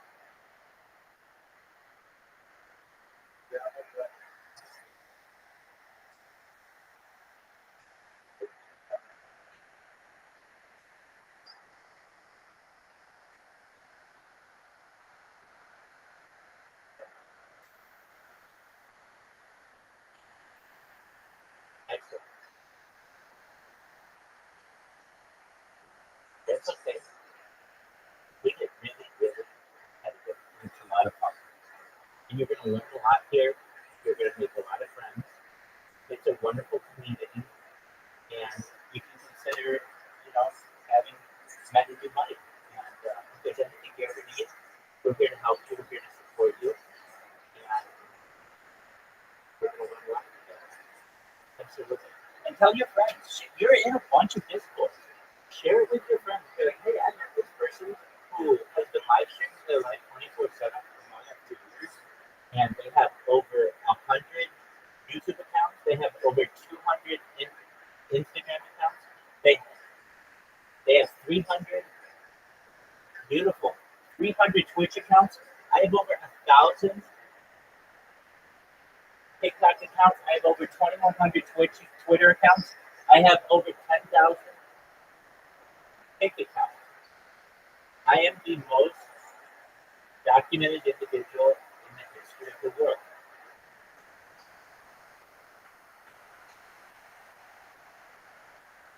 Okay, excellent. Absolutely.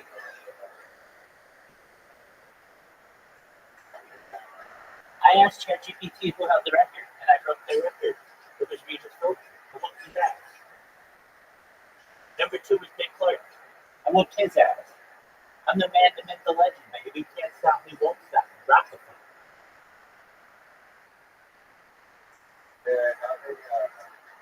I'm bigger than Oprah. Go for it.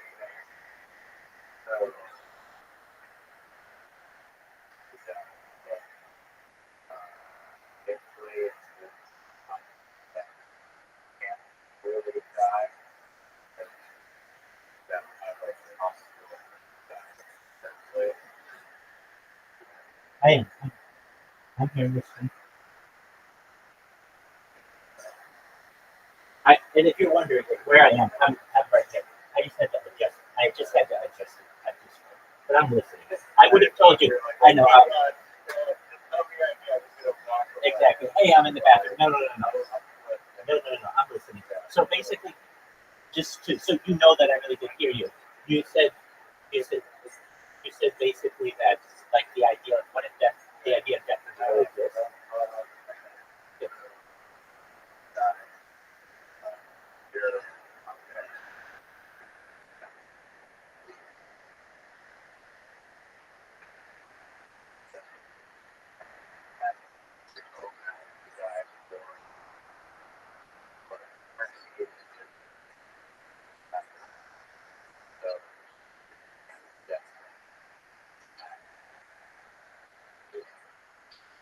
Can I argue any of these points or no?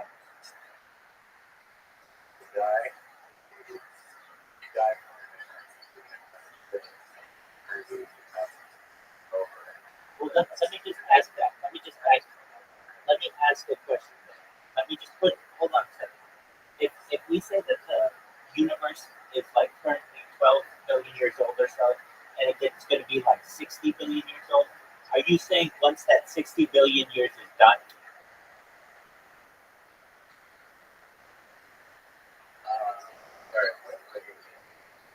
okay, well, like, generally speaking,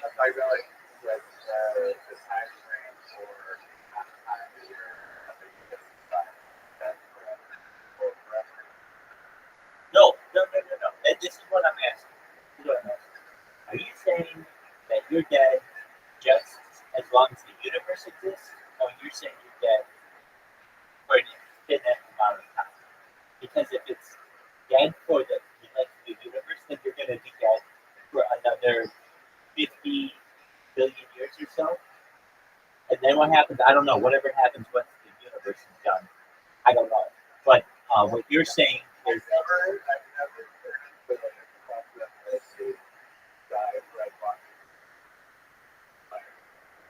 yeah, because what happens when that junk is done?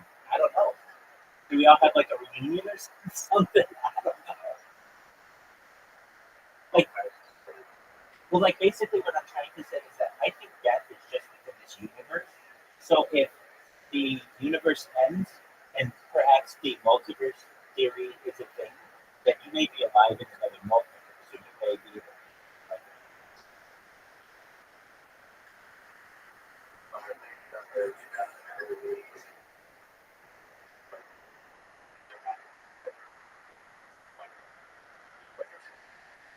okay, so that's the multiverse theory.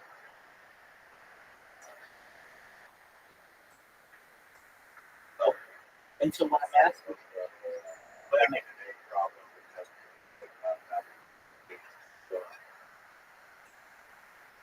wait, did you have infinite? Hold on. Let's. I have really, I haven't. I've done this before, but I really want you to get into your mind what infinity means. It doesn't mean a lot. It means everything, and it means everything going to the right everything going to the left means everything up means everything down. Welcome, welcome. How are you? I'm so glad that you're here.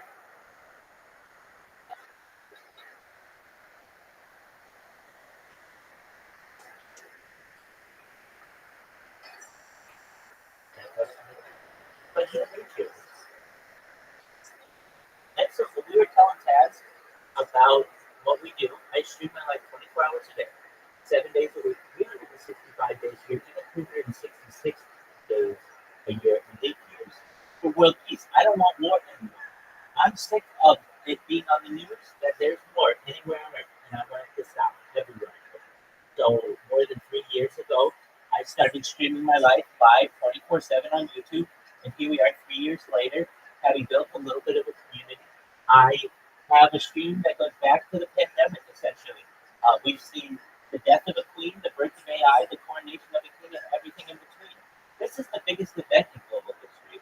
No person has as many social media accounts as I do. I have over 100 YouTube accounts. I have over 200 Instagram accounts. I have over 300 Twitch accounts. I have over 1,000 TikTok accounts. I have over 2,000 Twitter accounts. I have over 10,000 Kick accounts. It's just an incredible amount of greatness that any one person has. And I am essentially I'm creating a platform where I can get sense for peace. Like, I can understand already how. Can you tell me, like, how the server gonna? How did it have to be? How did it get to be? Like,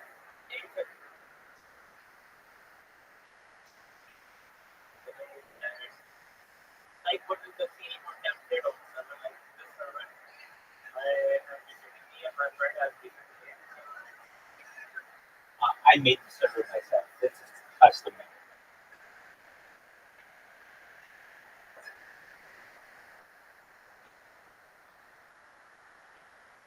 That's exactly right. 100%. My work is not like for me. You know what TV concept versus what TV. I heard of it at times. Yeah, it's going on with it. But it can shift really fast. My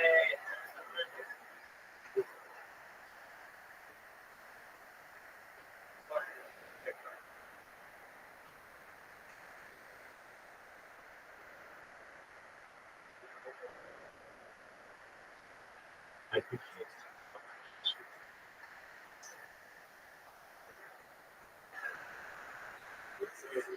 You from my from seven. Yeah, yeah. You were understand.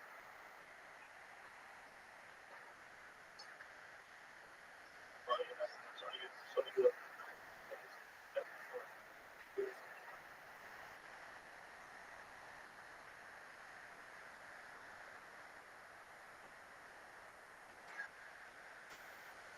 what you do you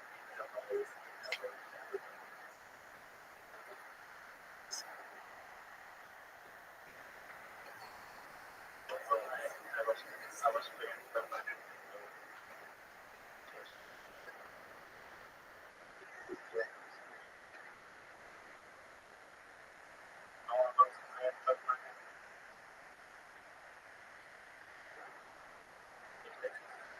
like, is this weird for you, man? Is this weird for you? Like, getting rid of something new, like,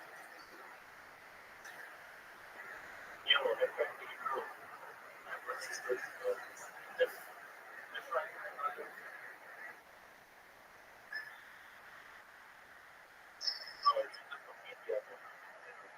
No, no, no, no. All are from Pakistan.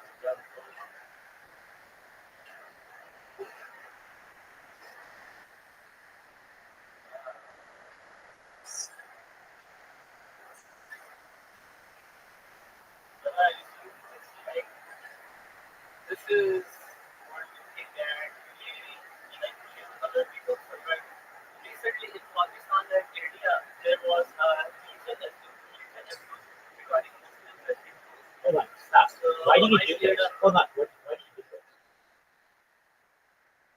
Because I did this, like, they were expecting Muslims, and I'm also Muslim. Okay, that's fine. And we have respect for Muslims. So you should know. So I don't want to get into the meeting on this, but I don't know. Yeah, I know, but I'm showing that I'm switching the very thing because this thing, like, if you have anything like, Yeah.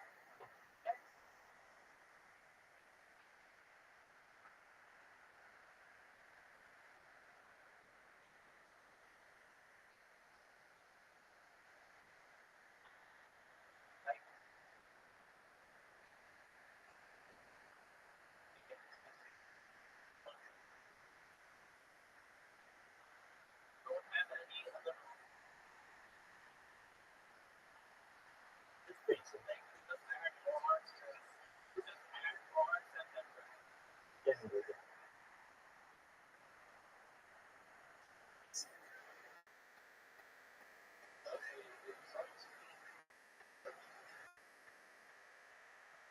like the rest. So I want to put up like your open, your open skill, your open skill.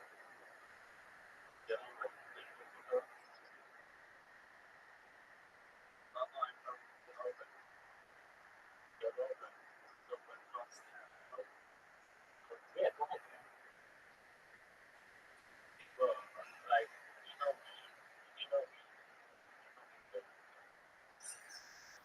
I was the one who was like, I just, I know you. Yeah, it's cool. I mean, I was talking to George.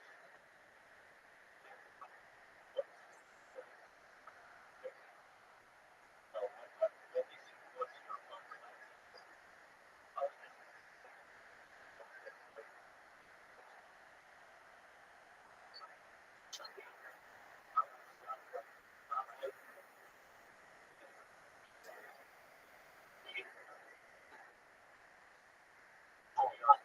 My thoughts.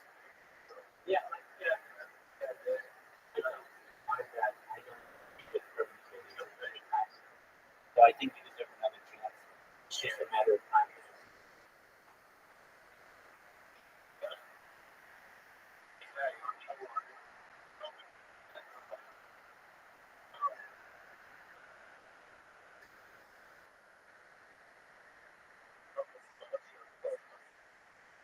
As I said, I don't think it's perfect things to get into the time. I think everybody deserves a second chance if given enough time. So in this case, if I were you, I would do my best to appeal or wait some time to appeal. See if I can maybe be friends with the mod and see if I can maybe get a good foot in the door with them, perhaps.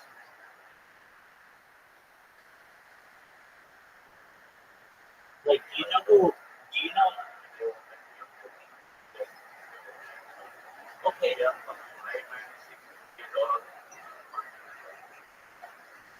yeah,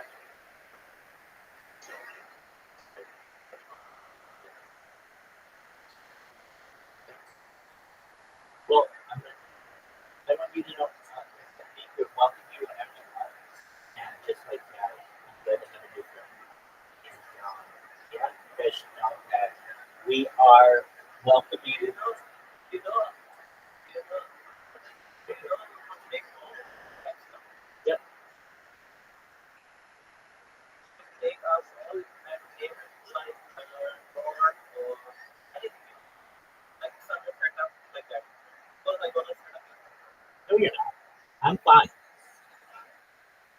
Here is the thing today. This thing is sort of that. So that's something different. Listen. Effendi, if you're here to do a server, I don't want you. I want to be your friend. But I don't want to have these conversations with you. You're going to have to understand something. You're going to have to understand something really, really quickly.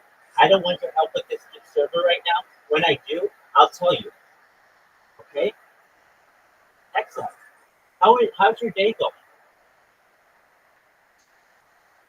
Excellent. What did you do today? I want, you know what? Who?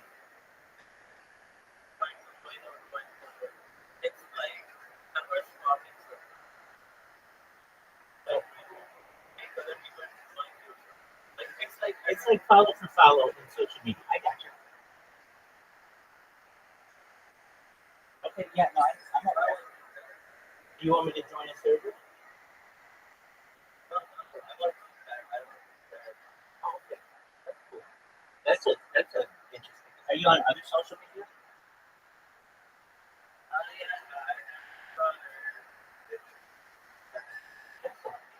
Very cool. Are you a fan of I Should Speak?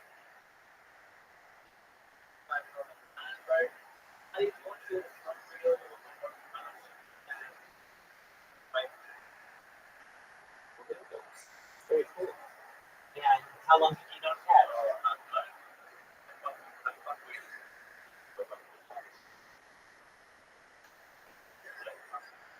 Okay, so here's the thing. Damn,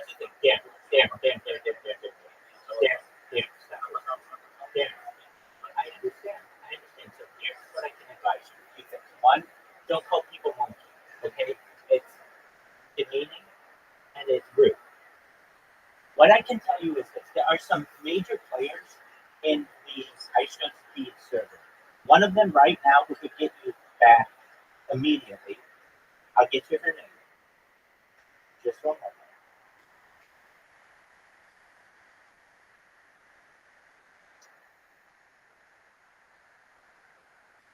It is, I believe it's like Haley. It could be wrong on that. Let me find it for you. It's in. She boosted iShow Speed's appeal server. Okay, so what I can advise you is really about the same things that Taz and Offend said, which is get into the appeal server. Now, I know you said they're never going to allow me to come back. No, you're looking at this with very closed-minded eyes. You need to have foresight. So what am I saying to you? You're going to write a nice message in your appeal. You're going to say, on this date, I made a mistake and I used a phrase that I shouldn't have used. I want you to know that I apologize for it or that I'm sorry for it. I will never let it happen again. I want you to know that I understand that it may take some time for you to consider my request to have my ban lifted. But I want you to know that I will never make that mistake again, and I would appreciate it if you would consider lifting my ban. They're not going to let it. Okay, so guess what? The next day, you do the same thing. In a very nice way. Okay? They're not going to do it. Third day, you're going to do the same thing. Do it every single day for a year. I almost guarantee you, they will just get sick of you. They will get sick of answering your message, and you'll be able to get back.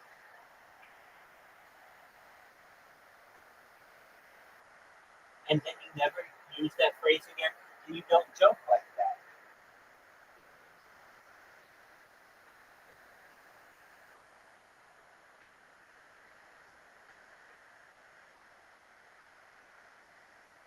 So, Dan, you get it?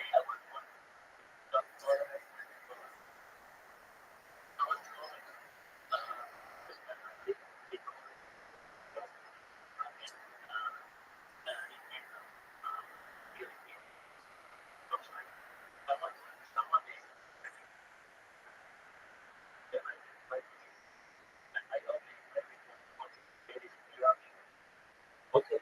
So then, the way that you describe that. Okay. So the way that you describe.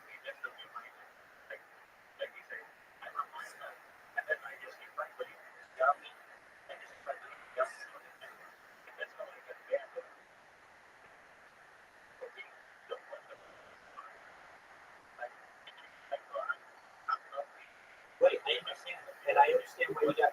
I understand why you got banned for that. You should understand something. Some things are funny, and some things aren't, and that's not funny.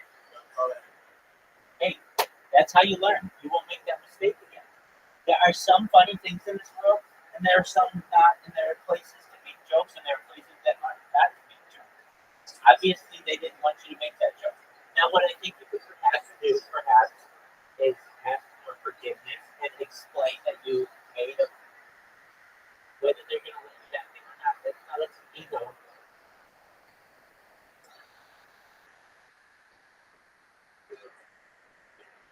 But yeah, you really need to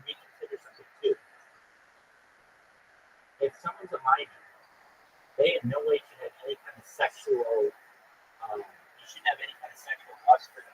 You should be off limits. If anything, you should be doing your best to be a good role model. And typing yummy when someone says that they're a minor isn't being a good one.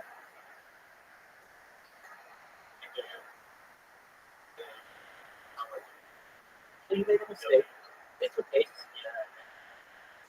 So Darren, I can tell you this: if you want to get in another another big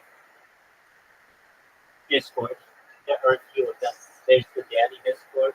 There's the cool. It's called Cool. These guys are famous. Um, Chill Zone, and then there's Dad's Board, and then there's another one. Like Mika. Mika is another one. Get into those. It's the same people. I mean, it's really like Discord's not that big of a place where people aren't in other people's Discords, and so just make sure that you make your friends there. In the meantime, I'm not saying you'll never get back into iShow Speed, but for right now, you made a joke that is not appreciated there.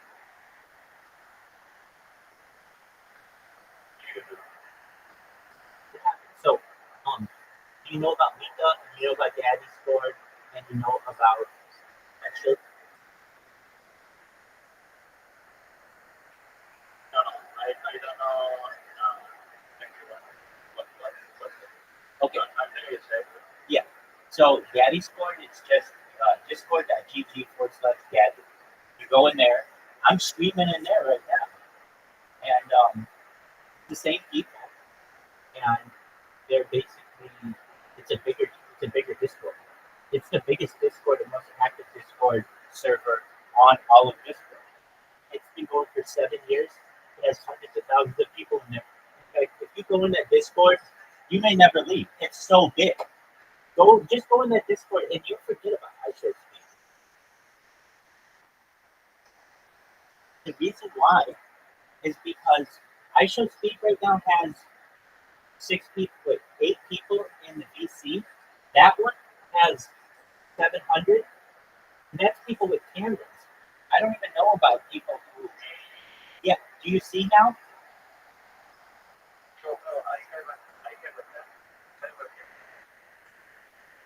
Absolutely. I'm going to tell it to you. It's Discord. That's okay. I'll repeat it. I'm not going to send it. I have it memorized. Go to the Discord and you type discord.gg/daddy. DADDY. I will.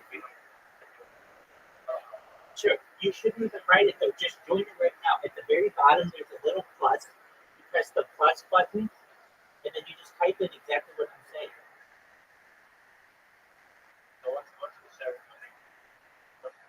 Discord.gg/daddy. DADDY.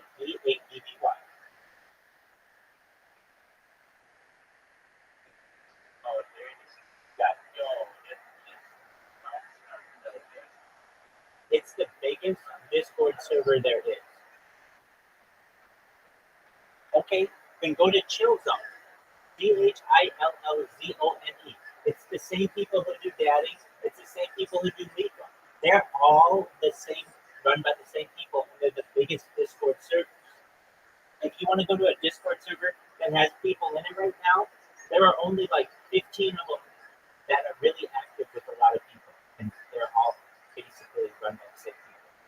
So you can go to it. It's Chill Zone. ChillZone. Go to that one.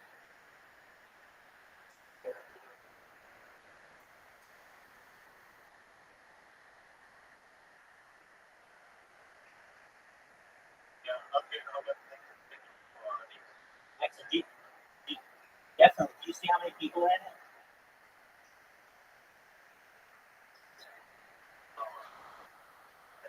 Yeah, I want you to see it because it's impressive.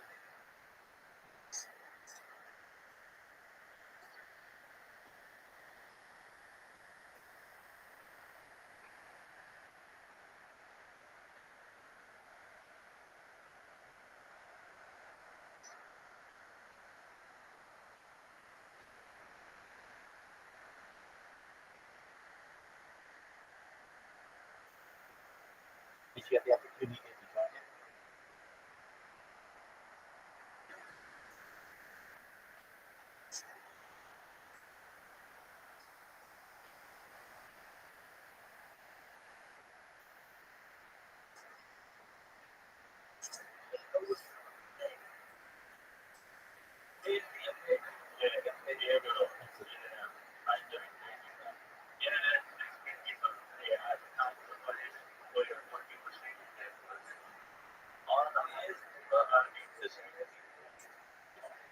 They're all the same people. Like, I don't know how it works. Okay, well, great. I'm glad you got it. Excellent.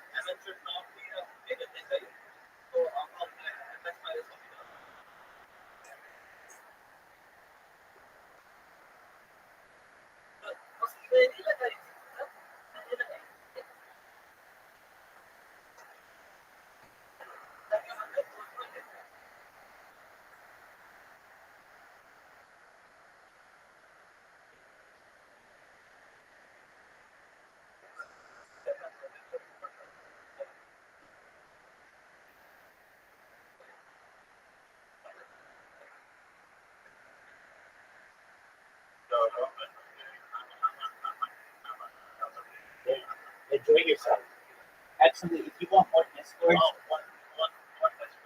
yeah, a little. Yeah, but here's the thing. Hold on. I can do it thorough. I can do it fluently with this. Just for a moment. Yes. So I don't really need to. I can speak as much Hebrew as I need for my services, but because I speak biblical Hebrew. But when it comes to speaking with people, my Hebrew is still a work in progress. So I use this, and I can speak Hebrew better than most people who speak Hebrew. So just so you see, I can speak Hebrew with this, and it goes immediately. And I'll do the same with these guys, and I'll show them Pakistani. אני יכול לדבר עברית עם זה, וזה הולך ביד, ואני אעשה את אותו הדבר עם החבר'ה האלה, להכיר אליהם פקיסטנית. Just a moment, and I'll show them Pakistani.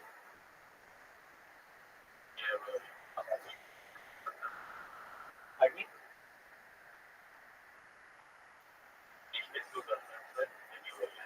No, this is a called a pocket talk.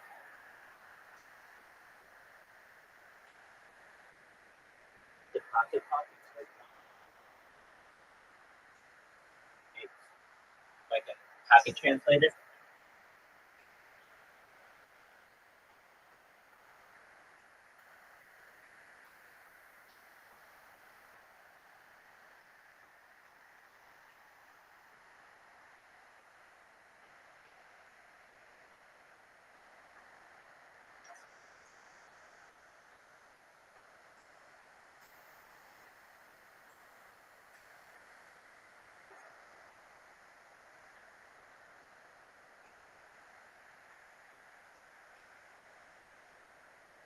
Okay, excellent. That's what I like. Just a moment.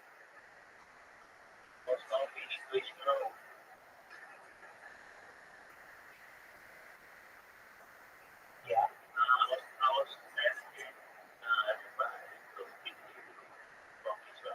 No, I'm not from the I'm from the United States.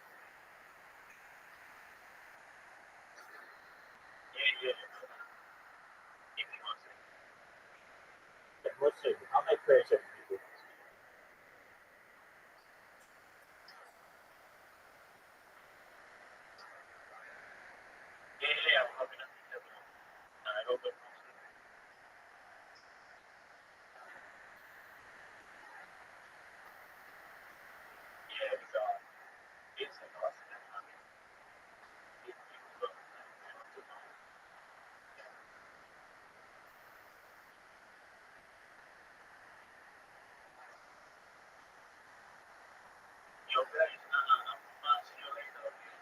Absolutely. Take care of yourself.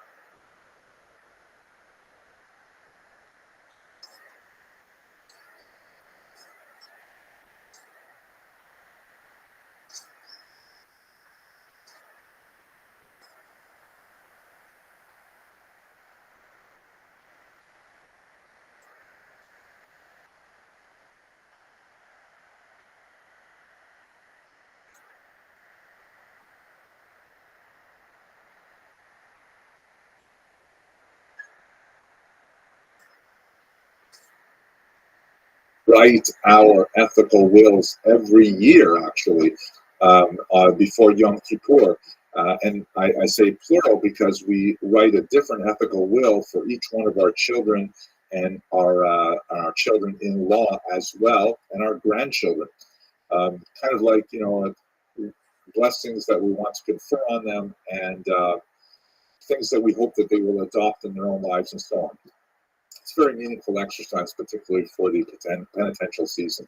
At any rate, one quick note about Rabbi Yehuda Chassid's will. It lists a lot of kind of bizarre instructions as well. For example, Rabbi Yehuda Chassid commanded his children after him to never marry a woman with the same name as their mother, right? So if Ruvain's mother's name is Sarah, he should not marry a woman who is also named Sarah.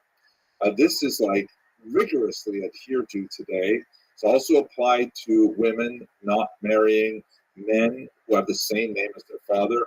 There are, ways in which this can be dealt with. If Ruvain falls in love with Sarah, Sarah can always have a name added to her, so she becomes Sarah Leah or Sarah Hannah, things like that. But it's amazing how rigorously Jews attach themselves to this particular teaching of Rabbi Yehuda Chassid, which has, by the way, no other known source in Jewish thought, neither in the Bible, nor in the Massive Talmud, nor in the Mishnah, nowhere else. Rabbi Yehuda Chassid appears to have originated this practice.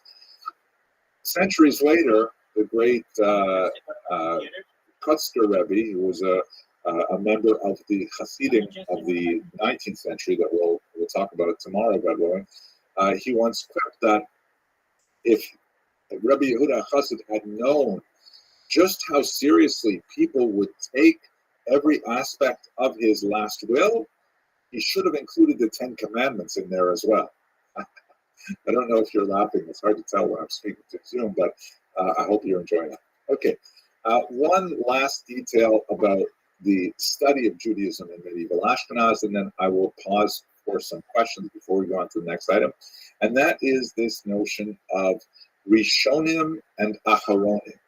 So if you have a look at this map here, this is the great expulsion of Jews from Spain and later their migration to Portugal as well. As you can see, a significant number actually made their way up into Ashkenazic lands as well.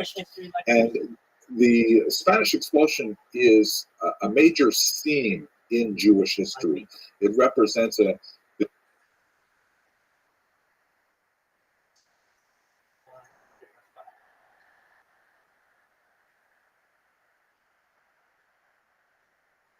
We're doing about it right now.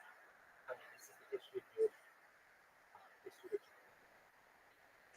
Jews and Israel, how what we do. This is the death. And we're going to about Jewish history.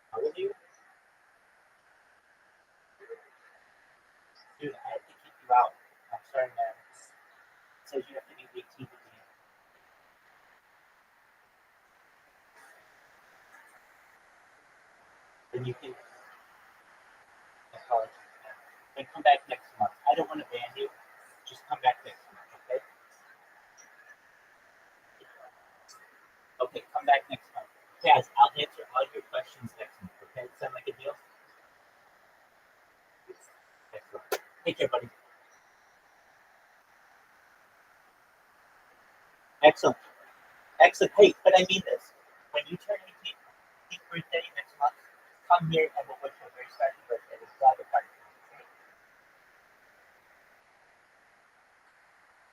Excellent. We'll see you next month, big dog. Take care, my friend.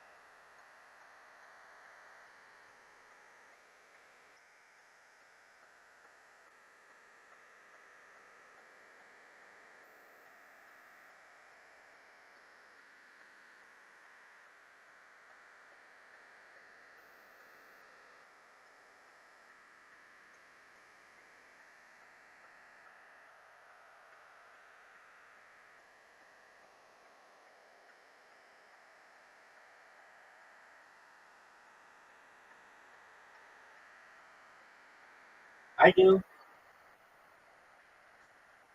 I do too. All right, well, we don't play in there, big dog. Dude, dude, get some people in there to download it.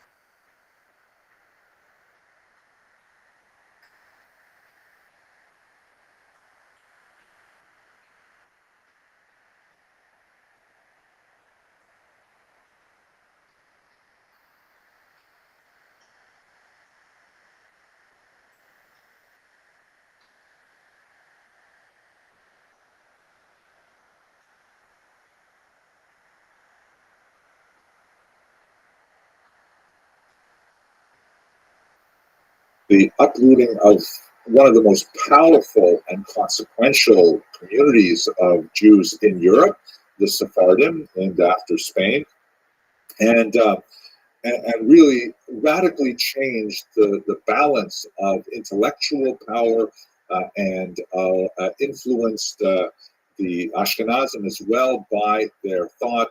But we'll get into that, God willing, in later classes. But I want to illustrate that here as kind of like a rough dividing line between two major periods of intellectual inquiry. We should preface this with this concept that is very basic to traditional Judaism, this notion of the so-called decline of the generations, the Yeridat Adorot.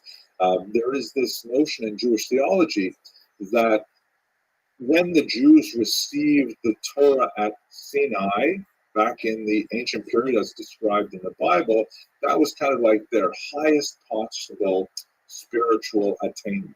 They were as close to God as one could imagine while still remaining in a human body as a mortal. And then as we move forward in time, away from that moment, there is a successive decline in spiritual sensitivity. And the Jewish thought kind of groups the bunches of generations within categories that relates to how far separated they are from Sinai. And I won't go through the earlier groupings, but two that are related to us today as we talk about Ashkenaz are the so-called Rishonim and the later Acharonim. The word Rishon means first. So you have these people called the first ones. It really means the first ones, the first thinkers after the last major group of thinkers called the Geonim, who were primarily centered in Baghdad, in Iraq, kind of like the post-Talmudic thinkers. The Rishonim include people like Rashi and the Balei Tosfot, who we spoke about earlier. The Sefer Hasidim were all among the Rishonim, and they represent several hundred years of thinkers who are very active, not only in Spain, in Ashkenaz, but also in Spain, North Africa, and elsewhere. The Rishonim are occupied with somewhat different priorities than earlier generations. So one of the things the Rishonim do, for example, is they try to systematize the commandments.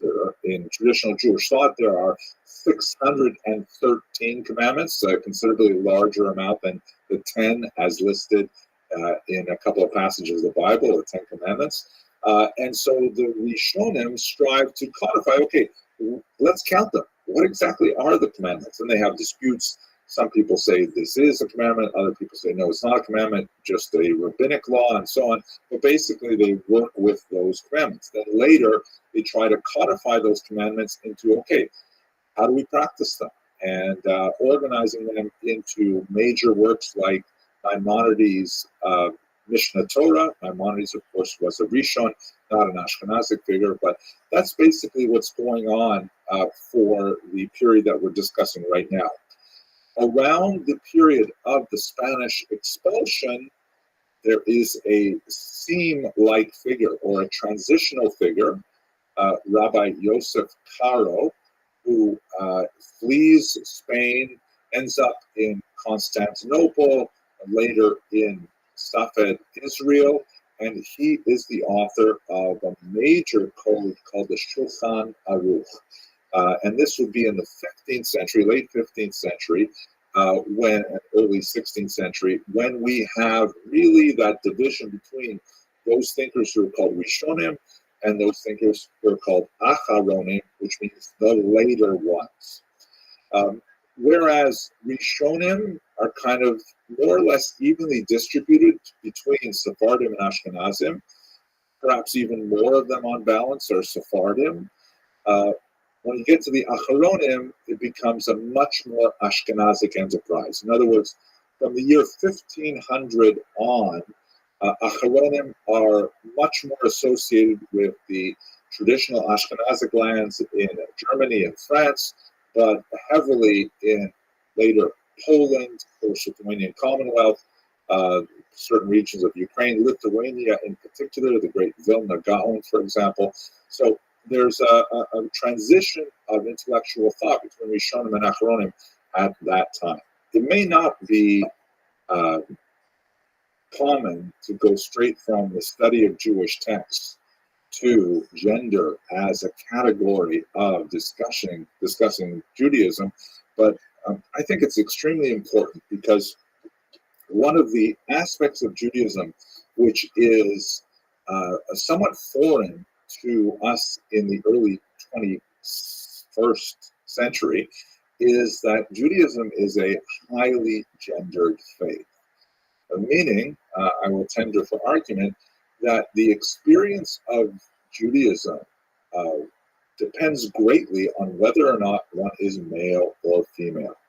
For example, I try to be an observant Jew myself, and I, like my guy friends, we show up at synagogue twice a day for 3 cycles of prayer.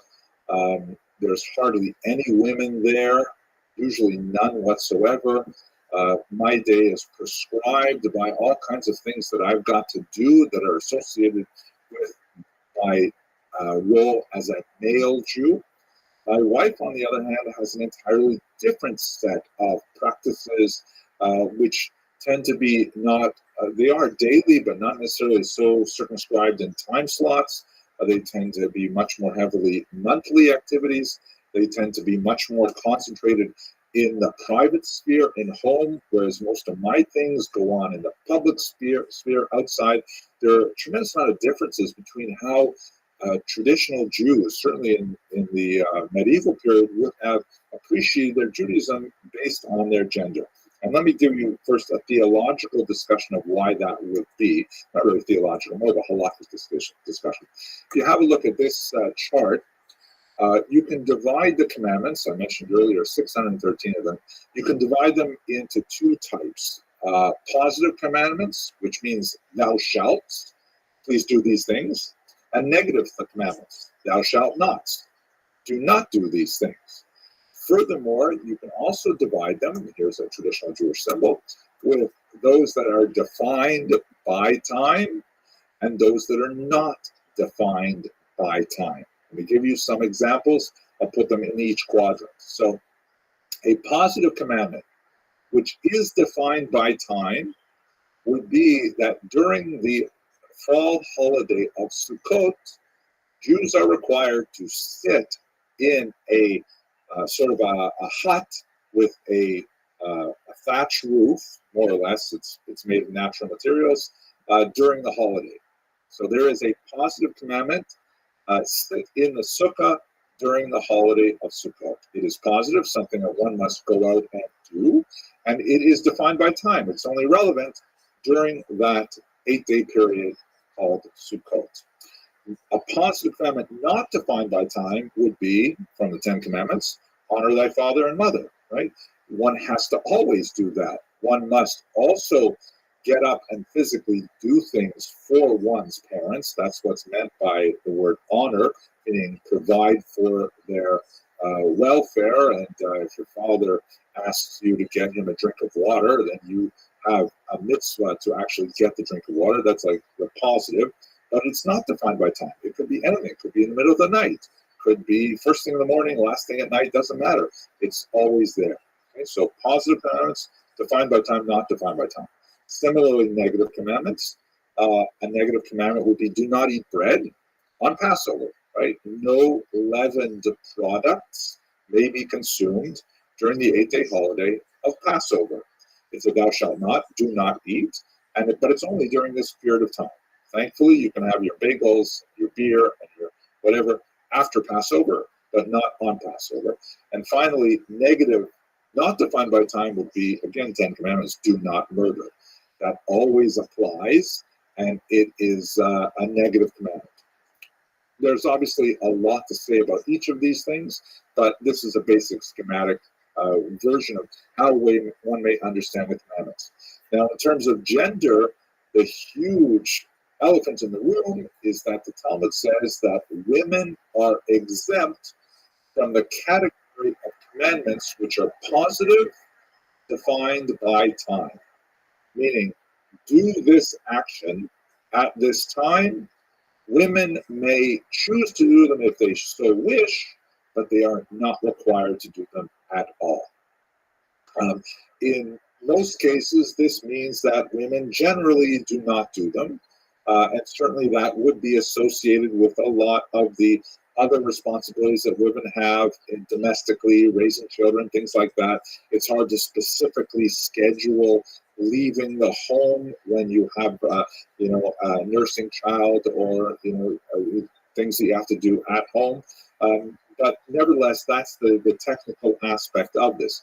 And it would mean that the lives of men and women are largely bifurcated because of this different standard of what is expected.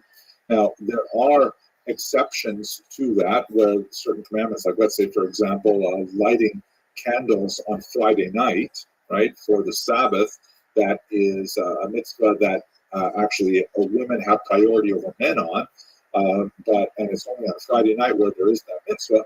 But with the exception of those things, drinking 4 cups of wine on Passover, for example, and several others, the general rule is positive defined by time, women are exempt, and this has tremendous implications for how they live their daily lives.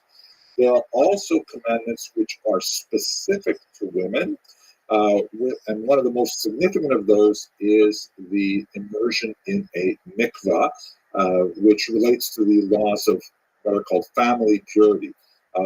In Jewish thought, there's a lot more to say about this, obviously, but in brief, any kind of connection with death renders a person somewhat defiled. It's not a good translation, but the Hebrew term would be tameh.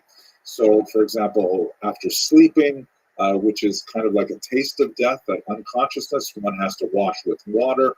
Afterwards, water is a universal solvent for this defilement, this tuma, which is sometimes also translated as impurity. I don't like that word really either. One of the things that is definitely associated with death is menstruation, because menstruation represents the loss of a possible life.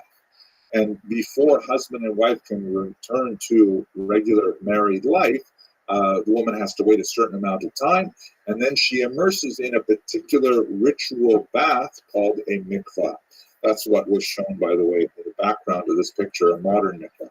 I'm going to show you now a brief video that I actually made in connection with my synagogue, so I'm going to jump ahead to a particular part in the video, where we will enter the mikvah of Carpentras, France. It's a remarkable 14th century mikvah, so you can get a feeling for what it must have been like.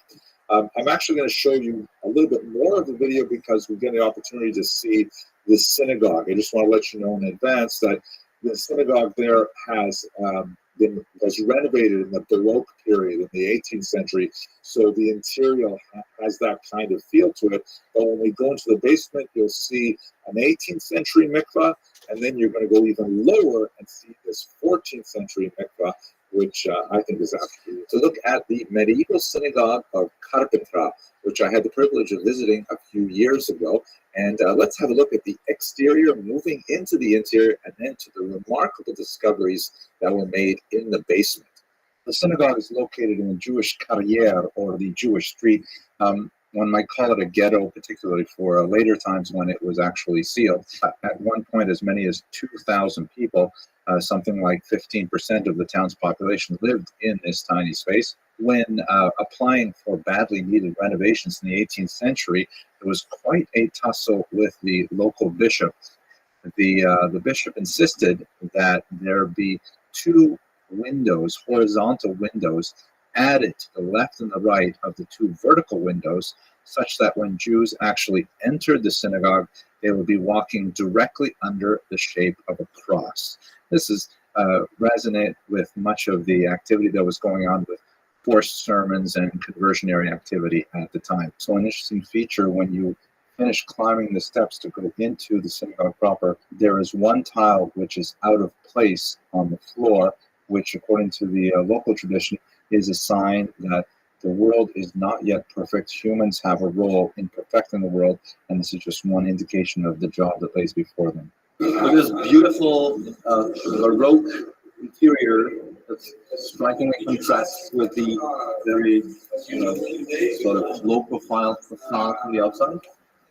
And this is the oldest active synagogue in France and the second oldest active in There are some remarkable and charming idiosyncrasies, like a miniature chair of Elijah that sits in an alcove on one wall. Hand up there so we can see the scale. Cool. Oh, wow. Look at how tiny it is. Yeah. Amazing. Another interesting feature of this 18th century Baroque style, the Torah would have been read on the opposite side of the room on the second floor. You actually have to go up some stairs to see the original Shulchan. The synagogue administration were so welcoming to us here in Carpentras. We were coming from a significant group with Kosher River Cruises. A lot of important people are traveling with us. And so they not only showed us their prized possession, the Sefer Torah with a Sephardic style case, but they even opened up the area behind the Aron to show us all of their antique Sefer Torahs, which were too worn. Some of the letters had faded, no longer could be used for public reading, but they had behind the Aron a dark space which lovingly preserved some very, very old Sefer Torah, centuries old. And they allowed me to go in back. This is incredible.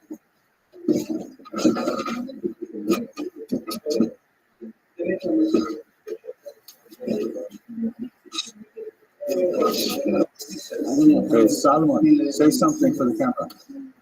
The privilege to be holding a 1771 Sefer Torah. This mikveh is from the 18th century. Okay, and the mikveh used in the 18th century and onward was more similar to modern day mikvah, which would be heated and filtered and using water in a separate container, which we'll see shortly, that was actually conformed to the requirements of Jewish law, whereas the place where people would immerse was primarily a more comfortable place with heated and cleaned water. okay, so this was the 18th century, the water from the mikveh. So you put some wood under, and you make it heat, and then the water goes. In the basement of the 14th century Carpentras synagogue is the community mikveh, a ritual bath.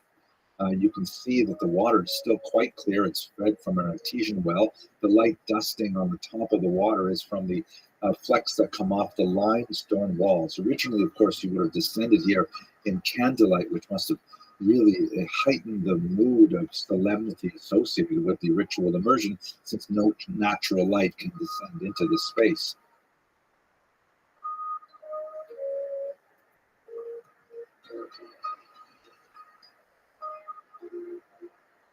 The Jews of Carpentras, of course, do not use the 14th century mikveh or even the 18th century mikveh. They'll use a modern mikveh. But the synagogue also features communal ovens used for baking the Passover matzah. A few years ago, during some standard renovations, a sub-basement was discovered in the Carpentras synagogue that had some remarkable communal finds.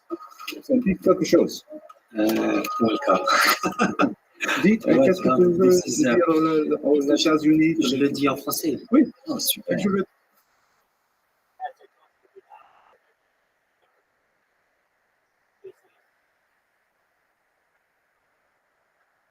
Et le lieu de vie. Et c'est unique dans le monde et qui quand même date de 1367. Et vraiment, si vous pouvez venir le voir, vous serez superbement accueillis parce qu'il mérite vraiment cette visite. Fantastique. Ok, Shalom à tous. Ok, qu'est-ce qu'il y a ici? Voilà ce que je voulais vous dire. Guinness. Ok. Et c'est une Guinness de documents. Il y a des documents.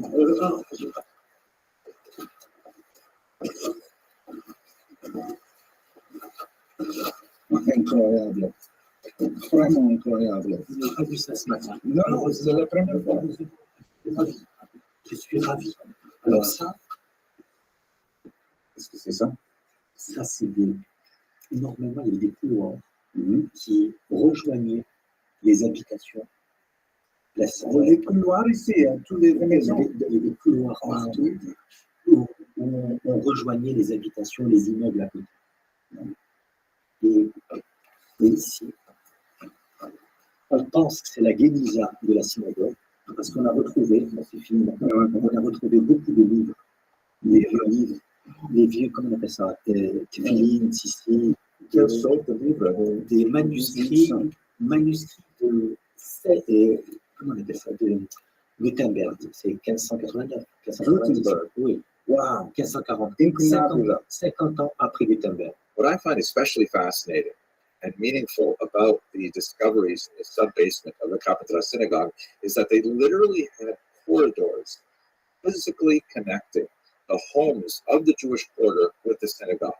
That the Jews wanted, perhaps for security reasons, a direct and immediate and secure access to the synagogue from their homes.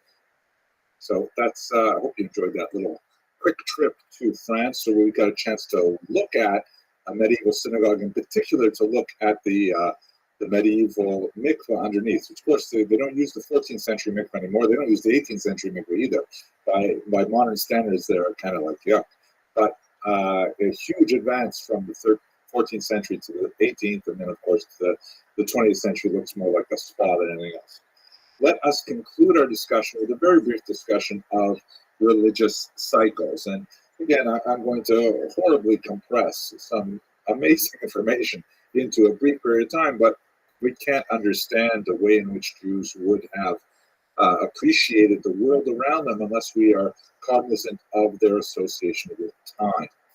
Of course, one of the most important cycles would be the life cycle, and as I intimated earlier, very different understanding of the life cycle depending on whether one is male or female. In generally, males tend to get a lot more kuhas, as my grandmother would say, my grandmother, Allah Shalom. There's a lot more celebrations associated with the birth of a boy, the circumcision ceremony, the bar mitzvah, and so on.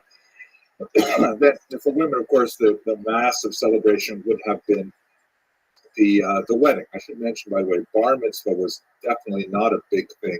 The 13th birthday for a boy, definitely not a big thing in medieval Ashkenaz. It was quite a bit later that it began to become the party that it is today. Sometimes people say it's more bar than mitzvah. But the bat mitzvah, although theologically the concept of bat mitzvah was certainly present, it goes back much further. The idea that a girl becomes an adult at the age of 12 is the celebration of that life cycle event was basically absent until the 20th century. The huge hoo-ha, as shown here, though, is the wedding, which is much more oriented towards the women's experience, I would argue. But nevertheless, the life cycle was basically associated with these kind of patterns of coming of age. For men, it was especially associated with greater levels of attaining literacy, although Jewish women were also remarkably literate, as far as we can tell from Ashkenazic documents. They may not have been as literate in Hebrew, which would be the language of religion and prayer, but they certainly would have had literacy in Yiddish, which was the vernacular. It was far more likely for women to be able to read and write, at least in Yiddish, than in the broader non-Jewish society. And this, of course, the pattern that would hold true right up until modern periods. Then you have, of course, and the last element of life cycle, of course, is the ritual of death, which, as I mentioned in yesterday's lecture, was very highly controlled by the Chevra Kadisha. I shouldn't actually say that. It's not like death was actually controlled. Death is largely out of our hands. But the process of burial and mourning and so on was largely managed by this high-status committee called the Chevra Kadisha. The weekly cycle is something that Jews would have experienced most immediately, and that relates obviously to the holiday, this once every 7 days of the Sabbath. In some ways, the Sabbath today in the 21st century is even more remarkable because of its remove from our contemporary activities. But basically, on the Sabbath, according to the Talmud, there are 39 forbidden categories of activity. all of which are associated with either creative or manipulative activity, which would include, for example, it's forbidden to light a fire or extinguish a fire. It's forbidden to cook food. It's forbidden to carry objects beyond a certain distance and in the public thoroughfare without a device called an Erev, which is not as common in medieval Ashkenaz. And basically, it would represent a complete cessation of all other activities, all business activities, to be sure, and much more of a focus on the family and on the community. The reason why I mention it's so much more radical today is because, you know, we really operate in a 24/7 environment in which it becomes absolutely unheard of for people to, for example, turn off their phones for 1 day a week, which, you know, like a digital fast.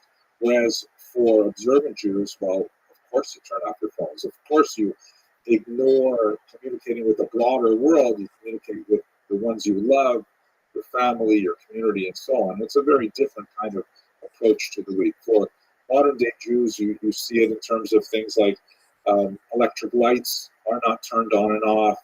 Food is not prepared on the Sabbath. That's prepared in advance, just like medieval period, and so on. The Sabbath would have been, of course, on Saturdays, which was great distinction to the Christian Sabbath on Sundays, which shared some features with the Jewish Sabbath, but that disconnect between these two different days of the week had implications, as we shall see as we get to the modern period in particular.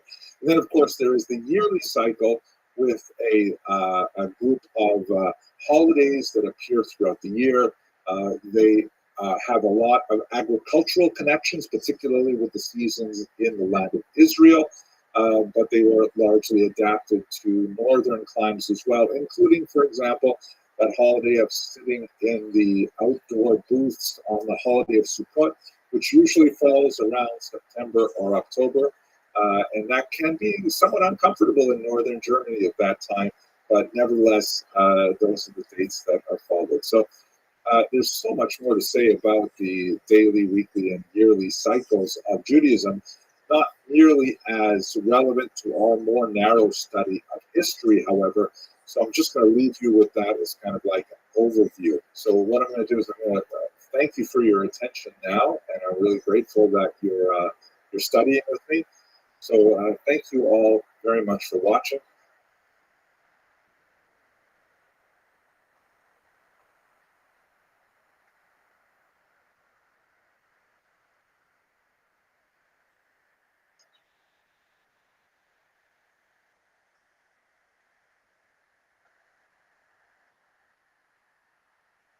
Our task now is to look at a much more difficult topic in Jewish history. We're going to look at the Crusades and the development of medieval anti-Semitism in Ashkenaz.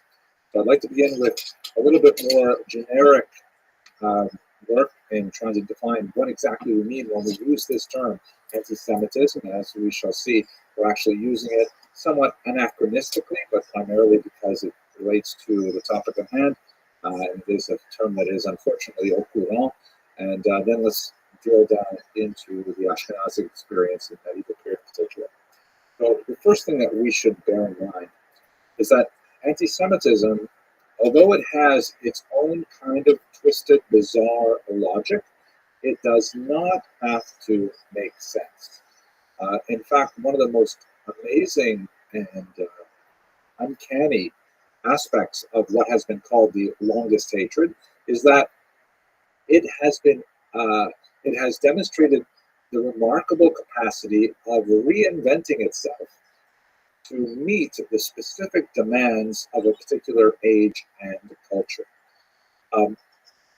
If we had a lot more time, we could delve into this deeper, but I would like to point to Jean-Paul Sartre's famous statement in a remarkable little brief post-war work he wrote called Réflexions sur la question juive, Reflections on the Jewish Question.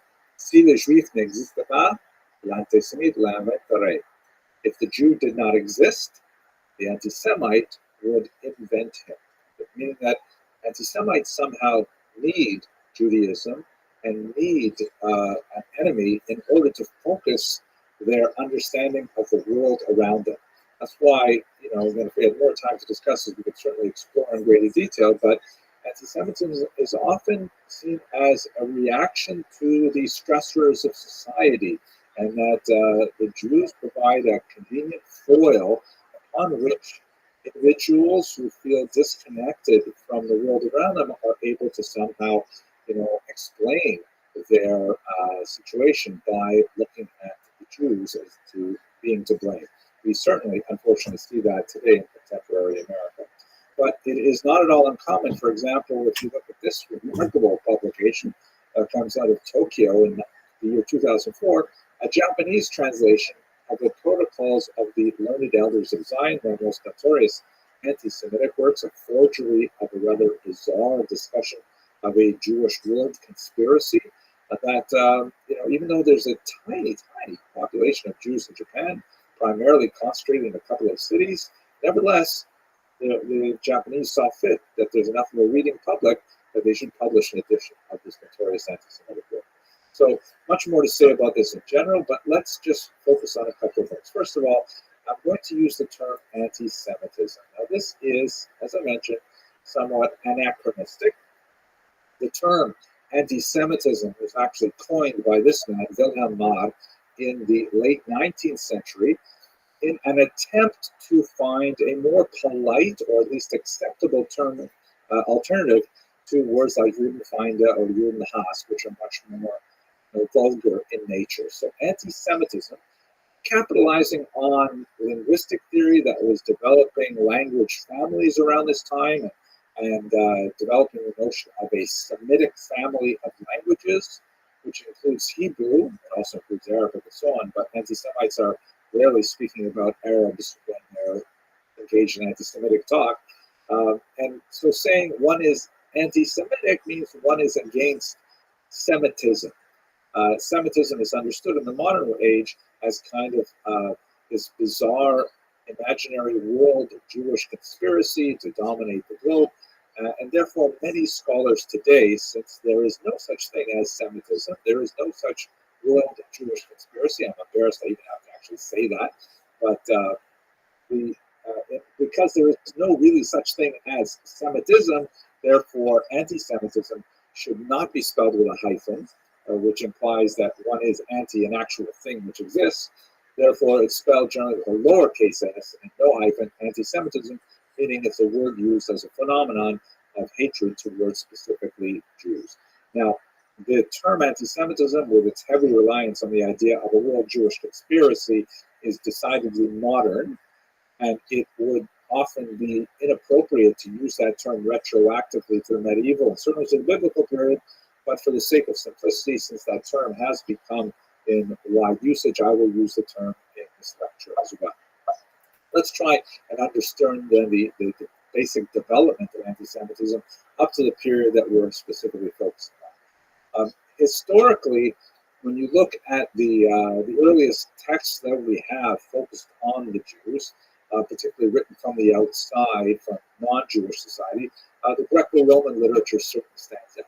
And much of that early anti-Jewish antipathy is really a type of xenophobia, a fear of the stranger, that reflects a Kulturkampf, a culture struggle between the values and norms of basically Greek and Roman society and that of Judaism. And there's a whole bunch of things, like, for example, Jews were accused of being lazy, slothful, because they rested one day a week, which was considered grossly excessive in the Roman world. They were considered misanthropic and clannish because they reserved membership in the group only to men who were circumcised, for example.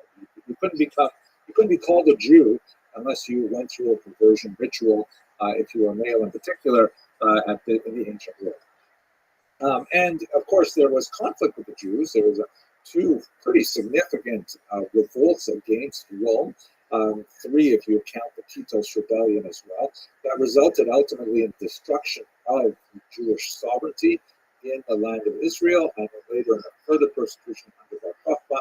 And it's noted, for example, in this famous arch, the Arch of Titus, that was erected in Rome to commemorate that victory of the Romans over the Jewish rebels in the first century, that they have this, depiction of the Jews being forced to carry off the temple spoils to the temple of Jupiter in Rome. Now, by the way, this is what it looks like. Stephen Fine has actually done some great analysis of the chemical composition. The Romans rather garishly painted their statues, and this is what it would have looked like in the first century. Now, all of this, although Jews don't necessarily feel good about it, I mean, seeing their goods being hauled off to be displayed in the temple for Jupiter, that definitely is not a nice thing for Jews to experience. But is it really anti-Semitism, or is it just regular cultural conflict that is, demonstrated in war victory propaganda? It seems like this is a more normal conflict, that the Jews were treated well or badly just as much as the Romans treated any other people well or badly. Debate the finer points, but basically it's a normal type of human hatred in the ancient period as far as we can see. Now, it changes significantly with the birth of Christianity, because there you have a special dynamic. Christianity, of course, is a daughter religion to Judaism. The earliest practitioners of Christianity were Jews who refined their faith, specifically focusing it on the person of Jesus. And when you get into the second century in particular, and there is more of a sharpening of the distinction between some of those early Jewish Christians who were still going to synagogue, still keeping kosher, still observing Passover, things like that, and a much larger group of non-ethnic Jews who adopted the Christian religion, you see a kind of a family feud, us versus us arguing to an us versus them kind of environment, which is well traced out in the Gospels and Church Fathers and so on. You can see here in a couple of medieval representations, which are actually from the period of time we're talking about.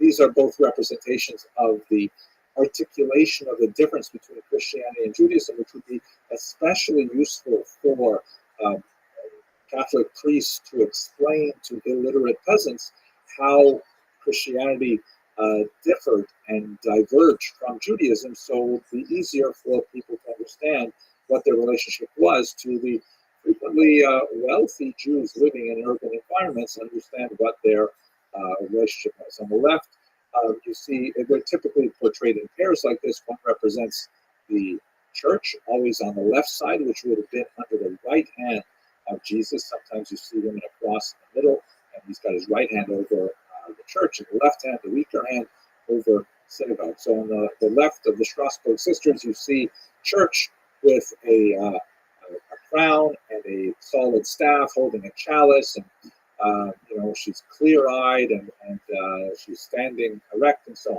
on. On to her left is the synagogue, clearly in an attitude of decline, almost falling away from the wall. She has her head down in sadness. Her crown is gone. She's blindfolded to the truth. Her staff is broken, kind of like a symbol of her loss of power. And even the Ten Commandments are slipping from her grasp as she holds them casually towards the ground like that. So the image is trying to say, as it were, that Christianity supersedes Judaism, that Judaism was rejected, was disfavored, and Christianity has taken her place, so to speak. On the right, you see a rather more violent example from a stained glass window in Berben, Germany, 15th century. On the left is the church riding on a tetramorph, a dignified-looking mythical creature with the upright staff and the chalice, and a hand descends from heaven and crowns her with a halo, so you get a clear sense of divine favor. And on the other side, our right, you see the synagogue, who is riding on a donkey, holding a ram's head, probably a reference to the sacrificial law, perhaps to the binding of Isaac and the carnal nature, as argued by the church fathers of Judaism. Her crown is knocked off her head. She's blindfolded. These motifs appear over and over again in literally hundreds of examples of ecclesia at synagoga images that we have. Her staff is broken, and just in case you missed the point, there is a sword descending from heaven and penetrating the top of her skull, indicating that she is no longer in favor. So this is a special kind of animus that is largely a result of a religious dispute between the younger faith that emerged from the older faith and a rejection of the older faith. It's qualitatively quite different from the earlier Roman Greek xenophobia.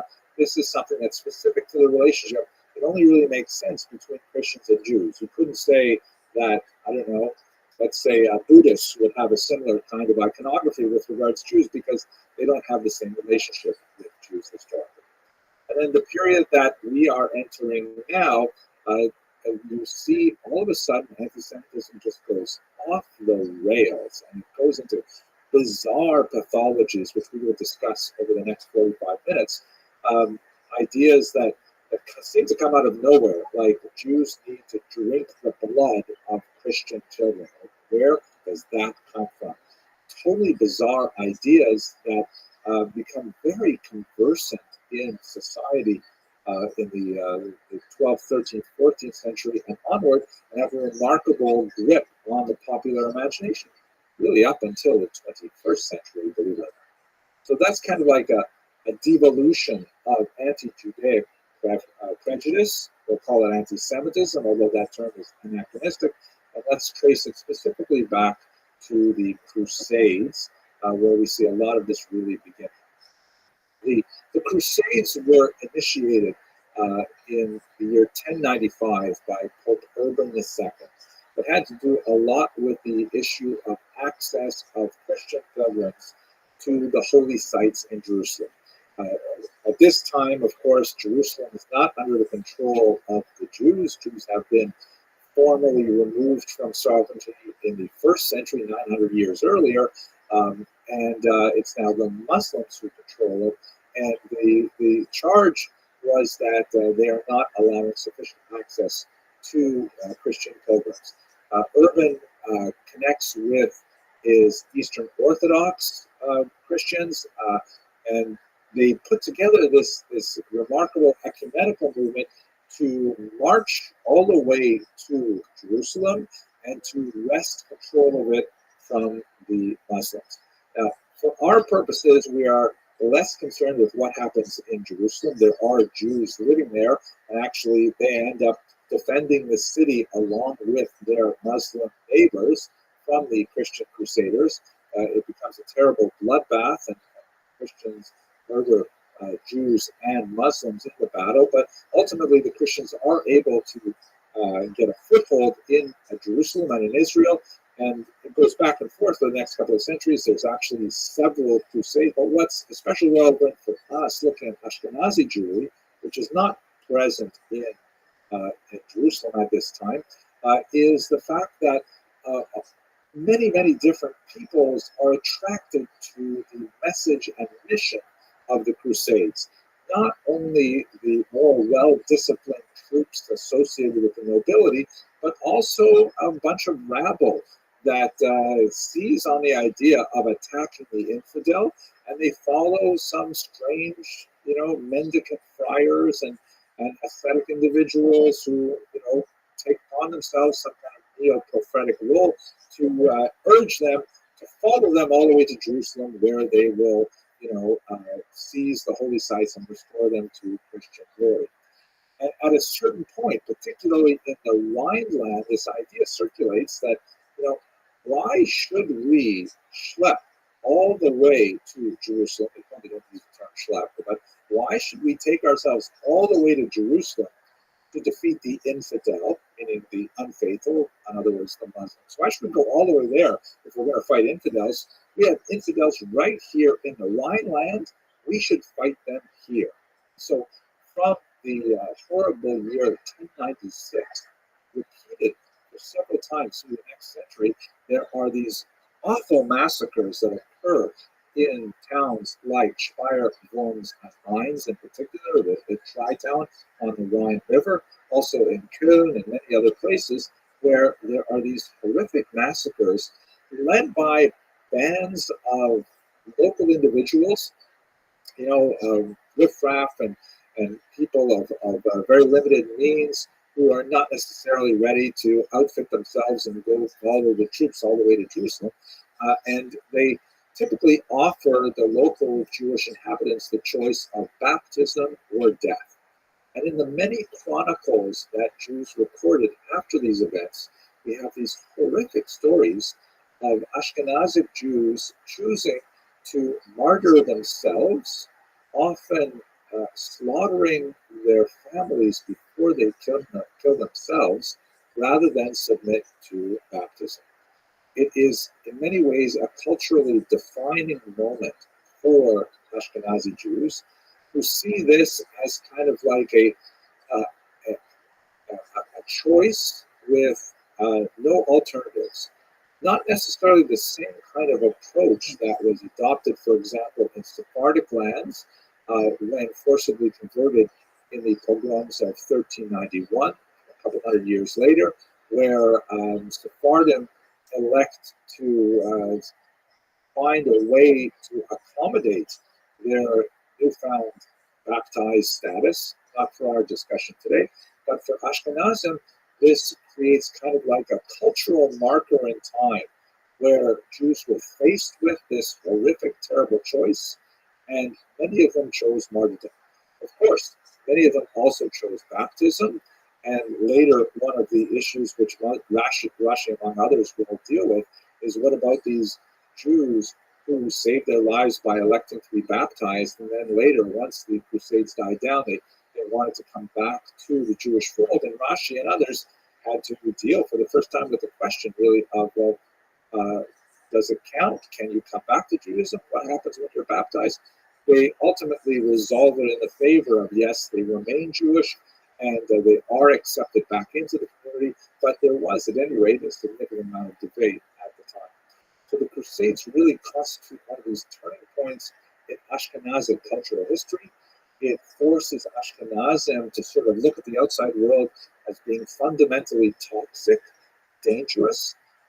It forces them to look at their Christian neighbors as the other, as a society that is actually bent on their destruction.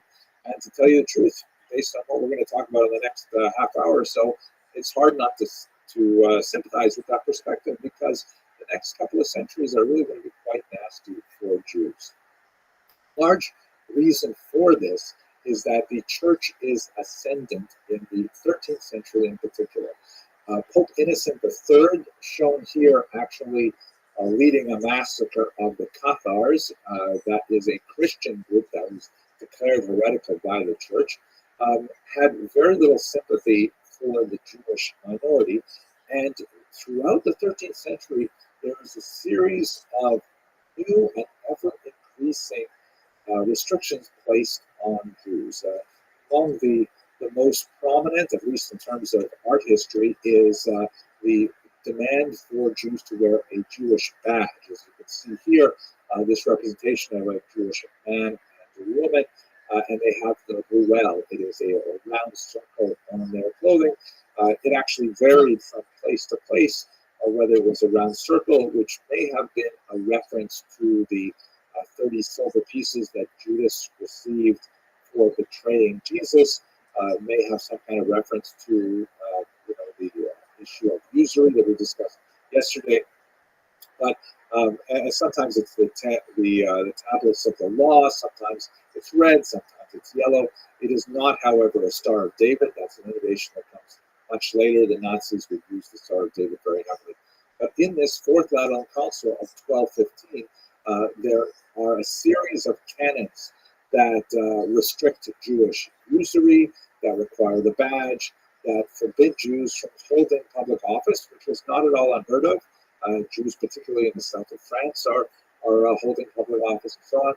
And when Jews are baptized, they are prohibited from returning to Judaism, which obviously had very significant consequences, not from the Jewish side, but now from the Christian side regarding those victims of the Crusades in particular.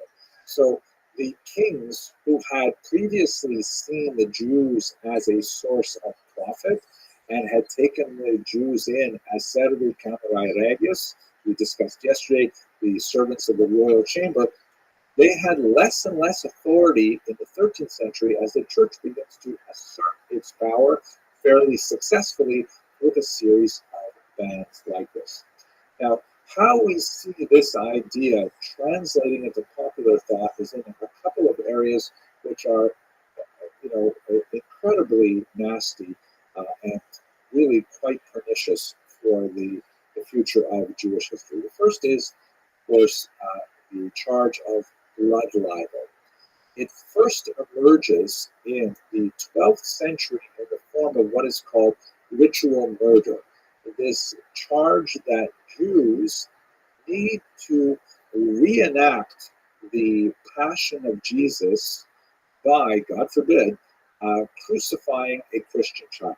William of Norwich in 1144 is understood as a child who was associated with this ritual murder, which of course is a complete canard.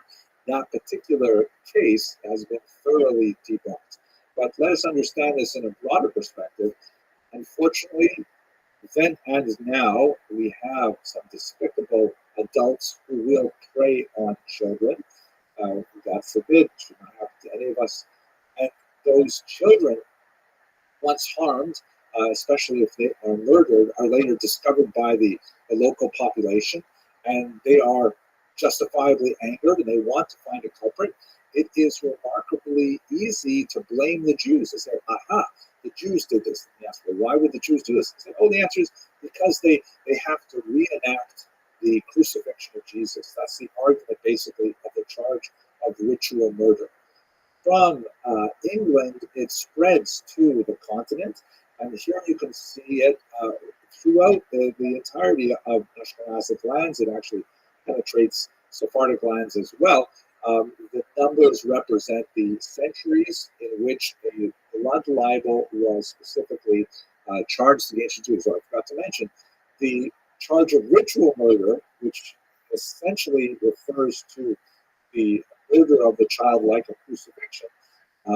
That devolves into the blood libel, which is sort of like an enhancement of this story, that not only do the Jews need to kill this Christian child, they need to drink its blood, drink the child's blood, for reasons which are like as fantastic as you can imagine. It was widely asserted that Jews had a unique stench that could only be resolved through Christian blood, that Jews were infertile. This was a way of restoring Jewish fertility, that Jewish men menstruated and they needed to replenish their iron by drinking blood. Absolutely ridiculous, insane kind of assertions, but each one built upon each other in a conspiracy-like mentality, and it proved to be a dramatically powerful thought that was able to communicate throughout Europe.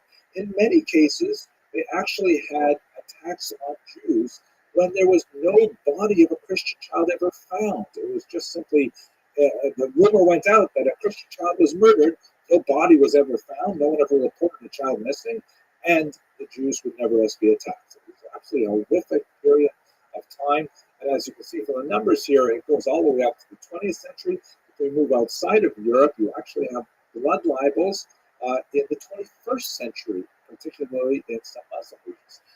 And again, I feel constrained to point out this is completely imaginary. This never happened, but nevertheless, the belief that it did happen was sufficient to cause these terrible riots, these show trials, and so on, right up until the modern era. And in fact, we have some really disgusting, perpetrations of this idea right up until the 21st century. This is something right from the beginning of the COVID era. It was like things couldn't get worse. This is a contemporary artist named Gasparo who actually, painted a scene based on the same blood libel of Trent, extremely evocative, incredibly anti-Semitic, and just perpetrating this element of hatred in contemporary society for no reason that I can possibly justify. So the blood libel just races through Europe from the 12th century onward, and has a lasting hold on the popular imagination. Let us move to the next element, which is related to it, and that is the charge of host desecration. Let's just recall in Catholic practice, Orthodox practice as well, actually, there is a ritual known as communion, in which a member of the church will confess sins and will receive penance and absolution. And at the end of that, they are allowed to participate in this ritual of communion, which involves the consumption of a ritual item of food, typically a small wafer, like a little round cracker, could be a cube of bread, like in some churches, and drink some wine. And this has significance, obviously, within Catholic practice. So the argument is that this actual consumption of the wafer and drinking of the wine represents through the doctrine known as transubstantiation, the actual body of Jesus. And so the thought goes, and by the way, during the 14th century in particular, where you had the Eucharist controversy, Eucharist is another word for this thing called the host, which refers to the cracker. The church really wanted to let people know about this idea of transubstantiation. There's a certain amount of pushback. I'm not really adept in Christian history, but I understand that many Christians were not enthusiastic about believing that the food actually was the body of Jesus. But nevertheless, it certainly reinforced this position. If there was this notion that the Jews, since they were inveterate haters of Jesus, they also must hate the host. Since the host is the body of Jesus, not symbolically, but really, then Jews must want to torture the host like they want to torture Jesus through the charge of ritual murder and blood libel. So you have this series of stories that, like the blood libel, race through Europe that do not involve the abuse of children, but do involve the abuse of the host. And unfortunately, the end result is very similar. Jews are rounded up, there will be a trial, sometimes just a facade of a trial, and then there will be public burnings and massacres of that nature. Really horrific kinds of things. Here is a 15th century representation of the host desecration from Passau, Germany. And you can see the story is laid out kind of like almost in a comic book form, which makes it kind of interesting. On the left, there is a Christian individual who's gone into the church, and you can see that he's surreptitiously looking over his shoulder as he sweeps up the host and puts them into the bag he has at his side. In the second panel, he goes to the Jews. You can see they're labeled with the ruel there, and he offers the host in exchange for money. The Jews take this back to their synagogue in the third panel, and in the fourth panel, you can see that they are stabbing the host. You can see in the background, the artist is obviously unaware of Hebrew typography, and he's tried to represent the Ten Commandments on the two tablets in the background there. But basically, the Jews are stabbing the host with knives, and miraculously, it is bleeding. Like the idea of emphasizing the miraculous qualifications of the host is a way of advancing the Eucharistic argument to begin with. Then what happens is people get suspicious. There's some sort of town official, some type of policeman comes to the door. The Jews gather up the host very quickly, and then in the second panel, they throw the host into the oven. Again, miraculously, the image of a cherubic child is viewed in the flames, and doves fly out of the furnace, who are then captured by waiting angels. Lots of miracles associated with the host. And then in the third panel, the officials break in and they arrest the Jews. They behead several of them in the final panel here. The rounded hat like that is also, with the kind of pointed top, is associated with Jews as part of the Fourth Lateran Council as well. They torture some of the Jews here in this panel. Others are set aflame.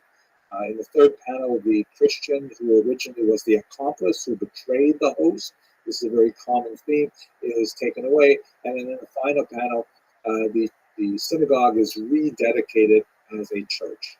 And with the exception of the burning of the Jews and their abuse and the confiscation of Jewish property, nothing else was true. Unfortunately, the violence against Jews was something which was characteristic of the era. Now, here you can see in this map the progress of the post-desecration notion, which makes its way from France in particular and then eastward throughout Central Europe and Poland, also makes its way south into Portugal and Spain. Very, very popular idea for those who would see conspiracy afoot. Now, it's also important to know, like, what was the actual church position on these things? It's quite fascinating, particularly with the blood libel. The higher levels of the church and the popes for most of these periods were very much against the notion of perpetrating this blood libel and ritual murder charge. They saw no point to it. Jews, when there was rumors of a blood libel afoot, frequently sent urgent messages to ecclesiastical authorities asking for assistance, and that assistance was forthcoming.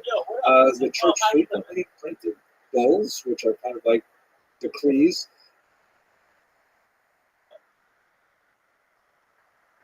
How are you?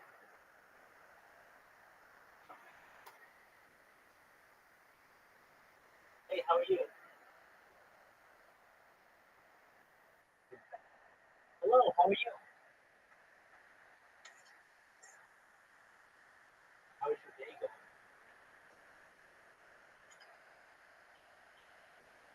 Absolutely. Well, is this the first time we've had the opportunity to speak? Excellent. You might. No, better. Let me tell you about my project if you don't mind.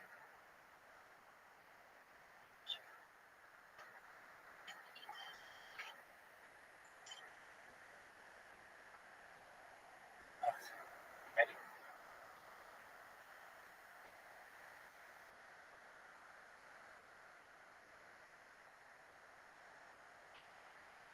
I see that it's a deal.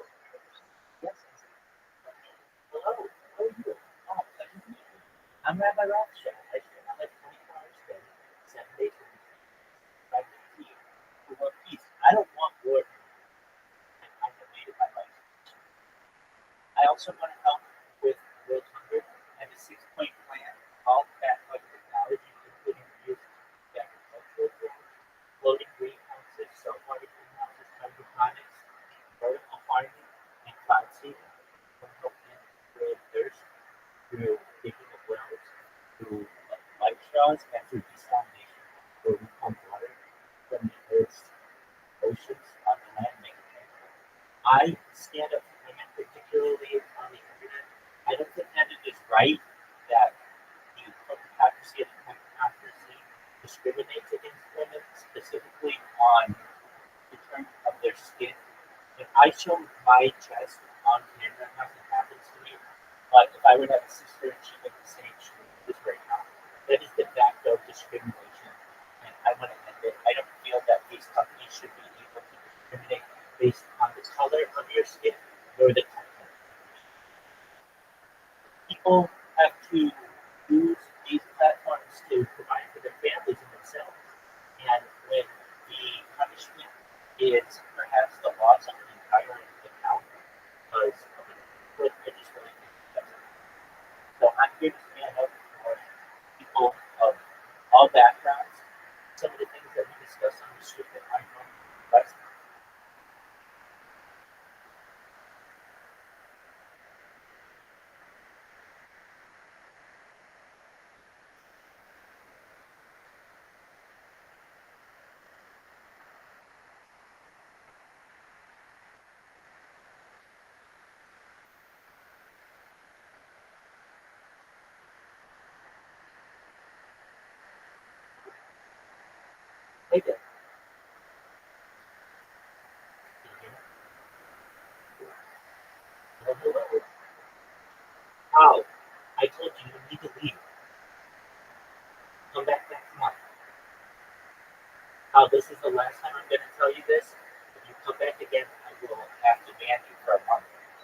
told you.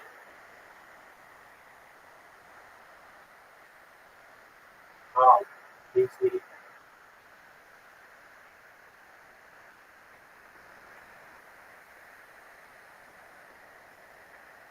Oh, can you hear me? Oh, yes, I apologize. Yes. Yes, can you hear me?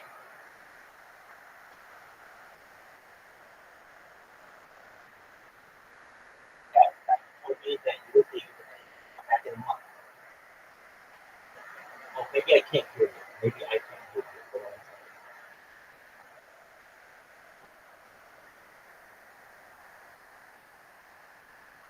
Just hold on.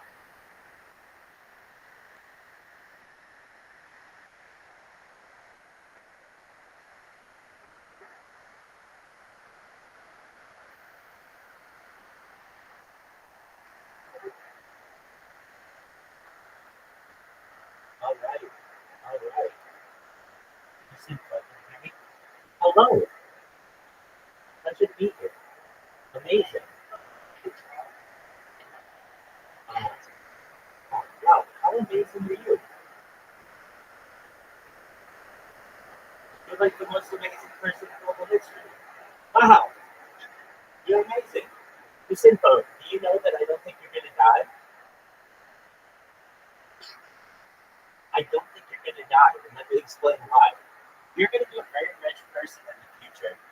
Just because you are an influencer and for having an amazing body and all of that, you're gonna be very rich, but additionally, you're gonna be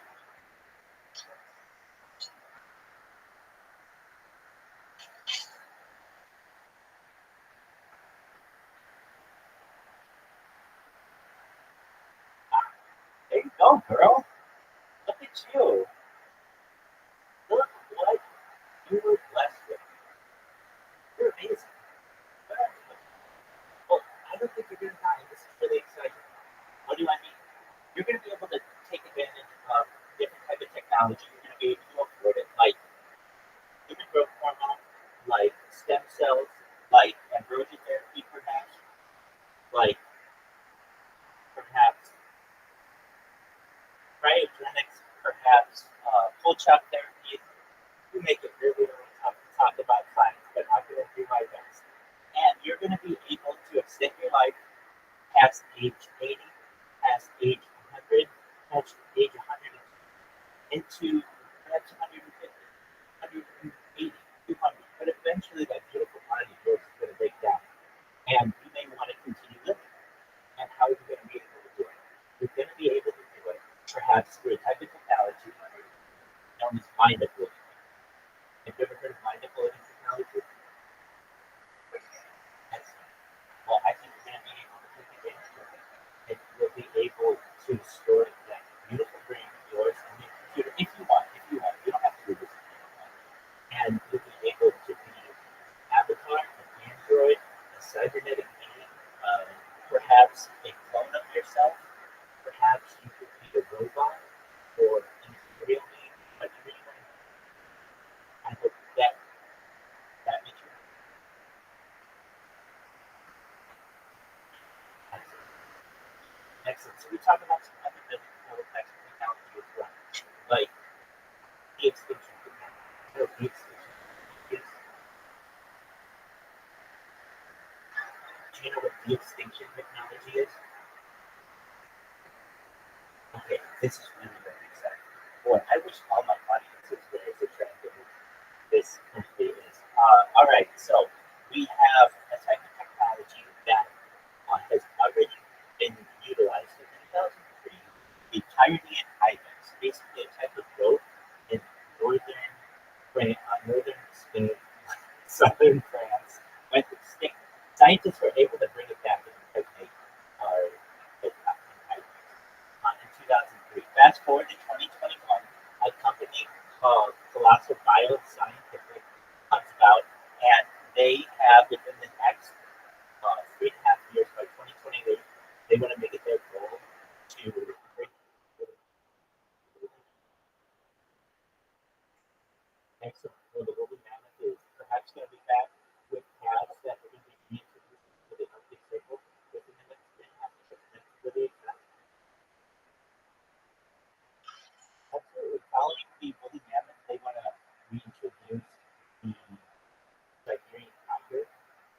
I'm sorry, the Tasmanian tiger, and then followed by the dodo bird.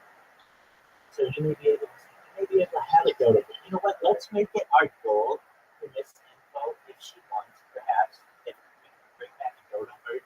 One day on your stream we'll have a dodo bird. Be like, remember when Rabbi talked to me about having a dodo bird on my stream and not have a real dodo bird? Excellent. Yeah. Hey, so I told you about what is a game changer in terms of sex toys. Excellent. It's right here. I'm gonna be a sure.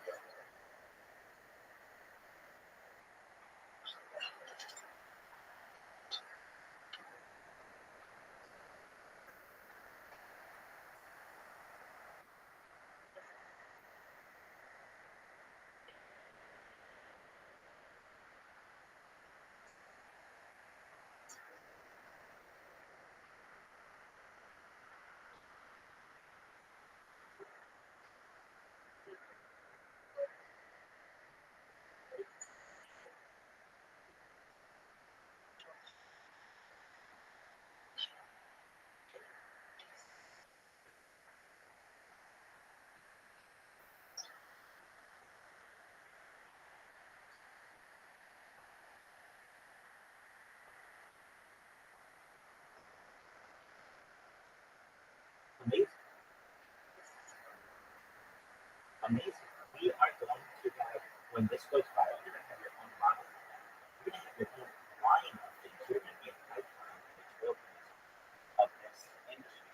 In particular, the haptic feedback industry. In addition to all that stuff that you're doing, lovers are going to want to be united for thousands of miles away, and they're going to be able to unite immediately. There will be these types of technologies.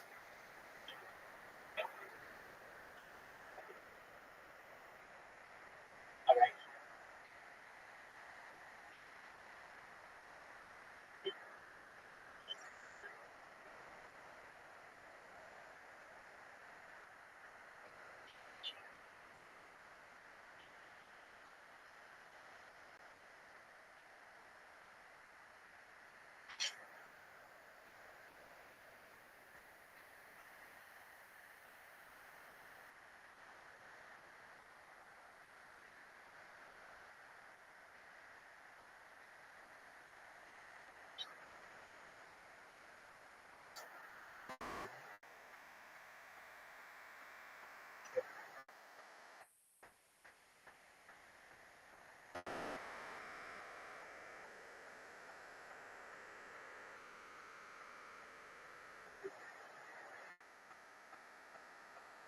Well, isn't it Rabbi's fucking lucky day?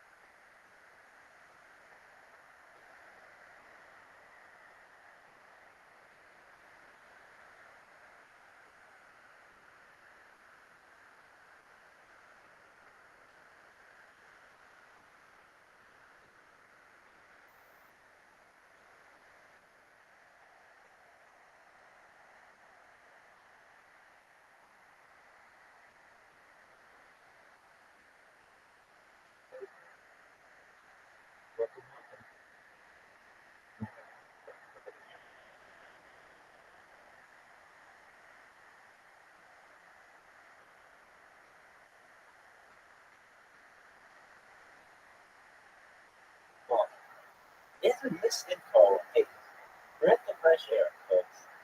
We were not expecting this, but very intelligent, very outgoing, very cool.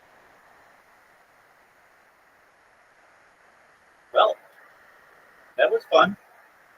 I enjoyed it, and I hope you all did too. I know you all did. High fives, kids! And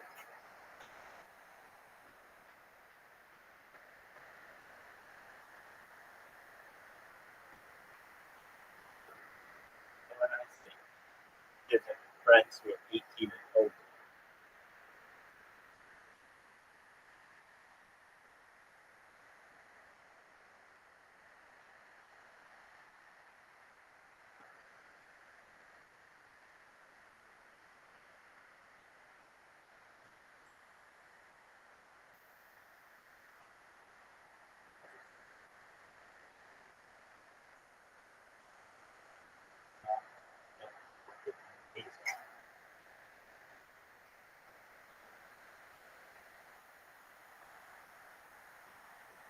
it's that kind of shit. It's just kind of man.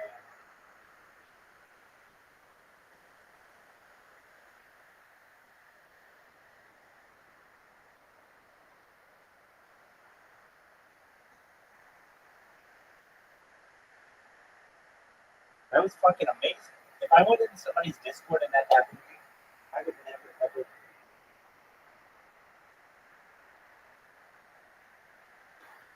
So, well, you're like, oh, I'll never fucking. I understand why. I just see 18, that's all I hope. It says you have to be an 18.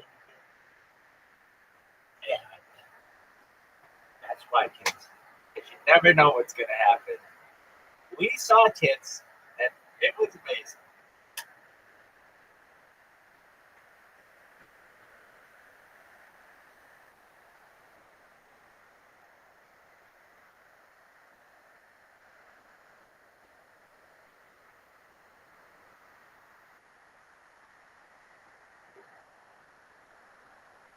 There she is. Welcome, welcome.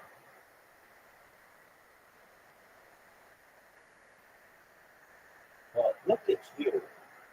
You are amazing. All right. So, we were talking about mind avoiding technology. Do you want to have him? Oh, it's definitely absolutely.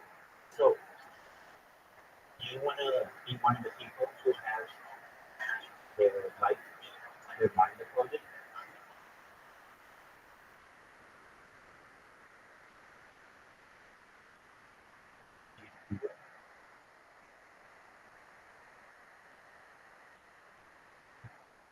You want to have your mind avoided, but you want to die.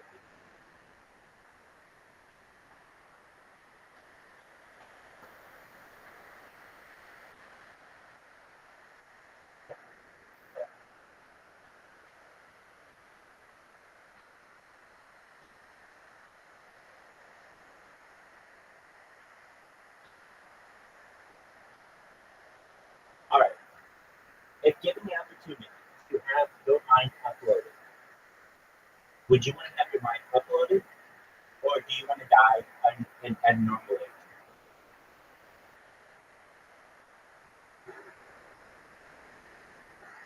All right. So I was right. All right. I was talking about a toy. I'm going to be a spokesperson for this toy. It is known as the womanizer. Are you familiar with this bad boy? Oh yeah, you are, girl. Good on you. Well, I'm going to tell you what. The way I got my hands on this was many years ago. I was on Amazon, and I'm like, you know what? I'm going to go to the Amazon reviews for women's sex toys that are 5 stars and above, and go buy the absolute best one. I'm not going to buy it all, and then I'm going to have my friends try them out.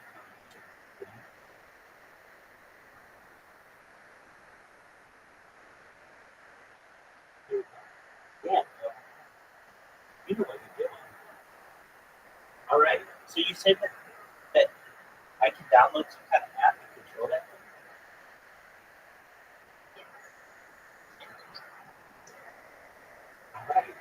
they would do that.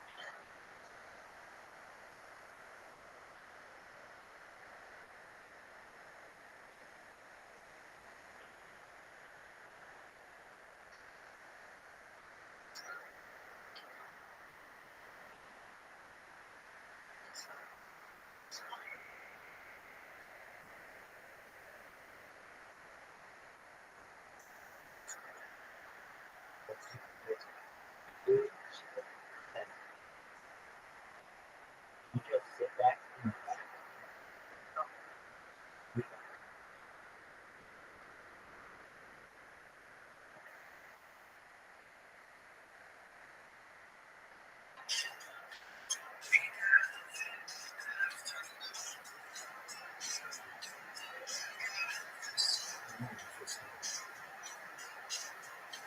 one thing left to do.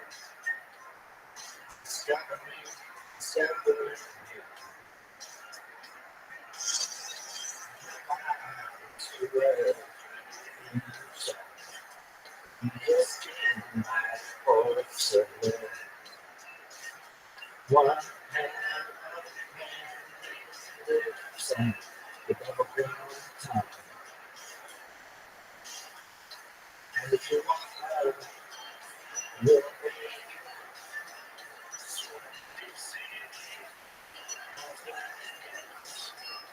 take what you do.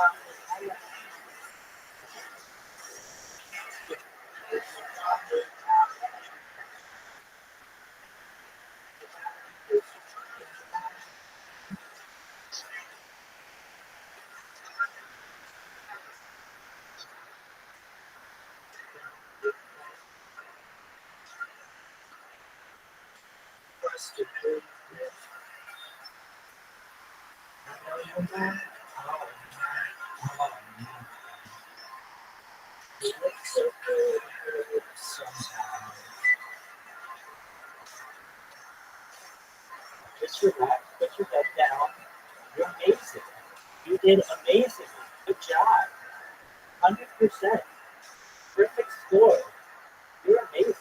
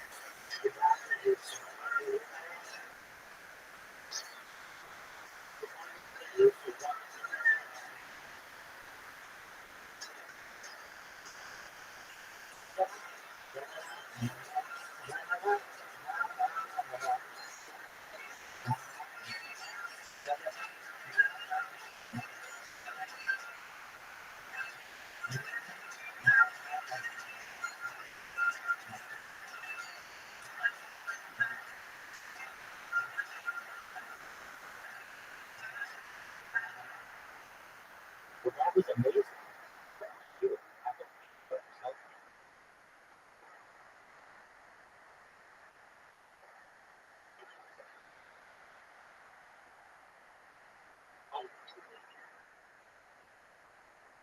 what if we could make that happen?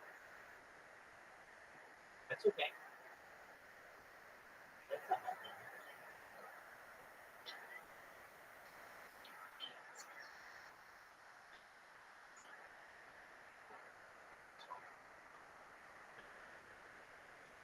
Because this is going to take the way that you love your relationship, but you have passions that if you do have the opportunity to fulfill what you what the great individual, you should know that psychologically in any relationship within about 7 years or so, the eye starts to want.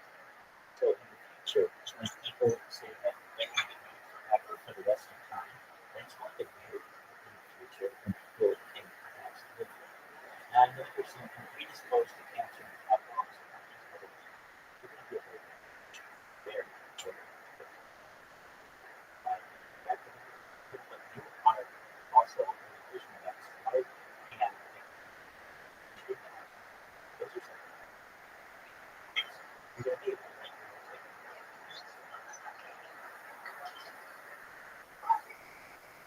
You are. Let me explain. You're creative. You create you're either one of two things in this world, or consumer. Creative. Economics magazine stated in 2018 that data was the world's number one resource, more valuable than food, than water, than air, than clothing, than shelter, than anything. And I'm not going to pay money. And I'm going to make it work. You need more money. Then I'm going to do it.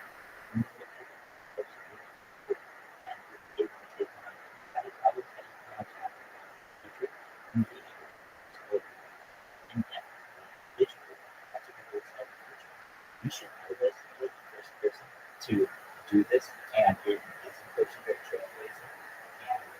just going to be continuously missing little people.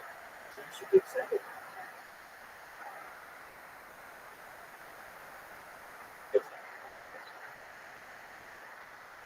So you may not think that obviously, you may not think you'll be able to typically make this type of technology. But check out another one. It's known as eclectic education. I think we all met someone in our lives who might bring them back. And I know that can be but you can have so much. But let me just tell you, you see this shirt that says, let's get let's rich and all this. Guess how much an NFT of this is worth? Think of it. Do you know what an NFT is? It's a it's a non-fungible token. Basically digital. Asset. Project.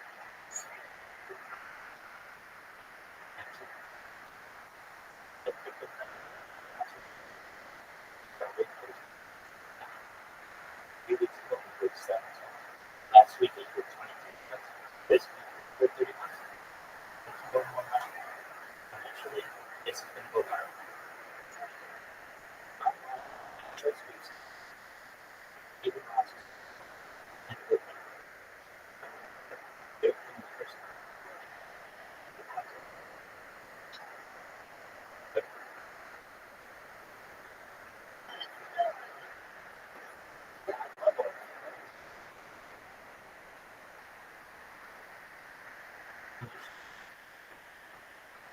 let me tell you about it.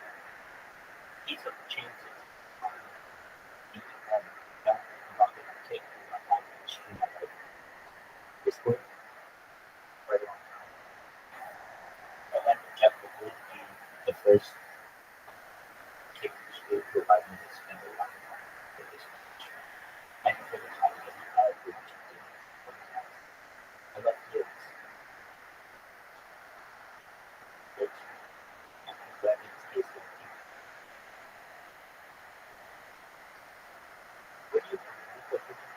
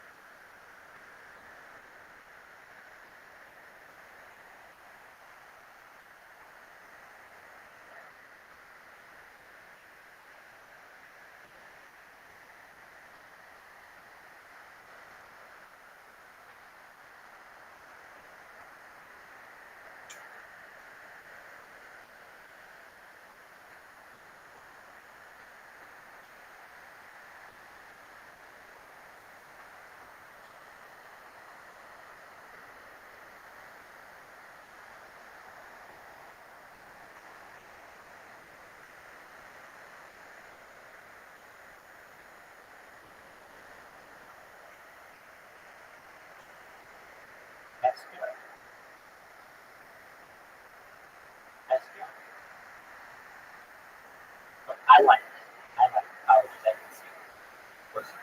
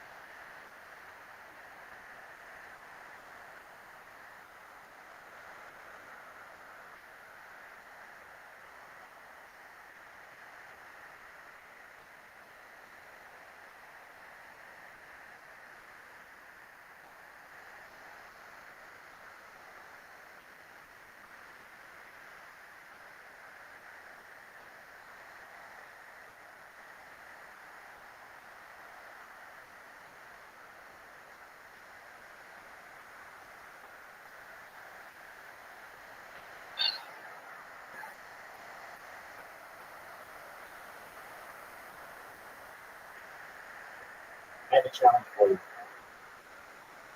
You ready? I'm going to give you time to start sucking in on that thing, and I want you to hold it. Take as big an inhale as you can, and as long as you can. Make as big a hit as you can. I want to see how long you can go.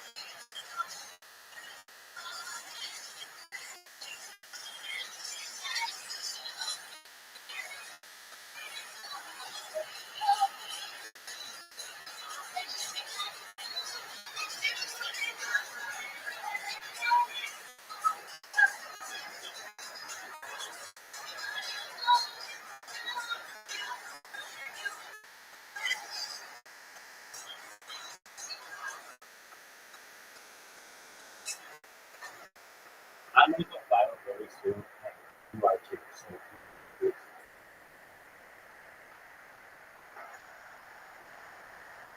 Doesn't matter if you love him. Capital HIV. girl, you're gonna be famous. You're gonna be able to write checks and make sure that they cash for millions of dollars, billions of dollars. You're gonna be on. Everybody's gonna be jealous of you, and you're gonna love it.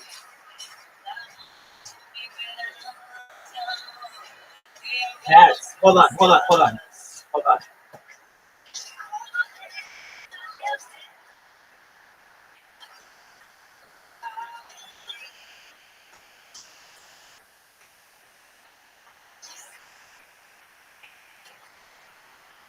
Okay.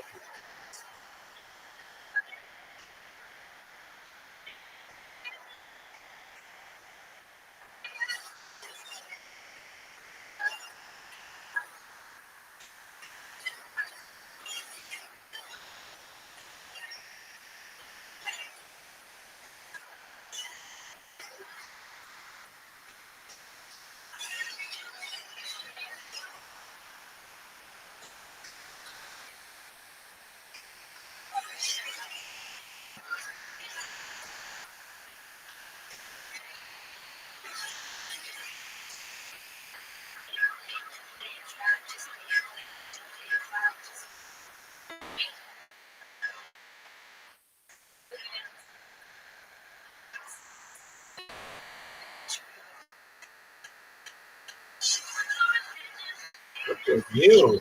Yeah, girl.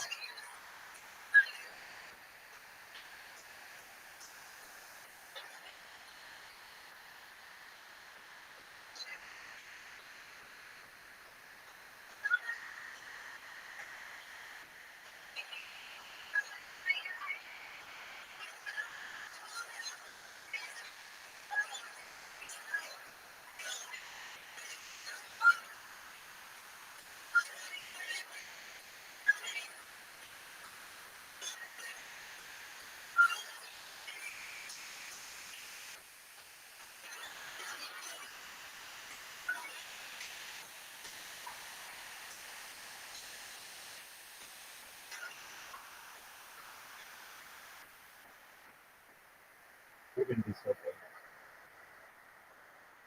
In the best of ways. Everybody's gonna be jealous of you. You're gonna be top of all the everything. You'll be able to take private planes wherever you want. Be a pop star if you want. Your kids could be pop stars if they want.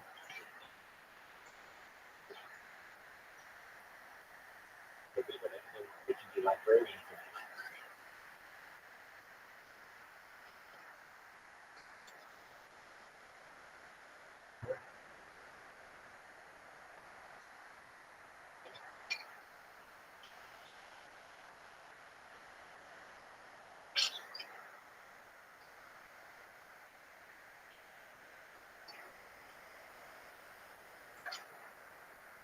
You want to be a political cynical?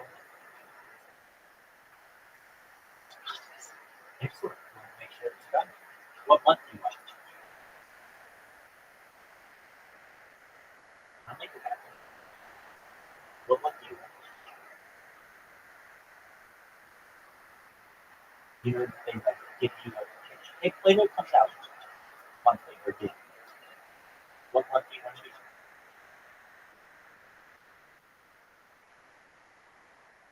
Absolutely. Listen, right now, if you're listening to me, so I believe it's Hugh Hefner's daughter who's taking over the Playboy Corporation. Hear me now. We have our friend here, and I want everyone to know that Miss Info is going to be able to choose whatever month she wants. We don't want to put any pressure on her. She'll be able to choose what she wants, but we're going to make sure she wants to be on Playboy. And that is something that I think is amazing. Even I've read every single Playboy centerfold since the magazine started on the screen because I think very highly of these women. And so I went through to read every single one of them. Our friend here, Miss Info, is going to be one, and whatever issue she wants to be. that's her dream, we're going to make it happen. Good on you. So you don't have to pick the one now. But you should know that you're going to be a politician. But that's not why you're going to be famous. You're going to be famous for a lot of different reasons. And I think they're going to be some of the charities that you said. Do you have any causes that are close to your heart?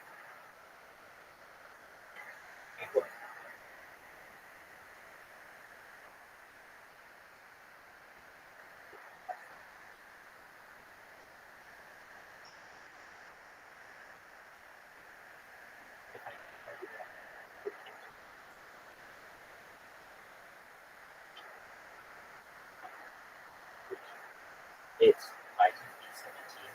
It's in seeds of apples, cherries, peach pits. There's a reason why animals in the wild don't get cancer. There's a reason why people like cancer. Eskimos, Native people, Native Americans, like they don't get cancer. 0%. It's because the Western diet has us remove all of the seed from our fruits. But if you actually get fruits that have the first thing that animals do is they eat the seeds. They tear through the flesh outside and they eat the seeds. There's a little bit of what's called cyanide that is only unlocked through nature. That's why you'll never get a cure for cancer from the pharmaceutical industry because it's a natural. It's important to your body. So if you never want to have cancer, eat your apples. You've heard the saying, an apple a day keeps the doctor away. There's a reason why we say an apple a day keeps the doctor away.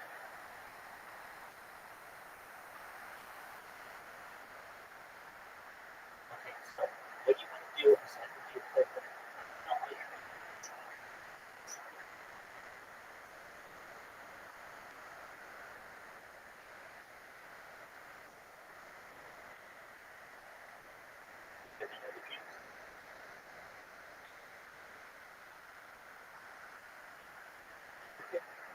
well, just if you ever think that you want to I want to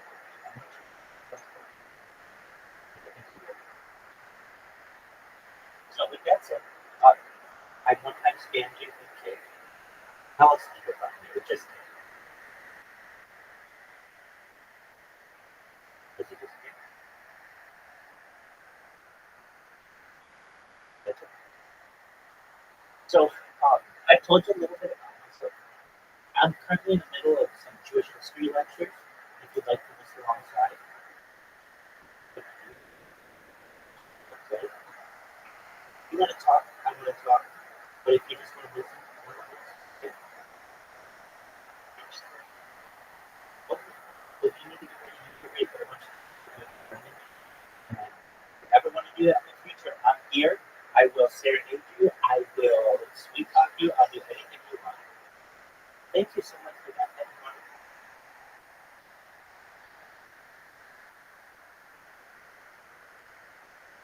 Instructing the population that it's not true. Jews do not drink Christian blood. Please do not get all upset and arrest the Jews and, God forbid, kill them.